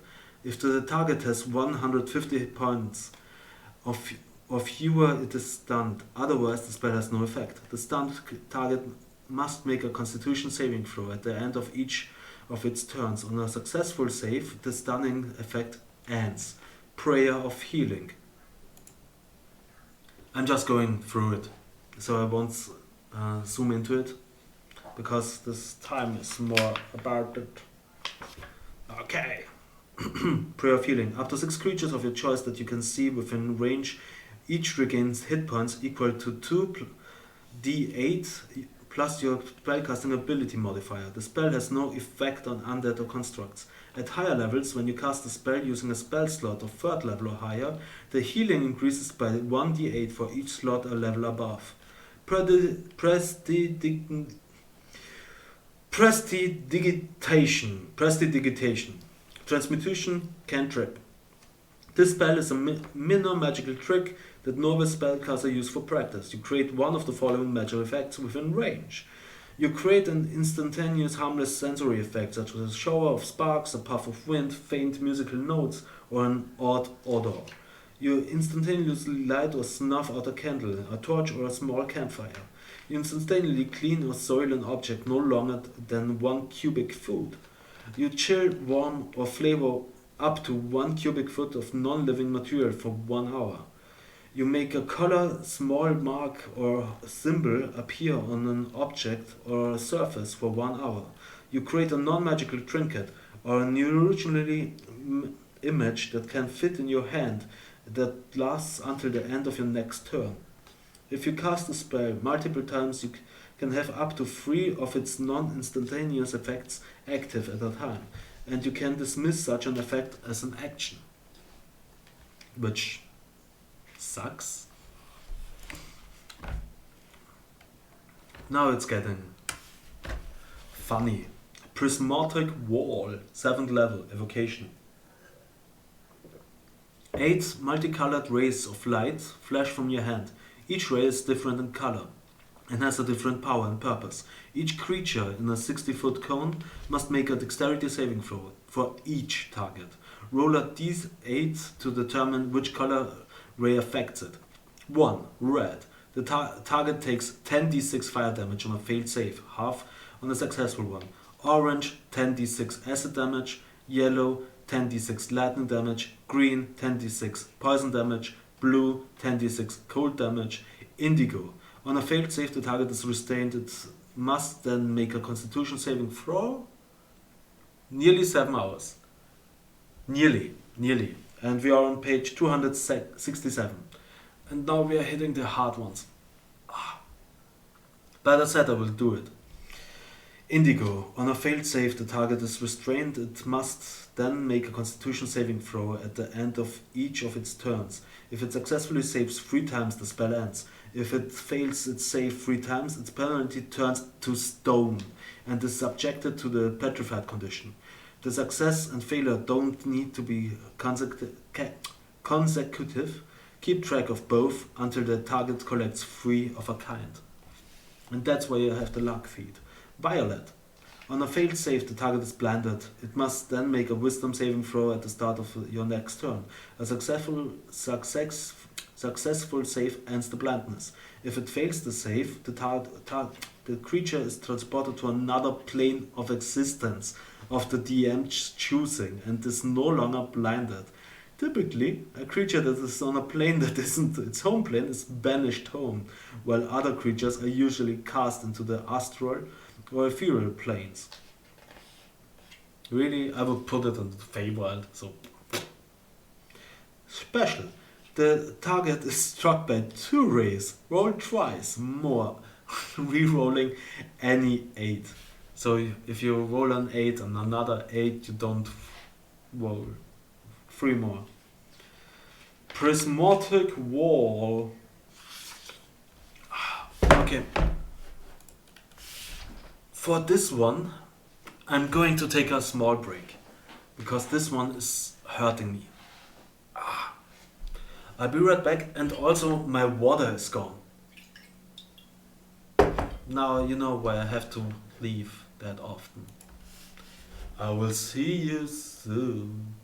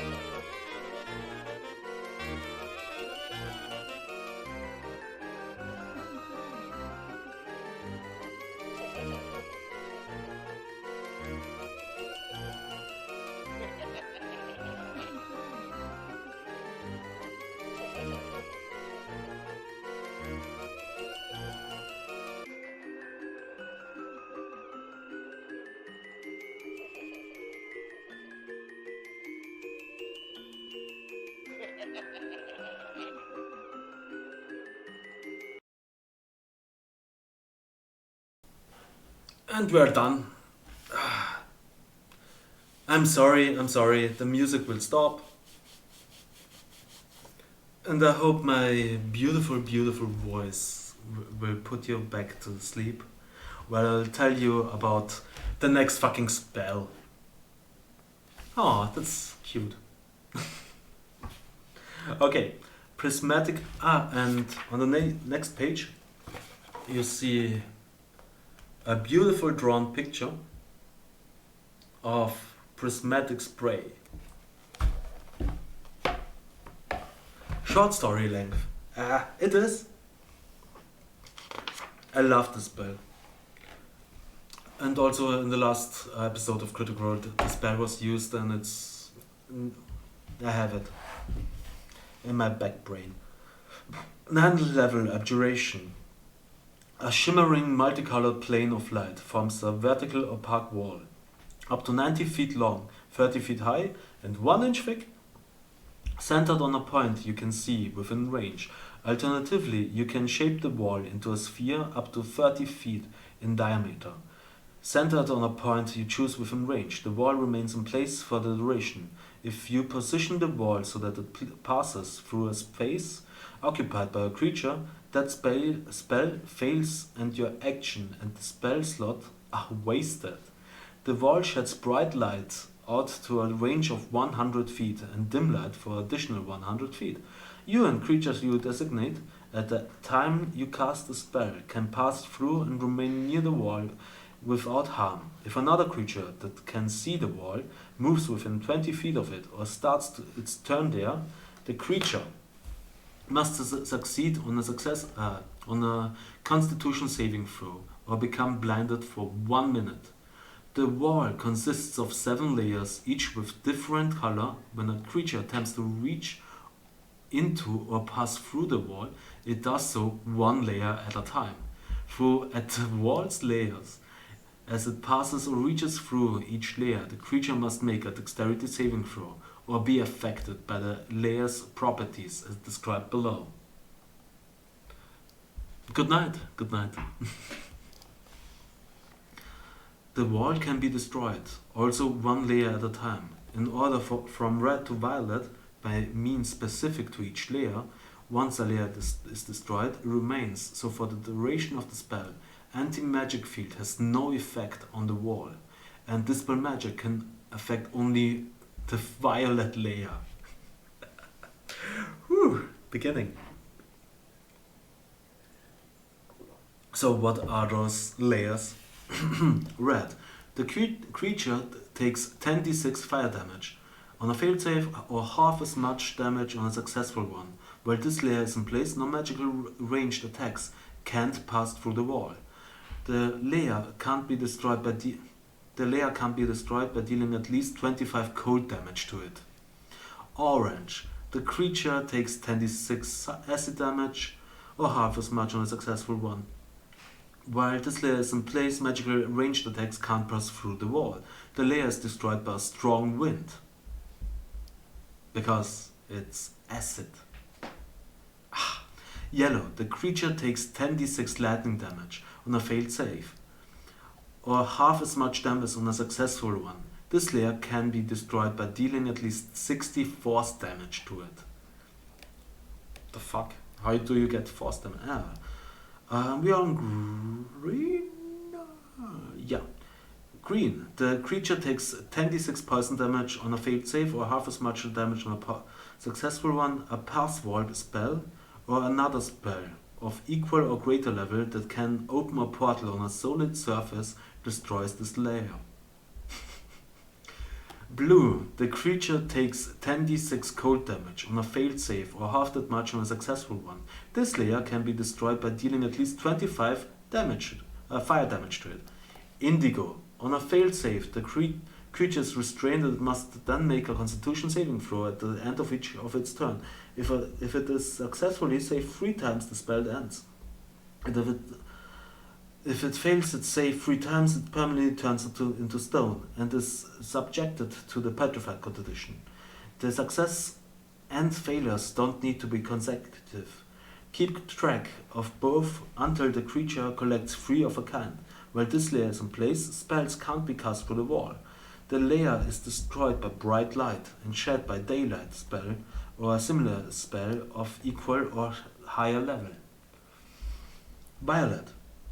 On a failed save, the creature is blinded. It must then make a wisdom saving throw at the start of your next turn. A successful save ends the blindness. If it fails that save, the creature is transported to another plane of the DM's choosing and is no longer blinded. Typically, a creature that is on a plane that isn't its home plane is banished home, while other creatures are usually cast in the astral or ethereal planes. This layer is destroyed by a dispel magic spell or a similar spell of equal or higher level that can't end spells and magical effects.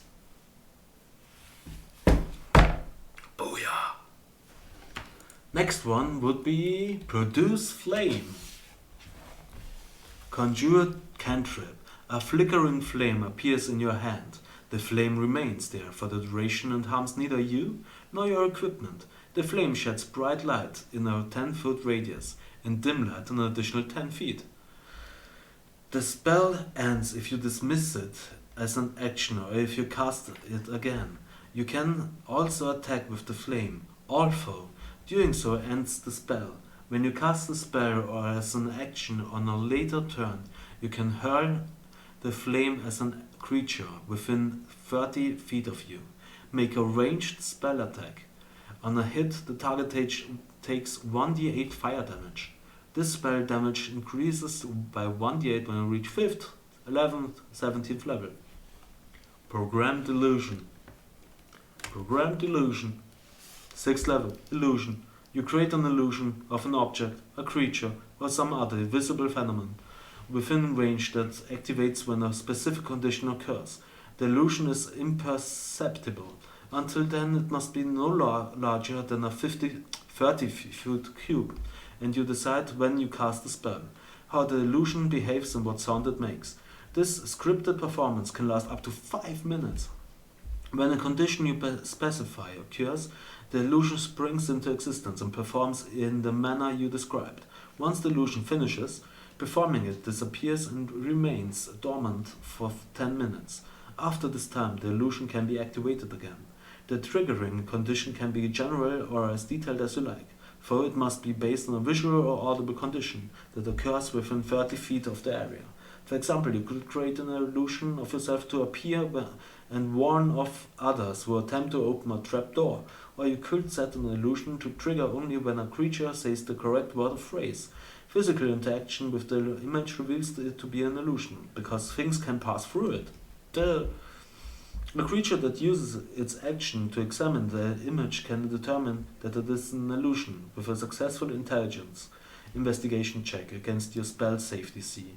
If a creature discerns the illusion for what it is, the creature can see through the image, and any noise it makes sounds hollow in the creature. To the creature.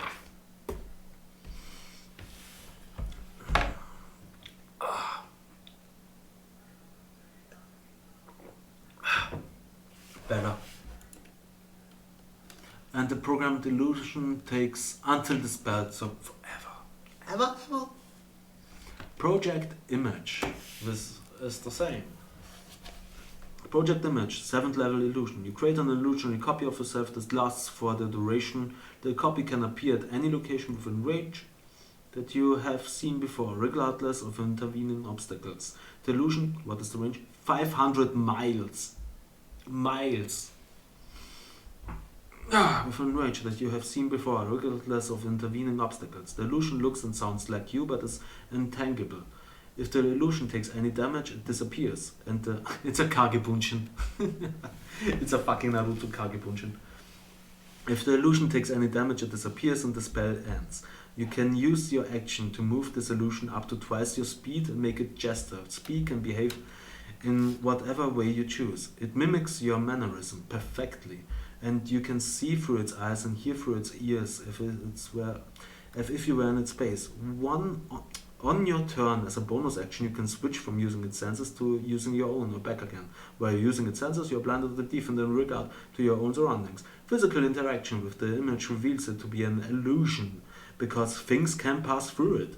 A creature that uses its action to examine the image can determine that it is an illusion with a successful intelligence investigation check against a spell safety C. If a creature discerns the illusion for what it is, the creature can set through the image, and any noise it makes sounds hollow to the creature. Next one.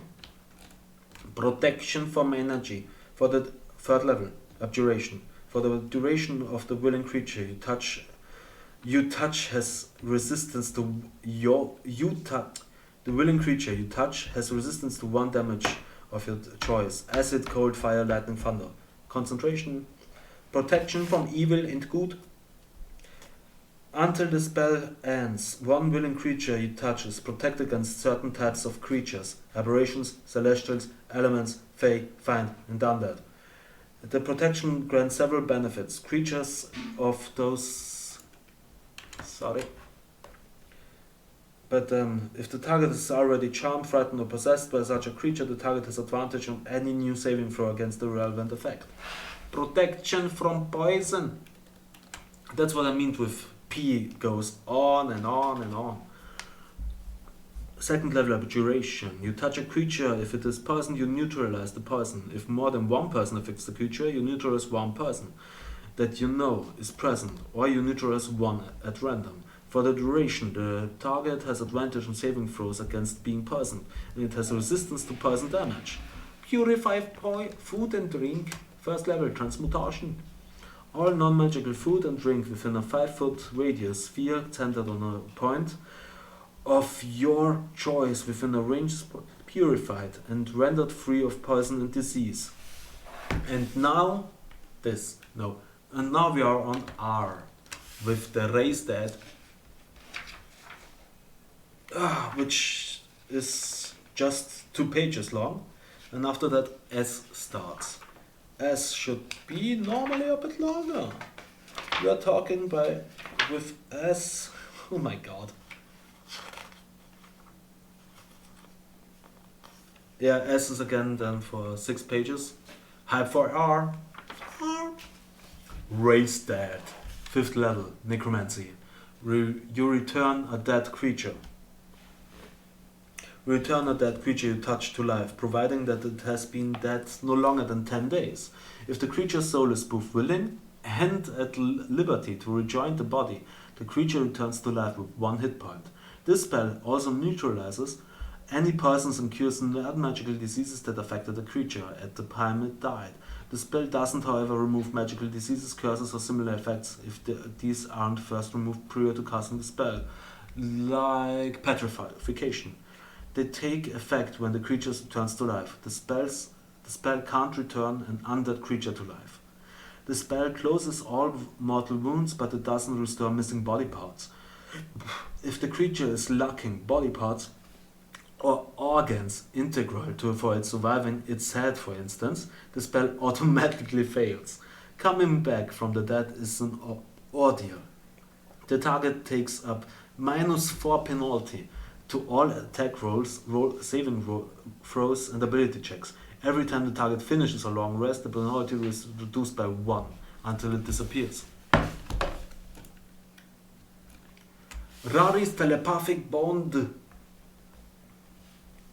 You forge a telepathic link among 8 willing creatures of your choice within range, linking each creature to all the others for the duration. Creatures with intelligence scores of 2 or less aren't affected by the spell. Until the spell ends, the targets can communicate telepathically through the bond, whether or not they have a common language. The communication is possible over any distance, though it can't extend to other planes of existence. I think we found the earrings. Arr. High for R and R. I'm getting cold here. Hey, I'm not that fat. Oh my.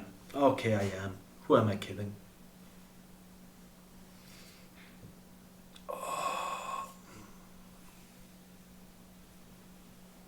Arman! Turn on the heater. The heater is turned on. And also me. Okay, I'll stop. I'm sorry. Ray of Enfeeblement. Ray of Enfeeblement. 2nd level Necromancy. A black beam of enervating energy springs from your finger toward a creature within range. Make a ranged spell attack against the creature. On a hit, the target deals only half damage with weapon attacks that use strength until the spell ends. At the end of each of the target's turns, it can make a Constitution saving throw against the spell. On a successful spell, the spell ends. Success, the spell ends. So we have Ray of Frost. Yeah. A frigate beam. Evocation cantrip. Cantrip. Nice. What? Turn on the heater. XD. Ha ha ha. Too big, dude. Reading all this tasty magic is basically reading porn. It is. And look who's back.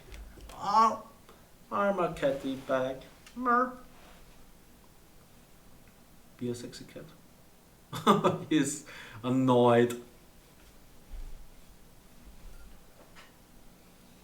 Okay. Ray of Sickness. Sick, man.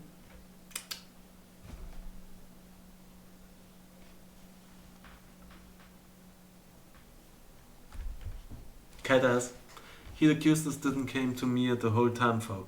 Yeah, but he's hearing me non-stop 7 hours. That ass. Cat ass cam.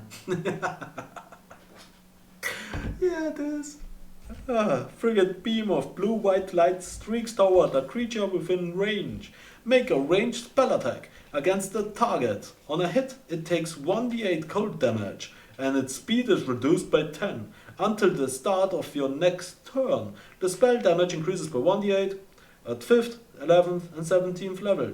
Ray of Sickness. A ray of sickening greenish energy lashes out toward a creature within range. Make a ranged spell attack against the target. On a hit, the target takes 2d8 poison damage and must make a constitution saving throw. On a failed save, it is also poisoned until the end of your next turn. At higher levels, when you cast a spell using a spell slot second level or higher, the 1d8 for each spell slot above first level. You should charge the cat for ass cam. No, the cat should charge me for streaming his ass. I mean, come on, that's nearly porn.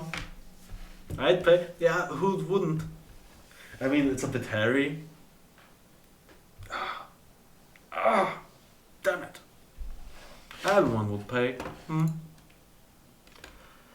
Ray of Enfeeblement, Ray of Frost, Regenerate. Regenerate, 7th level, Transmutation. You touch a creature and stimulate its natural healing ability. Sorry. Okay. The target regains 4d8 15 hit points for the duration of the spell. The target regains 1 hit point at the start of each of its turns, 10 hit points each minute. Nice. The target's severed body members, The target's severed body members, fingers, legs, tails and so on, if any, are restored after 2 minutes. If you have the severed part and hold it to the stump, the spell instantaneously causes the limb to knit to the stump. My god. Wow. Ew. Okay. But okay. Hey. I'm up here 7 hours, so I think I'm feeble-minded. 5th level, Transmutation, Reincarnate. You touch a dead humanoid.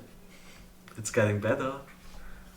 It's that once since someone lost one of his arms. Yeah, but it's level 7th transmutation, so you have to be level 12. At least. Or you can just kill them at all. Hope someday she can get it back. If you still have the finger with you, and you wait long enough, you'll get it. Or you're paying a really... I mean, how much would transmutation? A prayer wheel and holy water. It doesn't cost anything. Regenerate, which is awesome. Okay. Reincarnate, 5th level transmutation. Best reviving spell ever. Not waiting. Then look for a higher level cleric. Reincarnate.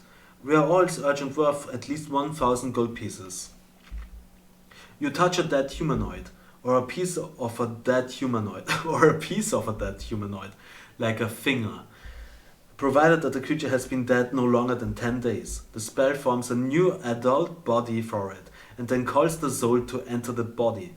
If the target's soul isn't free or willing to do so, the spell fails. The magic fashions a new body for the creature to inhabit, which likely causes the creature's race to change. You can scry on it. Save body parts. Oh my god. Which finger was it? Did you specify? The DM rolls a D100 and consults the following table to determine what form of creature takes when restored to life. For the DM chooses a form. We have Dragonborn, Dwarf Hill, Dwarf Mountain, Elf, Dark High Wood, Gnome Forest Rock, no Deep Gnome, which is really terrible. Half Elf, Half Orc, Halfling, Halfling Stout, Human and Tiefling. The reincarnated creature recalls its former life and experiences its retained Where did you put the finger? The ice comb is still in the finger and it's like walking free, so nice.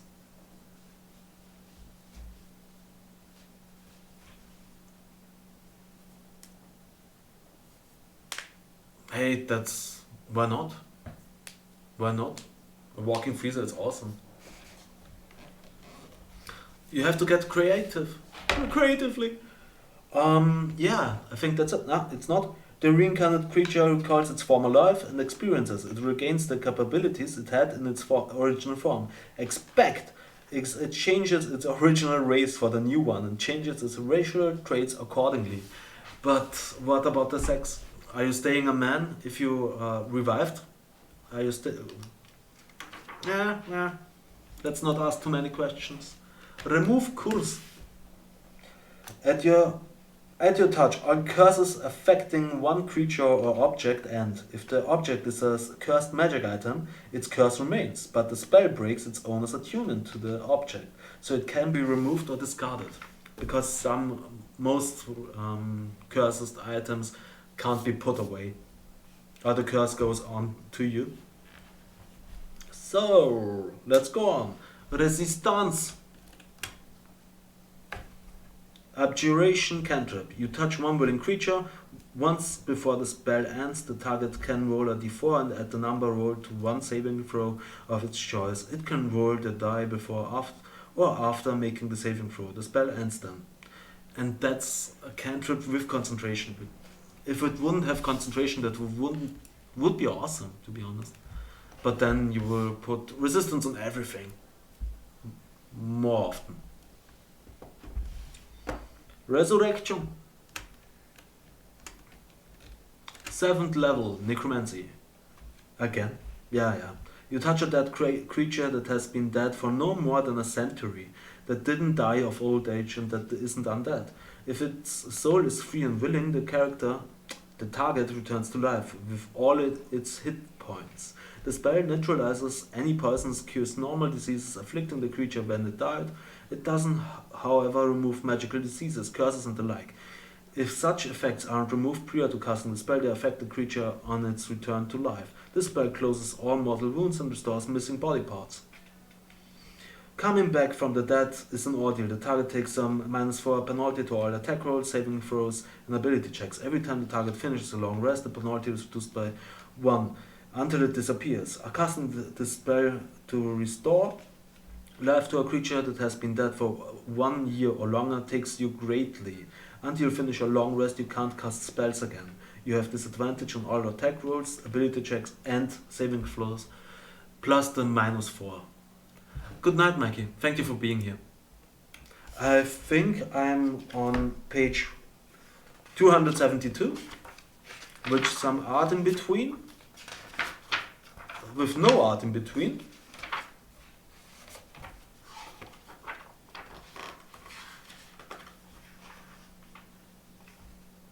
Yep. With 1.5 page of art in between. Yeah. But we punched through it. There are less than 20 pages left. Sticks to stones? You mean sticks to snakes? Have a good night. Thank you too. Thank you a lot. And thank you for being here. I hope it was fun, so a bit for you. It was fun for me. And even that I got vaccine today, I'm not looking that bad, even if my lip is killing me, but that's another story. So, reverse gravity. Yeah. Look at your phone. Well, I will look at my phone.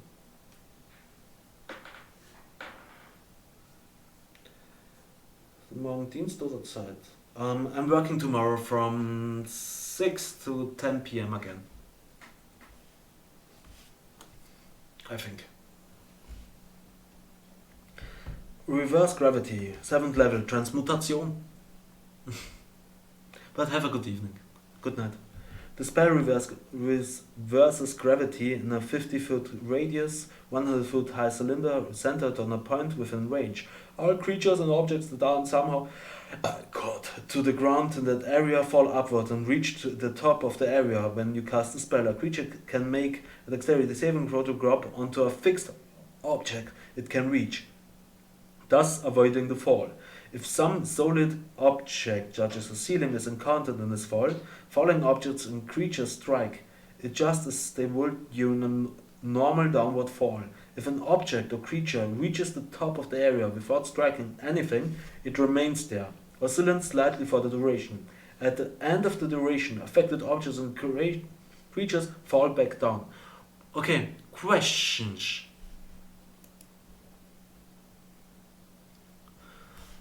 Questions. What will happen if you would do that in the ocean? You will get up for 100 feet with the water, I suppose, and then it would just with the water or without.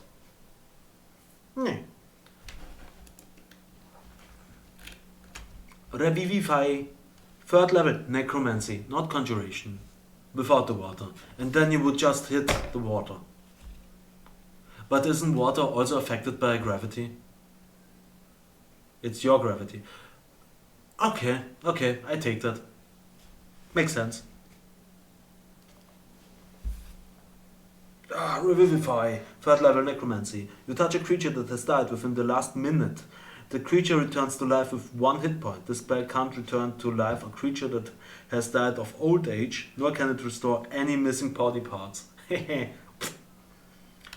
Hey, how about the rope trick? You touch a length of rope that is up to 60 feet long. One end of the rope then rises up into the air until the whole rope hangs perpendicular to the ground. At the upper end of the rope, an invisible entrance opens to an extra-dimensional space that lasts until the spell ends. The extra-dimensional space can be reached by climbing to the top of the rope. The space can hold as many as 8 medium or smaller creatures. The rope can be pulled into the space, making the rope disappear from view outside the space.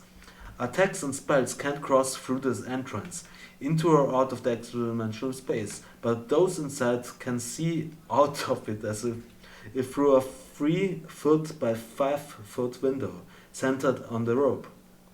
Anything inside the extra-dimensional space drops out when the spell ends, which takes 1 hour. Yeah, it depends. It's weirdly specific.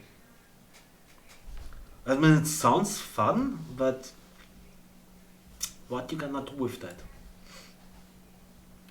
It's a second level. I mean, there are clearly some things that you could do with it, but Secret Flame! Evocation cantrip. Flame-like radiance descends on a creature that you can see within range. That target must succeed on a dexterity saving throw or take 1d8 radiant damage. The target gains no benefit from cover for this saving throw. The spell damage increases by 1d8 when you reach 5th, 11th or 17th level. Sanctuary. You ward a creature within range against attack. Until the spell ends, any creature who targets the warded creature with an attack or a harmful spell must first make a wisdom saving throw. On a failed save, the creature must choose a new target or lose the attack. Or spell. The spell doesn't protect the warded creature from area effects such as explosion or for fireball. If the warded creature makes an attack, casts a spell that affects an enemy or deals damage to another creature, this spell ends. How about some scorching rain? Okay, I should stop with the higher voice pitch. I'm sorry for your ears, I'm sorry for my own. Okay, let's go on. Scorching Ray, second level, evocation. You create 3 rays of fire and hurl them at targets within range. You can hurl them at one target or several. Make ranged spell attack for each ray. On a hit, the target takes 2d6 fire damage. At higher levels, when you cast a spell using a spell slot of 3rd level or higher, you can create 1 additional ray for each slot above 2nd level.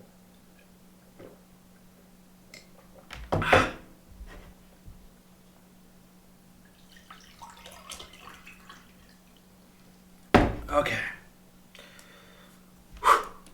And we are on S. Send you Egglot. Look at it for me, please. What? You sent me Egglot? You could post it into the Discord.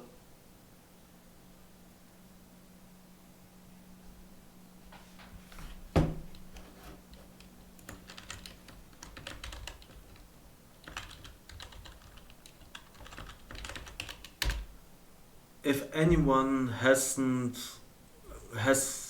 is with us and hasn't followed Egglot Scar, she makes awesome art.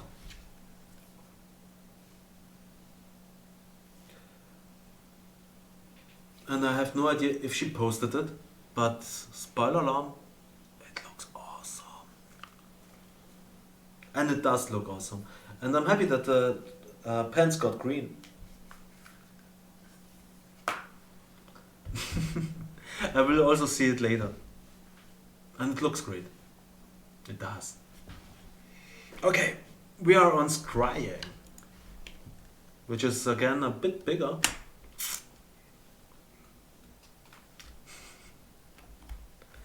Scrying, 5th level divination. You can see and hear a particular creature you choose that is on the same plane of existence as you. The target must make a wisdom saving throw, which is modified by how well you know the target and the sort of physical connection you have to it. If a target knows you are casting the spell, it can fail the saving throw voluntarily if it wants to be observed. Hi. Knowledge. 2nd hand, you have feared of the target. 1st hand, you have met the target. Save modifier. Familiar, you know the target well. Connection. Likeness or picture, -2. Possession or garment, -4. Body part, lock of hair, bit of nail, or the like. You. On a successful save, the target isn't affected, and you can't use the spell against it again for 24 hours. On a failed save, the spell creates an invisible sensor within 10 feet of the target. You can see and hear through the sensor as if you were there. The sensor moves with the target, remaining within 10 feet of it for the duration. A creature that can see invisible objects sees the target as a luminous orb about the size of your fist. Instead of targeting a creature you choose as location you have seen before at the target of the spell, when you do, the sensor appears at the location and doesn't move. So, we are at S. S takes us for 6 pages.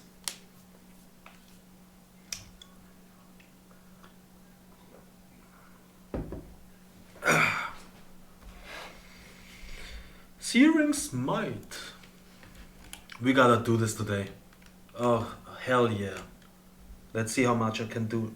Searing Smite, 1st level evocation. The next time you hit a creature with a melee weapon attack during the spell's duration, your weapon flares with white hot. I'm sorry, I thought about the stripper. Whew. It sears with white hot intensity. And the attack deals an extra 1d6 fire damage to the target and causes the target to ignite in flames. At the start of each of its turns until the spell ends, the target must make a constitution saving throw. On a failed save, it takes 1d6 fire damage, and on a successful save, the spell ends. If the target or a creature within 5 feet of it uses an action to put out the flames, or if some other effect douses the flames, such as the target being submerged in water, and the spell ends. At higher levels, when you cast the spell using a spell slot of 2nd level or higher, the initial extra damage dealt by the target will attack increases by 1d6 for each slot. Yeah. From those 7 letters, S takes more than half of the pages. No, it doesn't. Okay. See invisibility. Sorry, forgot again. 2nd level divination. For the duration you see invisibility creature and objects as if they were visible, and you can see into the ethereal plane. Ethereal creatures and objects appear ghostly and translucent. Ooh. Seeming.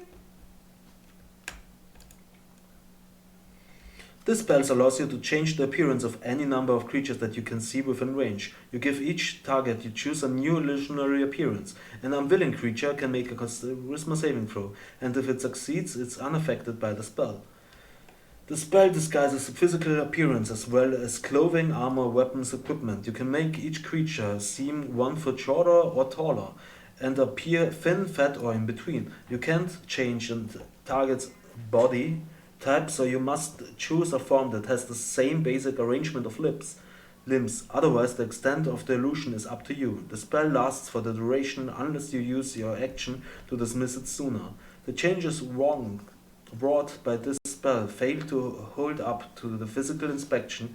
For example, if you use the spell to add a hat or a creature's outfit, object passes through the hat and anyone who touches it would feel nothing, or would feel the creature's head or hair. If you use the spell to appear thinner, then you are at the hand of someone who reached out to touch you will bump into you while it was seemingly still in midair. A creature can use its action to inspect a target and make an intelligence investigation check against the spell save DC. I'm sorry. If it succeeds, it becomes aware that the target is disguised. How about some sending?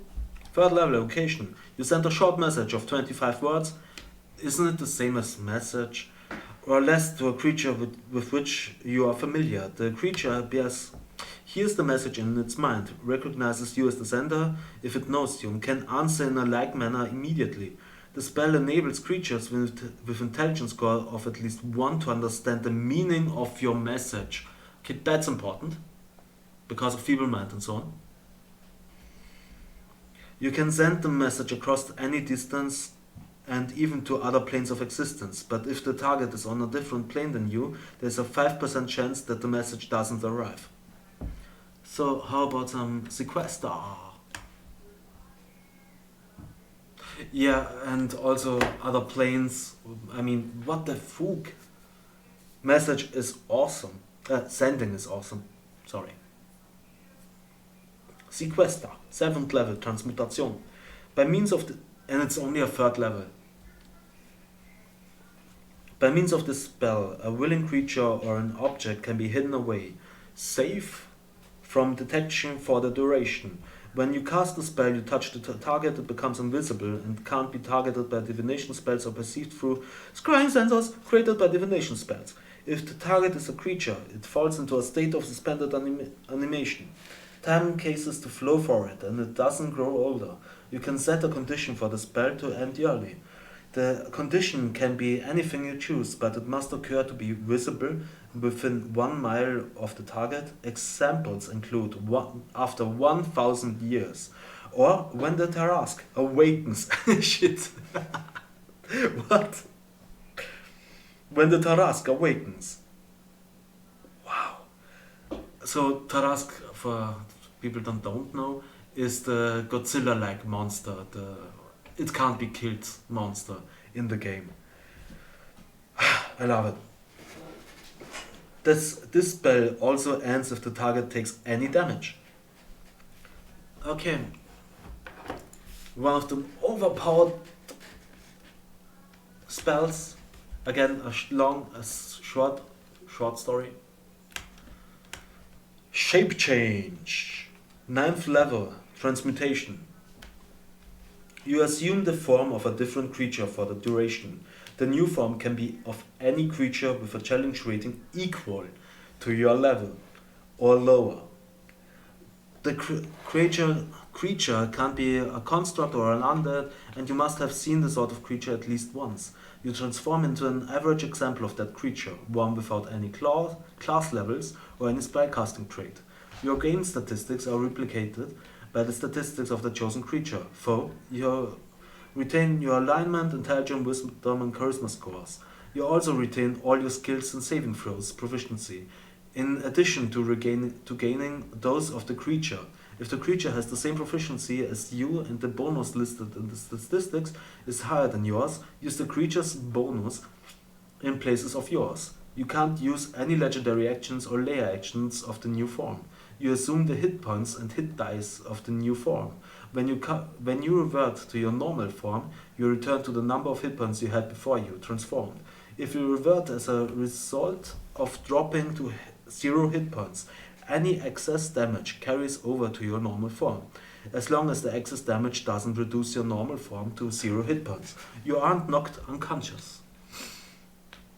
Half of it.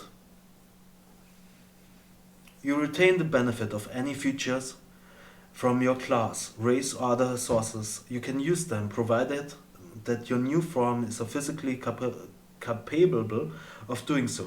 You can't use any special senses you have, for example, dark vision, unless your new form also has that sense. You can only speak if the creature can normally speak. When you transform, you choose whether your equipment falls to the ground, merges into the new form, or is worn by it. One equipment functions as normal. The DM determines whether it is practical for the new form to wear a piece of equipment. Your equipment doesn't change shape or size to match the new form. Any equipment that the new form can't wear must either fall to the ground or merge into the new form. Equipment that merges has no effect in that state. During the spell's duration, you can use your action to assume a different form, following the same restriction and rules for the original form, with one exception. If your new form has more hit points than your current one, your hit points remain at the current half value.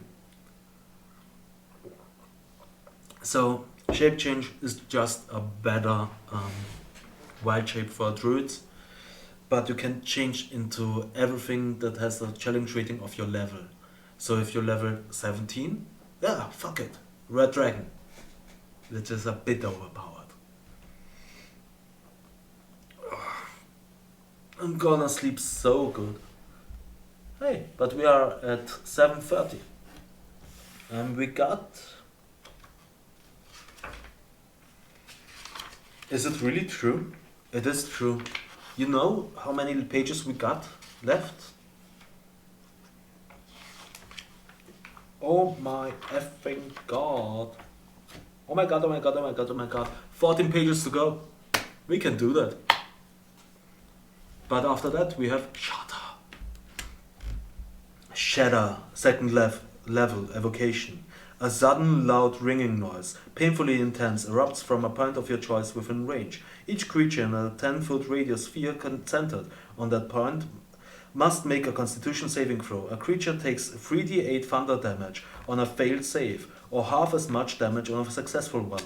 A creature made of an inorganic material such as stone, crystal, or metal has disadvantage on this saving throw.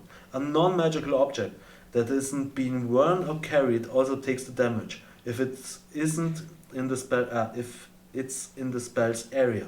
At higher levels, when you cast this spell using a spell slot of 3rd level or higher, the damage increases by 1d8 for each slot level above 2nd.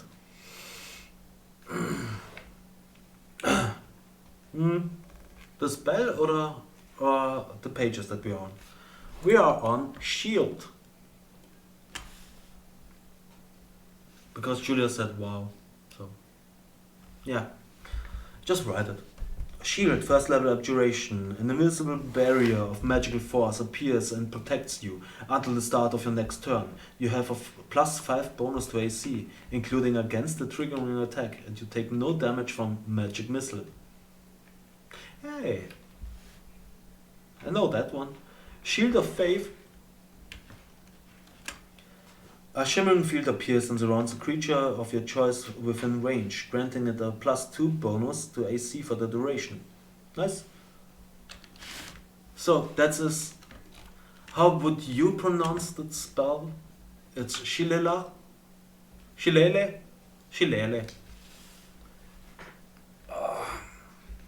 The wood of a club or quarterstaff you are holding is imbued with nature's power.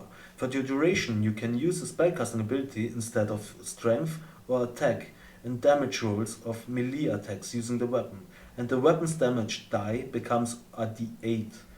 The weapon also becomes magical if it isn't already. The spell ends if you cast it again, or if you let go of that weapon. Transmutation cantrip.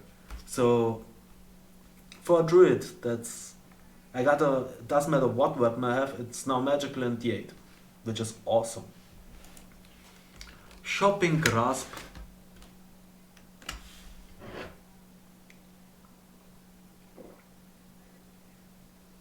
Ah, fuck me. Ah. Okay. Shopping grasp. Evocation cantrip. Lightning springs from your hand to deliver a shock to a creature you try to touch. Make a melee spell attack against the target. You have advantage on the attack roll if the target is wearing armor made of metal. On a hit, the target takes 1d8 lightning damage and it can't take reactions until the start of its next turn. The spell's damage increases by 1d8 when you reach 5th, 11th and 17th level. Silence! For the duration. No sound can be created within or pass through a 20-foot radius sphere, centered on a point you chose within range. Any creature or object entirely inside the sphere is immune to thunder, damage, and creatures are deafened while entirely inside it. Casting a spell that includes a verbal component is impossible there. How about a silent image? Silent image. You create the image of an object, a creature, or some other visible phenomenon that is no larger than 15-foot cube, than a 15-foot cube. The image appears at a spot within range and lasts for the duration. The image is purely visual. It isn't accompanied by sound, smell, or other sensory effects. You can use your action to cause the image to move to any spot within range. I'm sorry again.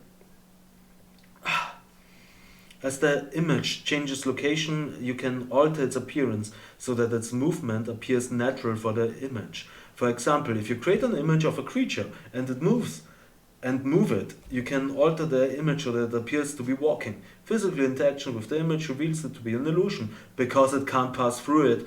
A creature that uses its action to examine the image can determine that it's an illusion with an successful intelligence investigation check against your spell save DC. If a creature discerns the illusion for what it is, the creature can see through the image. Oh my effing god. And Julia, thank you for being with me and everyone who's still watching, because those 8 hours aren't a joke. I'm really sorry about everything, but it's so awesome that you are with me. Hey, didn't expect that. Thank you too, Odin. Thank you too. A lot, like I said, it's so awesome that you're with us. And clearly I'm thanking you too. But still, for everyone that is still partly watching this, it's so awesome. Shopping grasp, I had this. Silence, I had this. Silent image, I knew. Simulacrum. What? Simulacrum, 7th level illusion, until dispelled. So again, just to tell it slower, thank you all.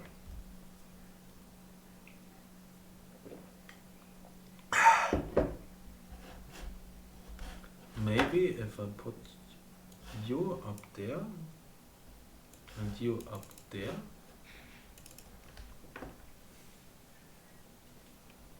Okay, because mostly I'm looking at the chat, which is now on the left and not on the right. Okay, better. So 8 hours later I'm minding where to put the camera. I'm sorry. Simulacrum. You shape an illusion or duplicate of one beast or a humanoid that is within range for the entire casting time of the spell. The duplicate is a creature, particularly real and formed from ice or snow, and it can take actions and otherwise be affected as a normal creature. It appears to be the same as the original, but it has half the creature's hit points maximum and is formed without any equipment. Otherwise, the illusion uses all the statistics of the creature it duplicates. Expect that it is a construct. Simulacrum is friendly to you and creatures you designate. It obeys your spoken commands, moving and acting in accordance with your wishes and acting on your turn in combat. The simulacrum lacks the ability to learn or become more powerful, so it never increases its level or other abilities, nor can it regain expanded spell slots. But it can cast. If the simulacrum is damaged, you can repair it in an alchemical laboratory. Using rare herbs and minerals worth 100 GP per hit point, it regains. What? 100 GP per hit points? The simulacrum lasts until it drops to 0 hit points, at which point it reverts to snow and melts instantly. Rare herbs to save your ice friend? Do you want to build a snowman? If you cast the spell again, any duplicate you created with the spell is instantly destroyed. Any? So you can't even make him a wife? That's sad. Sleep.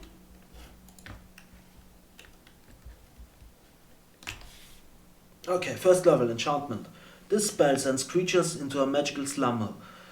Roll 5d8. The total is how many hit points the creature the spell can affect. Creatures within 20 feet of a point you choose within range are affected in ascending order of the current hit points, ignoring unconscious creatures. 5d8 normally is around 40 HP. So, yeah, okay. Let's go. Starting with the creature that has the lowest current hit points, each creature affected by the spell has unconscious until the spell ends. The sleeper takes damage, while someone uses an action to shake or slap the sleeper awake.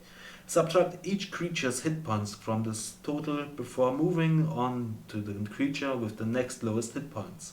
A creature hit points must be equal to or less than the remaining total for that creature to be affected.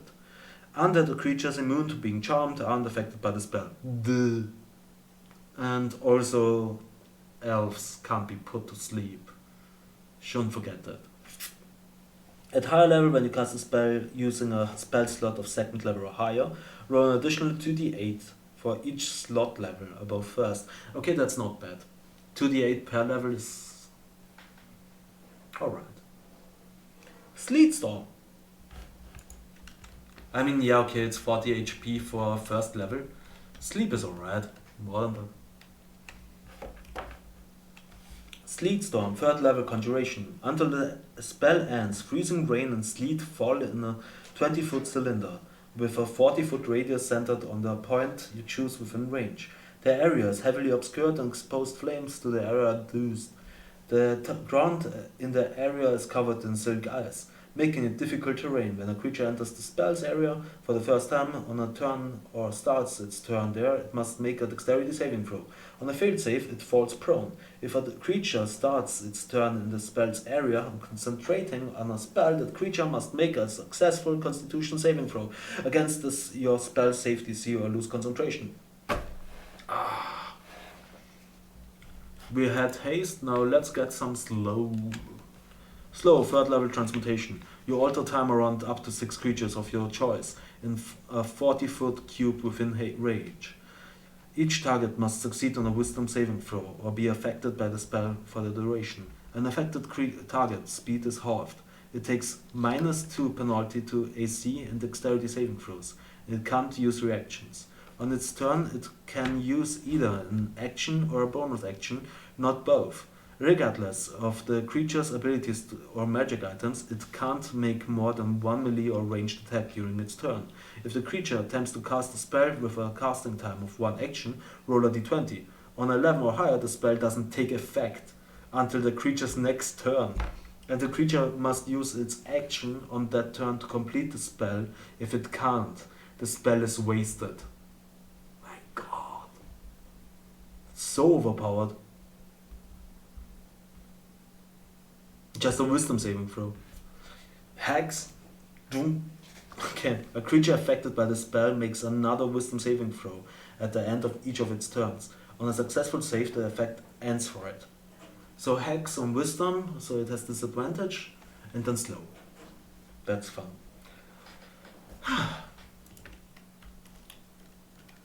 Spare the dying. Spare the dying. You touch a living creature that has 0 hit points. The creature becomes stable. The spell has no effect on undead or constructs. I mean, if you don't have a medicine kit. Nearly missed this one. Speak with animals. First level divination. Ritual. You gain the ability to comprehend and verbally communicate with beasts for the duration. The knowledge and awareness of many beasts is limited by their intelligence, but at minimum, beasts can give you information about nearby locations and monsters, including whatever they can perceive or have perceived within the past days. You might be able to persuade a beast to perform a small favor for you, at the DM's discretion. Spare them! Spare the dying! Speak with the dead! Third level, necromancy. You grant a semblance of life and intelligence to a corpse of your choice within range, allowing it to answer the questions you pose. The corpse must still have a mouth and can't be undead. So it must be dead. It must be a dead undead. The spell fails if the corpse was the target of the spell within the last 10 days. You can't talk to it twice, okay? Until the spell ends, you can ask the corpse up to 5 questions. The corpse knows only what it knew in life, including the languages it knew. Answers are usually brief, cryptic, or repetitive. The corpse is under no compulsion to offer a truthful answer.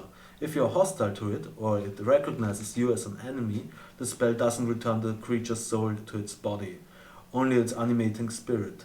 Thus, the corpse can't learn new information, doesn't comprehend anything that has happened since it died, and speculate about future events. Convenient. Hey, you are dead. What? Same thing, but now with a bit less intelligent things. Speak with plants. You imbue plants within 30 feet of you with limited sentience and animation, giving them the ability to communicate with you and follow your simple commands. You can question plants about events in the spell's area within the past day, gaining information about creatures that have passed, weather, or other circumstances. You can also turn difficult terrain caused by plant growth, such as thickets and undergrowth, into ordinary terrain that lasts for the duration. Or you can turn for 10 minutes. We're talking here about 10 minutes. Causing vines and branches to hinder pursuers, for examples. Plants might be able to perform other tasks on your behalf at the DM's discretion. The spell doesn't enable plants to uproot themselves and move about, but they can freely move branches, tendrils, and stalks. If a plant creature is in the area, you can communicate with it as if you shared a common language, but you gain no magical ability to influence it. This spell can cause the plants created by an entangle spell to release a restrained creature, which is awesome. Hey, does whatever a spider climb does. Spider climb, 2nd level transmutation. Until the spell ends, one willing creature you touch gains the ability to move up, down, across vertical surfaces, and ups and down along ceilings, while leaving its hands free. The target also gains a climbing speed, equal to its walking speed. Spike growth.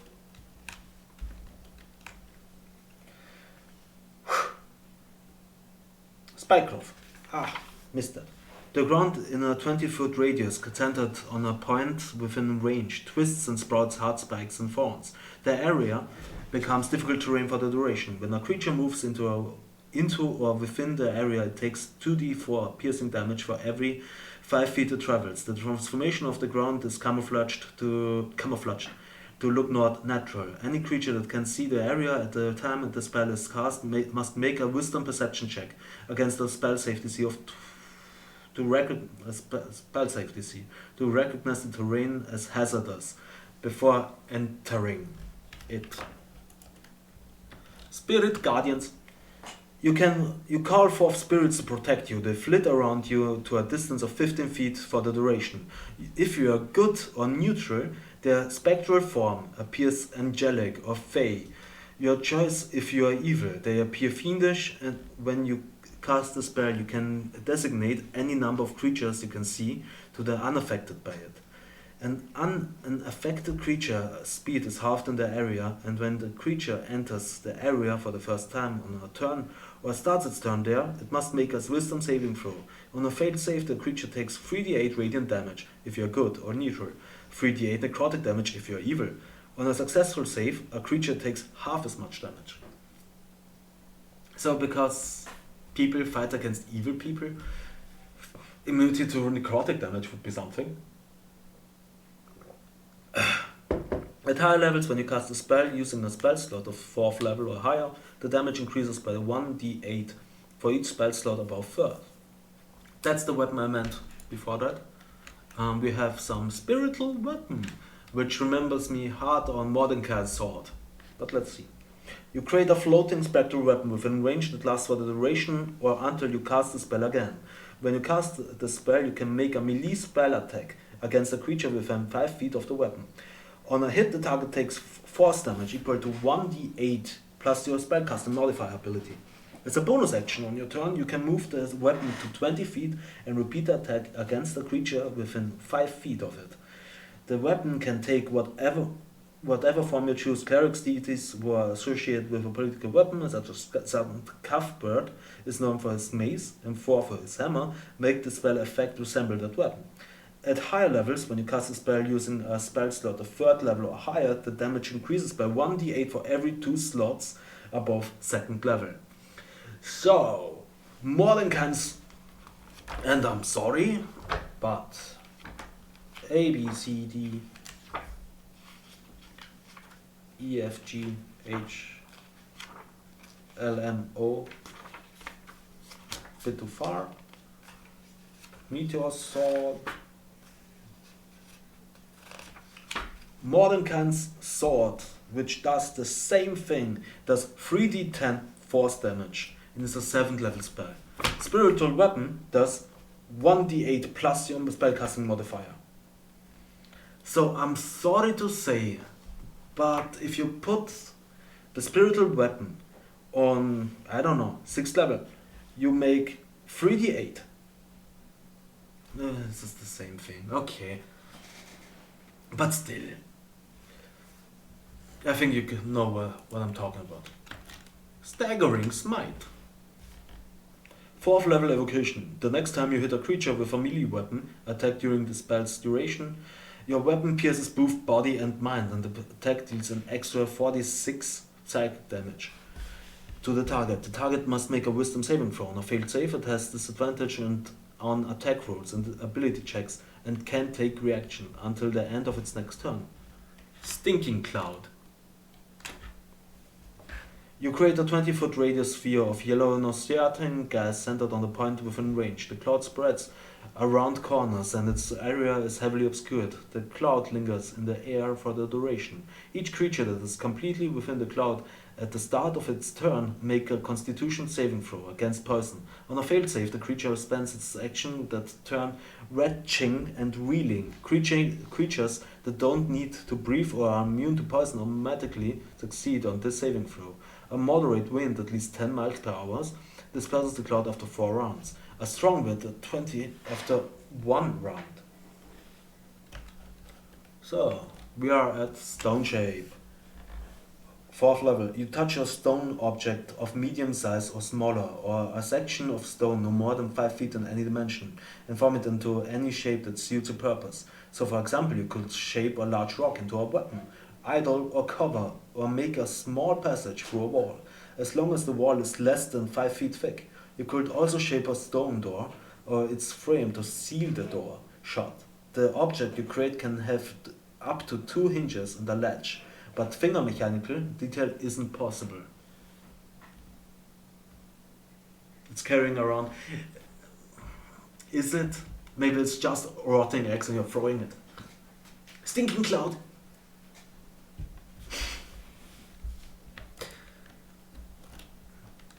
Stone Skin, 4th level, Abjuration.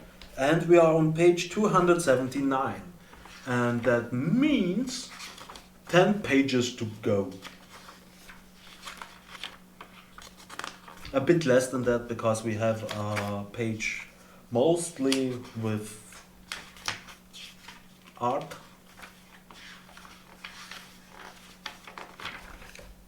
We can do that. We can.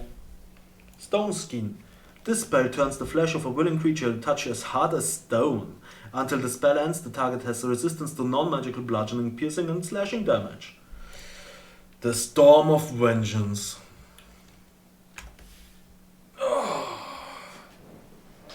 Ninth level Conjuration. Woohoo.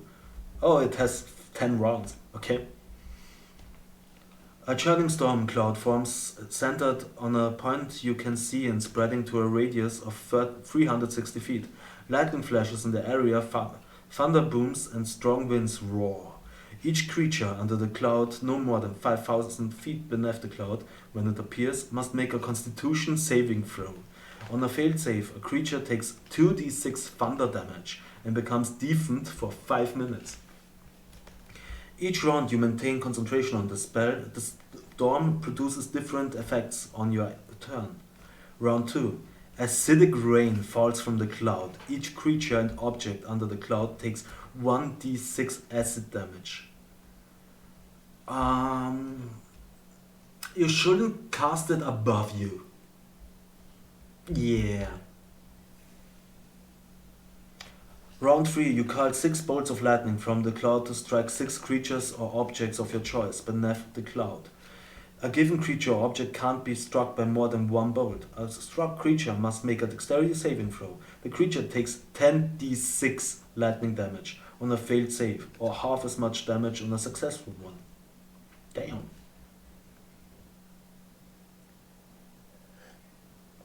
Round 4. Hailstorms rain down from the cloud. Each creature under the cloud takes 2d6 bludgeoning damage. It depends on how many you're fighting again. But 360 feet? Damn. Round 5 to 10. Gusts and freezing rain assail the area under the cloud. The area becomes difficult terrain and is heavily obscured. Each creature there takes 1d6 cold damage. Ranged weapon attacks in the area are impossible. The wind and rain count as a severe destruction for the purpose of maintaining concentration on spells. Finally, gusts of strong wind ranging from 20 to 50 miles per hour automatically disperse fog. Mists, similar phenomena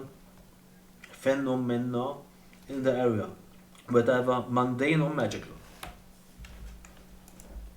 I like the Storm of Vengeance. Suggestion. 2nd level enchantment. You suggest a course of... Didn't we have that already thrice? You suggest a course activity limited to a sentence or 2 magnificently influenced. A creature you can see within range that can hear and understand you. A creature that can't be charmed are immune to this effect. The suggestion must be worded in such a manner as to make the curse of action sound reasonable. Asking the creature to stab itself, throw itself onto a spear, immolate himself, or do some other obvious harmful effects end the spell. The target must make a wisdom saving throw. On a failed save, the pursues the course of action you described the best of its ability.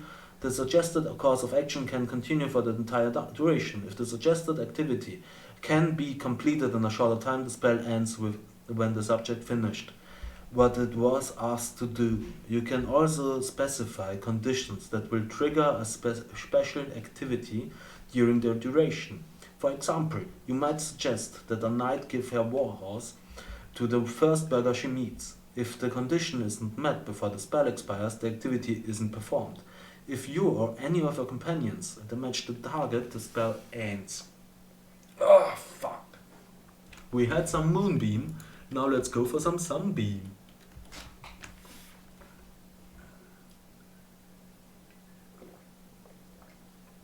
So after nearly 8 hours, I'm starting to feel it. So I'm getting cold, I'm getting tired, but I have no idea if it's because of the 8 hours or because of the corona vaccination. No, it's because I'm sitting here 8 hours and just reading aloud. Where were we? Sunbeam, 6th level, evocation. A beam of brilliant light flashes out from your hand in a 5-foot wide, 60-foot long line. Each creature in the line must make a Constitution saving throw. On a failed save, a creature takes 68 radiant damage and is blinded until your next turn. On a successful save, it takes half as much damage and isn't blinded by the spell. Undead and oozes have disadvantage on this saving throw. You can create a new line of radiance as your action on any turn until the spell ends. 1 minute again. For the duration and mode of brilliant radiance shining in your hand, it sheds bright light in a 30-foot radius and dim light for additional 30 feet. This light is sunlight. Sunburst. Yeah, I'm alright. 8 hours. Yeah. Ah. Sunburst. Brilliant sunlight flashes in a 60-foot radius centered on a point you choose within range. Each creature in that light must make a Constitution saving throw. On a failed save, a creature takes 12d6 radiant damage and is blinded for 1 minute. On a successful save, it takes half as much damage and isn't blinded by the spell. Undead and oozes have disadvantage on the saving throw. A creature blinded by the spell makes another Constitution saving throw at the end of its turns. On a successful save, it is no longer blinded. The spell dispels any darkness in its area that was created by the spell. Yeah, I'm feeling it. Swift Quiver. 5th level. Transmutation. But hey, we are on page 280, so 9 pages to go. You transmute your quiver so it produces an endless supply of non-magical ammunition, which seems to leap into your hand when you reach for it. On each of your turn until the spell ends, you can use a bonus action to make 2 attacks with a weapon that uses ammunition from the quiver, longbow, shortbow. From the quiver, each time you make such a ranged attack, your quiver magically replaces the ammunition of the piece of ammunition you used with a similar piece of non-magical ammunition. Each pieces of ammunition created by the spell disintegrate when the spell ends. If the quiver leaves your possession, the spell ends. 5th level. For how long? A minute. So 10 rounds with double action as per the bonus round. Oh my god. We are at symbol. Symbol is the last. Symbol is a big ass mother. I think that. But symbol is the last number S. After that, T is following. So let's go for it. But before that,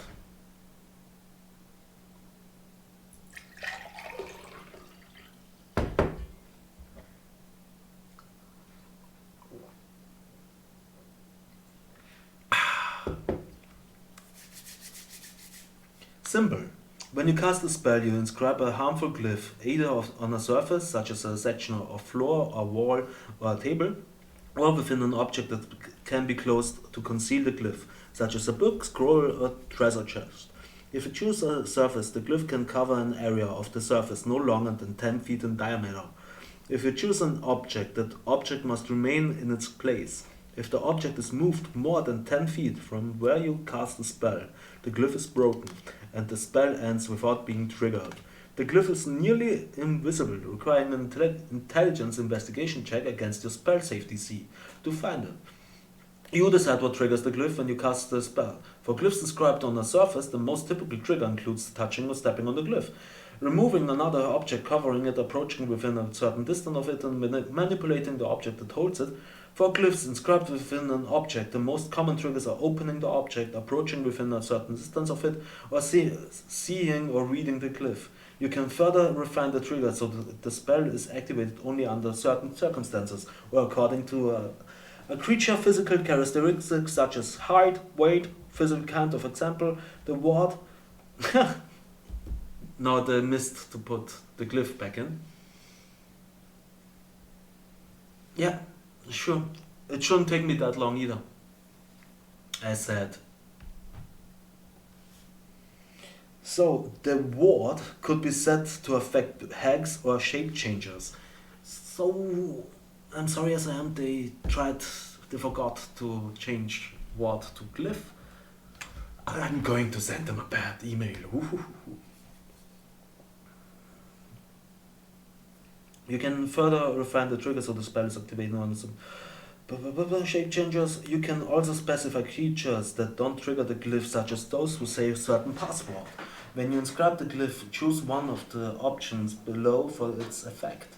Once triggered, the glyph glows, filling a 60-foot radius sphere with dim light for 10 minutes, after which time the spell ends. Each creature in that sphere where the glyph activated is targeted by its spell, and as is a creature that enters the sphere for the first time, on a turn or ends its turn there.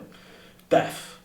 Each target must make a constitution saving throw, taking 10d10 necrotic damage on a failed save, or half as much from damage on a successful save.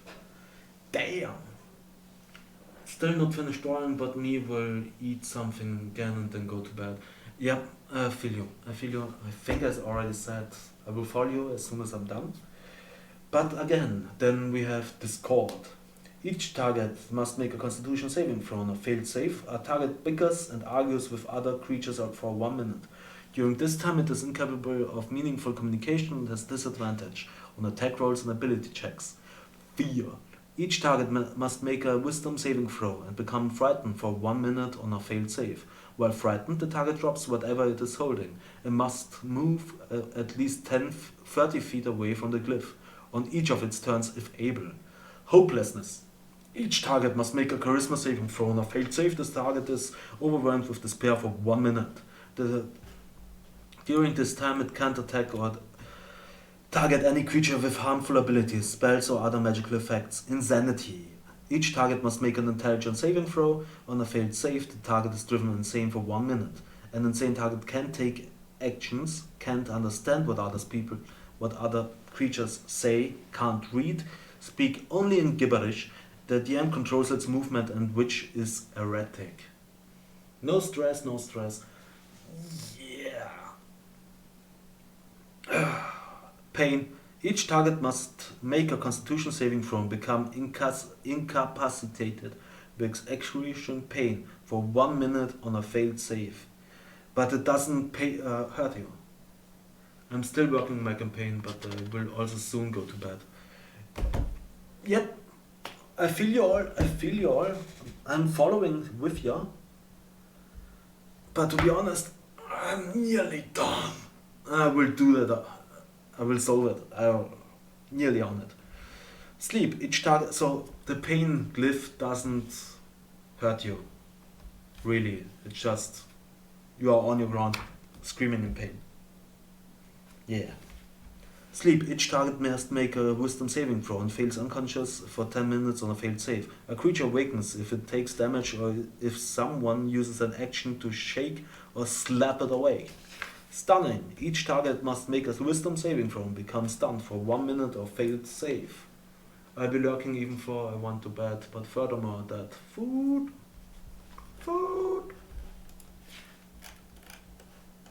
Sorry, I missed the stunning, and we are done with the letter S.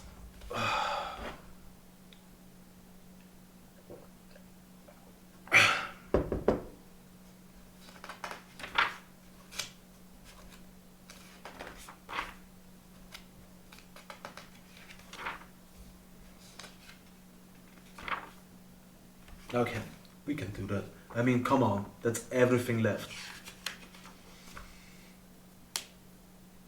T. Tasha's hideous laughter. A creature of your choice that you can see within range perceives everything as a hilariously funny and falls into fits of laughter. If this spell affects it, the target must succeed on a wisdom saving throw or fall prone, becoming incapacitated and unable to stand up for the duration. A creature with an intelligence score of 4 or less isn't affected, because it's not funny. At the end of each of its turn, and each time it takes damage, the target can make another wisdom saving throw, and the target has advantage on the saving throw if it's triggered by damage. On a success, the spell ends. Telekinesis. You gain the ability to move or manipulate creatures, 5th level. Psionics. Or objects by thought. When you cast the spell and as your action each round for the duration, you can exert your will on one creature or object that you can see within range, causing the appropriate effect below. You can affect the same target round after round. Ah, sorry, missed it. The prior target is no longer affected by the spell. Creature. You can try to move a huge or smaller creature, make an ability check with a spellcasting ability consistent by this creature's strength check. If you win the contest, you move the creature up to 30 feet in any direction, including upward but not beyond the range of the spell. 60 feet. Meh. T takes me again a bit longer, but after that, it's nearly done.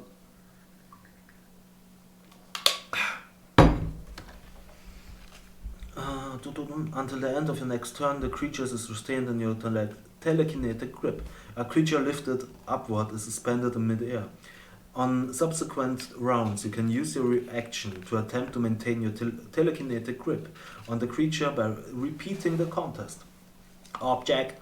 You can try to move an object that weighs up to 1,000 pounds. If the object isn't being worn or carried, you automatically move it up to 30 feet in any direction, but not beyond the range of the spell. If the object is worn or carried by a creature, you must make an ability check with your spellcasting ability contested. By that creature's strength check, if you succeed, you pull the object away from the creature and you can move it up to 30 feet in that direction, but not beyond the range of the spell.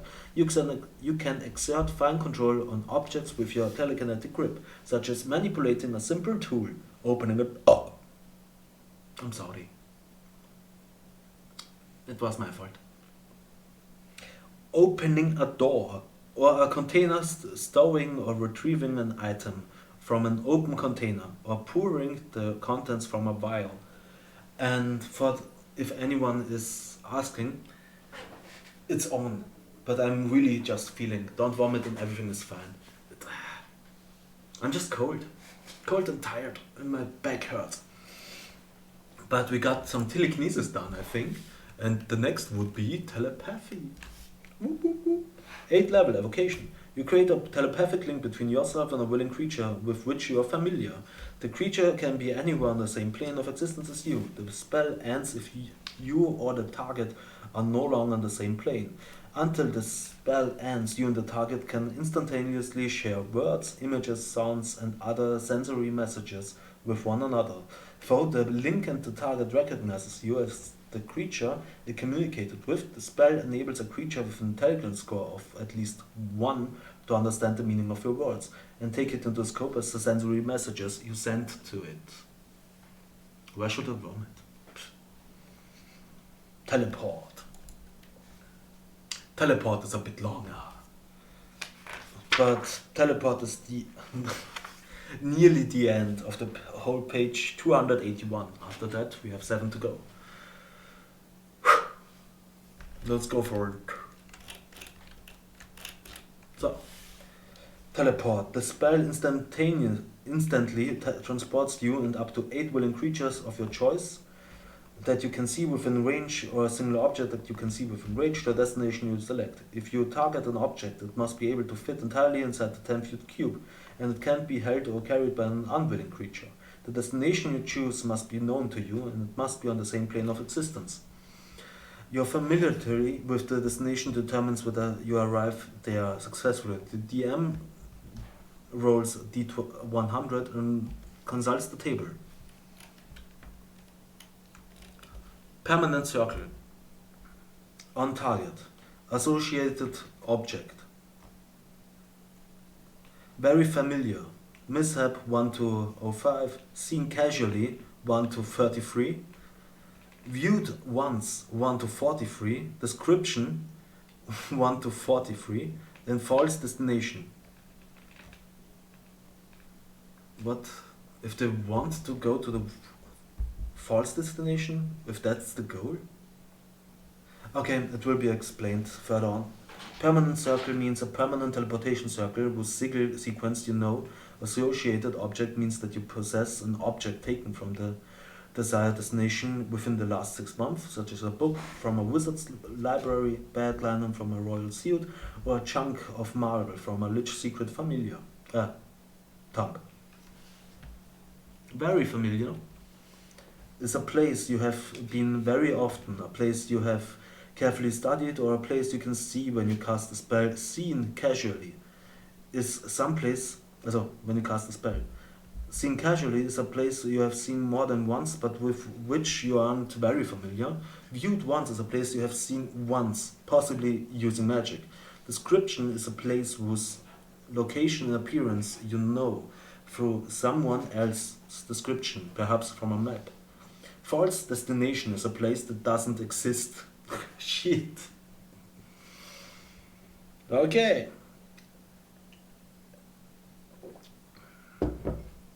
Doesn't exist. Perhaps you tried to scry an enemy sanctum but instead viewed an illusion, or you are attempting to teleport to a familiar location but no longer exist. Damn. On target. You and your group and the target object appear where you want to. Off target. You and your group or the target object appear a random distance away from the destination in a random direction.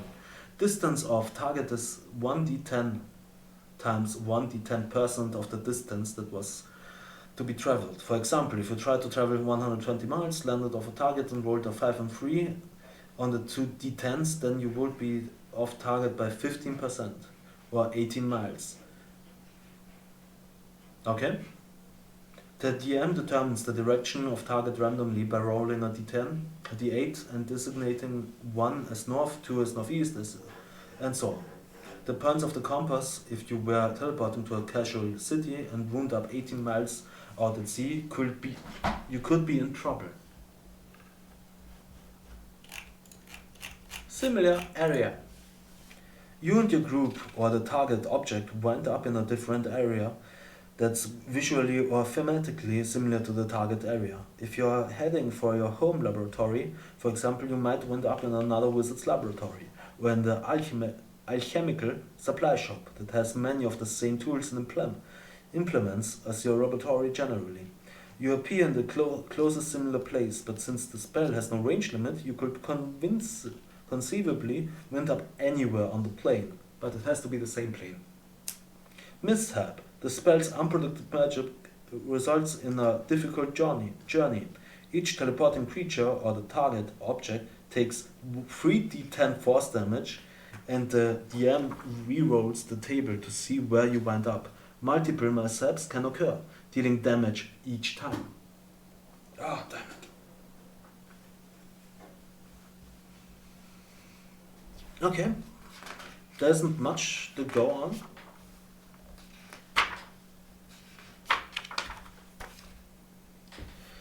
Seven pages to go. Come on. Oh. We had some teleportation. The next one would be a teleportation circle. Fifth level. As you cast the spell, you draw a 10-foot diameter. Casting time takes just a minute. Okay. For diameter circle on the ground, inscribe the sigils that link your location to the permanent teleportation circle of your choice, whose sigil sequence you know, and that is on the same plane of existence as you. A shimmering portal opens within the circle you drew and remains open until the end of your next turn. Any creature that enters the portal instantly appears within 5 feet of the destination circle, or in the nearest unoccupied space, if the space is occupied. Many major temple, guilds, and other important places have permanent teleportation circles inscribed somewhere within their coffins. Each such circle includes a unique sigil sequence and a string of magical runes arranged in a particular pattern. When you first gain the ability to cast the spell, you learn the sigil sequence for 2 destinations on the material plane, determined by the DM. You can learn additional sigil sequences during your adventure. You can commit a new sigil sequences to memory after studying for 1 minute. So if you look for 1 minute at a sigil sequence, so a Stargate, then you can teleport to it, which is a bit overpowered for a 5th level. So a 10th level bard could. Whoops. 10 for the 8. 8, I think. Let's go on. Tensor's floating disk. First level conjuration. This spell creates a circular horizontal plane of force, 3 feet in diameter and 1 inch thick, that floats 3 feet above the ground in an occupied space of your choice that you can see within range. The disc remains for the duration and can hold up to 500 pounds. If more weight is placed on it, the spell ends and everything on the disc falls onto the ground. The disc is immobile. While you are within 20 feet of it, you move more than 20 feet away from it. The disc follows you so that it remains within 20 feet of you. It can move around uneven terrain, up or down stairs, slopes and the like, but it can't cross an elevated change of 10 feet or more. For example, this can't move across a 10-foot deep pit, nor could it leave such a pit if it was created at the bottom. If you move more than 100 feet from the disc, typically, because it can't move around an obstacle to follow you, the spell ends. One of my favorite cantrips, Thaumaturgy. Transmutation cantrip. You manifest a minor wonder, a sign of supernatural power within range. You create one of the following magical effects within range. Your voice booms up to 3 times as loud as normally for 1 minute. You cause flames to flicker, brighten, dim and change color for 1 minute. You cause harmless tremors in the ground for 1 minute. You create an instantaneous sound that originates from a point of your choice within range, such as rumble of thunder, the cry of a raven or ominous whispers. You instantly cause an unlocked door to window to fly open or slam shut. You alter the appearance of your eyes for 1 minute. If you cast the spell multiple times, you can have up to 3 of its 1 minute effects active at a time. You can dismiss such an effect as an action. Thorn Whip. Transmutation cantrip. You create a long vine-like whip covered in thorns that lashes out at your command toward a creature in range. Make a melee spell attack against the creature. If the attack hits the creature takes 1d6 piercing damage, and if the creature is large or smaller, you pull the creature up to 10 feet closer to you. The spell's damage increases by 1d6 when you reach 5th, 11th and 17th level. Thunderous Smite. Again a smite.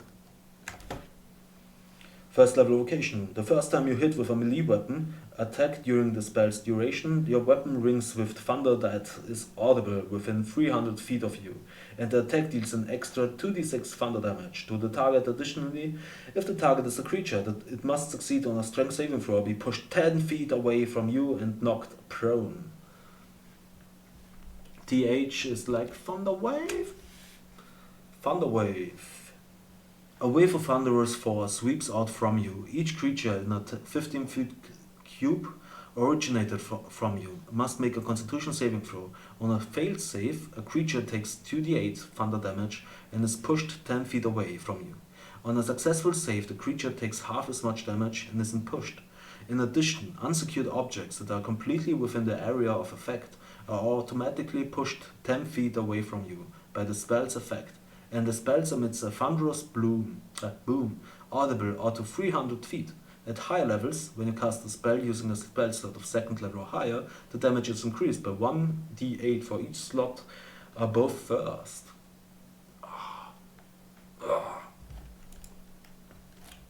Time stop. 9th level Transmutation. You briefly stop the flow of time for everyone but yourself. No time passes for other creatures, while you take 1d4 plus 1 turns in a row, during which you can use actions and move as normal.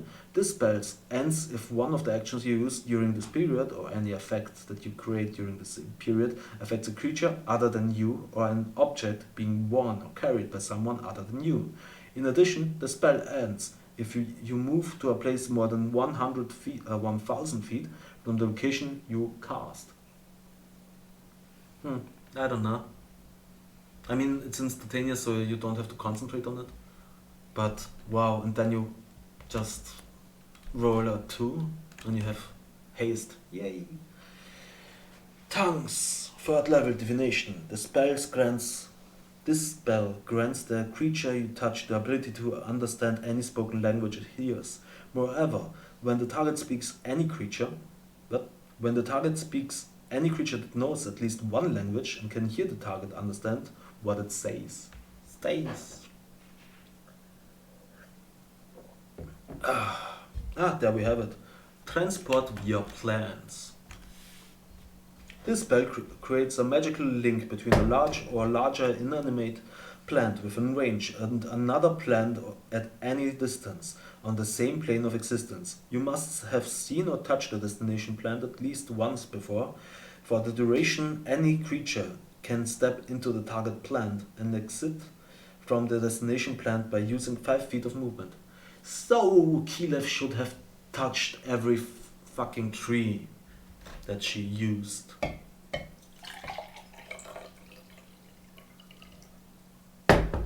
Yeah.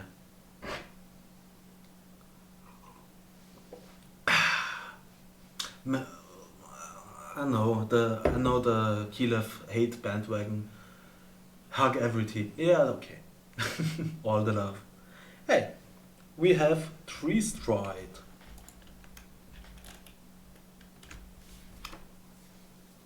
Fifth level Conjuration. You gain the ability to enter a tree and move from inside to inside another tree of the same kind within 500 feet. Both trees must be living and at least at the same size as you. You must use 5 feet of movement to enter a tree. You instantly know the location of all the other trees of the same kind within 500 feet. And as part of the move used to enter the tree, you can either pass into one of those trees or step out of the tree you are in. You appear in a spot of your choice within 5 feet of the destination tree, using another 5 feet of movement. If you have no movement left, you appear within... You appear in a spot of your choice within 5 feet of the destination tree, using another 5 feet of movement. You have no movement left. You appear within 5 feet of the tree you entered. You can use this transportation ability once per round for the duration. You must end each turn outside a tree. Hey, I feel you. Odin, thank you again for being with us for that long.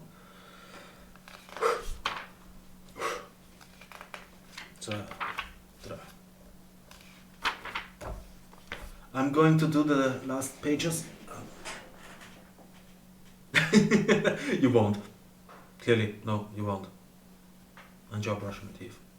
I'll be right back. I will hear. Yeah.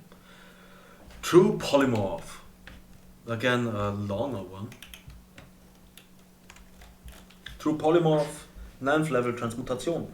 Choose one creature or non-magical object that you can see within range. You transform the creature into a different creature. The creature is a non-magical object, or the object into a creature. The object must be neither worn nor carried by another creature. The transformation lasts for the duration, or until the target drops to 0 hit points or dies. If you concentrate on this spell for the full duration, the spell lasts until it is dispelled. The spell has no effect on a spell shape changer or a creature with 0 hit points. An unwilling creature can make a wisdom saving throw, and if it succeeds, it isn't affected by the spell. Creature into creature. If you turn a creature into another kind of creature, the new form can be any kind you choose, whose challenge rating is equal to or less than the target or its level. If the target doesn't have a challenge rating, the target game statistics, including the mental ability scores, are replaced by the statistics of the new form. It regains its alignment. The personality target assumes the hit points of its new form. And when it reverts to its normal form, the creature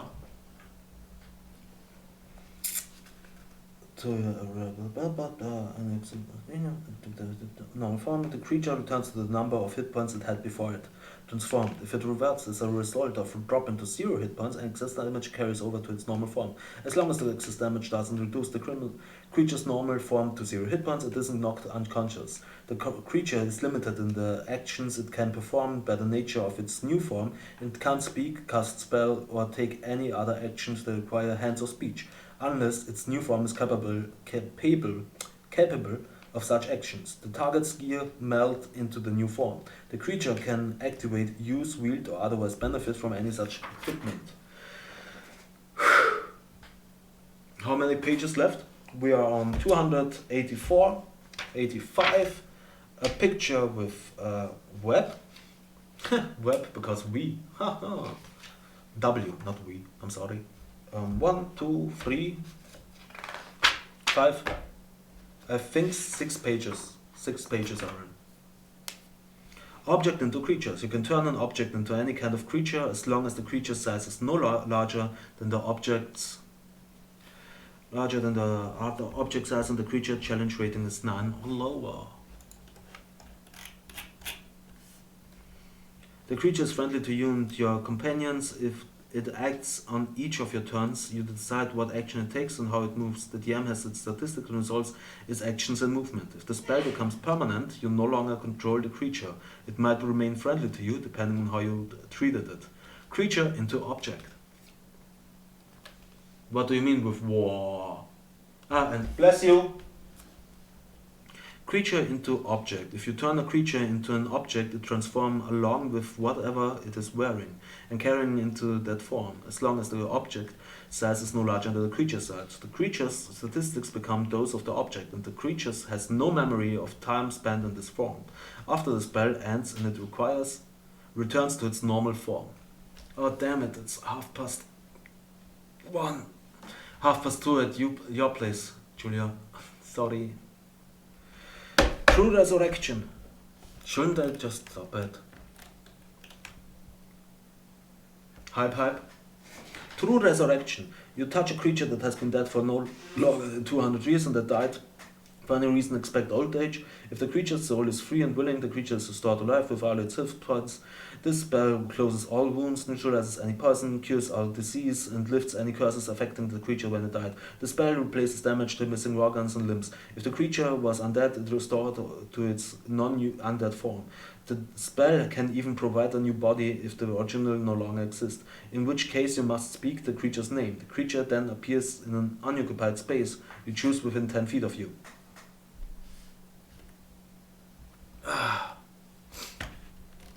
True seeing. This spell gives the willing creature you touch the ability to see things as they actually are. For the duration of the creature has true sight. Notices secret doors, hidden magic, and can see into the ethereal plane. All out to a range of 120 feet. True strike. You point a finger at a target in range. Your magic grants you a brief insight into the target's defenses. On your next turn, you gain advantage on your first attack.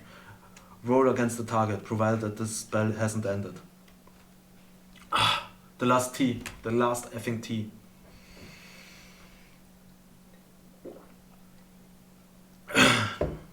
Tsunami, 8th level conjuration. A wall of water springs into existence at the point you choose within range. You can make the wall up to 300 feet long, 300 feet high, 50 feet thick. The wall lasts for the duration.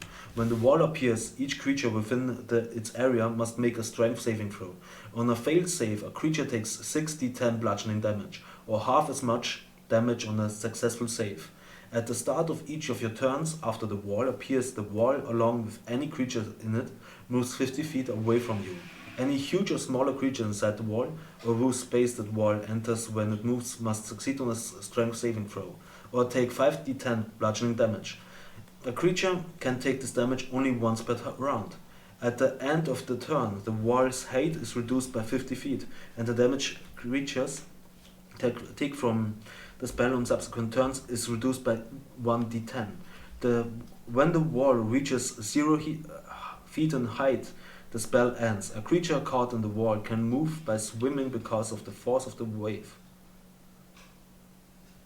For the creature must make a successful strength athletics check against the spell save DC in order to move at all. If it fails the check, it can't move. A creature that moves out of their area falls to the ground.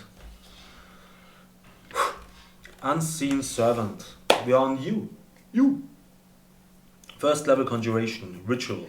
This spell creates an invisible, mindless, shapeless medium force that performs simple tasks at your command until the spell ends. The servant springs into existence in an unoccupied space on the ground within range. It has an AC 10, 1 hit point and a strength of 2, and it can't attack. If it drops to 0 hit points, the spell ends. On each of Once on each of your turn, as a bonus action, you can mentally command the servant to move up to 15 feet and interact with an object. The servant can perform simple tasks that a human servant could do, such as fetching things, cleaning, mending, folding clothes, hiding, lightning fire, serving food, and pouring wine. Once you give the command, the servant performs the task to the best of its ability until it completes the task, then waits for the next command. If you command the servant to perform a task that would move it more than 60 feet away from you, the spell ends. Okay, so we are on B. And here we see Vampiric Touch, 3rd level necromancy. The touch of your shadow weft hand can siphon life force from others to heal your wounds. Make a melee spell attack against a creature within your reach. On a hit, the target takes 3d6 necrotic damage and regain hit points equal half the amount of necrotic damage dealt until the spell ends, and you can make the attack again on each of your turns as an action. Stays for 1 minute. Warming up my food. What happened? You had only one spell. Until the spell ends, you can make the attack again. At higher level, when you cast the spell using a spell slot of 4th level or higher, the damage increases by 1d6 for each slot a level above 3rd. Best cantrip ever, Witch's Mockery. You unleash a string to insults laced with subtle enchantments as a creature. You can see within range. If the target can hear you, though it need not to understand you, it must succeed on a wisdom saving throw or take 1d4 psychic damage and have disadvantage on the next attack roll it makes before the attack of its next turn. The spell's damage increases to 1d4 when you reach 5th, 11th, 17th level. Okay, we have now Wall of Force, Wall of Fire, Wall of Ice, Wall of Stone, Wall of Thorn. Then Warding Board, Water Breathing, Water Walk, Web, Weird, Wind Wall, Wish, Witch Bolt, Ward of Recall, Wrathful Smite, and Zone of Truth. And then we are done. We are talking about 1, 2, 3, 4. Oh, sorry. 1, 2, 3. 3 pages left. Ugh. Wall of Stone, Wall of Fire, Wall of Forge, Wall of Stone. 5th level, 5th level evocation. A non-magical wall of solid stone springs into existence at a point you choose within range. The wall is 6 inches thick and is composed of 10 foot by 10 foot panels. Each panel must be contiguous with at least one other panel. Jenga. Alternatively, you can create a 10 foot by 20 foot panel that are only 3 inches thick. If the wall cuts through a creature's space, when it appears the creature is pushed to one side of the wall. Your choice. If your creature would be surrounded on all sides by the wall, or the wall and another solid surface, the creature can make a dexterity saving throw. On a success, it can use its reaction to move up to its speed so that it is no longer enclosed by the wall. The wall can have any shape you desire, for it will occupy the same space as a creature or object. This wall doesn't need to be vertical or rest on any firm foundation. It must, however, merge with and be solidly supported by existing stones. Thus, you can use this spell to bridge a chasm, create a ramp. If you create a span greater than 20 feet in length, you must halve the size of each panel to create supports. You can crudely shape the wall to create crenellations, battlements, and so on. To use only 5 hashtags for your artwork on Instagram because the algorithm blah blah blah, fuck it, didn't work. Only 4 people saw it. Since 30 minutes normally more people would see it. Fuck. Weep. Being like a pig. Weak. Where were we? The wall is an object made of stone that can be damaged until it's breached. Each panel has AC 15 and 30 hit points per inch of thickness. Per inch of thickness. If you maintain your concentration on this spell for its whole duration, the wall becomes permanent and can't be dispelled. Otherwise, the whole disappears. The spell ends. Wall of Thorns, which is a bit. You create a wall of thorns, pliable, tangled brush bristling with needles, sharp thorns. The wall appears within range on a solid surface and lasts for the duration. You choose to make the wall up to 60 feet long, 10 feet high, 5 feet thick, and a circle that has a 20-foot diameter is up to 20 feet high and 5 feet each. The wall blocks line of sight. When the wall appears, each creature within its area must make a dexterity saving throw. On a failed save, the creature takes 78 damage, on half as a 6th level spell, or half as much damage on a successful save. A creature can move through the wall, albeit slowly and painfully. For every foot a creature moves through the wall, it must spend 4 feet of movement. Furthermore, the first time a creature enters the wall on a turn or it ends its turn, the creature must make a dexterity saving throw. It takes 78 slashing damage on a failed save, or half as much damage on a successful one. At higher levels, where you cast a spell using a spell slot of 7th level or higher, both types of damage increases by 1d8 for each slot level above 6th. So, we are on boarding board? Yeah, we are. What? Did I miss?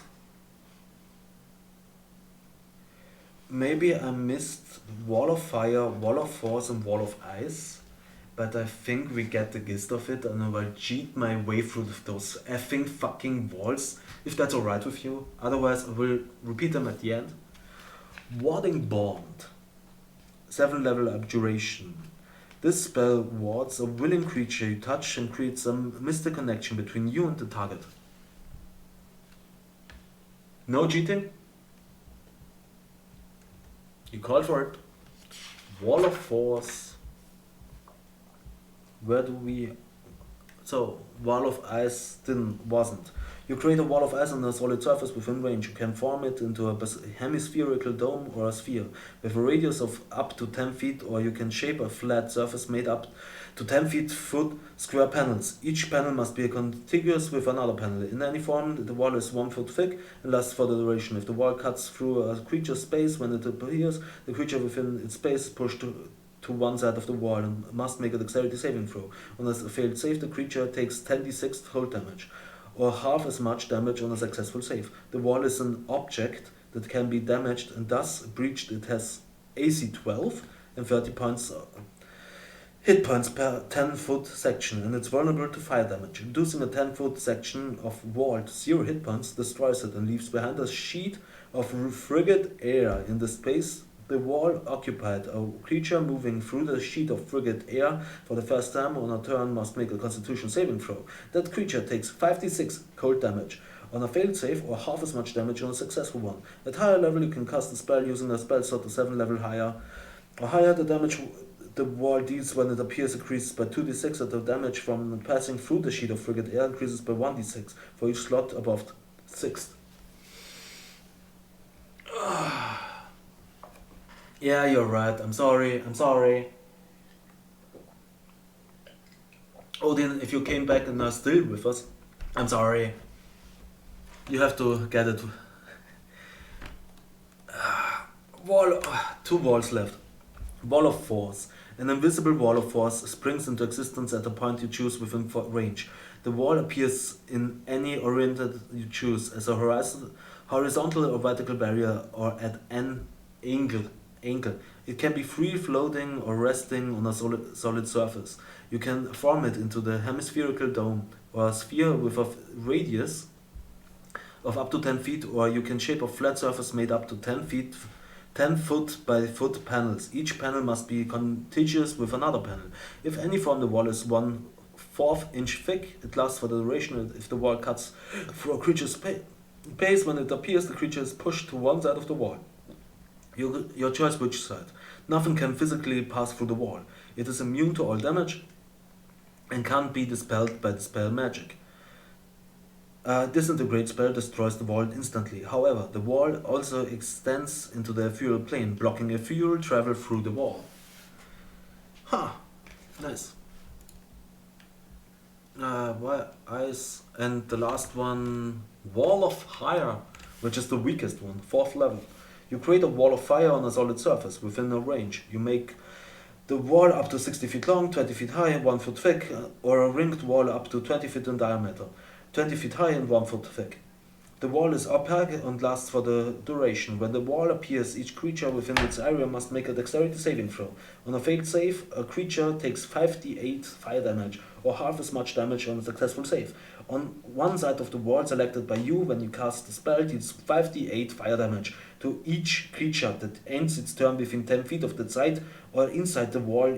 A creature takes the same damage when it enters the wall for the first time on a turn or ends its turn there. The other side of the wall deals no damage. At higher levels, when you cast the spell using a spell slot of 5th level or higher, the damage increases by 1d8 for each slot level above 4th. We are at W. Okay. Yeah, nearly done. We are at the end of the 3rd page. So, we are done with those walls, and now we are warding bound. 2nd level abjuration.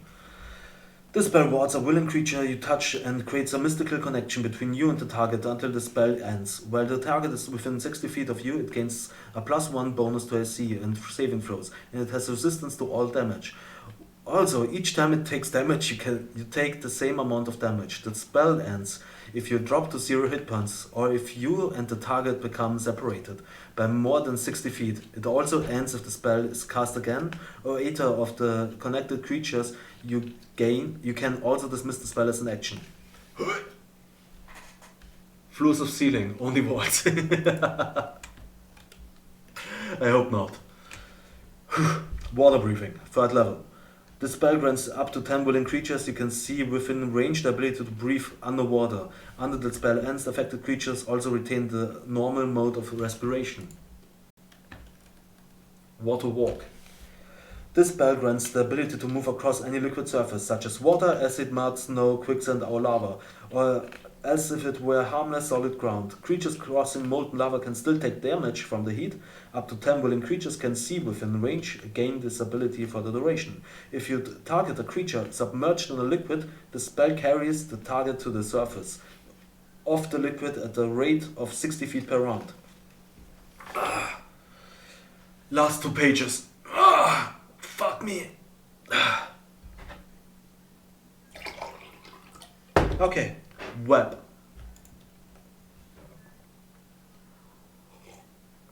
You conjure a mass of thick, sticky webbing at the point of your choice within range. The web fills a 20-foot cube from the point of for duration. The webs are difficult terrain and lightly obscure the area. If the webs aren't anchored between 2 solid masses such as walls or trees, or layered across the floor, wall, or ceiling, the conjured web collapses on itself and the spell ends at the start of your next turn. Webs layered over a flat surface have a depth of 5 feet. Each creature that starts its turn in the webs, or that creature that enters them during its turn, must make a dexterity saving throw. On a failed save, the creature is restrained as long as it remains in the webs or until it breaks free. A creature restrained by the webs can use its action to make a strength check against your spell save DC. If it succeeds, it is no longer restrained. The webs are flammable. Any 5-foot cube of webs exposed to fire burns away in 1 round, dealing 2d4 fire damage to any creature that starts its turn in the fire. Sorry, that's the web. Weird. You get it? Because weird. Weird, 9th level illusion. Drawing on the deepest fears of a group of creatures, you create illusionary creatures in their midst, visible only to them. Each creature on a 30-foot radius sphere centered on a point on your choice within range must make a wisdom saving throw. On a failed save, a creature becomes frightened for the duration. The illusion calls on the creature's deepest fears, manifesting its worst nightmares as an implacable threat. At the end of each of the frightened creature turns, it must succeed on a wisdom saving throw, or take 4d10 psychic damage. On a successful save, the spell ends for that creature. Which is weird for a 9th level spell. I mean, you can get a lot of things, but still. Windwalk. You and up to 10 willing creatures you can see within range assume a gaseous form, from the duration appearing as wisps of cloud. When this cloud from a creature has a flying speed of 300 and has resistance to damage from non-magical weapons. The only actions a creature can take in this form are the dash action, or to revert to its normal form. 300 feet in 6 seconds. Fuck. Reverting takes 1 minute, during which time a creature is incapacitated and can't move. Until the spell ends, a creature can revert to cloud form, which also requires 1 minute of transformation. If a creature is in cloud form and flying, when the effect ends, the creature descends 60 feet per round for 1 minute until it lands, which it does safely. If it can't land after a minute, the creature falls the remaining distance, which it doesn't safely. You fucking kidding me, there's a wall left. It's not wall of wind, it's wind wall. Fuck you. Fuck you, wizards. Whew. A wall of strong wind rises from the ground at a point you choose within range. You can make a wall up to 50 feet long, 15 feet high, 1 foot thick. You can shape the wall in any way you choose, so long as it makes one continuous path along the ground. The wall lasts for the duration. When the wall appears, each creature within its area must make a strength saving throw. A creature who takes the 3d8 bludgeoning damage on a failed save or half as much on a successful one. The strong wind keeps fog, smoke, or other gases at bay. Smaller flying creatures or objects can pass through the wall. Loose, lightweight materials brought into the wall fly upward. Arrows, bolts, other ordinary projectiles launched at targets behind the wall are deflected upward and automatically miss. Boulders hurled by giants or siege engines and similar projectiles are unaffected. Creatures in gaseous form can't pass through it. Last effing wall, I hope. So, that's the wish spell. So, the go-to, I'm a level 20 character. Need walls for everything. Yeah, and of every material. Wish. And after that, it's the last page. Just saying. Wish is the mightiest spell a mortal creature can cast. So, simply speaking aloud, you can alter the very foundations of reality in accord with your desires. The basic use of the spell is to duplicate any other spell of 8 level or lower. You don't need to meet any requirements in the spell, including costly components. The spell simply takes effect. Alternatively, you can create one of the following effects of your choice. Now we are on the last page. You create one object up to 25 gold pieces in value that isn't a magic item. The object can be no more than 300 feet in any dimension. And it appears in an unoccupied space so you can see on the ground. So a palace. Read faster. Come on. You allow up to 20 creatures that you can see to regain all hit points, and you end all effects on them described in the Greater Restoration spell. You grant up to 10 creatures that you see resistance to a damage type you choose. Forever. You grant up to 10 creatures you can see immunity to a single spell or other magical effect for 8 hours. For instance, you could make yourself and all your companions immune to a Lich life drain attack. You undo a single recent event by forcing a reroll of any roll made within the last round, including your last turn. Reality reshapes itself to accommodate the new result. For example, a wish spell could undo an opponent's successful save, a foe's a critical hit, or a friend's failed save. You can force the reroll to be made with advantage or disadvantage, and you can choose whether to see the reroll or the original roll. 10 minutes, come on, 9 hours. You might be able to achieve something beyond the scope of the above examples. State your wish to the DM as precisely as possible. The DM has great latitude in ruling what occurs in such an instance. The greater the wish, the greater the likelihood that something goes wrong. The spell might simply fail. The effect you desire might only be partly achieved. We think right here. Partly achieved, or you might suffer some unforeseen consequences. As a result of how you worded the wish, for example, wishing that the villain were dead, might propel you forward in time to a period when the villain is no longer alive, effectively removing you from the game. Similarly, wishing for a legendary magic item or artifact might instantly transport you to the presence of the item's current owner. The stress of casting the spell to produce any effect other than duplicating another spell weakens you. After enduring the stress each time you cast a spell until you finish a long rest, you take 1d10 necrotic damage per level of that spell. This damage can't be reduced or prevented anyway. In addition, your strength drops to 3 if it isn't 3 or lower already for 2d4 days. For each of these days that you spend resting and doing nothing more than lightly activity, your remaining recovery time decreases by 2 days.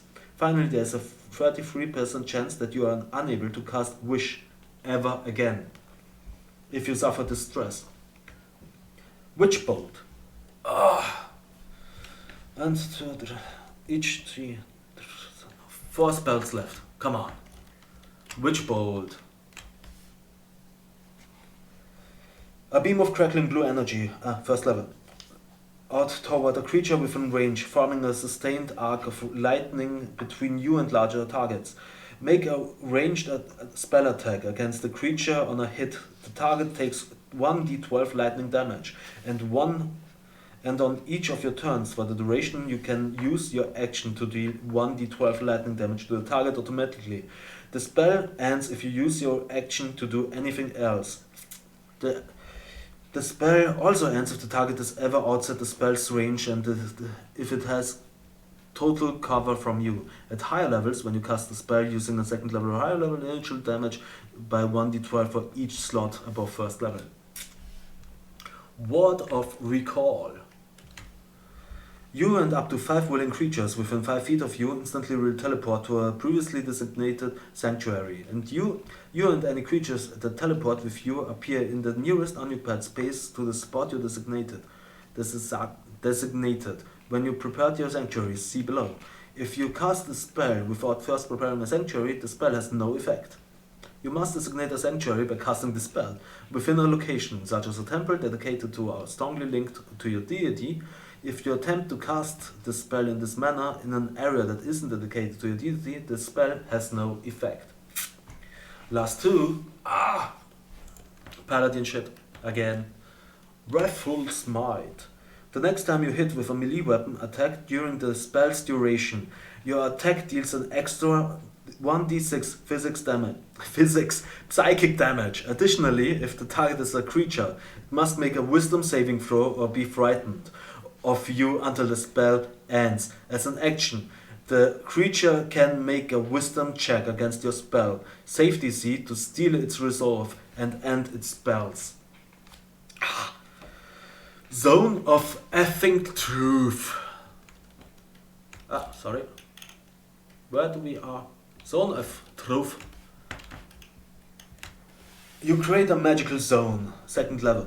You create a magical zone that guards against deceptions in a 15-foot radius sphere, centered on a point of your choice within range. Until the spell ends, a creature that enters the spell area for the first time on a turn or starts its turn there must make a charisma saving throw. On a failed save, a creature can't speak or deliberately lie within the radius. You know whether each creature succeeds or fails on its saving throw. So you know who's lying.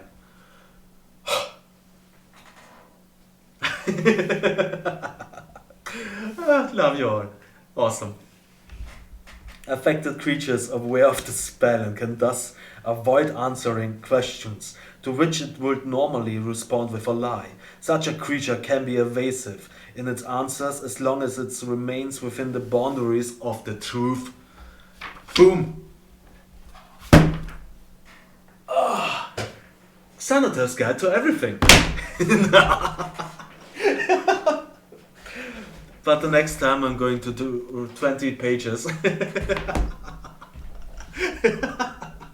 That would be so awesome.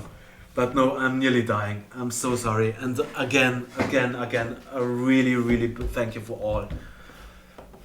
You don't start again. Absolute mad lad. I don't start again. I have a new book. This book has a lot less spells on it.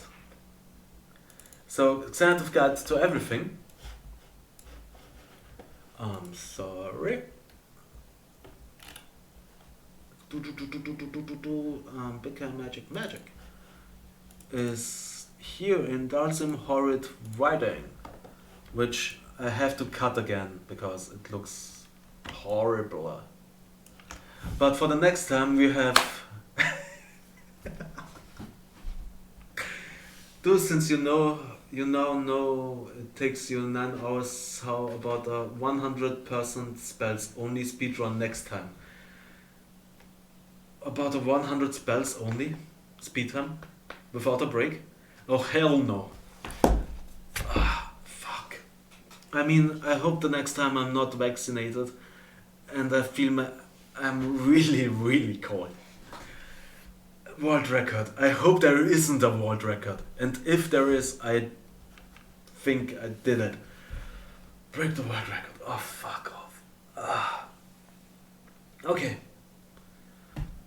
Faster, bro. Your personal record is 9 hours. Come on. Next time is in July. Ah, fuck. Can you do magic now?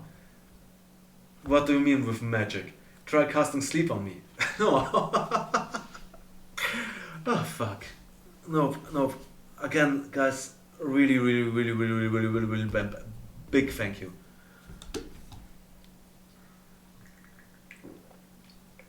But I'm thinking I'm getting sick, so I'm really, really cold, and I have to get to sleep. So, do we wanna raid someone? I have no effing idea. For fuck's sake. I mean, I hope mostly of you guys are going to sleep. I mean, I am.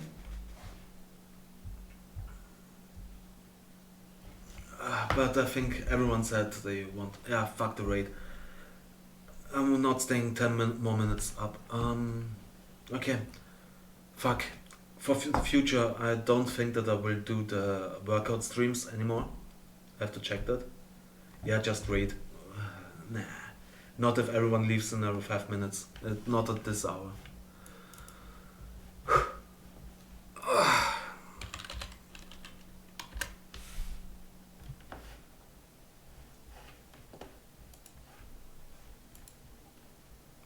Okay, good night everyone, and again, a really big thank you. Thank you all. No more workout. Okay, I will do a workout, but I won't put it on the internet.